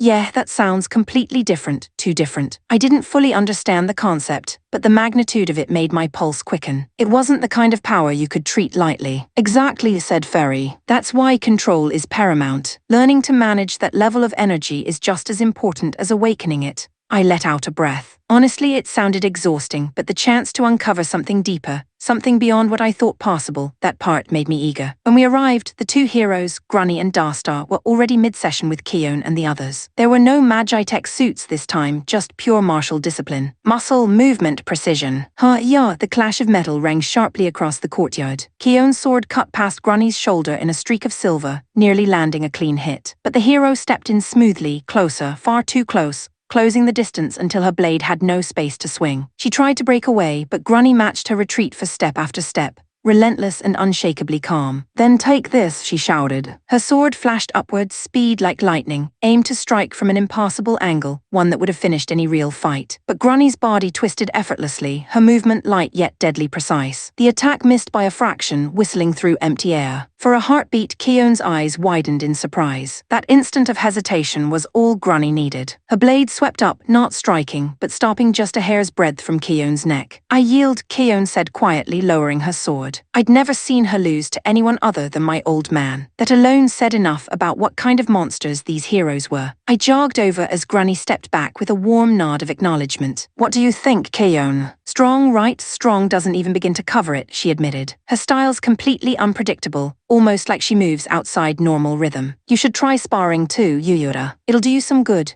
"Yeah, because if you couldn't read her, I'll stand no chance," I muttered under my breath. Still, she had a point. Watching was one thing, feeling that level of skill firsthand was another. I turned to Grunny. "If you don't mind, I'd like a turn." Before she could respond, the second hero, Darstar, boomed out in a deep, resonant voice. "Let me take this one, unless you'd prefer the same dance as before." He was massive, built like an ancient gladiator carved from stone, veins standing out like steel cords beneath his skin. His sword, easily as long as my entire body, gleamed in the afternoon sun. He wielded it one-handed, effortlessly. For a fraction of a second, my survival instinct screamed at me to decline. But my pride didn't allow it. "Not at all," I said, forcing a smirk. "I'd be honored to face you." His grin widened, sharp and fearless. "Good. It's been a while since I met someone who didn't back down before the fight even began." He stepped forward into the ring, raising that colossal blade in a single smooth motion that stirred dust from the ground. The sheer pressure rolling off him made my grip tighten around my own weapon. The training hadn't even started yet, but I already knew one thing for certain. This wouldn't be just another spar. It would be a battle to remind me how small I truly was, and how far I still had to climb. Chapter 668, the duel with the hero standing before Darstar, sword in hand. I could feel the weight of his presence pressing down like a storm. Every breath I took felt shallow, every muscle tense to the limit. The pressure alone was almost enough to make me take a step back, but somehow I held my ground. "What's wrong?" he asked, his deep voice rumbling through the air. "You don't intend to make the first move?" "I would," I replied, forcing a strained grin, "but I'll admit I might be a little intimidated right now." A small, approving smile touched his face. "Then you've got some sense after all. You can feel strength when you see it. That's good, it means you're worth training. But since you're not starting, I suppose I will." He raised his colossal sword slowly above his shoulder. The motion was controlled, deliberate. Then, without warning, his presence detonated outward. The killing intent alone slammed into me like a physical blow. I reacted instinctively, snapping into a guard stance. But to my surprise, Darstar hadn't actually moved. Not a step. And that was when my guard slipped. The next instant, he was on me. A flurry of strikes rained down, each faster and heavier than the last. The sound of metal against metal echoed through the courtyard as I blocked, dodged, and stumbled back, desperately trying not to lose my footing. The sheer force behind his blows made my arms numb, and my breathing grew short. "Come now," he barked mid-swing. "If you don't strike back, you'll never win." He wasn't wrong, but I couldn't even think about attacking. Every ounce of my focus was spent staying alive. My hands were shaking, my muscles screaming. It was only a matter of time before my guard broke. "Yuyura," Keone's voice cut through the clash of steel. "Stop meeting his strength with brute force, you'll burn yourself out, right?" That was the problem. I was trying to match sheer power with power. It worked with lesser opponents, but not with someone like him. I forced myself to breathe, recalling the calm precision of my sparring with the old man. He'd always said that surviving battle wasn't about overpowering your enemy. It was about feeling their rhythm, their intent. I eased my grip, shifting from resisting each strike to guiding them away instead. "Oh," Darstar said with a low chuckle. "Better, much better. Now you might last a little longer." His attacks quickened again, but now I slipped between them, not blocking outright but redirecting, letting momentum become my ally instead of my enemy. Slowly, the unbearable pressure lessened. Openings began to appear small but real. When my arms stopped trembling, I finally saw a chance. I struck fast and sure, but his sword caught mine effortlessly, the impact ringing like a bell. "Your form's good," he said, his expression half pleased, half chiding. "Whoever trained you knows his craft." But his blade twisted, forcing mine downward. "It hasn't become truly yours yet." I had no rebuttal. He was right. My sword still carried the rhythm of my teachers, not my own. He stepped back slightly, lowering his weapon. "All right, I've seen enough. Time to test your spirit." I barely had time to exhale before the air itself seemed to thicken. His aura flared, raw power radiating around him like heat from a forge. "Brace yourself," he warned, and vanished. Then came the real assault. His strikes blurred together, shockwaves scattering dust and gravel in every direction. I blocked what I could, twisted past others, but the onslaught felt endless. Each impact thudded through my ribs, leaving my body aching, unsteady. Still, I clung on. Even if I couldn't win, I wanted one clean counter. Just one. Then unexpectedly his rhythm broke just slightly. A pause, a heartbeat of stillness, a chance. I didn't think. I just moved, throwing everything into one last reckless strike. Too obvious. I saw his eyes glint a split second before he sidestepped effortlessly. My blade sliced through open air, momentum pulling me forward. Before I could recover, cold metal pressed lightly against my neck. "Predictable," he said calmly, his sword resting against my throat. The truth hit instantly. That opening he'd shown, it wasn't a mistake. It was bait. I let out a long breath and stepped back, lowering my blade. "I yield," Dastar smiled, not smugly but with genuine approval. "Good. You've got courage. That's the first thing every warrior needs. Next time, maybe you'll temper it with wisdom." I couldn't help but laugh, though my pride stung a little. Yeah, can't argue with that. For all his terrifying strength, there was something oddly reassuring about him, like a mountain that would crush you if you challenged it blindly, yet shelter you if you respected its weight. And as the heat of the duel faded into the cool afternoon air, one thought pushed its way through the exhaustion. If that was just Darstar holding back, then the path to reaching their level was going to be a long one. Chapter 669. The meaning of training. When my spar with Darstar ended, I barely had time to catch my breath before Kion stepped forward, already sliding into critique mode. "Yuyura, your sword work is sloppy," she said flatly. "You charge too directly. Watch your opponent more closely. Every action should be chosen, not guessed." "I know, but..." I rubbed the back of my neck. It wasn't just that. There was something weird about fighting him, like his movements were blurred, almost like a filter over my eyes. "Hard to read," she murmured, thoughtful now. I felt that too while sparring with Grunny. It's not just raw aura or battle sense, it was something else entirely. Fairy's voice chimed in smoothly from behind us. "What you felt was a fragment of Altamira's power. When one embodies the pinnacle of human potential, such distortions no longer confuse them, they command them. So that was my next mountain to climb." "All right," I said. "Then how do I begin this Altamira training?" "The first step," said Grunny, "is awakening the link between mind and body. Only through that harmony can your true energy rise to the surface." "I see," I looked at her steadily. "Then I want to learn. Teach me how to do it." She nodded softly, though her voice held a warning edge. "As Fairy wishes, I can instruct you, but you should know it will be harsh. Few endure it without breaking. I don't care." I clenched my fists. "If it means getting strong enough to protect everyone, then I'll take whatever it demands." At that, Kion stepped forward, her tone suddenly sharp with resolve. "Lady Grunny, forgive my intrusion, but if it's possible, I'd like to join as well." "You too, Kion?" "Of course," she said steadily. "If this power truly exists, I need to master it. Fighting beside you, Yuyura, I can't afford to fall behind." Before I could answer, Aluna, who'd been resting nearby, spoke up with a grin. "In that case, count me in too. If the others get stronger and I don't, I'll never hear the end of it." Their enthusiasm sparked an idea. "Then why not train everyone? I mean, all the main members. The ones not here right now, especially the old man, will throw a fit if they miss out." "Throw a fit," said Kion, smirking faintly. "He'd probably sulk more than anything." I turned back to Grunny. "Would that be a problem?" "The number of people, I mean." "Not at all," she said, smiling faintly. "But remember, it will test more than strength. Are you certain your comrades are ready for that?" "They are," I said without hesitation. "No one in our squad breaks easily. That much, at least, I believed completely. Still, preparation would take time, and we'd been promised a rare block of rest days. So, after a brief discussion, we agreed to begin the Altamira training later in the week, which gave me just enough time to bring the idea, unfortunately, to the old man. When I told him, his response was instant and explosive. "What? You fool! How dare you keep such a glorious challenge from me? I didn't know it'd turn into a big event," I protested. He slammed a hand against the wall, his grin stretching wide. "Nonsense. My growth has stagnated for too long. This ancient art could be exactly what I need." "Why wait? Let's begin at once," I held up a hand. "Apparently there's a lot of setup involved, and everyone's still on rest orders, so training's not until later." Rest orders, he barked a laugh. A true warrior needs no rest. When the flame of battle calls, you answer. Come now, we'll start today. Yes, see, that's not an option. It's not just us, everyone's participating. So please just hold off. He crossed his arms, clearly reluctant. HMPH. Very well, but inactivity dulls the blade. In the meantime, I'll drill some sense into you and Keon myself. Wait, what? I froze. Drill us how exactly? He grinned, cracking his knuckles ominously. By reminding you what real training feels like. And just like that, my much-anticipated day of rest evaporated completely. As he started barking orders for warm-up exercises, I couldn't help but sigh. Somehow I'd managed to survive Darstar's beating,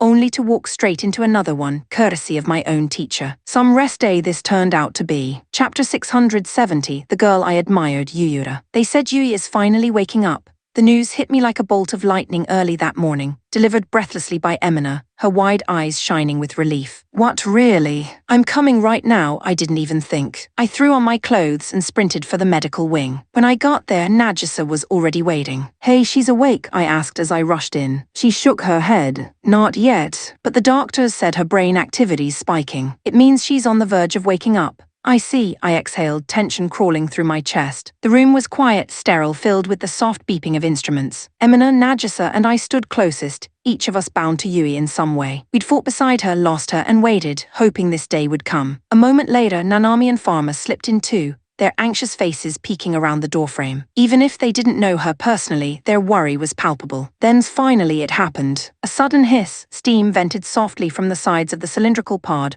where Yui Shirayuki lay resting. The air filled with the faint scent of antiseptic and warm vapor. She's waking up, murmured Emina. We couldn't breathe, couldn't blink, just stared. The pod's hatch split open with a gentle thud. White mist spilled out, curling like morning fog, and through it a faint silhouette stirred. Slowly, shakily, Yui sat up. Her pale hair shimmered under the sterile light as her eyes fluttered open. Where am I? She whispered. Yui Shirayuki, we couldn't hold back. We surged forward, relief flooding through our voices. She blinked at us, confusion flickering across her face. Yuyura, Emina, Nagisa, am I dreaming? Nagisa's voice trembled, but she smiled through it. No dream this time, Yui. We really found each other again, but Yui just shook her head sluggishly. No way. Nothing that good ever happens to me. I didn't know what she'd lived through all this time, but her disbelief, the way she clung to denial, said everything about the weight she'd carried alone. Nagisa stepped closer, crouched beside her and said softly, then pinch your cheek. You'll see, Yui hesitated, then did as told. Oh, her eyes widened as she stared at her hand, trembling. And then, without warning, tears welled up and spilled over. Hey, Nagisa. Come on, she's crying, I said, alarmed. You didn't have to hurt her, Nagisa whipped around, glaring at me. Oh, stop it. You think pinching your cheek makes someone burst into tears at our age? Use your brain, it hurts, Yui half laughed, half sobbed. But it makes me happy because it means this is real. Her smile was fragile but radiant. I felt my chest tighten. Whatever hell she'd endured this moment, seeing her cry from happiness made every battle worth it. Can you stand? Nagisa asked gently. Yui nodded. I think so. Nagisa slipped an arm under her shoulder, helping her up as the treatment cords released their hold. That's when I noticed it, the thin, form-fitting fabric of her medical suit. It was designed for full-body calibration, accentuating every contour and tracing the faint glow of recovery runes beneath her skin. And yeah, I looked a little too long. Yuyura, Nagisa's voice was sharp enough to cut metal. Her glare hit like a blade, and I froze instantly. Out. Now. I'm getting her changed, she said, no room for argument. All right. Got it? I barely had time to nod before she pointed toward the door. I took the hint, bolted straight out of the room, and didn't look back. The last thing I heard as the door slid shut was Yui's faint laugh, half shy, half awkward. A sound I hadn't heard in so long but would have recognized anywhere. A sound that, for the first time in what felt like lifetimes, made the world feel right again. Chapter 671. After the change, after slipping out of the infirmary, I found myself pacing aimlessly in front of the door like some shady loiterer. I didn't even realize how suspicious I looked until Jean happened to walk by and gave me that piercing commander's stare of his. What are you doing out here? Nothing. I mean, Shirayuki's just getting changed, so I'm, waiting. His expression softened slightly. So she's awake then. Any issues with her condition? She seems okay. A little weak maybe, but definitely awake. That's good news, he said, sliding a folder under his arm. Give her a couple of days to rest then. Make sure she's got what she needs. Yeah, of course. He nodded once before walking off, nose buried in the next batch of documents. Even after declaring a full rest period for everyone, Jean himself hadn't stopped working for a moment. Watching him vanish around the corner, I couldn't help but wonder if the man even knew how to relax. A few minutes later, Nanami popped her head out of the infirmary door. "She's dressed now, you can come in." I nodded and went back inside. Shirayuki stood there near the bed, dressed in a neatly pressed outfit that looked straight out of Emina's wardrobe. Modest but sharp, like something between a military uniform and formal wear. The conservative style actually matched her quiet, proper aura perfectly. When her eyes found mine, she froze. Yuyura Shirayuki, and just like that the air grew awkward. What the hell was this? My throat went dry, my mind blank. The way she looked at me, grateful, shy, uncertain, made the silence stretch unbearably long. Then Nagisa broke it like a hammer on glass. "Okay, enough staring. You two look ridiculous." We both jumped, snapping out of it like we'd just been caught committing a crime. Nanami, on the other hand, grinned and clapped her hands together. "Anyway, she's awake and that calls for a celebration. We should totally throw a little party." "Oh please," said Nagisa, rolling her eyes. "You just want an excuse to eat dessert." "That's not true." "I mean I do, but it's mainly about celebrating." Before they could start bickering again, Shirayuki spoke softly. Nagisa, Emina, I'm still trying to understand what's going on. Why am I here?" That stopped everyone for a second. Nagisa shrugged helplessly. "Well, I'll let Emina handle this one."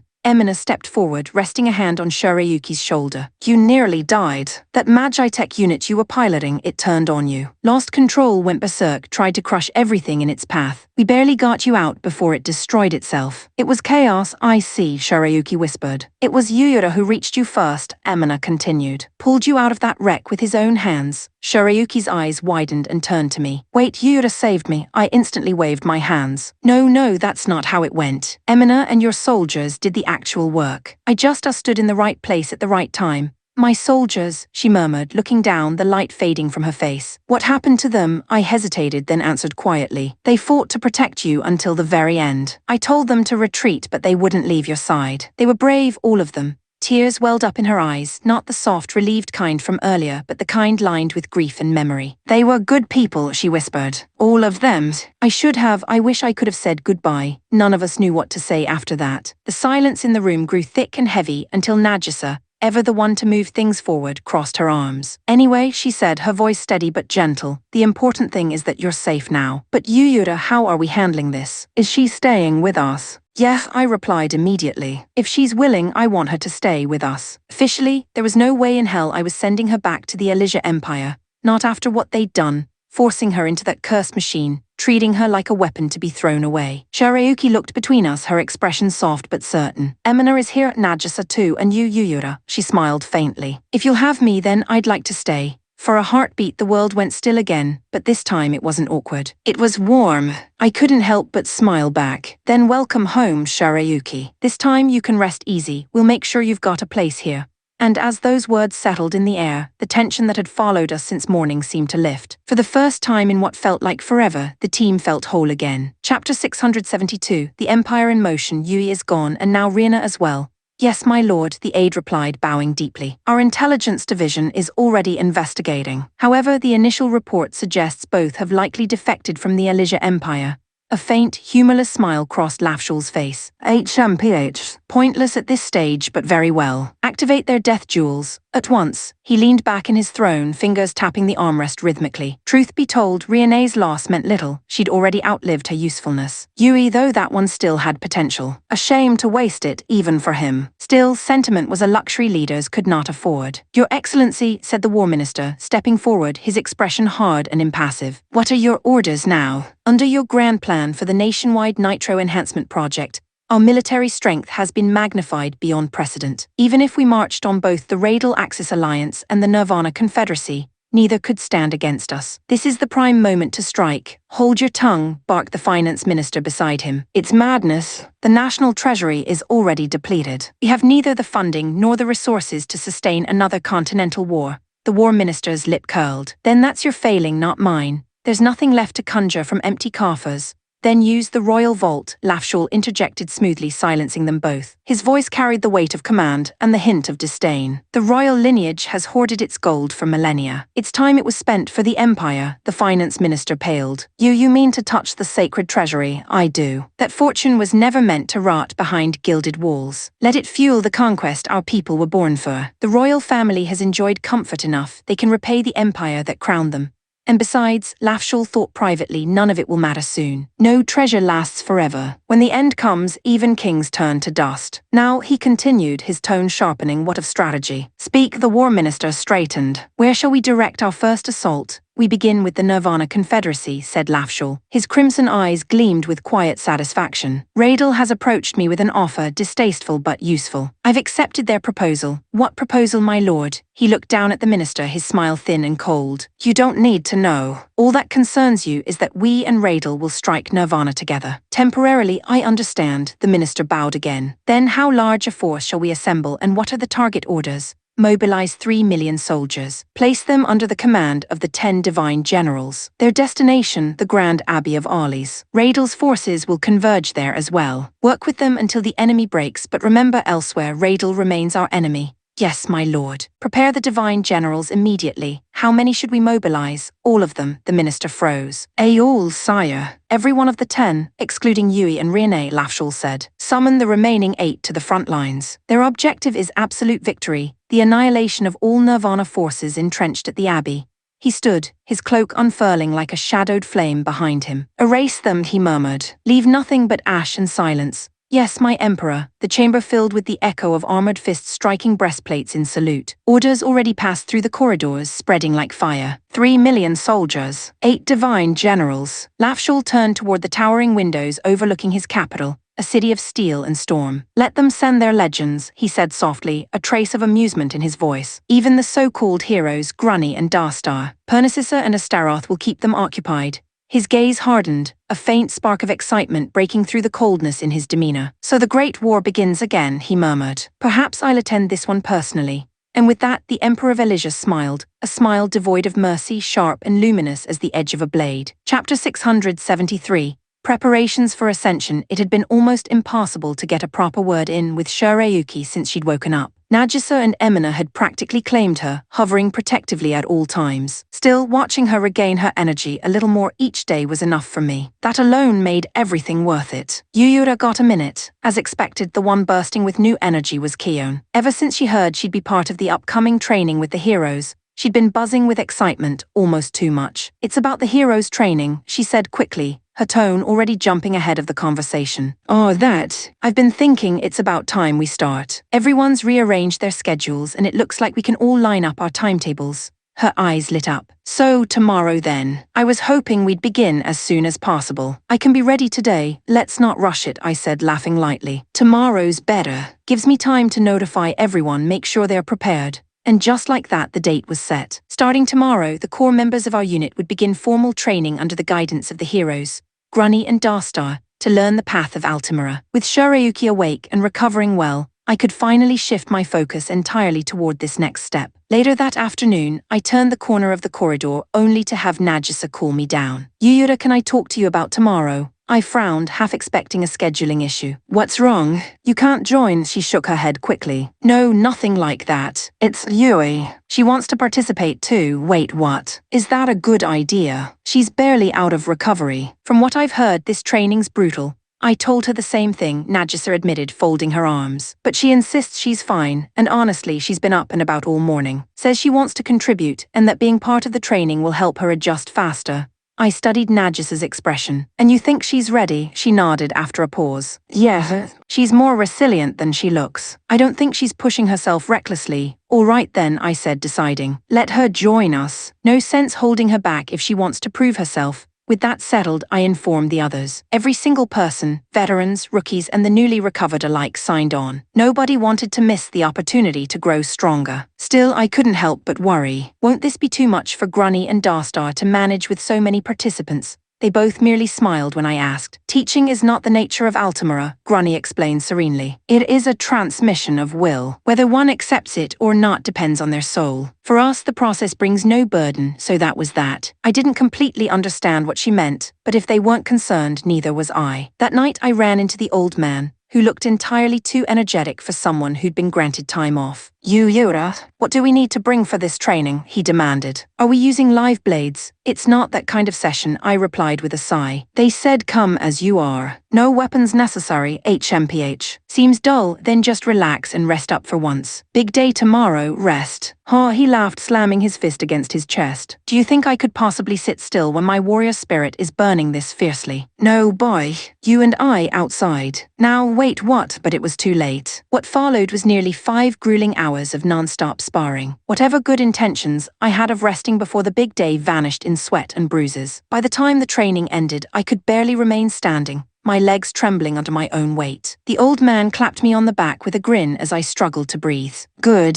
That fire's what we'll need for tomorrow. Yahoo, fire. By the time I collapsed into bed, it felt more like smoldering ash. Chapter 674, strengthened as one. You look awful, Yura. What happened to you? Awful doesn't even begin to cover it, I groaned. Every muscle in my body feels like it's filing a complaint. The old man, in all his fiery enthusiasm, had gone completely overboard. His warm-up the night before had been brutal, hours of sparring with no mercy, no breaks, and zero consideration for the fact that I actually needed to survive today's real training with the heroes. Now, dragging a body that creaked with every movement, I limped toward the assembly area. Ready? Not even close. But skipping out wasn't an option. Halfway there, Aluna caught up to me, walking at an easy pace beside my slow shuffle. So, Yura, she asked curiously, what exactly are we doing in this training with the heroes? No idea. From what they told me, it's not supposed to be dangerous, but beyond that, your guess is as good as mine. She raised a brow. Sounds way too good to be true. Massive power-up, no danger. Feels like a scam. Yeah, well, they didn't say it'd be pleasant. Just that it wouldn't kill us. Nanami doesn't like the sound of that, came a small voice behind me. I turned to find Nanami and Pharma walking side by side,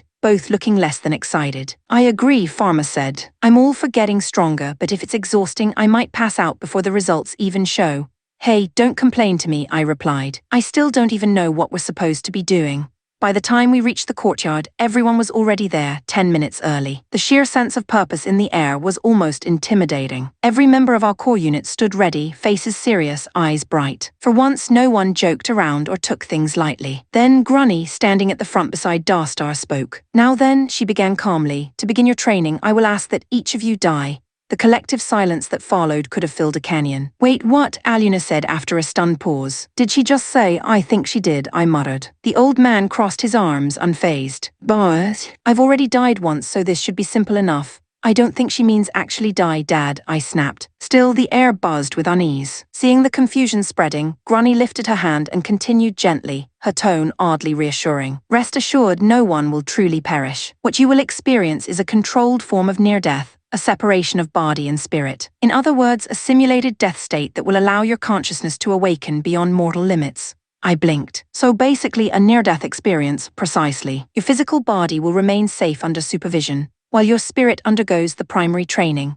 Her explanation reminded me of the synchronized mind dives used for medical recovery, except this one sounded far riskier. But if Ferry and the others were guaranteeing safety, that meant the process itself should be stable, right? I hoped. We were each guided to sleek capsule pods arranged in neat lines around the chamber. When I stepped inside, soft crimson light pulsed along the interior, and the faint hum of energy filled the space, a sound halfway between a heartbeat and a storm. Darstar's rumbling voice echoed over the calm line. Listen carefully. The bond between body and spirit is what defines ordinary strength. When one tires, so does the other. But that connection is also a chain, your potential capped by the limits of flesh. He paused, letting the weight of his words sink in. The mind, however, endures infinitely more than the body can comprehend. By severing that link temporarily, we will allow your spirit to carry burdens your body never could. This is how you awaken the core of your Altamira, your true nature as beings of will and light. So this was it. Literal mental boot camp. A trial to break and rebuild the soul. I wasn't sure if I fully grasped the science or the magic behind it, but the logic seemed simple enough in its insanity. Separate the human from the flesh and train what's left beyond the boundary of pain. As the pod door sealed closed, darkness wrapped around me. My pulse synced with the quiet mechanical hum,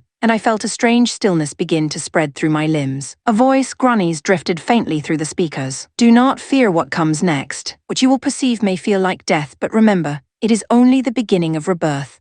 Then the light faded completely, sound collapsed into silence, and I felt everything, my heartbeat, my thoughts, my body itself, slip away. And somewhere within that emptiness, the world whispered to me, soft and endless, as if the universe itself had just exhaled my name. Chapter 675. The realm of training, the separation between body and mind, barely affected me. After all, I'd already experienced mental dives before. Traveling into simulated consciousness wasn't new. Darkness gave way to a dim light, and when my vision cleared, I found myself standing in a vast, open world. First one through, as expected, Yura, came Dastar's voice, calm and deep, heavy as a mountain. I turned toward him, but Grunny was already glancing in another direction, her eyes catching the shimmer of another presence. "The next one's arriving," she said quietly. A moment later, the old man materialized, stepping forward with sharp curiosity in his gaze. "HMPH, so this is the spiritual plane. Looks hardly different from reality," he muttered, running a hand along the air as though testing its texture. Soon after him came Kaon and Festina, nearly at the same instant. Then Linacarlo, Aluna, and finally Shirayuki, who appeared mid-conversation with Emina. "Yuyura," Shirayuki greeted softly, looking around with fascination. "Is Nagisa not here yet?" "She's never been great with this kind of thing," I said with a wry grin. "She'll probably be one of the last."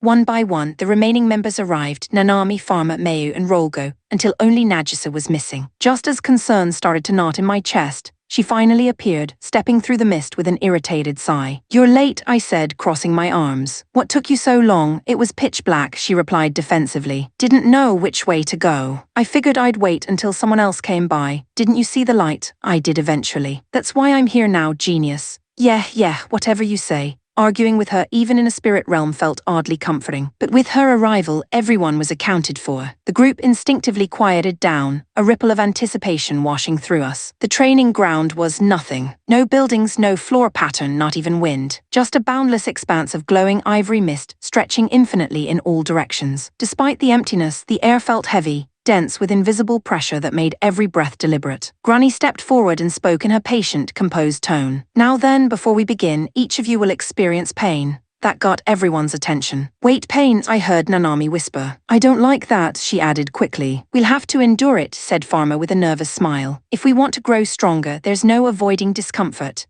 The old man let out a booming laugh. "Pain is the forge of progress. Bring it on." "I still don't understand how pain's supposed to make us stronger," Linacarlo muttered skeptically. Aluna raised a nervous hand. "And when you say pain, how painful exactly are we talking here? You're not going to, break our minds, right?" To be honest, I was wondering the exact same thing. Pain wasn't exactly my favorite training method, but if this was what it took to awaken Altamira, then so be it. Granny smiled faintly, too serenely for comfort. "Don't worry. The external systems, Fairy and the others, will be monitoring your minds. No matter how intense the sensation, your spirits will remain undamaged." I blinked. "Wait, hold on, did you just say no matter how intense?" She nodded. "Yes. Even should you feel pain beyond comprehension, your mind will not break. Which means," I said slowly, "we will feel pain beyond comprehension." "Well, yes," she answered without hesitation. The silence that followed was thick enough to choke on. Even the old man, usually unshakable, raised an eyebrow. And then, as if to clarify things further, Granny smiled again and made it so much worse. "Please relax. It's only a few hundred times more painful than losing a finger." I stared at her. "A few hundred times." Before I could stop myself, the words exploded out of me. "That's your idea of relaxing?" Across the group, expressions twisted into varying shades of horror. Even fearless Aluna paled slightly. Nanami squeaked in disbelief, and Pharma's face went blank as if trying to process it mathematically. Meanwhile, the old man just laughed like some battle maniac on a caffeine high. "Oh, good." I was beginning to worry this would be too soft. Of course he was excited. The rest of us, though, I was starting to get the sinking feeling that not dangerous and safe were two very different things. Chapter 676. The weight of pain, the first phase of training, the pain induction, was finally over. Or at least I thought it was. By the end of it, I wasn't even sure I understood what pain was anymore. The entire concept had been rewritten somewhere deep in my brain. You'd think without a physical body you couldn't feel pain, right? But no, apparently, the mind alone was more than capable of experiencing agony on its own terms. It wasn't just that I felt it. It was etched into me, burned like a memory I could never erase. Still, thanks to Ferry and Laughshall, who were monitoring us externally, the torment didn't leave actual scars on our minds. Somehow, when it was over, my spirit felt clear. Clean evens. Like dragging myself through a storm and stepping out into sunlight again. "I always heard women tolerate pain better," muttered Keon, glancing around with arms folded. "Guess it's true. Look at all the men, every last one of you looks like a dead fish." She wasn't wrong. Arthur, Rolgo, and the others sat hunched over, faces pale and hollow-eyed. I wasn't doing much better. The only one completely unfazed was, of course, the old man, which almost felt unfair. I turned toward Nanami, who looked oddly composed. "Wait a sec, you were the first one complaining complaining about this and you're fine. She puffed her cheeks. I'm not fine. It hurt like crazy. I don't ever want to do that again, groaned Farmer beside her, slumping forward. Even she, usually the picture of patience, looked near tears. But our fragile sense of relief shattered the moment Grunny's clear, calm voice echoed across the expanse. Well done, everyone. Once your break is over, we'll begin again. Wait, what? I gawked. Again? I thought the pain phase was done. Oh, don't be dramatic, she said pleasantly. That was only the first round. We repeated another 4 times, 4 more. Are you serious? Even Rolgo, normally as stoic as a statue, looked horrified. Arthur went pale, and for a moment I swore he visibly aged by 30 years. The actual duration, according to Ferry's outside report, was only about 3 minutes. 3 minutes? No way. It had felt endless, a spiral that stretched seconds into hours, every nerve drowning in an ocean of soundless screaming. And yet somehow the second round was worse. Wait, I gasped afterward. These rounds, they're not supposed to get stronger, right? Oh no, said Grunny, in a tone far too cheerful for what she was about to say. Then why, Arthur cut in weakly, did that one hurt so much more? Because, she explained patiently, your minds have already learned what to expect. Experience breeds fear. Fear calls forth your defense instincts, and your core, the spirit itself, overcompensates, amplifying the pain as a means of protection. That makes no sense, Aluna snapped. Defending us by hurting us more, Grunny just smiled serenely. It's the way the spirit learns self-regulation. Of course, pain dulls after repetition. Eventually the reaction fades. Eventually, Rolgo grumbled. And what round would that miracle occur? Oh, about the 5th, it clicked. So that's why we're doing 5, I muttered, almost laughing from sheer disbelief. You're forcing us through until the threshold dulls. Grunny's smile sharpened slightly, a faint gleam in her eyes. Exactly. But don't waste energy overthinking it. Round 3 will be quite a bit stronger. The silence that fell after that was heavier than any battlefield I'd ever stepped onto. Even the old man, somehow still grinning, didn't crack a joke this time. He just tilted his head, flexed his hands once and said, good. Let's see what we can really handle. The rest of us just exchanged helpless looks. That was the moment it truly sank in, this wasn't training. It was trial by madness. And yet one by one we clenched our teeth and braced ourselves. Because no matter how unbearable it got, none of us were willing to quit. Chapter 677. The next burden. By the time the 5th round of pain training ended, the entire group looked hollowed out. Everyone's energy had evaporated, except the old man, who still stood tall and unnervingly cheery. You two look pitiful, he teased, eyeing Keon and me. Such faces over something so small, I groaned. You're the weird one here, not us. Exactly, Keon added, glaring. Normal people would crumble after going through that, he scoffed. Then stop being normal. Weak men cling to normalcy, strong ones break it. Easy for you to say, agreed, Keon muttered. Try acting like a human being once in a while. Before the argument could turn into another shouting match, Grunny's calm, merciless voice echoed across the empty white expanse. You may rest for 3 minutes. Then the next stage begins. 3 minutes, Nanami yelped, her voice breaking. Can't we get a little longer? Farmer pleaded, clutching her temples. Grunny shook her head. Lengthy rest periods dilute the effect of the load. Endurance is forged through pressure, not comfort. Please persevere, huh? I sat cross-legged and forced myself to breathe deeply, focusing on rhythm instead of fatigue. 3 minutes wasn't enough to recover, but it would have to do. All right, Grunny said, exactly 180 seconds later. Next comes the second trial, I sighed. Dare I even ask what this one's about? This time, she said evenly, you'll be enduring suffering. Keon frowned. Define suffering, please. I couldn't blame her. Pain, at least I could imagine. But suffering, that could mean anything. Grunny tilted her head thoughtfully. Imagine being trapped in a state of complete suffocation, but without losing consciousness. It continues endlessly. For a moment, nobody spoke. Huh, I said dumbly. Then realization hit like ice water. Wait, you mean that kind of suffocation? You can't breathe? That seems dangerous, Aluna said carefully. Linicarlo rubbed her arms nervously. And what happens after? Do we die again or something? Grunny gave that same serene teacher's smile. You'll live, of course. But what lies beyond suffocation, you'll find out yourselves.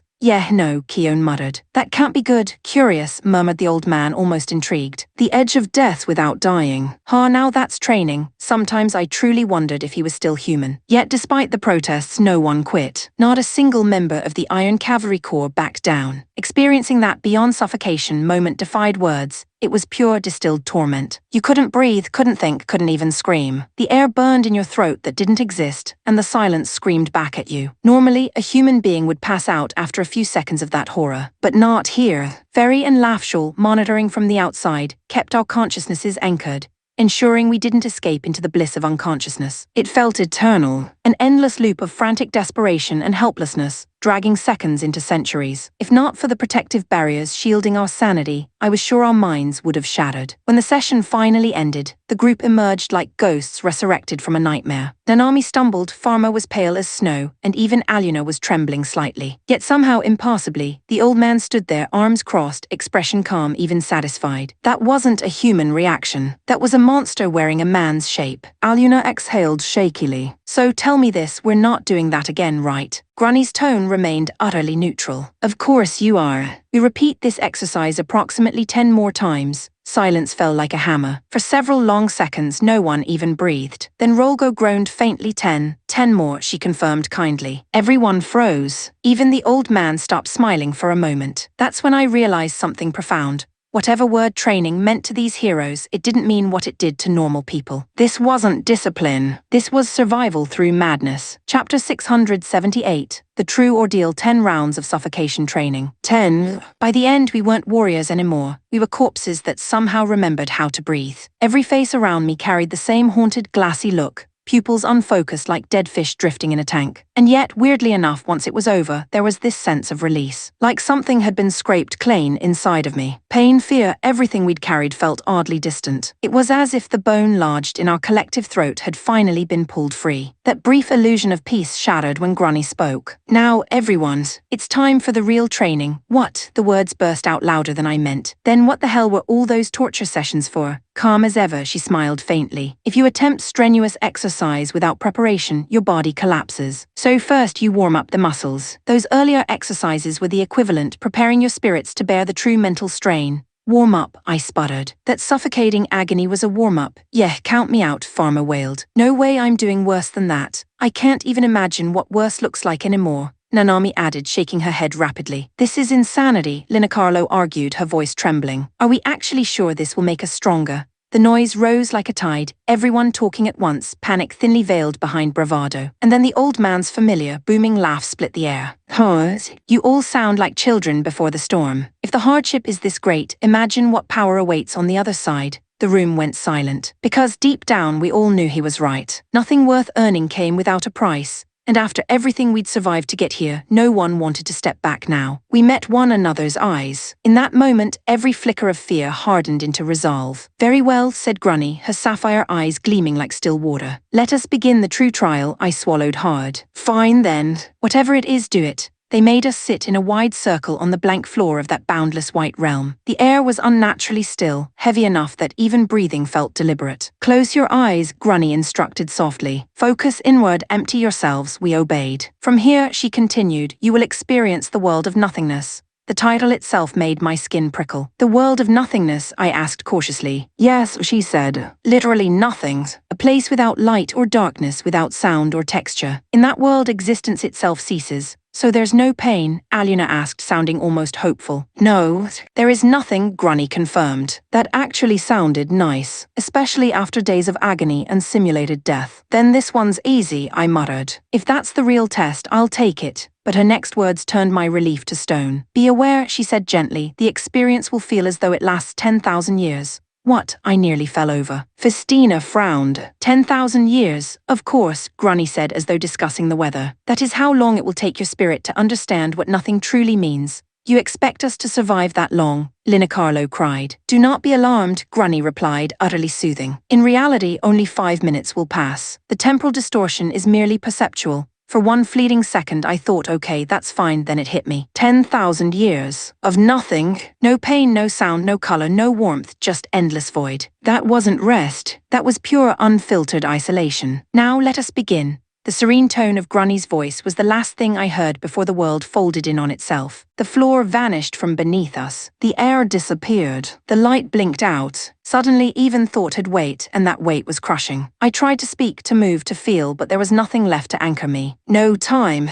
no breath, no sound, just myself, alone, forever. And yet somewhere deep within that endless, silent eternity, something stirred. It wasn't a voice or a vision, not even a heartbeat. Just the faint, impossible awareness that the nothingness was watching back. That was when I understood what training truly meant to the heroes. To survive the abyss, you had to let the self collapse. To grow stronger, you had to be willing to vanish first. And in that eternal 5 minutes, 10,000 years of silence, every one of us learned just how terrifying it was to be truly alive. Chapter 679, The World of Nothing. There was nothing. No sky, no sound, no smell. The only thing in sight was a pale, endless horizon stretching farther than the mind could comprehend. Out of instinct more than reason, I started walking, just to see if there was anything beyond it. There was no sun, no stars, not even a concept of time. Still, if I had to guess, I must have walked for hours, days, even, and not a single thing changed. The horizon remained perfectly still, tauntingly unreachable. Maybe Grunny hadn't been exaggerating after all. This really was the world of nothingness. I could have stopped right there, just sat down and given up. But something inside refused to let me. So I kept moving, one hollow step after another, through a world that had nothing to give. Even here, where reality barely existed, hunger and fatigue clung to me. I could lie down to rest when exhaustion hit, but no matter how long I slept, the moment I woke, the hunger gnawed deeper. It never killed me, never faded either, just an ache without end. The most frustrating kind of torture, pain you could survive. If this was my own consciousness, the least it could have done was spare me the growling stomach. I'd have cursed whoever designed this world, if I wasn't the one trapped in it. There was no sense of time, none whatsoever. But after what felt like months, or maybe just a few eternities, something changed. Beneath my feet, on the flat, lifeless expanse, I noticed a small speck. I crouched down and brushed the dust away. It was a bean. A single tiny bean. How I didn't waste another thought. Instinct took over. My hands trembled as I popped it into my mouth. The taste hit me like lightning. So good, unbelievably good, it was absurd. Just a plain, bitter little bean, but after endless emptiness it was divine. My mind nearly cracked from the sheer explosion of flavor. But it was gone too quickly. I scoured the ground around me, desperate, searching for another anything. I wandered for what might have been days, maybe weeks, before I found a second one. It felt like a miracle. I actually laughed, a strange, half-crazed laugh. That tiny, insignificant bean filled me with a joy so pure it almost hurt. I could have wept right there. To think something so small could mean so much, what a strange world this was. That was when the thought struck me. Grunny had called this the world of nothingness. But if that was true, how could something like this exist within it? Where had the beans come from? There was no one else here. Nothing else here. So maybe, just maybe, they came from me. After all, this was my mind, wasn't it? Everything I saw, felt, or imagined here had to stem from within me. So if a bean could appear, maybe I'd created it myself. Maybe hunger had become so unbearable that my mind found a way to manifest food. Though if I could really create whatever I wanted, why beans? Why not curry? Or grilled fish? Or a giant bowl of ramen? I frowned, sitting cross-legged on the endless ground. Maybe my imagination had limits. Or maybe something was restricting how much I could shape this space. If I could only manage a bean now, perhaps with focus, time, I could create more. Bigger, better. I closed my eyes and breathed slowly. The emptiness pressed around me like water. But instead of letting it swallow me, I began to push back, not with muscle but with thought. Food, I whispered. Something, anything, no one answered. There was no sound but my own voice dissolving in the void. Still, I didn't stop. After all, if this world obeyed thought, then all I had to do was believe hard enough to reshape it. Time was meaningless here. And for once, that was an advantage. I had all the time in the world to master creation itself, starting with a single stubborn bean. Chapter 680. Creation. It felt like 3 years of sheer will, patience, and endless focus before I finally managed to create something more impressive than a bean. A boiled egg. It looked plain, unremarkable, but the moment it materialized before me, my chest swelled with pride. Progress. Real, tangible progress. Even so, it wasn't enough. A boiled egg's fine, but it could use a little salt.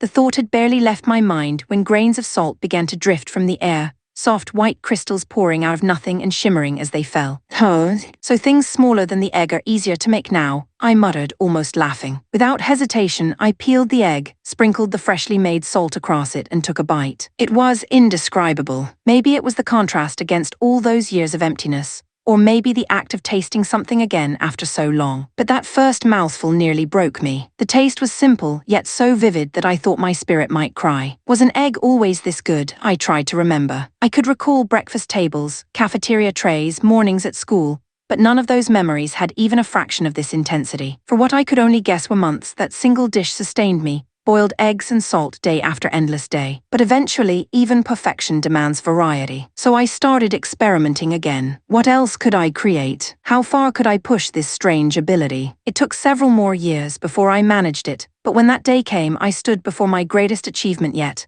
A steaming, perfectly shaped meat bun. My triumph echoed through the silence as I laughed aloud. If I could conjure this, then surely sweet buns, pizza buns, those should be possible too. And indeed they were. The moment I believed it, they appeared. Within what felt like a few more decades, I had a full spread, enough to call it a banquet. For the first time since entering this void, the concept of hunger felt like a choice rather than a curse. Good, I said, smiling faintly. That's better. Much better. With food handled, my attention naturally drifted to the next comfort, sleep. The idea appeared simply enough. A bed.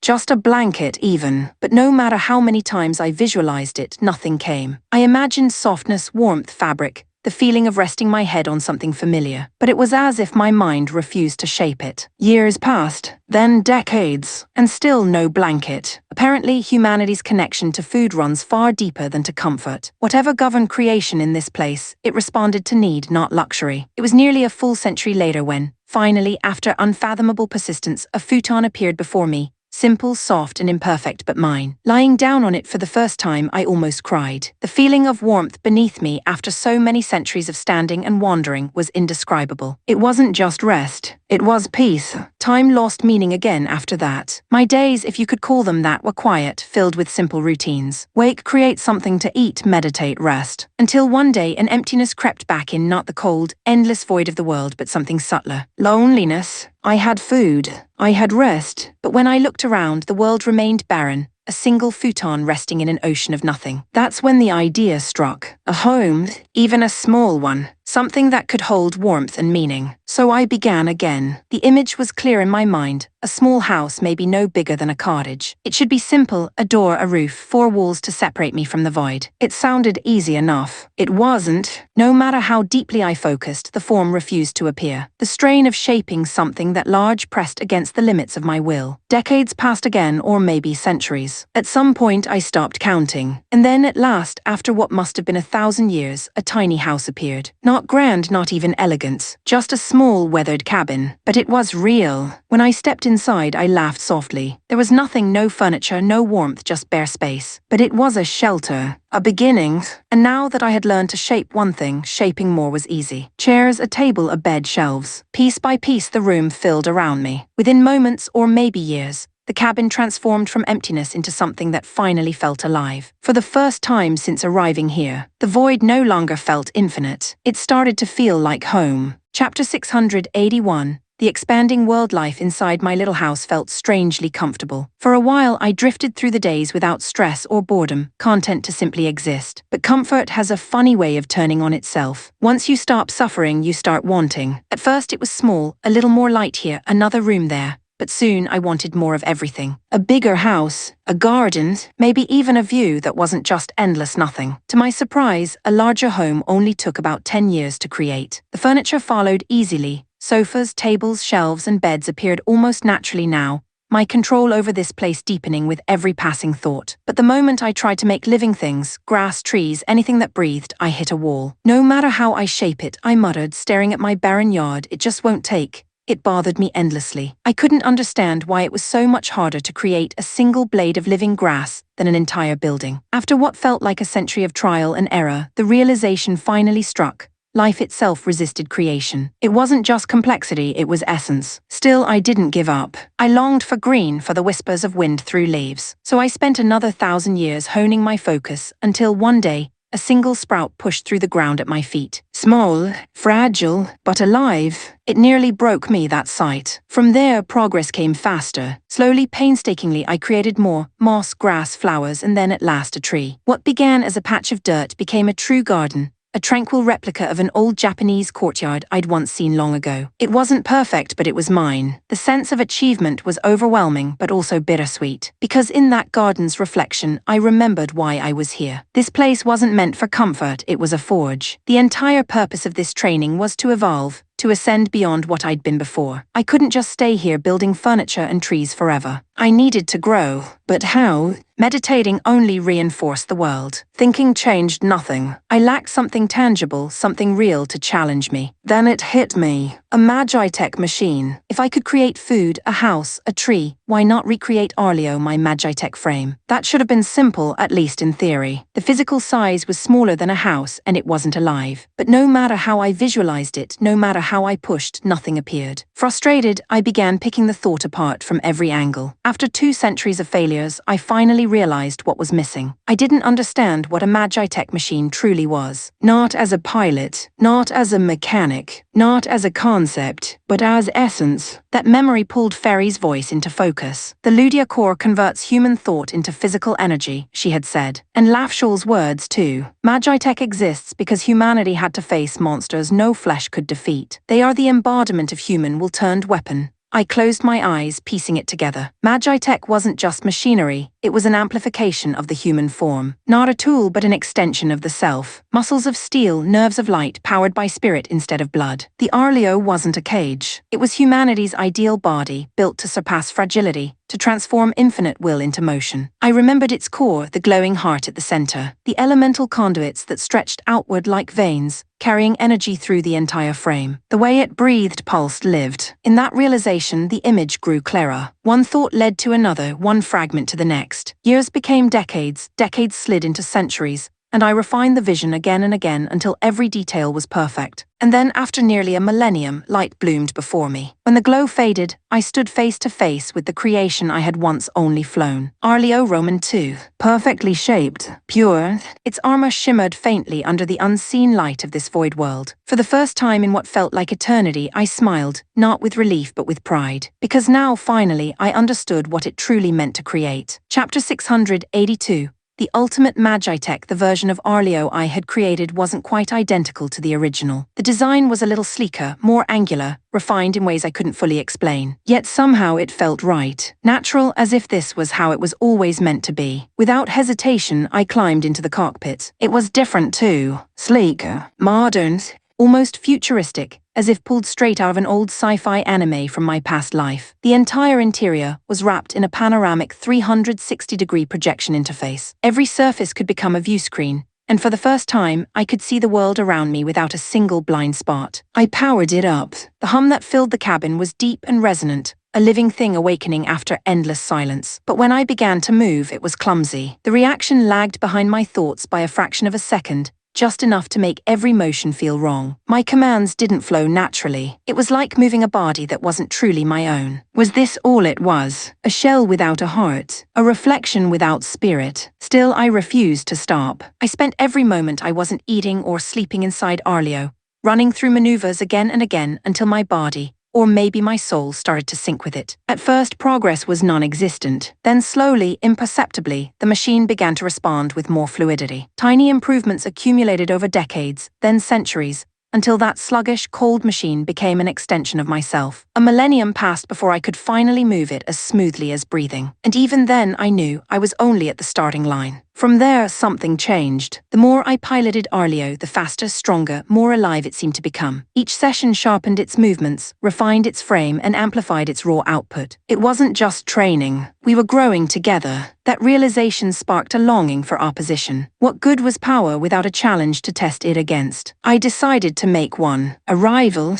A sparring partner worthy of all this strength. The question was who? If I was going to fight, I wanted the opponent to be strong, someone who could push me to my limits. Immediately an image came to mind, the old man. Yeah, that was the most obvious choice. But something about that felt too easy. Predictable. I wanted more than skill, I wanted overwhelming pressure. Then I remembered something else. My Class 2 power. If I combined his battle instinct with my Class 2 strength, I smiled. An opponent built from the best of both worlds, that was the goal. A new Magitech unit to house the perfect rival. After the experience of creating Arleo, the process went much smoother. Within a few decades, the new unit stood before me, towering and silent. I tried to match my own white-armored design, but somehow, no matter how firmly I pictured it, the machine manifested in pitch black. Its frame was leaner, sharper, more imposing than Excalibur's, with the same intimidating presence as Arleo, but distilled into something colder. It looked strong, stronger than anything I'd ever faced. As soon as it was complete, the empty cockpit came alive. Despite having no pilot, the black machine raised its head and focused its crimson optics on me. No words were spoken. It simply stepped forward, lifted its sword, and saluted. a gesture of mutual respect before combat. All right, I whispered, gripping the controls inside Arleo. If that's how it is, I raised my own blade in reply. The air between us shimmered, heat, energy, intent. And then, as though the universe itself were holding its breath, the battle began. Steel met steel. Light clashed against shadow. In that endless, silent world I had built from nothing, the two of us, creator and creation, fought without restraint, shaking the foundations of the world that existed only within my mind. Chapter 683, The Endless Duel. To put it simply, my rival Manhwatycoon was a monster. It was faster, stronger, more precise in every motion. Every time I thought I had an opening, it moved like it already knew my next action, countering before I even committed. It wasn't just reflex, it was as if it could read my intent. No matter how many times I fought it, I couldn't land a single hit. It overwhelmed me completely, the kind of hopeless defeat that left no room for strategy, no breath for pride. For the first time in this silent eternity, I didn't even know how to imagine victory. Days, if they could still be called that, fell into rhythm. Wake, eat, fight, eat again, fight more, rest, repeat. It had almost become a partnership. Strangely, when I left to eat or sleep, the rival Manhwatycoon stood still, immobile, waiting patiently in silence until I returned. I'd wondered at first whether something, was inside piloting it. But no matter how many years passed, the cockpit never opened and its presence never wavered. It simply waited, unmanned, unfeeling, yet somehow always watching. Centuries passed this way. Still, I couldn't defeat it. But I also didn't stop trying. Another 1,000 years slipped by. Maybe it was experience. Maybe it was growth. But gradually, painfully, slowly, I began to catch up. It was just little things at first. Parrying one strike where once I would have been hit, anticipating half a move ahead instead of always chasing one behind. Tiny victories scattered across millennia, but together they built momentum. And one strange thought began to form in my mind. Maybe time really is the most powerful teacher there is. Despite ages spent in this world, I somehow still remembered everything.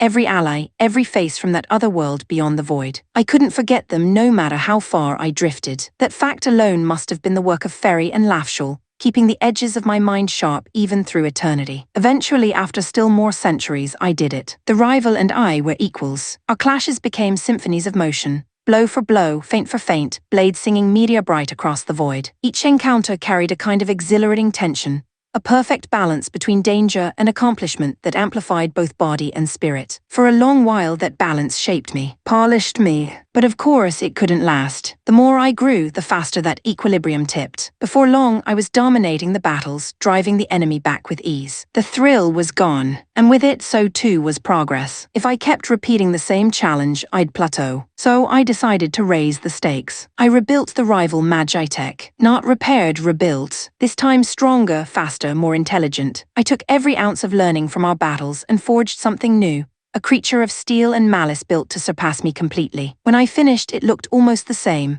A dark reflection with the same proud, knight-like frame. Though now it stood slightly taller, its posture regal, its gaze sharper. The expression in its faceplate somehow felt alive again. And when it moved, I felt the truth of my own design. It was ferocious. Its strength was terrifying. The first time we clashed, I couldn't even keep up. Back to square one, reeling from blow after blow like the first time we met. But this time it was different. Defeat didn't scare me. It ignited me. Day by day, year by year, I adapted. Faster than before, much faster. Soon our duels burned the horizon. It took less than a century before I reached parity again. Less than 2 before I began pushing past it. And when I did, when the black machine once again lay beaten at my feet, I smiled. Then I created another one. And another. Each new rival stronger than the last, surpassing all I had learned before, forcing me to grow or perish. Time vanished, there was only motion and the endless rhythm of creation and destruction. In every clash, in every evolution, I moved one step closer to something beyond human strength,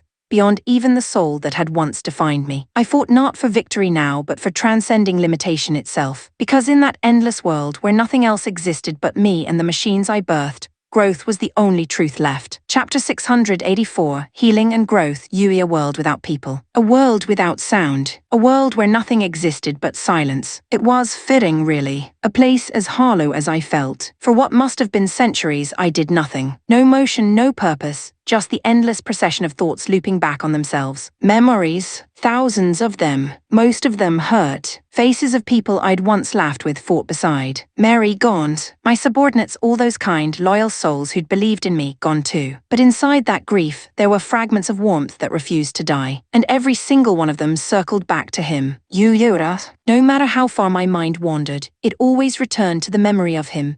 His calm smile, his strength that never had to prove itself, the quiet kindness that made everyone around him a little braver just by existing. At some point, maybe after 1,000 quiet reflections or 1,000,000 heartbeats, I realized something so simple it hurt. I wanted to be strong enough to stand beside him again. That thought alone sparked the first ripple of creation within the void. What formed first was a weapon, a rapier. Slim, elegant, and sharp like the resolve that had slept inside me too long. My greatest weakness had always been combat. I knew it. I'd relied on others, Yura especially, to fight while I could only follow behind. No more.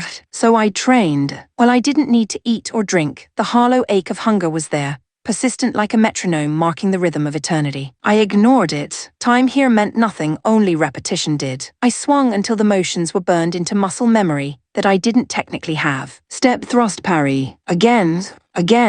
Eventually, I realized I needed something more. An enemy. Something to push back. When I tried to create another person, it didn't work. Life itself refused to take form, but instead, flickers of light appeared around me. Tiny mechanical forms, like miniature Magitech drones, each shaped by my unspoken longing for battle. Dozens became hundreds, and then they attacked. I was shredded before I could even move. Each strike cut through me faster than I could process, tearing away what little pride I had left. Yet when I awoke after resting, my wounds were gone. Every time, my body, whatever it was, healed completely in sleep. So I fought again, and again, and again. Every failure etched itself into my body's rhythm, until the next attempt carried fewer mistakes. I learned their patterns, their rhythm, their hunger to destroy me, and slowly that hunger became mine. Years, centuries dripped by in silence. Thousands of machines fell, tens of thousands. My strikes became faster, more precise. My reactions honed into something predatory. At some point, I realized I could face entire swarms without taking a single hit. That moment should have felt triumphant, but instead it just made me hungry for more. More enemies, stronger foes, bigger challenges, and this strange world answered. The machines evolved, harder, faster, crueler. Their numbers multiplied. My first losses were brutal. I would fall surrounded, swords driven into me from every angle, but I learned. I always learned. Pain lost meaning somewhere along the way. So did fear. After what must have been thousands of years,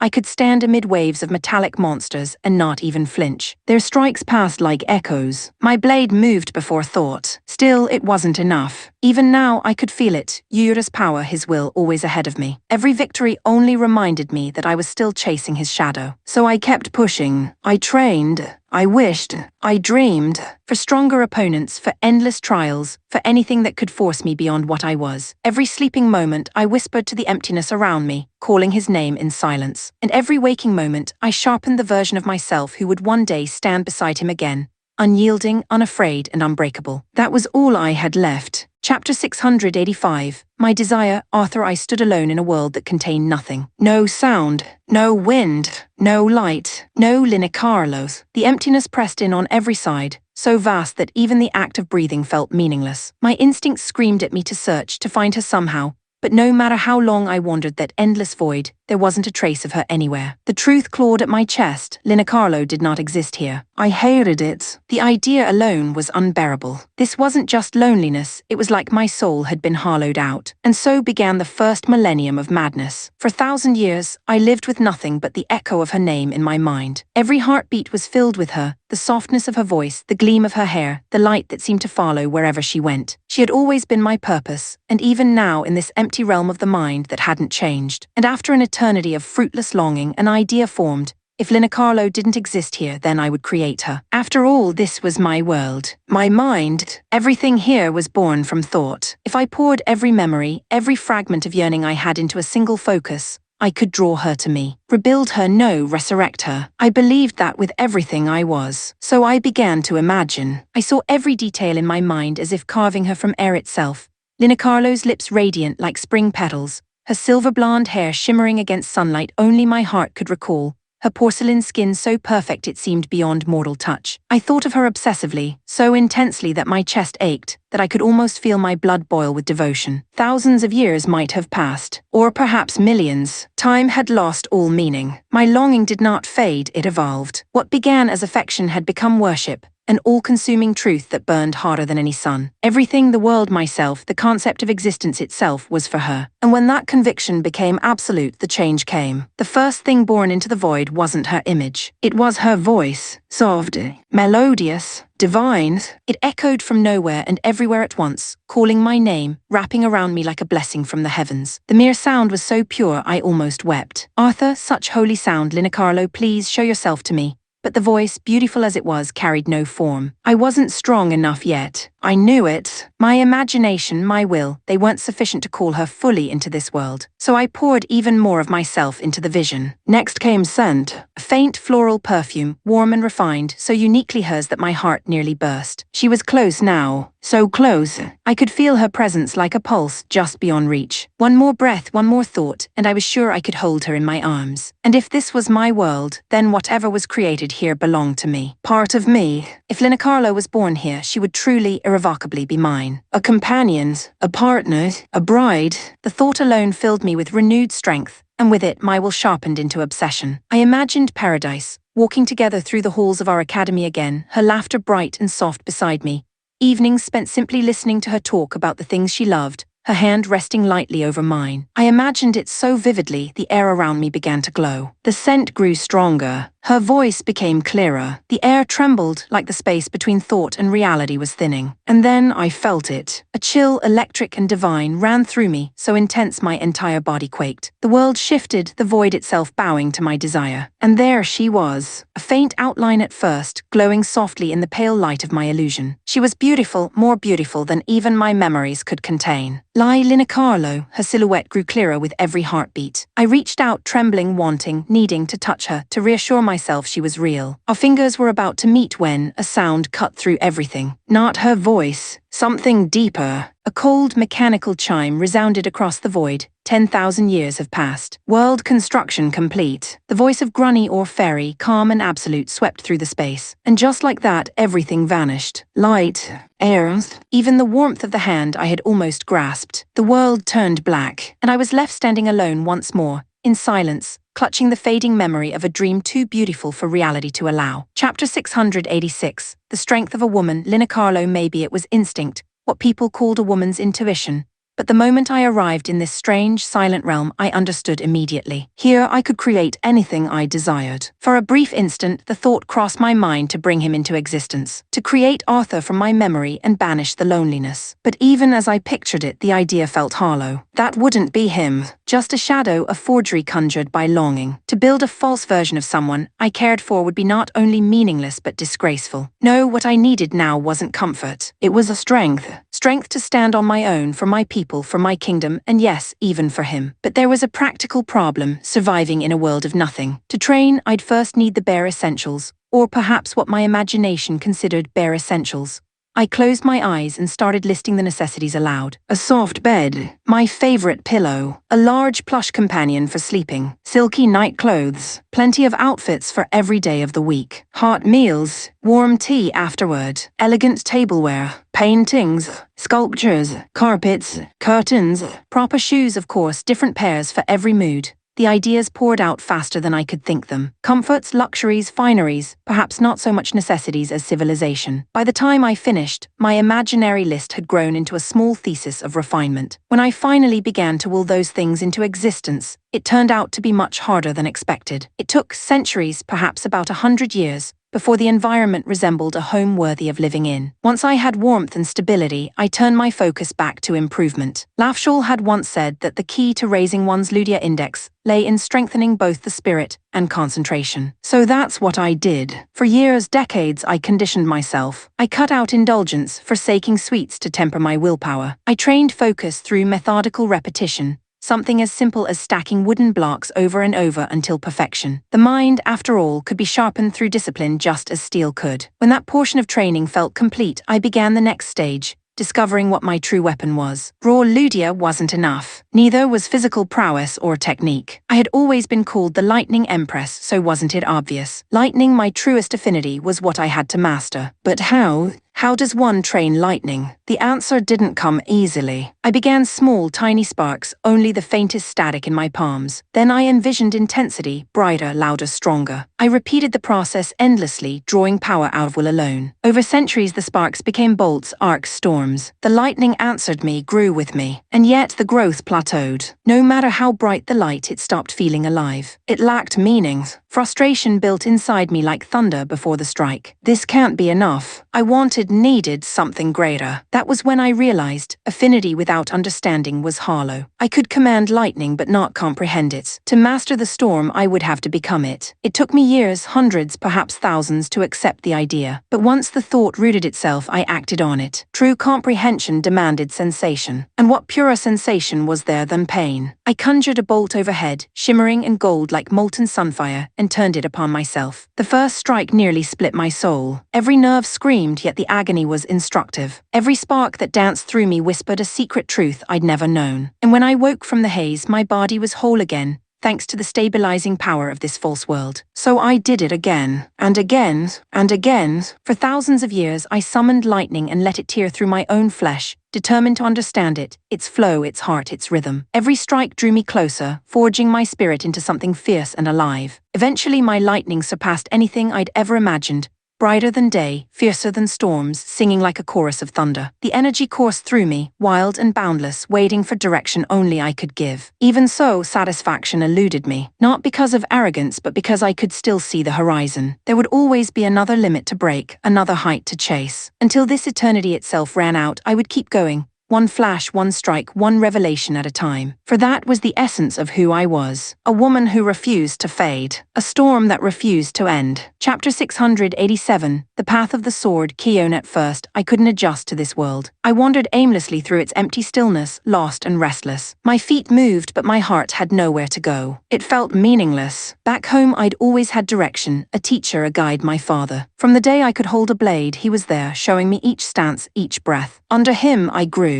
He was strict but fair, unyielding yet patient. His words molded me, his lessons sharpened me. But as I matured, I began to understand something he'd always known, that a good teacher's purpose is to make themselves unnecessary. After enough battles, enough victories, I started to think for myself, to blend his wisdom with my own instincts. And now he wasn't here. For the first time, the first step had to come from me alone. So I closed my eyes and asked myself what it was I truly wanted. The answer came easily. I wanted to wield my sword. The moment the thought crossed my mind, a familiar object shimmered into existence before me.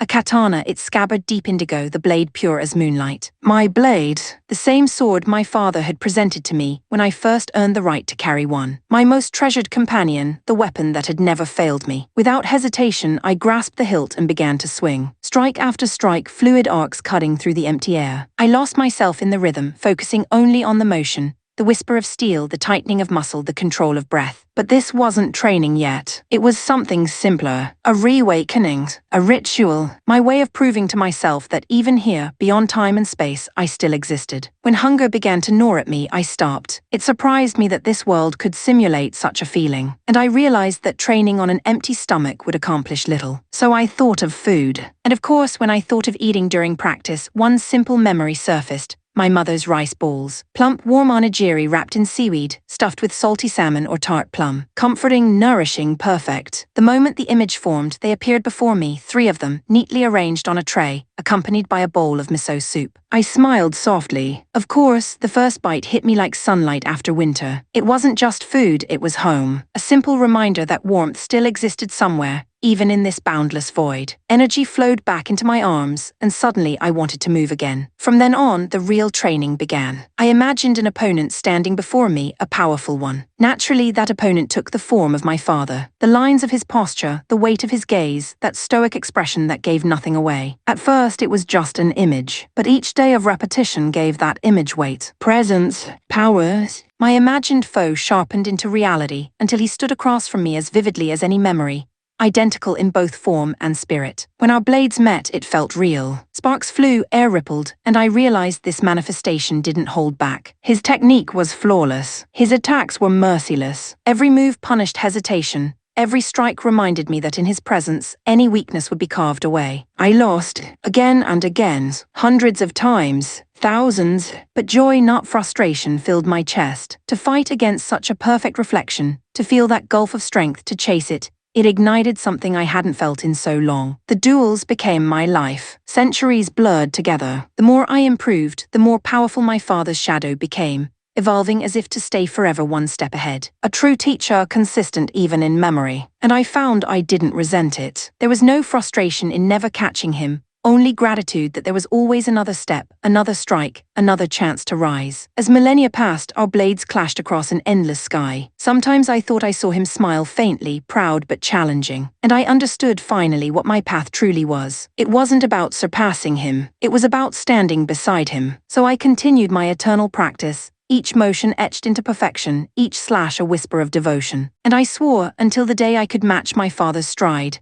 I would keep walking this endless road. The Path of the Sword. Chapter 688. The joint operation. Ruriko, the Elysia Empire, and the Radial Axis Alliance had sealed a fragile pact, an agreement for one single battle. No reconciliation, no lasting peace. A temporary truce born of necessity. Their target, the Nirvana Confederacy's forces entrenched at the Grand Abbey of Arles. It was to be a battle on a scale unseen in centuries. Over 100,000 Magitech units would stand against Nirvana's army, but even that force was dwarfed by the combined strength of Elysia and Radial, scheduled to field more than 5 times that number. Among these forces, a new elite strike corps had been formed, its sole mission to crush Nirvana's strongest division, the Iron Cavalry Battalion. And that was where we'd been assigned. But for us, the battle's objective wasn't victory, it was rescue. We knew Yuyura and Nagisa were there, fighting under the Nirvana banner. Our true mission was to extract them, return them alive. The fighting itself, that was just camouflage, a distraction to move unseen. Winning or losing didn't matter.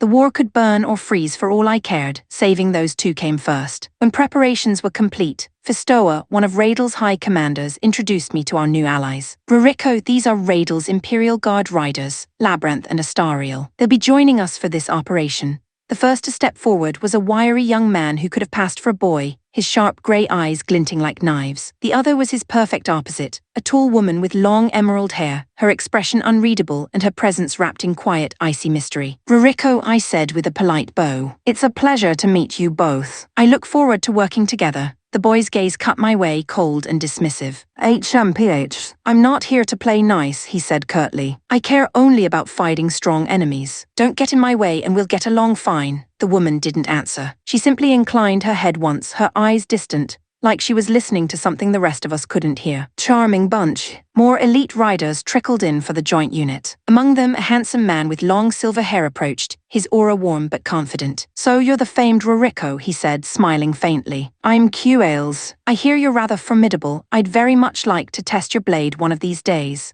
Q-Ales was no small name. Once counted among the 12 sages of the Old Dominion, now Radial's ace pilot under their enhancement program. Rumor had it he was almost superhuman. But to me, he felt ordinary. Dangerous, yes. Interesting, hardly. Before I could respond, another voice cut in. Deeper, playful, confident. Q-Ales, you're wasting her time. Ruriko, spar with me instead. I promise you'll find it far more satisfying.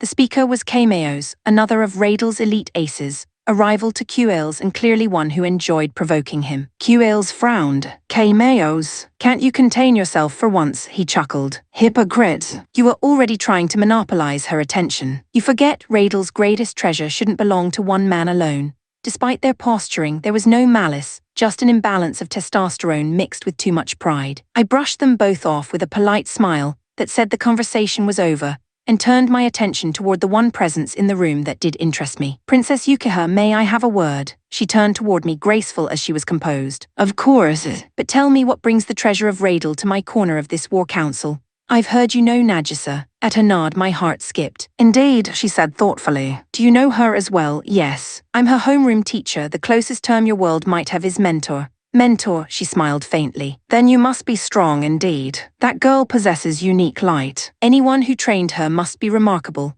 I let the misunderstanding slide. Correcting her wasn't worth the time. What can you tell me of her? I asked quietly. Yukiha paused, her emerald eyes softening. She is not mistreated if that's what you fear. But she is used. The Iron Cavalry rely on her power recklessly, without care for the toll it takes. There's a sadness to her. You can see it when she smiles. That was all I needed to hear. The fire that had been sleeping inside me roared back to life. Thank you, Princess. That's more help than you realize. She tilted her head, curious. Then it's true. You planned to extract her during the battle. I didn't answer directly. I didn't need to. Inside, I'd already made my vow. Come flames or thunder, no matter what it cost, Nagisa would not remain chained to that army, even if it meant shattering the alliance between worlds in the process. Chapter 689, Beyond Nothingness, the Sword Saint. I was nowhere near being the strongest. Not yet. Not even close. I understood that much. In truth, I was still standing at the base of the mountain that was swordsmanship, staring up into eternity. This world was empty, completely empty, and strangely enough that suited me just fine. Nothingness can become power. That had always been the essence of my ideal form,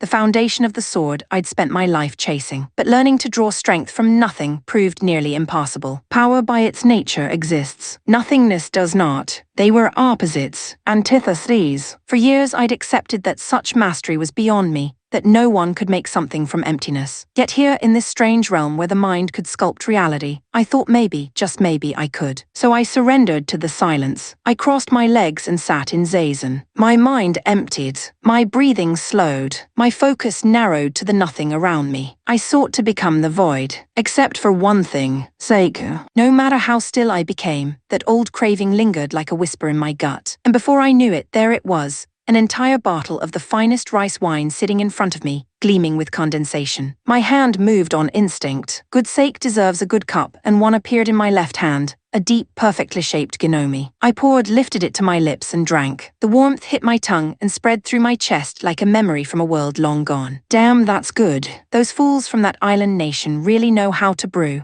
Even the most disciplined blade can't quite resist what it loves. Still, I didn't come here to get drunk. This was training. Even while I sipped, I never lost focus. I simply continued to meditate, balancing the stillness within and the warmth of the drink, breathing until the edges of my thoughts blurred. But then a question crept in, uninvited. If I was trying to reach nothingness, then wasn't that already a form of awareness? Could striving for stillness even exist without disrupting its essence? True nothingness, perhaps, was not to pursue it, but to be it, to allow existence itself to dissolve. So I stopped trying. I simply existed. Hard to say how much time passed after that. Centuries, perhaps. I lost count somewhere along the line. At some point, I realized I wasn't sitting anymore. My hands were moving, a sword gripped between them. Instinct, I suppose. My body, not my will, had decided to move. The blade cut through the air with silent grace, and for the first time my mind felt genuinely empty. Perfect focus. No thought. No craving. That was my true meditation, not stillness but motion. With a sword in my hand, the void welcomed me completely. And curiously, when I swung the blade, I no longer hungered for sake. Perhaps this was the balance I had always been searching for. Eventually, a phantom took shape before me,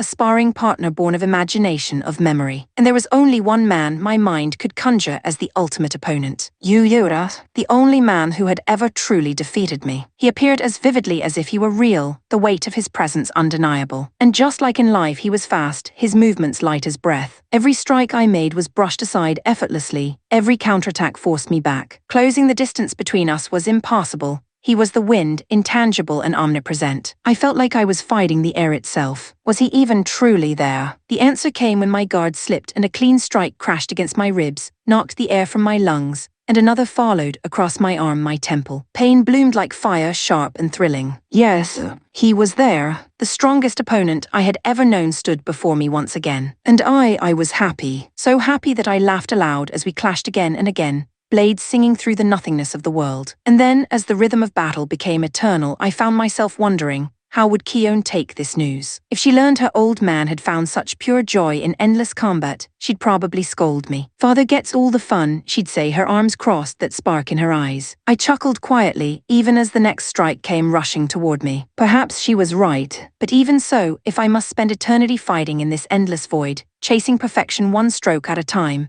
then I'll do it with all the joy in my heart. Because this, right here, beyond nothingness, this is the path I was born to walk. Chapter 690, What Truly Matters, Nanami, a world without Yuyura. I hated it. Every breath here felt wrong, empty, sharp around the edges. But I couldn't fall apart, not when he was still somewhere out there. If I wanted to see him again, I had to become stronger. Only I had no clue where to start. So I did the first thing that came to mind, I ran. For about 2 minutes. Then I ran out of breath and collapsed onto the ground, gasping like a fish. Okay, maybe running's not my thing. Next, I tried push-ups. 2. Just 2. My arms buckled under me on the 3rd attempt. Fine. Sit-ups then, I didn't even manage one. That's when it hit me. Magi Tech pilots didn't exactly need stamina for training anyway. What mattered was willpower. Mental fortitude. Right. I just needed to train my spirit. And how does one train their spirit? Easy, by giving up the thing they love most. From now on, I declared proudly, no sweets. Nanami will grow into a new woman, strong, disciplined, no sugar, no chocolate, no cake. It was a foolproof plan. Except this world was supposed to be completely empty. So technically, there were no sweets to tempt me anyway. Problem solved, right? Or so I thought. Because moments later, there it was. A pristine tea set and a plate piled high with cookies, candies, and delicate pastries, sitting innocently before me. My eyes went wide. Huh? Who left that? I turned in every direction, searching for whoever had placed them there. Nothing. Just silence and white. My gaze returned to the desserts. They looked perfect. Still warm. Almost too real. Don't eat it, I whispered. You're supposed to be in training. You can do this. Just look. Don't touch. I lasted 5 minutes. When I came to, the plate was empty, crumbs scattered on the floor like a crime scene. I groaned. Nanami, you idiot. You ruined your own training. Again, guilt hit harder than sugar ever could. I swore that was the last time. But then a soft plop. A new dish appeared, a shortcake, layered with whipped cream and strawberries so red they almost glowed. My resolve wavered immediately. No, absolutely not, I told myself. Nanami is strong now. Nanami doesn't need cake. Nanami will grow stronger for Yuyura. For everyone. For oh, that smells so good. My hand moved before my brain could stop it. The first bite melted on my tongue, sweet, creamy perfection. Almost painfully delicious. I regret nothing, I mumbled through a mouthful of heaven. Then guilt struck again, heavy and familiar, leaving me slumped in a mix of bliss and self-loathing. Never again, I vowed out loud. Next time I'll resist. Determined to redeem myself, I sat cross-legged and tried to focus. I closed my eyes, replaying past battles in my head, reliving moments of fear and triumph. Don't think about sweets, don't think about cake, don't even think about food. Especially not juicy grilled meat or fresh sashimi, just focus on strength. Naturally, the next time I opened my eyes, the void had transformed. An entire banquet stretched before me, plates of sizzling meat, crisp vegetables, golden pastries, dishes glistening with butter and glaze, all perfectly arranged in front of me. I stared in silence for a long moment. No, I said at last. Not this time. Nanami's learned her lesson, and against all odds I resisted. For 10 whole minutes. Then my stomach growled. Just one bite turned into many. The roast meat practically dissolved the moment it touched my tongue, and by the time I realized what I was doing, half the table was gone. Still, I didn't feel bad this time. Not entirely. Maybe willpower wasn't about denying yourself, it was about knowing your limits. And my limit, apparently, was 10 minutes of pretending not to be human. When I finally leaned back, stuffed and smiling, I thought, well, the day isn't over yet. There's still plenty of time to become stronger. And if I happen to train after dessert, well, Yuyura would probably forgive me for that. Chapter 691, A Place of Peace, Farmer my father. The person I loved most was gone from this world. In this strange realm where neither life nor death had meaning, I briefly wondered if I might be able to see him again. But even as the thought crossed my mind, something deep inside stopped me. That wasn't right. Some boundaries weren't meant to be crossed. So instead, I decided to recreate a memory, a place bound to those happier days I still carried in my heart. The house, our home, the one that had burned down long ago. The place where I had met Yuyura and Nanami, where we'd laughed and lived as a family. If not for tragedy, we might still have been there, sharing meals, teasing each other, watching the seasons drift by. Here, in my own world of thought, I could make that place again. So I did. For hundreds of years, whatever that means in this timeless place, I focused on shaping each familiar detail. Every wall, every corridor, every room bathed in soft morning light. When it was done, the perfection of it took my breath away. The old wooden floors shone like new, The windows caught the same golden glow they always had. I could feel the ghost of our laughter caught between the rafters. And yet it was empty, truly achingly empty. No father, no Yuyur, no Nanami. Just the echo of what once was. Creating a place without its people was like crafting a heart that could never beat. Beautiful, yes, but hollow. As I walked those empty halls, nostalgia and sadness wrapped around me until I could barely breathe. My chest ached, and I realized something I hadn't wanted to admit. The human heart is not meant to live in memories alone. During the creation of the estate, I had learned something important. In this realm, I could make anything: walls, food, even the air itself, but not people. No matter how I tried, something inside me refused. Not because it was too hard, but because some instinct whispered don't. So I stopped trying. Even when loneliness gnawed on me like hunger, I accepted it. I told myself solitude was strength, that I could endure it. But that was a lie, because no matter how often I said it aloud, I couldn't stop wondering what Yura and Nanami were doing, where they were, whether they were smiling. And in that moment, I understood a painful truth. I was not someone who could live without others. Still, I couldn't change anything from here. My thoughts alone would never reach them. So instead, I turned that ache into fuel. If I couldn't be with them, then I would grow strong for them. Strength, real strength that could protect what mattered. What I held in my hand was not a sword, but a bow. It had always suited me better, a weapon of patience and precision. If I was going to grow stronger, it would be through mastery of the bow. I began to practice, arrow after arrow, each one a vow. For Yura, for Nanami, for the family I wanted to protect. At first, I could strike a small apple-sized target from roughly 50 meters away. It took countless shots to reach that point, but the rhythm of it calmed me. The pull of the string, the release, the whistle of the arrow as it found its mark. I kept at it endlessly, imitating breath, heartbeat, silence. Eventually, I could hit a target even with my eyes shut, hundreds of meters distant. But that wasn't enough, not for someone who wished to fight in reality. In battle, there was no peace, no still air. So I created chaos. I conjured roaring tempests, flying debris, seconds of impossible time limits. The world itself became my training ground. I fired through blinding rain, through buffeting winds, through storms that could tear the sky apart. At first, I missed constantly, but year after century, the arrows began to fly true. Every shot faster, surer, deadlier. The storms no longer mattered. The shaking ground no longer broke my stance. Then one day, though days had long since stopped meaning anything, I realized my arrows never missed. No distance was too far, no armor too thick. Every shot landed, every arrow pierced. My skill had become absolute, honed to something inhuman. The power of my shots could now shatter the air itself, tear through anything in their path. But when I finally lowered my bow to rest, the emptiness returned. The silence echoed louder than before, because even perfection means little when there's no one beside you to share it. Still, I stayed there, inside the place I had built, surrounded by ghosts made of memory and will. My sanctuary, my prison. A place that wasn't just home. It was peace. It was pain. And for now, it was enough. Chapter 692. The Great Extremity, Najasa. It only took a few days before I began to regret joining this training. This world, it was terrifyingly lonely, empty and merciless. There was no one, nothing, not even a sense of time. And yet somehow I could still feel my body, hunger gnawing, fatigue weighing on me, so I knew time was moving. That made the silence worse. At first I just sat there, sulking, lost in the endless repetition of regret. But eventually, even I had to admit it was pointless. Fine, if this was going to be my reality, I might as well make it livable. I'd already figured out that this world functioned like a dream shaped by the mind. So if it was born of my consciousness, then maybe it would respond to it too. That meant whatever I imagined could exist. So I started small, letting thoughts drift outward into the emptiness.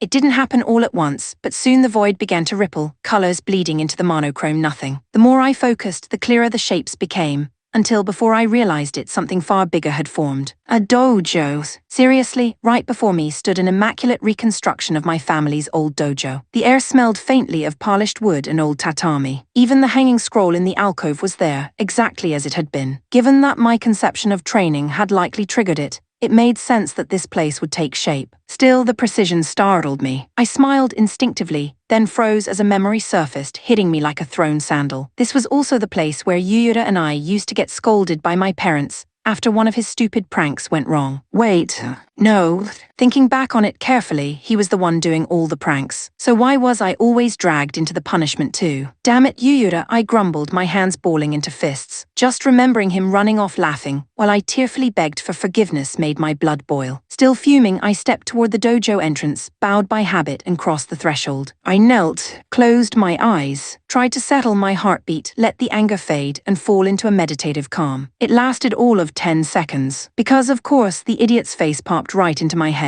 Ugh, that stupid, oblivious grin. Always jumping into danger, always making a mess for someone else to clean up. Irresponsible, reckless, infuriating. And yet, even as I muttered that inside my head, the truth lingered beneath it. Because if I was thinking about him this much, didn't that make me even more pathetic? Especially knowing how he felt about Yui. What was I even doing anymore? My chest tightened, frustration mixing with something heavier, something I didn't want to name. I shook my head, forcing the thoughts away. This is stupid. You came here to train, not to relive your love life, I muttered. I tried again to focus. Our family's martial art, taught for generations, had one guiding principle: harmony with the universe. To become one with the natural flow, formless yet whole, soft yet unyielding. Nothing becomes something, gentleness begets strength. That paradox, they said, was the heart of mastery. In life, most spend decades chasing even a glimpse of that state and fail. But here, in this otherworldly plane, where reality bent to thought, maybe it was possible. Maybe I could reach it. Maybe I could become the founder of a new ideal. That thought steadied me. Purpose replaced the storms in my chest. I breathed deep, centered myself again, and began to reach into the energy around me,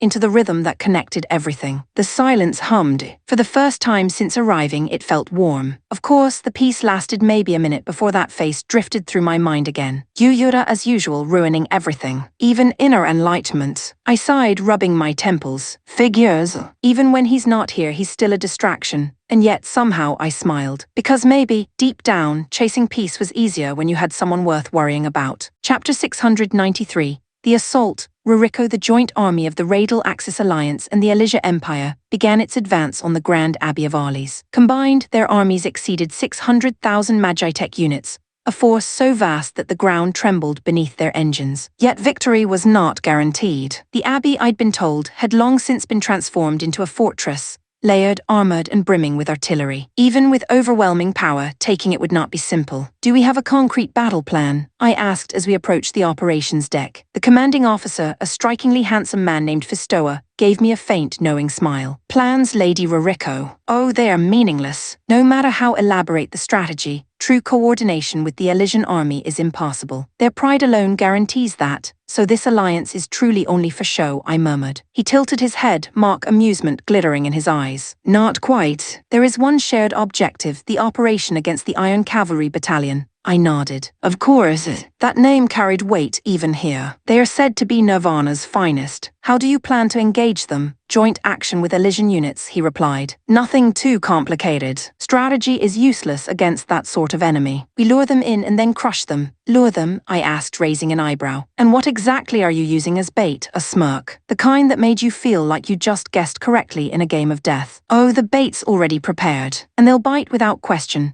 As he said this, his gaze flicked briefly toward Princess Yukiha, who stood quietly among the officers. The implication was clear enough. A Nirvana princess, her presence on our side was a card no commander could resist playing. The Grand Abbey loomed somewhere ahead, though before we reached it, the hills and valleys around it were littered with enemy fortifications. Dozens of forward strongholds had been built around the main fortress perimeter, forming a deadly ring of defense. When the first of those forts appeared in our sights, it also meant our approach had been detected. There was no chance of stealth now. The opening salvo came from our side, a volley fired from Radial's massive carrier-class craft. In seconds, the observation fort was obliterated, half its structure collapsing under the impact. But the explosion was no victory cry. It was a signal. From the smoldering ruins, hidden bunkers came alive. A rain of energy fire streaked across the battlefield, hammering into the leading units. The joint army hadn't expected such an immediate counterattack. Columns broke formation, alarms blared, chaos erupted. Idiots, Fistoa slammed a fist against the command table. What were the scouts doing? How do you miss that many emplacements?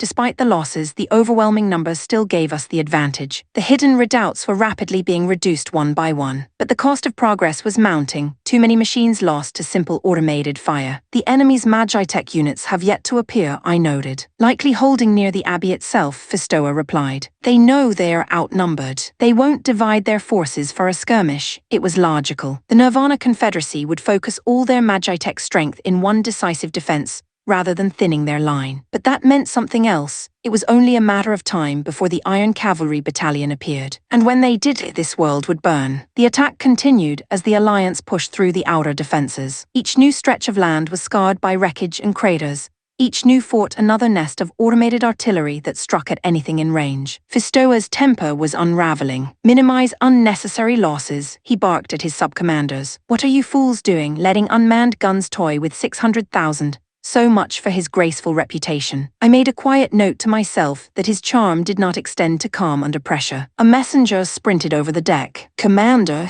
a transmission from the Elysian front. They've designated their attack zones. Finally showing initiative, are they? Fistoa muttered. Display it. A holomap rippled to life before us. The glowing red markers showed Elysia's attack vectors, north and west of the abbey. Then among them, one single glaring X appeared southeast, far from the main fronts. Fistoa's lips curved into a thin smile. So the lure point is set in Arkheim, southeast of the abbey. The others looked confused, but I understood at once. That would be where they'd draw out Yura's unit, the heart of the Iron Cavalry Battalion. A cunning placement, Fistoa said approvingly. Fine, then we'll press the eastern and southern flanks to cut off their retreat. Orders spread like wildfire through the ranks. Engines roared, banners flared, and the staggering bulk of the joint army surged forward again. The Grand Abbey awaited, its towers dark against the burning horizon. And somewhere within that storm of steel and fire, the people I had come to save. Chapter 694, The War Begins. Jean Sir Jean. Both the Elysia Imperial Army and the Radial Axis Alliance are advancing in full force. Several of our forward forts have already been destroyed. How large are their numbers?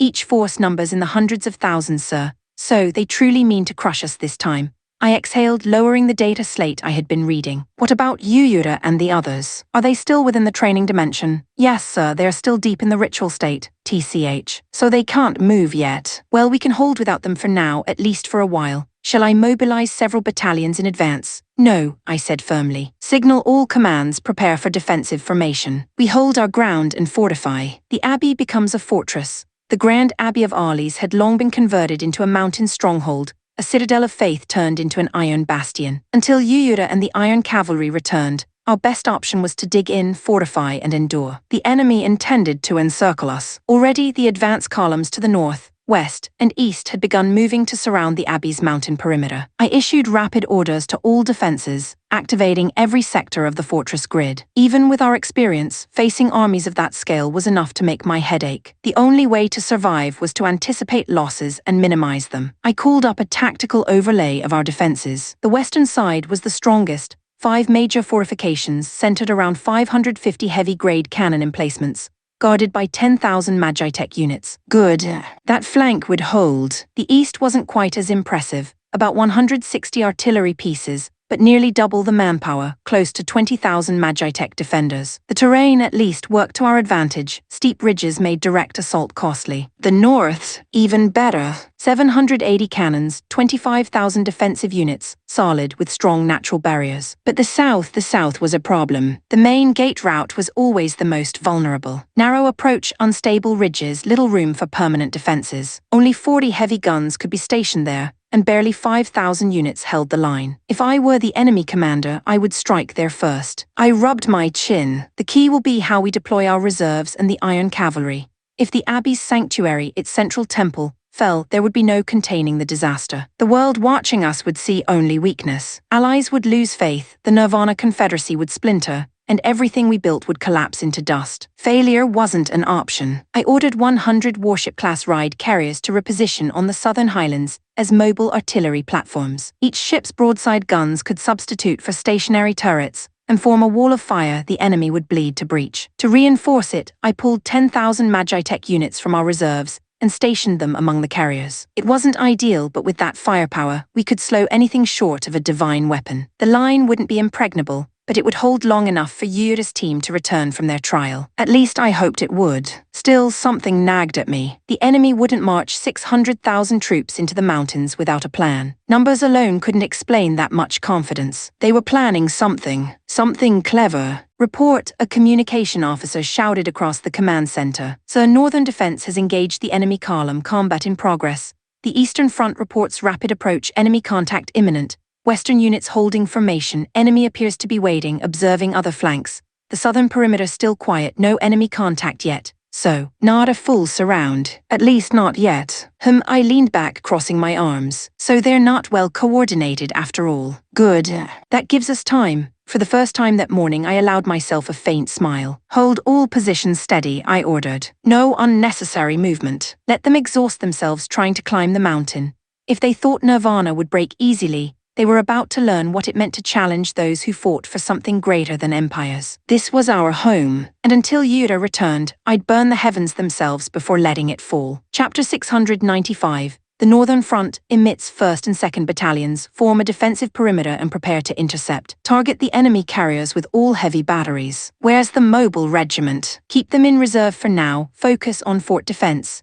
I shouted orders across the command floor as the ground rumbled beneath us. Jean had entrusted me with command of the Northern Defense Line, but truthfully, it felt like too heavy a burden. The scale of it all, the size of the army, the chaos of battle, it dwarfed anything I'd led before. Still, there was no escaping it. If I faltered, soldiers would die. If I hesitated, the line would break. So I clenched my teeth, pushed the fear aside, and prepared to exceed the limits of what I thought myself capable of. Captain emits. Enemy movement from the northeast, approximately 500 heavy Magitech units advancing toward Fort 06. Damn it. If that fort fell, the enemy would drive a wedge straight into our defenses. Send the 4th Division's lightning-armed mobile wing, 200 machines, to reinforce Fort 06. Tell them to engage hard and hold the line. Yes, sir, another officer shouted from the tactical deck. We're spotting additional enemy units to the northwest. Reinforcements, hundreds more marching toward the ridge. Don't panic, I said sharply. We'll engage only those within range. Their long-range artillery can't breach our fort walls. Within close quarters, our defensive emplacements give us the advantage. It was true, but even as I said it, numbers pressed on my mind like a weight. Even from here, I could see their endless lines crawling across the tundra. For every one of our machines, they had 5. The sight alone was enough to crush morale, but I couldn't let that show. All I could do was hold, delay, survive until Jean and Yura could turn the tide. The bombardment rocked the valley again. Our shield walls shuddered but kept their form. Bit by bit, damage accumulated, but so did resolve. The northern flank wasn't crumbling yet. We held. The outer wall of Fort 08 has collapsed. At this rate, the whole fort will fall. Then abandon it, I said immediately. Evacuate everyone to Fort 09 and consolidate all forces there. Tell them to hold that fortress at all costs. It stung to give up ground, but defending a broken fort was suicide. Preservation of strength mattered more than pride. I redirected my focus back to the central corridor and froze. Among the stream of enemy units, one stood out. A Magitech unlike the others, painted in shimmering violet with a triangular head that split the light like glass. And guards, it was strong. In a single motion, its blade cleaved through one of our heavy frigates like it was paper. Anything within reach of that thing didn't just fall, it disintegrated. Central Front, listen up, I barked. Do not engage that triangular unit at close range. Long-range bombardment only. Concentrate all ship cannons on it, pin it down if you can't destroy it. The monster moved erratically, weaving between bursts of energy fire. I couldn't tell if anyone was piloting it or if it was even human. You'd have to leave that one for the big guns. Nanami, maybe Aluna once the Iron Cavalry deployed. For now, survival was the only goal. Then another warning came and my blood ran cold. So new contact heading in from the northeast, massive energy spike, large class Magitech. On the screen, an enormous yellow machine appeared, a giant among giants. Its core pulsed white-hot, radiating energy so intense it blurred the visual feed. That's the one that leveled Fort 08, someone whispered. Its cannon fire shredded rock and alloy alike, reducing bunkers to molten slag before anyone could even scream. The sheer output was obscene. Unbelievable, I muttered. That thing's got more destructive power than a whole battleship. There was no defending against that kind of weaponry. Deploy the high-mobility strike wing, I ordered. 10 teams, full formation. Don't try to block its fire, scatter and harass. Draw its aim away from the forts, even if it means risking yourselves. Yes, sir. The pilots acknowledged and launched immediately, their machines streaking into the storm like sparks from a forge. Watching them disappear into the maelstrom, I gripped the edge of the command console, teeth clenched. The enemy's strength was beyond anything I'd imagined. But so was our determination. If they wanted to break through the north, they'd have to pay for it 100 times over. Until Yura returned, we would not yield. Not a single inch. Chapter 696. The Eastern Front. Jean I'd assigned the fiercest front, the northern line, to emits. She wasn't flashy, but she was solid, clear-headed, disciplined, and practical. She avoided unnecessary risks, and in a war where survival depended on endurance, that made her the perfect choice. That left the other three fronts, west, east, and south, under my personal supervision. Unfortunately, even with my command ship's range, it was impossible to oversee everything alone. So I divided my attention. I assigned 3 navigators, each one to manage one direction, feeding coordinated data to my console as I monitored the broader field from the operations center. Commander, the Eastern Front reports strange movement. The enemy's army has split into 3 separate divisions. 3, I leaned over the holomap. Explain their formation. They are spreading laterally, left, right, and center positions taking shape. I nodded slowly. A triple-pronged assault. They want to crack the line by dividing pressure evenly. Makes sense, they've studied our layout well. The eastern defense relied heavily on 3 main fortresses. They formed the backbone of our barrier. If even one fell, the rest would collapse almost instantly. But conversely, as long as those 3 held, the eastern front wouldn't fall. Order the defense battalions to swap weapon configurations from arrow rifles to optical cannons. Mid-range bombardment pattern alpha. I want crossfire grids covering all 3 approach vectors. Heavy units will form a forward barrier, shields up and locked. Keep them static and focus purely on defense. As my voice echoed across the command deck, officers scrambled to execute the orders. The fortress lights shifted, cannon bays opening like wings unfurling. But even as I spoke the orders, I was rifling through the reconnaissance feed, scanning enemy patterns, isolating anomalies. And that's when I noticed it. A Crimson Magitech unit in the enemy's central line. Tall, sleek, radiating power that warped the air around it. Its every motion carried precision and destructive authority. That one, I muttered under my breath. That one's bad news. I didn't need anyone to tell me it was an ace unit. Something far beyond the rank-and-file machines we'd been fighting. All right, time to play smarter. Transmit this to all units. Initiate the false retreat plan. It was a risky maneuver, one we'd only practiced in simulation. The idea was simple: bait, retreat, repeat. A series of staged assaults alternating with tactical withdrawals, used to stall and confuse the enemy while buying time. Each skirmish group would launch an apparently reckless charge, forcing the enemy to react. Before real losses occurred, they'd fall back, luring pursuit into a trap. Then another unit would surge forward to form a new front, repeating the pattern in a rhythmic cycle of advance and retreat. Executed perfectly, it would make it look as if we were panicked and breaking, even as we controlled the tempo of battle. Set the wave rhythm at 2-minute intervals. No overlap. The signal pulsed through the defense net, and right on cue, the first lines surged forward. Blades of light clashed in the distance. A minute later, they fell back, cleanly, precisely, and the next group appeared out of the smoke. Even from orbit, it must have looked chaotic. But beneath that chaos, every movement was deliberate. Good, I murmured. Hold it steady. Keep that red one pinned. The plan was working. The Eastern Front held, morale steadied. Still, I knew we couldn't hold forever. This tactic drained energy and manpower by the minute. I needed Yura's spearhead back as soon as possible. Status on the Iron Cavalry, I called out. An operator turned from her station. Their training protocol is nearly complete, sir, but they require a cooldown phase before deployment. Estimated 30 minutes before combat readiness. 30 minutes. Under ordinary circumstances, that wasn't long, but in the middle of a full-scale war, it might as well have been a lifetime. The enemy's center division is intensifying their push, another officer shouted. They're focusing on Fortress 015. They're trying a breakthrough. Of course they were. Cutting through the middle was the oldest trick in the book. Send in the new model unit squadron, I ordered. The officer hesitated. Sir, those are our reserved contingencies. If we overextend, then we overextend, I snapped. When Yura and the others emerge, they can turn the tide. But right now, every second we buy matters. Deploy them, yes, Commander. The hangar bays opened across the mountain's flank, and from the carrier Phoenix, 10 silver-white silhouettes rose into the stormlight. Sleek armor, reinforced plasma cores, and energy horns that gleamed faintly above their visors.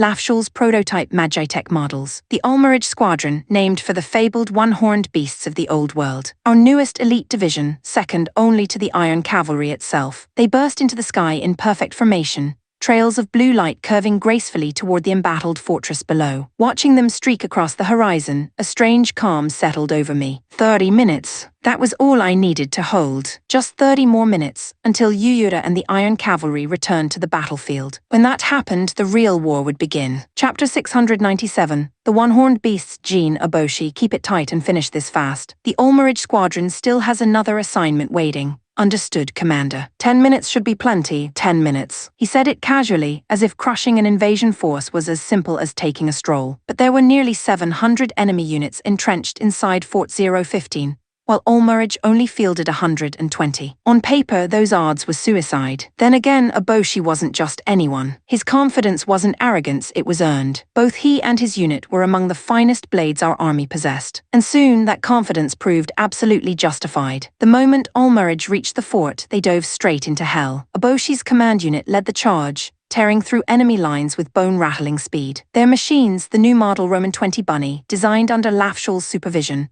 were built for calculated aggression. Dual weapon systems, a single-edged sword for close combat and a precision blaster for mid-range skirmishes. Most pilots struggled to master even one in the midst of battle. Ulmerich used both as if they were extensions of their own bodies. The battlefield became a storm of light and motion. Oboshi whirled through the chaos, sword flashing. One arc, 2, 3, and the enemy shattered like glass. Before the wreckage even hit the ground, his blaster roared, vaporizing units as they tried to regroup. When a cluster of spear-bearing Magitech mechs lunged toward him, he didn't retreat, he flowed forward. His blade came up from below in a perfect crescent sweep, slicing every spear clean in half. Before the attackers could react, his counterstrike cleaved through 5 machines in a single motion, their cores detonating almost in unison. The soldiers on the command deck went silent, or mixing with disbelief. So this was the Ulmerich's true strength. The union of skill, coordination, and machines powerful enough to make physics itself flinch. Behind the captain, his comrades followed with laser precision. Every pilot moved in rhythmic synergy, covering each other's blind spots without a word. Their teamwork was almost clinical, no wasted motion, no hesitation. Even the best-ranked elite units from the Iron Cavalry would have struggled to match that level of harmony. Of course, part of it was the hardware. The Roman 20 Bunny wasn't just a machine, it was a miracle. High mobility thrusters gave it unmatched acceleration.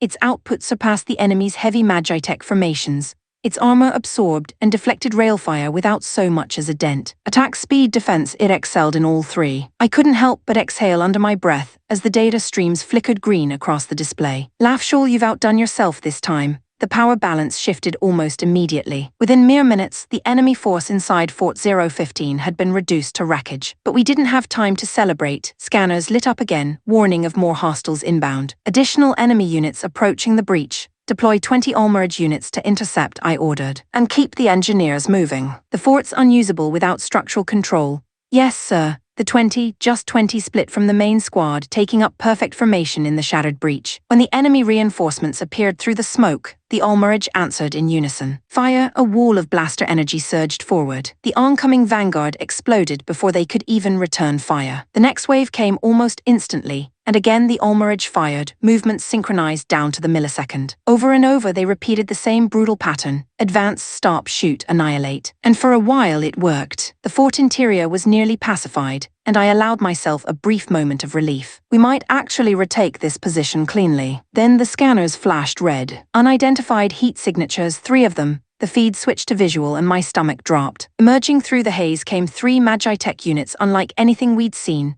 bodies black as obsidian, adorned with burning flame-like sigils across their armor. They weren't ordinary soldiers. Their energy resonance was far denser, more refined aces. And as the first of them charged, their crimson blade caught the light of our defensive fire and bent it away. Then, all at once, it was on us. One of our units tried to counterfire, only for the ace to swing once, effortlessly slicing off its head in a burst of metal and light. The communication feed crackled, drowning in static. I gritted my teeth. So much for a clean victory. The Ulmerich had proven themselves monsters in battle, but now they faced monsters of their own. And from the way those flame-marked enemy machines moved, I already knew. These weren't just another wave of soldiers. They were predators, and the real fight for Fort 015 had only just begun. Chapter 698. The Ace Units. Jean the Tide turned the moment those 3 enemy aces arrived. Ulmerich, the pride of our new model divisions, began falling one after another. Even with their skill and coordination, the difference in raw power was undeniable. The enemy's elite machines moved like predatory beasts,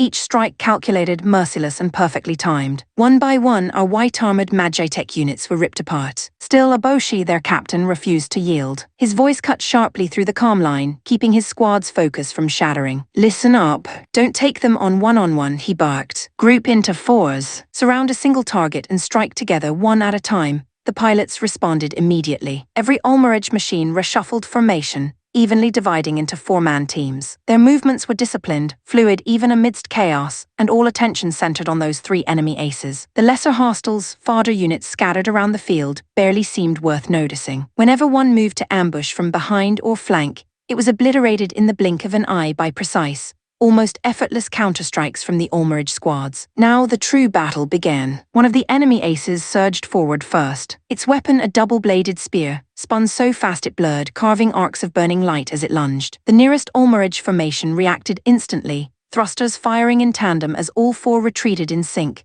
the attack slicing through empty air. It was a narrow escape. Had they been flying standard Magitech units, that single strike would have ended them. They countered immediately. One pilot opened with rapid blaster fire, forcing the enemy ace into evasive motion. That exact second, the remaining three swooped in, their blades converging from three different angles, a perfect kill triangle. But their target didn't fall. Instead, the Crimson enemy machine vaulted upward in an almost lazy motion, avoiding every swing. Its upward momentum barely finished before the leading Ulmerich pilot fired again, predicting the maneuver perfectly. The blast streaked straight toward the ace. It should have hit. It didn't. The Crimson figure twisted impassably in midair, the beam grazing its shoulder harmlessly before it descended. The move was effortless, beautiful even. For a moment, the battlefield was silent. Then the enemy ace dropped, closing the distance like a falling meteor. Its massive sword came around in a wide, horizontal arc, a flash of red and silver. One Ulmerich unit was caught too late to dodge, cut clean through from shoulder to waist. That single kill broke the formation. The delicate rhythm of the four-man coordination disintegrated, and without it, they were helpless. The ace didn't stop, didn't need to. It flowed from one strike to another as if painting a pattern in death, dismantling every defender in its path. Within moments, the entire team had been torn apart. On the command feed, I could only watch, my fists clenched. Their speed was unreal, their precision inhuman. Even with Lafshul's latest technology, our best couldn't keep up. The power gap was widening and fast. If this continued, Ulmerich would be completely wiped out. "Damn it," I muttered through my teeth. We just got those units operational.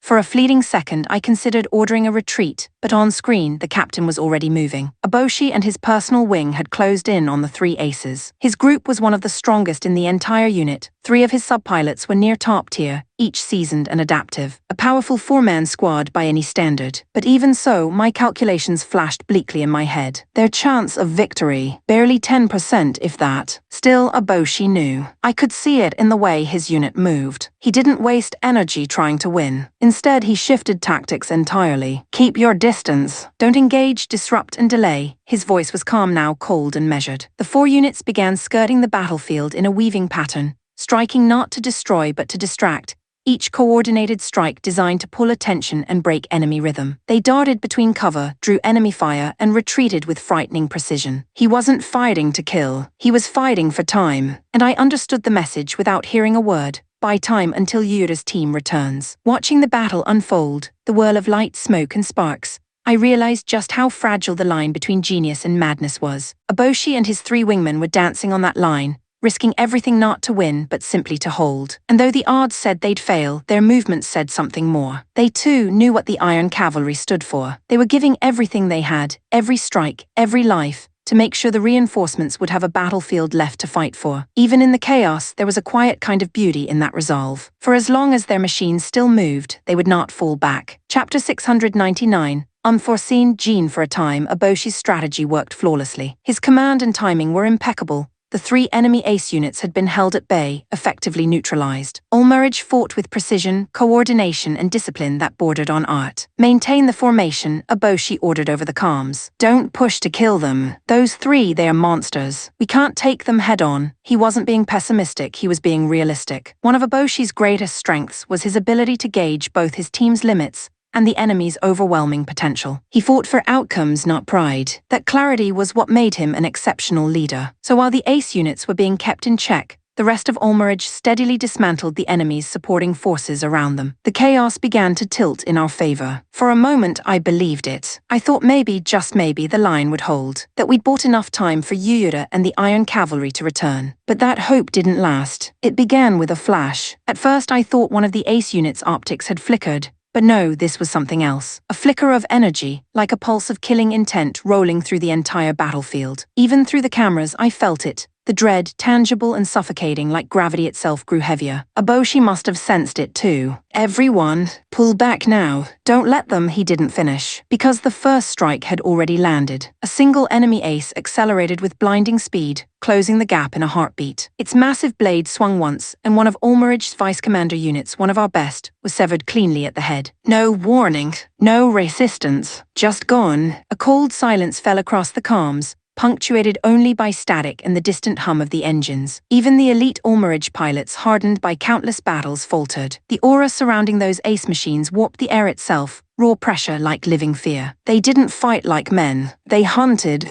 The massacre began. Another unit tried to fall back, its thrusters ignited. But before it could even reach open air, one ace blurred and reappeared behind it. A single slice split its core in half. A third pilot attempted to counter with a charged blaster shot. The beam was reflected off the enemy blade, ricocheting harmlessly into the sky. The response was merciless, an instant thrust through the chest, tearing the pilot's Magitech frame apart. The three aces moved with terrifying fluency, as if they shared a hive mind. They tore through the formation like a farmer picking fruit, one careful motion at a time, systematic and deliberate. Each kill clean. Perfect. Enough. For the first time since I'd known him, Eboshi's voice cracked, not with fear but with fury. He couldn't stay calm as his men were slaughtered before him. Eboshi's unit broke formation and charged, ignoring every order. Eboshi! Stand down, I shouted from the command ship, the words useless the moment they left my mouth. His machine surged forward like a streak of white lightning, ignoring everything in its path. Enemy soldiers tried to intercept him, they barely lasted a second. He tore through them one by one, slashes quick, decisive, brutal. His thrusters screamed as his unit accelerated straight toward the nearest ace. The distance vanished. The two closed on each other, blades ready. Eboshi's first strike grazed the ace's helmet, leaving a faint scar of molten metal. A hair's breadth more and it would have been a kill shot. Come on, I muttered through clenched teeth. He pressed in again once, twice, three times. Each swing faster than before, desperate, reckless. But the ace was faster still, swaying out of reach,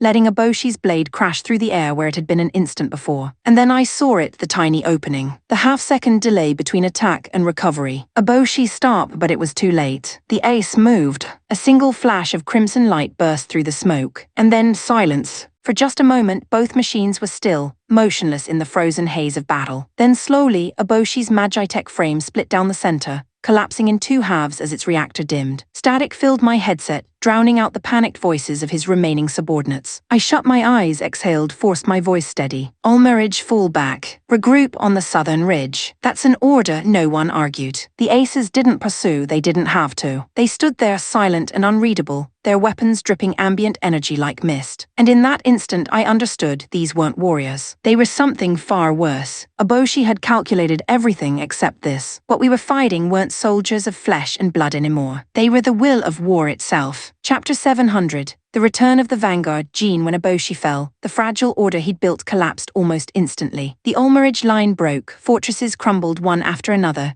and our forces were forced into retreat. There was no time to confirm his status, only the relentless tide of enemy advances. Damn it, their numbers are overwhelming. At this rate, the battle will be over before Yuyura and the others return. I slammed a hand on the console. No holding back. Deploy every reserve we have. Divert defensive units from the main base to support the outposts. I want everything in play now. Truth was, I'd miscalculated. Badly. I hadn't expected the Elysia Empire and the Radial Axis Alliance to commit their elite divisions here. They weren't probing or posturing this time, they'd come to annihilate us. If we didn't fight with everything we had, this entire front would collapse. The reserve divisions entered the field, and the main defensive battalions shifted outward into direct engagement zones. For a moment it stabilized the lines, but it wasn't enough. The enemy's momentum was monstrous, too many, too strong, pressing from every direction. My console filled with flashing red alerts, each one another wound in our defense. Southern 3rd Defense Force has been wiped out, 3 forts lost. Massive enemy Magitech detected heading west. Main ship cannons ineffective, our weapons can't penetrate its armor. 3 cruiser-class vessels have been destroyed, 1 battleship heavily damaged, and multiple destroyers disabled.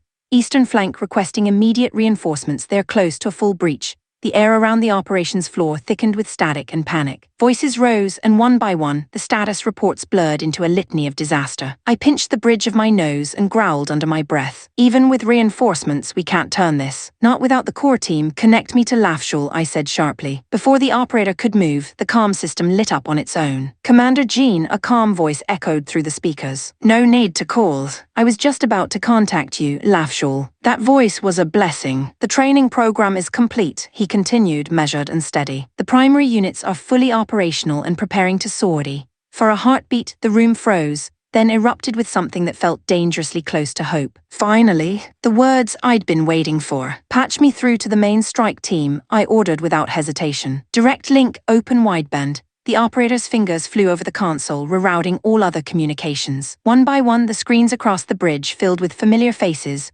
warriors I'd fought beside countless times. All right, everyone, I said without preamble. Status check. How soon can you be in the air? A chorus of voices responded. Ready and waiting, boss. Yura's voice came first, sharp as ever. We're all set here, said the old man, his tone gruff but steady. Details bore me. Just tell me where to swing, grumbled Linicarlo. My preparations are complete, Emina chimed in smoothly. Nanami's good to go, came the cheerful reply. I am prepared as well, Pharma added with calm assurance. Then predictably, hang on, I might need the bathroom first, Nagisa said sheepishly. Yura groaned. Seriously. Now, it's stress, okay? Some people have physical reactions, hold it together. The enemy's about to tear us apart and you're talking about, I'd rather not explode inside my cockpit, thank you. I'll help clean if she does, mumbled Rolgo quietly. No one's cleaning anything, Yura snapped. Just deal with it later, fine. But if I ruin my uniform, you're scrubbing it, Yura, over my dead body. Across the bridge, a few nearby officers glanced at me nervously, unsure if they should laugh or salute. I couldn't help it, a low chuckle escaped. For all the chaos, hearing these idiots bicker felt like a weight lifting off my chest. That was my team. All right, enough comedy, I said, voice firm again. Time to move. All strike units deploy immediately across assigned zones.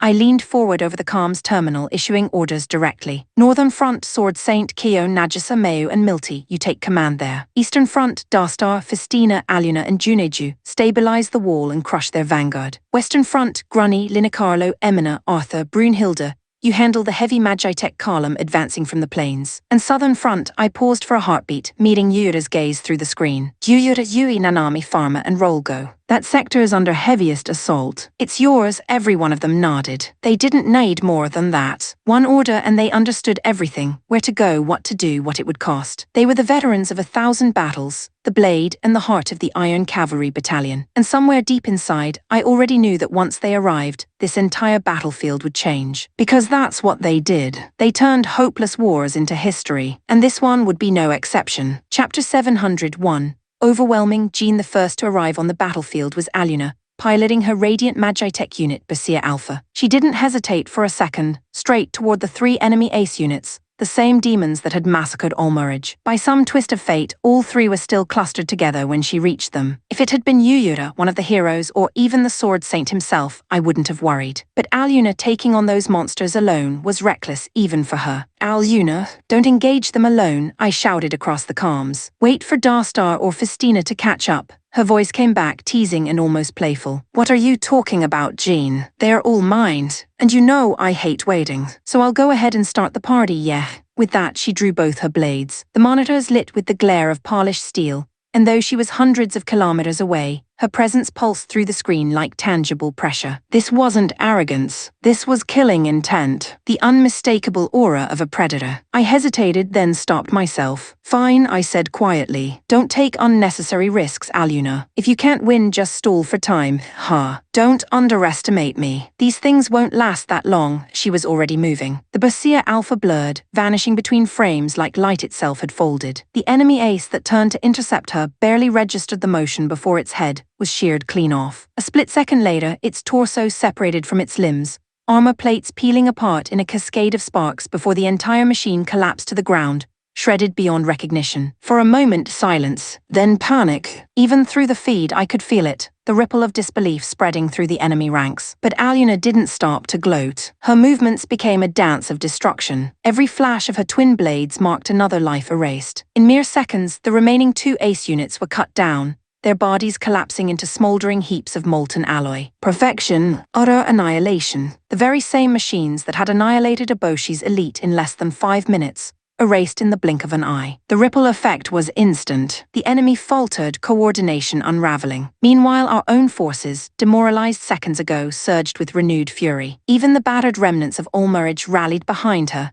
using the opening she'd created to push forward. And then the rest of the main combat group began to arrive. The sky split open as Festina's Eljana descended, the Magite's frozen aura spreading across the plain. She didn't waste a moment. Her voice rang through the calm line, "Let's make this quick." Her core glowed a deep blue as she unleashed her signature widecast spell, Caucidus Nova. From Eljana's palms radiated a fan of Arctic wind, a sweeping storm of frost that spread across the battlefield in radiant arcs. Enemy units froze mid-stride, encased in crystal ice before shattering into glittering shards. And when the ice cleared, Dostar appeared. Majestic, unstoppable. His unit, Endura, rose from the horizon like a god descending to earth. He raised his radiant sword high above his head, and the clouds burned away. When he brought it down, heaven itself answered. Columns of white light struck the ground, one after another, each explosion swallowing dozens of enemy machines at a time. In that moment, even watching from far away, it was impossible not to feel the weight of his power. Divine, radiant, terrible. Then came Juneju, always the quiet one, easy to overlook until she moved. What she lacked in drama, she made up for in spectacle. Her beloved Fabalba cut through the sky like a meteor, flames trailing in its wake. She landed dead center among the enemy's clustered units, her voice calm, almost detached as she initiated her dual-element spell. Flame Storm, a vortex of fire and wind erupted outward, swallowing everything within reach. The resulting inferno devoured dozens of machines outright, the rest torn apart by the cyclonic wind shear. By the time her attack subsided, the entire eastern valley burned crimson against the storm-torn sky. And that was it. From the moment Alyona struck first, the momentum never wavered. In less than 10 minutes, the eastern front had turned completely in our favor. The sensors confirmed it. Enemy formations were breaking, retreating across the ridgelines. For the first time in hours, I exhaled. The balance of the war had shifted. And as the eastern skies glowed with the fires of victory, my gaze drifted across the map, toward the other battlefront still alight with red indicators. Rest would have to wait, because wherever the others were fighting, north, west, or south, the storm of the Iron Cavalry was just beginning to roar. Chapter 702. Astonishing. Jean the Sword Saint stood alone in absolute stillness. By the time the enemy noticed him, more than a dozen of their Magitech units were already gone, silent, swift killings so precise that the scanners couldn't even register his movement. It wasn't just speed. There was no waste, no visible physical force, only quiet elegance. It was as though his body had simply become one with the air around him. He moved like wind taking shape.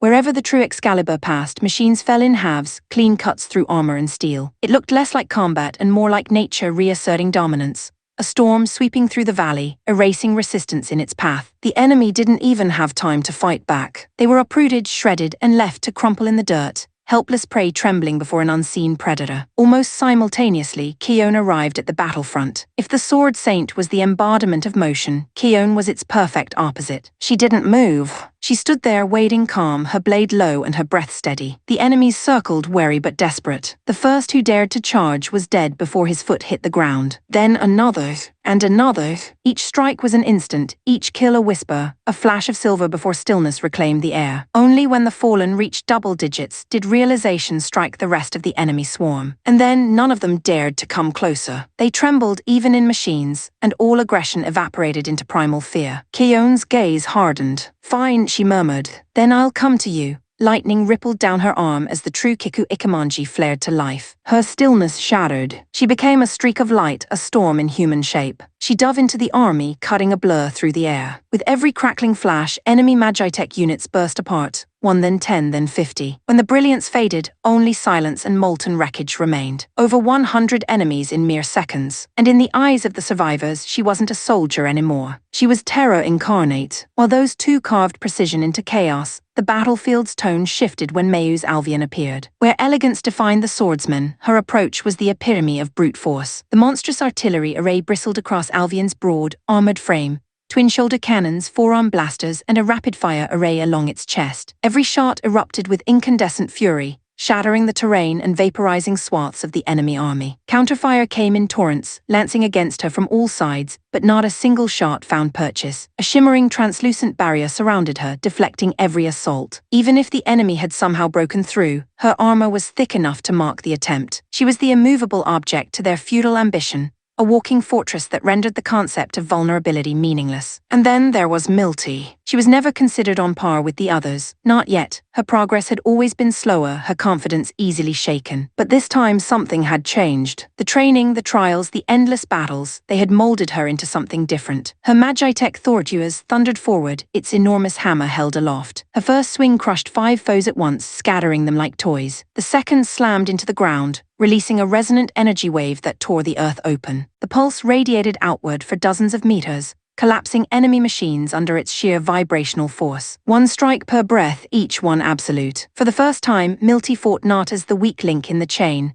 but as a force of destruction in her own right. And then came Nagisa, the most transformed of all. Her machine, Diatina, didn't land so much as descend like a falling star into the heart of the enemy army. The impact sent a concussive shockwave rippling outward in a perfect circle. The wave tore clean holes through the enemy formation, leaving a smoldering crater around her landing point. Then without pause she propelled upward again, so high she nearly vanished from sight, before raining down a barrage of luminous spears. Light rained like a storm, each lance of energy piercing through hulls, detonating reactors, annihilating entire lines of troops. In the span of seconds, 1 full enemy regiment ceased to exist. Watching the feed unfold, even I went quiet. The northern sky was ablaze with lightning and flame, each silvery arc of Excalibur and Kiku Ikamanji weaving seamlessly between the thunder of Alvian's cannons and the falling light of Diatina. The battlefield was no longer a war, it was a symphony of overwhelming power, every movement conducted by veterans who had transcended human limits. And for the first time that day, I leaned back, exhaled, and whispered to myself, they don't even need orders anymore, because when gods walk the field, mortals can only watch. Chapter 703, Overwhelming Domination, Jean from high above the battlefield. Linacarlo's Victorolf Roman II unleashed a storm of lightning upon the enemy lines. To those trapped below, it must have looked like the sky itself had turned against them, an unending cascade of blinding light, thunder, and annihilation. Dozens of enemy Magitech units evaporated in seconds, the scorched ground left glowing where they stood. The enemy's aerial divisions scrambled to retaliate. Hundreds of fighters broke formation, lunging up toward Linacarlo's position. But before they could come close, their ranks were torn apart, one after another, by the countless orbs of electricity floating in orbit around Victorolf Roman II. Those sparks weren't random. They were living constructs, elemental hunters. As Linacarlo's machine shifted into flight mode, its frame blurred into pure light, wings of electricity carving across the clouds. The orbs followed her movement in perfect synchronization, accelerating into the enemy squadrons with eerie precision. Each orb burst like a miniature supernova, chaining explosion after explosion until the sky itself seemed to ignite. On the ground, Arthur's Centaur Roman II roared through the battlefield. It couldn't fly, but it didn't need to. Its mobility on land surpassed even aerial Magitech in straight-line acceleration. The ground trembled under its charge. In one hand, Arthur held his gleaming lance. Energy whirled around its tip, forming a rippling spiral of power so dense it distorted the air ahead of him. When Centaur Roman II surged forward, it wasn't simply running. It became a weapon, a colossal living spear. The ensuing charge ripped through the enemy, ranks like a divine javelin hurled from the heavens. Mechs that stood in his way disintegrated from the sheer force before the lance even touched them, their frames torn apart by the shockwave of his passing. Meanwhile, Brunhilde's movements were almost unrecognizable compared to the last campaign. Her swordsmanship had refined to something transcendent, each motion balanced between grace and raw speed. Her strikes had the same flow, the same sharpness of timing as her mentor, Keon, and every attack mirrored that same deadly precision. Where once there had been hesitation, now there was mastery. Where once she had followed, now she led, her blade slicing through enemy after enemy with elegant, effortless rhythm. And then there was Grani. Her battlefield was no longer of the same scale, it was something else entirely. The spells she summoned weren't techniques. They were forces of nature. A roaring wall of fire coiled into the shape of a dragon, devouring entire squadrons in a single pass. A second carved from ice and mist swept across the field. Every machine it touched froze solid before shattering to dust. Then came the wind, a cyclone large enough to swallow fortresses, followed by the storm, a web of chain lightning that leapt from target to target like a living thing, disintegrating all it touched. I'd always known her machine at Carl was built for pure magical output, lacking in close-range ability. But watching her now made that distinction seem ridiculous. An enemy unit attempted to breach the radius of her spell formation, only for Grunny to swing her staff once, shattering them into molten scrap. A magician who fought like a destroyer. There was no other word for it. Emina, by contrast, was subtler. Her stealth machine, Artemis Kai, had always excelled at assassination and ambush. But this time, something had shifted in her entire combat style. She no longer hid to kill.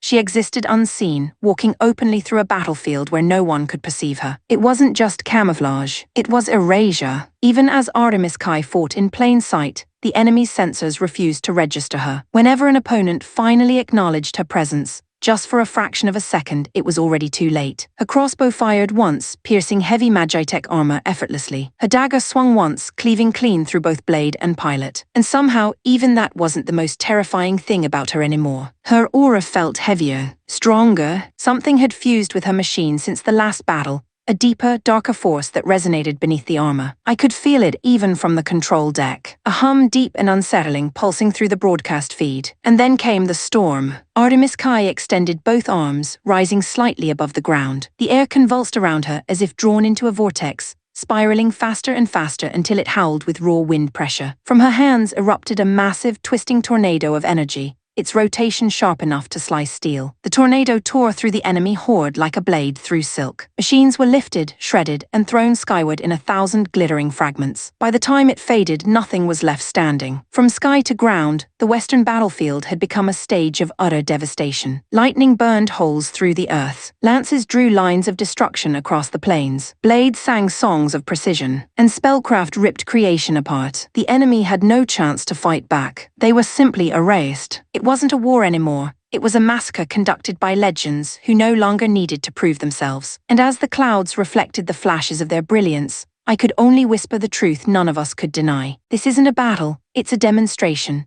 Chapter 704. The Southern Battle. Yuyura under Jean's command, the main strike team split toward their assigned battlefronts. My group headed south, a front already on the verge of collapse. We hadn't even reached it yet when Shirayuki's voice appeared softly in the calm channel. Yuyura, she said almost shyly. I want to fight beside you this time. The suddenness of it caught me off guard. For a second, I didn't know how to respond. Sure, I said finally, scratching my head. Let's try coordinating then, she laughed quietly. I knew you'd say that. I think we'll fight really well together. I didn't think too deeply about what she meant. After everything she'd been through lately, the silence, the hesitations, that small spark of confidence in her voice was enough to make me smile. When we arrived at the front lines, the chaos was immediate. Our allies were being pushed hard, the air thick with smoke, fire, and shrapnel. Shirayuki watched my back. There was no room for grand, sweeping attacks here, no time to use the quad-element cannon. The battlefield was too tightly packed, too chaotic. So I drew my sword and dove straight in. Shirayuki moved behind me, her Magitech thrusters lowering, taking position back-to-back with mine. Together we became a single sphere of motion, two halves of the same instinct. The enemy noticed us instantly, the intrusion of a signal too strong to ignore. They converged at once, a swarm of fire and metal. But before they reached us, before one could even lock weapons, we both moved. Neither of us gave orders. We didn't need to. Oreo Roman 2 surged forward with almost teleportation-level acceleration. The world blurred.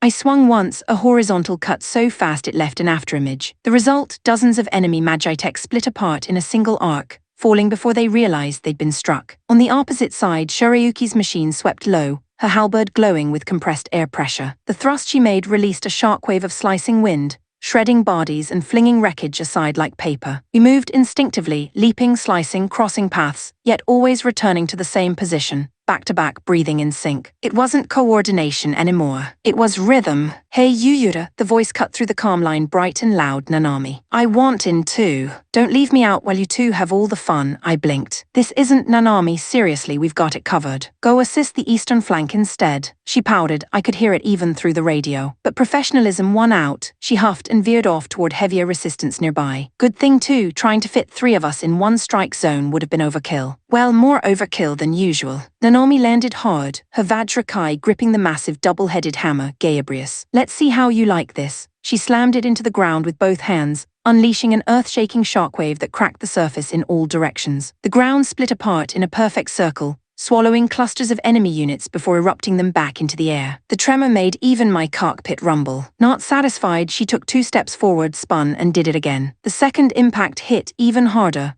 A miniature earthquake detonated across the southern ridge. The explosion of debris and rupturing earth caught dozens more enemies in its wake. Okay, I muttered with a smirk, watching the seismic readings spike. She's definitely mad about something. While Nanami vented her frustration through brute force, Lorgo and Pharma fought with calculated calm. They were the definition of balance, the two most reliable pilots in the Iron Cavalry when it came to defense and coordination. Lorgo's full-armor Gaintia stood like a moving fortress, drawing wave after wave of enemy fire, absorbing it through reinforced shields and energy dampers. Every time a fresh salvo struck, he countered with high-explosive artillery from shoulder-mounted cannons, burying the attackers under molten metal. High above, Pharma's Garuda Roman 3 danced through the smoke-filled sky. Her targeting arrays glowed blue as she picked off anything that slipped past Lorgo's line. Swift surgical shots, one beam per target, everyone a kill. Together they formed the backbone of the southern defense, one shielding the earth, one controlling the air. Their methods lacked spectacle, but their efficiency was terrifying. Wherever the two of them worked, the battlefield simply stabilized. The enemy could rage, swarm, and fire all they wanted. It didn't matter. Against those two, chaos itself lost meaning. Watching all of it, the grace of Shirayuki, the fury of Nanami, the composed strength of Lorgo and Pharma, something tightened in my chest. This wasn't just a battle anymore. It was trust. Each of us wielded power that could level cities, but that power meant nothing without the bond that fueled it, the rhythm of fighting together through countless wars, countless losses, countless victories. And as the southern plain trembled from the weight of our combined assault, I lowered my blade and raised my voice over the calms. All right, everyone, let's finish this. The echoes of their acknowledgements filled the air like a chorus of thunder. And together we charged. Chapter 705. The message in the trap. Yuyura, according to Jean, the arrival of our main force had turned the tide of battle completely. Where we'd once been outnumbered and desperate, now the enemy was breaking apart, retreating across every front. Victory finally seemed certain, at least until Jean's voice came back through the calm line, tight, grim, and edged with unease. Yuyura, he said, we just received a transmission from the enemy. From them, I frowned. In the middle of this mess, what could they possibly want? They said they want the Iron Cavalry to meet them at a specific location, Jean replied. It took a second for that to sink in. You're joking, wish I was, why would they? We're already fighting. What could a summons mean now? Jean's tone dropped lower. They claim they'll return Princess Yukiha if we go. Yeah, and I'm sure they'll throw in tea and biscuits while they stab us in the back. That's a trap if I ever heard one, he gave a humorless laugh. No argument there. But listen, think about what they're really saying. This isn't a negotiation. It's leverage. What they mean is, if you don't come, the princess dies. A shiver of anger crawled up my spine. Damn cowards. They know we can't ignore that. Exactly, Jean muttered. So yes, it's definitely a trap. But we don't have a choice. I could hear the fatigue in his voice, the kind that had buried itself under layers of duty. But we can't abandon the battle either, he went on. The lines are still volatile, and if all of us leave, we risk losing what we just gained. So you'll stay and maintain command, I said quietly. Right, he confirmed. I'll hold things here. Yuyura, you take a small team and investigate the meeting point. Find out what they're planning. And if it is a trap, he hesitated for half a breath. Then spring it your way, I grinned despite myself. Understood. Whatever it is, I'll blow it sky high. Jean selected the strike team himself, only the absolute best of the best. 10 units in total. Myself, the old man, Kion, Nagisa, Dastar, Festina, Nanami, Grunny, Linacarlo, and Shirayuki. Just glancing at that roster sent a quiet chill of confidence through me. With these people, we could handle anything. The coordinates the enemy had sent were 100 kilometers northeast of our current position. On the way, we cut through what remained of the Northern Defense Forces, dismantling isolated enemy detachments like insects in our path. As we closed the distance, I couldn't help voicing the question gnawing at me. What doesn't make sense is why single us out, I said. If they wanted to destroy the Iron Cavalry, they've had 100 chances already. Why lure us away from the main front? The old man gave his usual gravelly chuckle. He didn't seem the least bit concerned. Who cares? A battlefield's a battlefield. If they want a fight, they'll get one, Nagisa snorted. They'll need more than dirty tricks. Whatever trap they've set, they picked the wrong squad to play games with. Dastar, ever the noble type, added quietly. Victory gained through deceit is hollow. A true warrior seeks worth through honor, not manipulation. Even enemies should understand that much, I sighed. Unfortunately, most people care more about winning than honor. He didn't answer, just folded his arms. His silence said he disagreed with me completely. Visual range confirmed, Linacarlo announced over the shared channel. The landscape ahead stretched out into a wide, empty plain. Nothing but dry earth and wind. And there they were, exactly where the signal claimed they'd be. 3 enormous ride carriers floating above the ground, surrounded by only 20 enemy Magitech frames. Doesn't look like much, Nanami muttered. Maybe this is easy, but not everyone shared her optimism. Granny's tone sharpened instantly. Don't relax yet. 2 of those signatures, something's wrong. Darstar hummed in agreement, the air between them growing heavy. I feel it too. 2 units stand out, familiar and far more dangerous than the rest. That got my attention. You know them? Granny's answer was almost wistful. Yes. Old acquaintances. Darstar's voice followed, calm but edged with an old kind of sadness. Ones I had hoped never to meet again. I frowned, looking between their faces on the small holo feed. It wasn't often those 2, the calmest among our entire force, sounded genuinely wary. Whatever waited for us out there, it wasn't some simple ambush. And from how both of them had gone still, I already knew this wasn't going to be a skirmish. This was personal. Chapter 706. A Game of Shadows. Yura calm, confident voice echoed out from the opposite side of the barren plain. Well now, the famed Iron Cavalry Battalion at last. You seem few in number. Are you certain that's wise? If you're feeling unsure, I can grant you the time to summon reinforcements.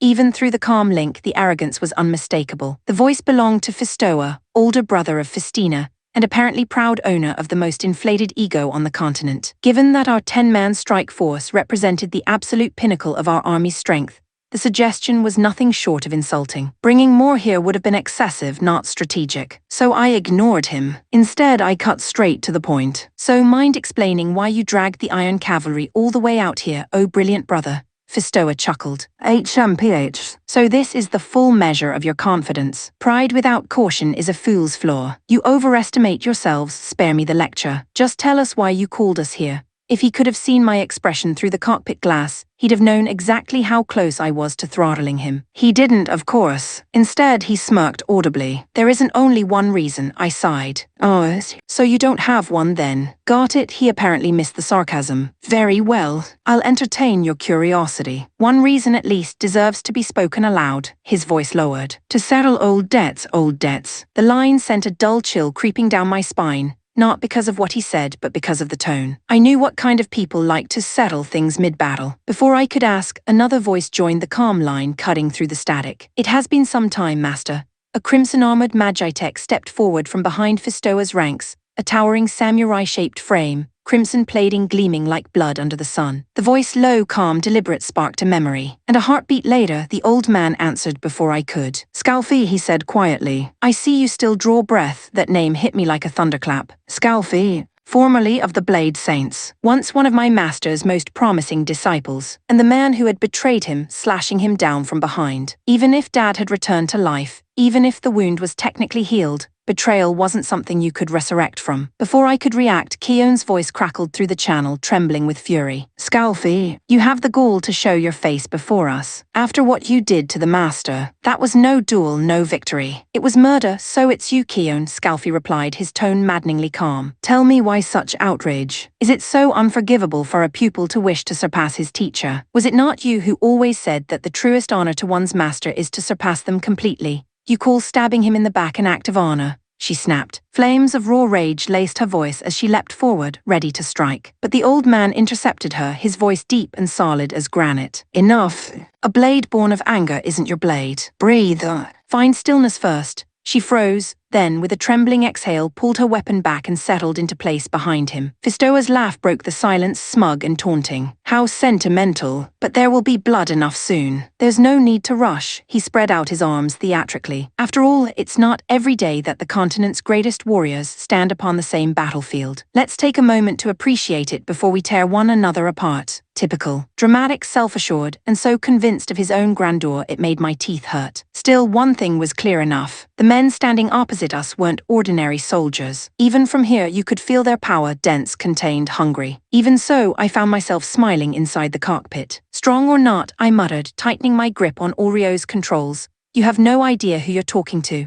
Because standing beside me were 10 of the most dangerous warriors in existence, each one a living legend in their own right. And if this battle was meant to be a reckoning, then we were more than happy to oblige. Authors/translators note, this translation is up to date, waiting for the next release soon. I've translated this with the help of AI tools. Since I'm not a native Japanese speaker, some parts may contain small errors. Your support, feedback, and corrections are always welcome. If you enjoyed it, drop a like, share it, and subscribe for more upcoming translations.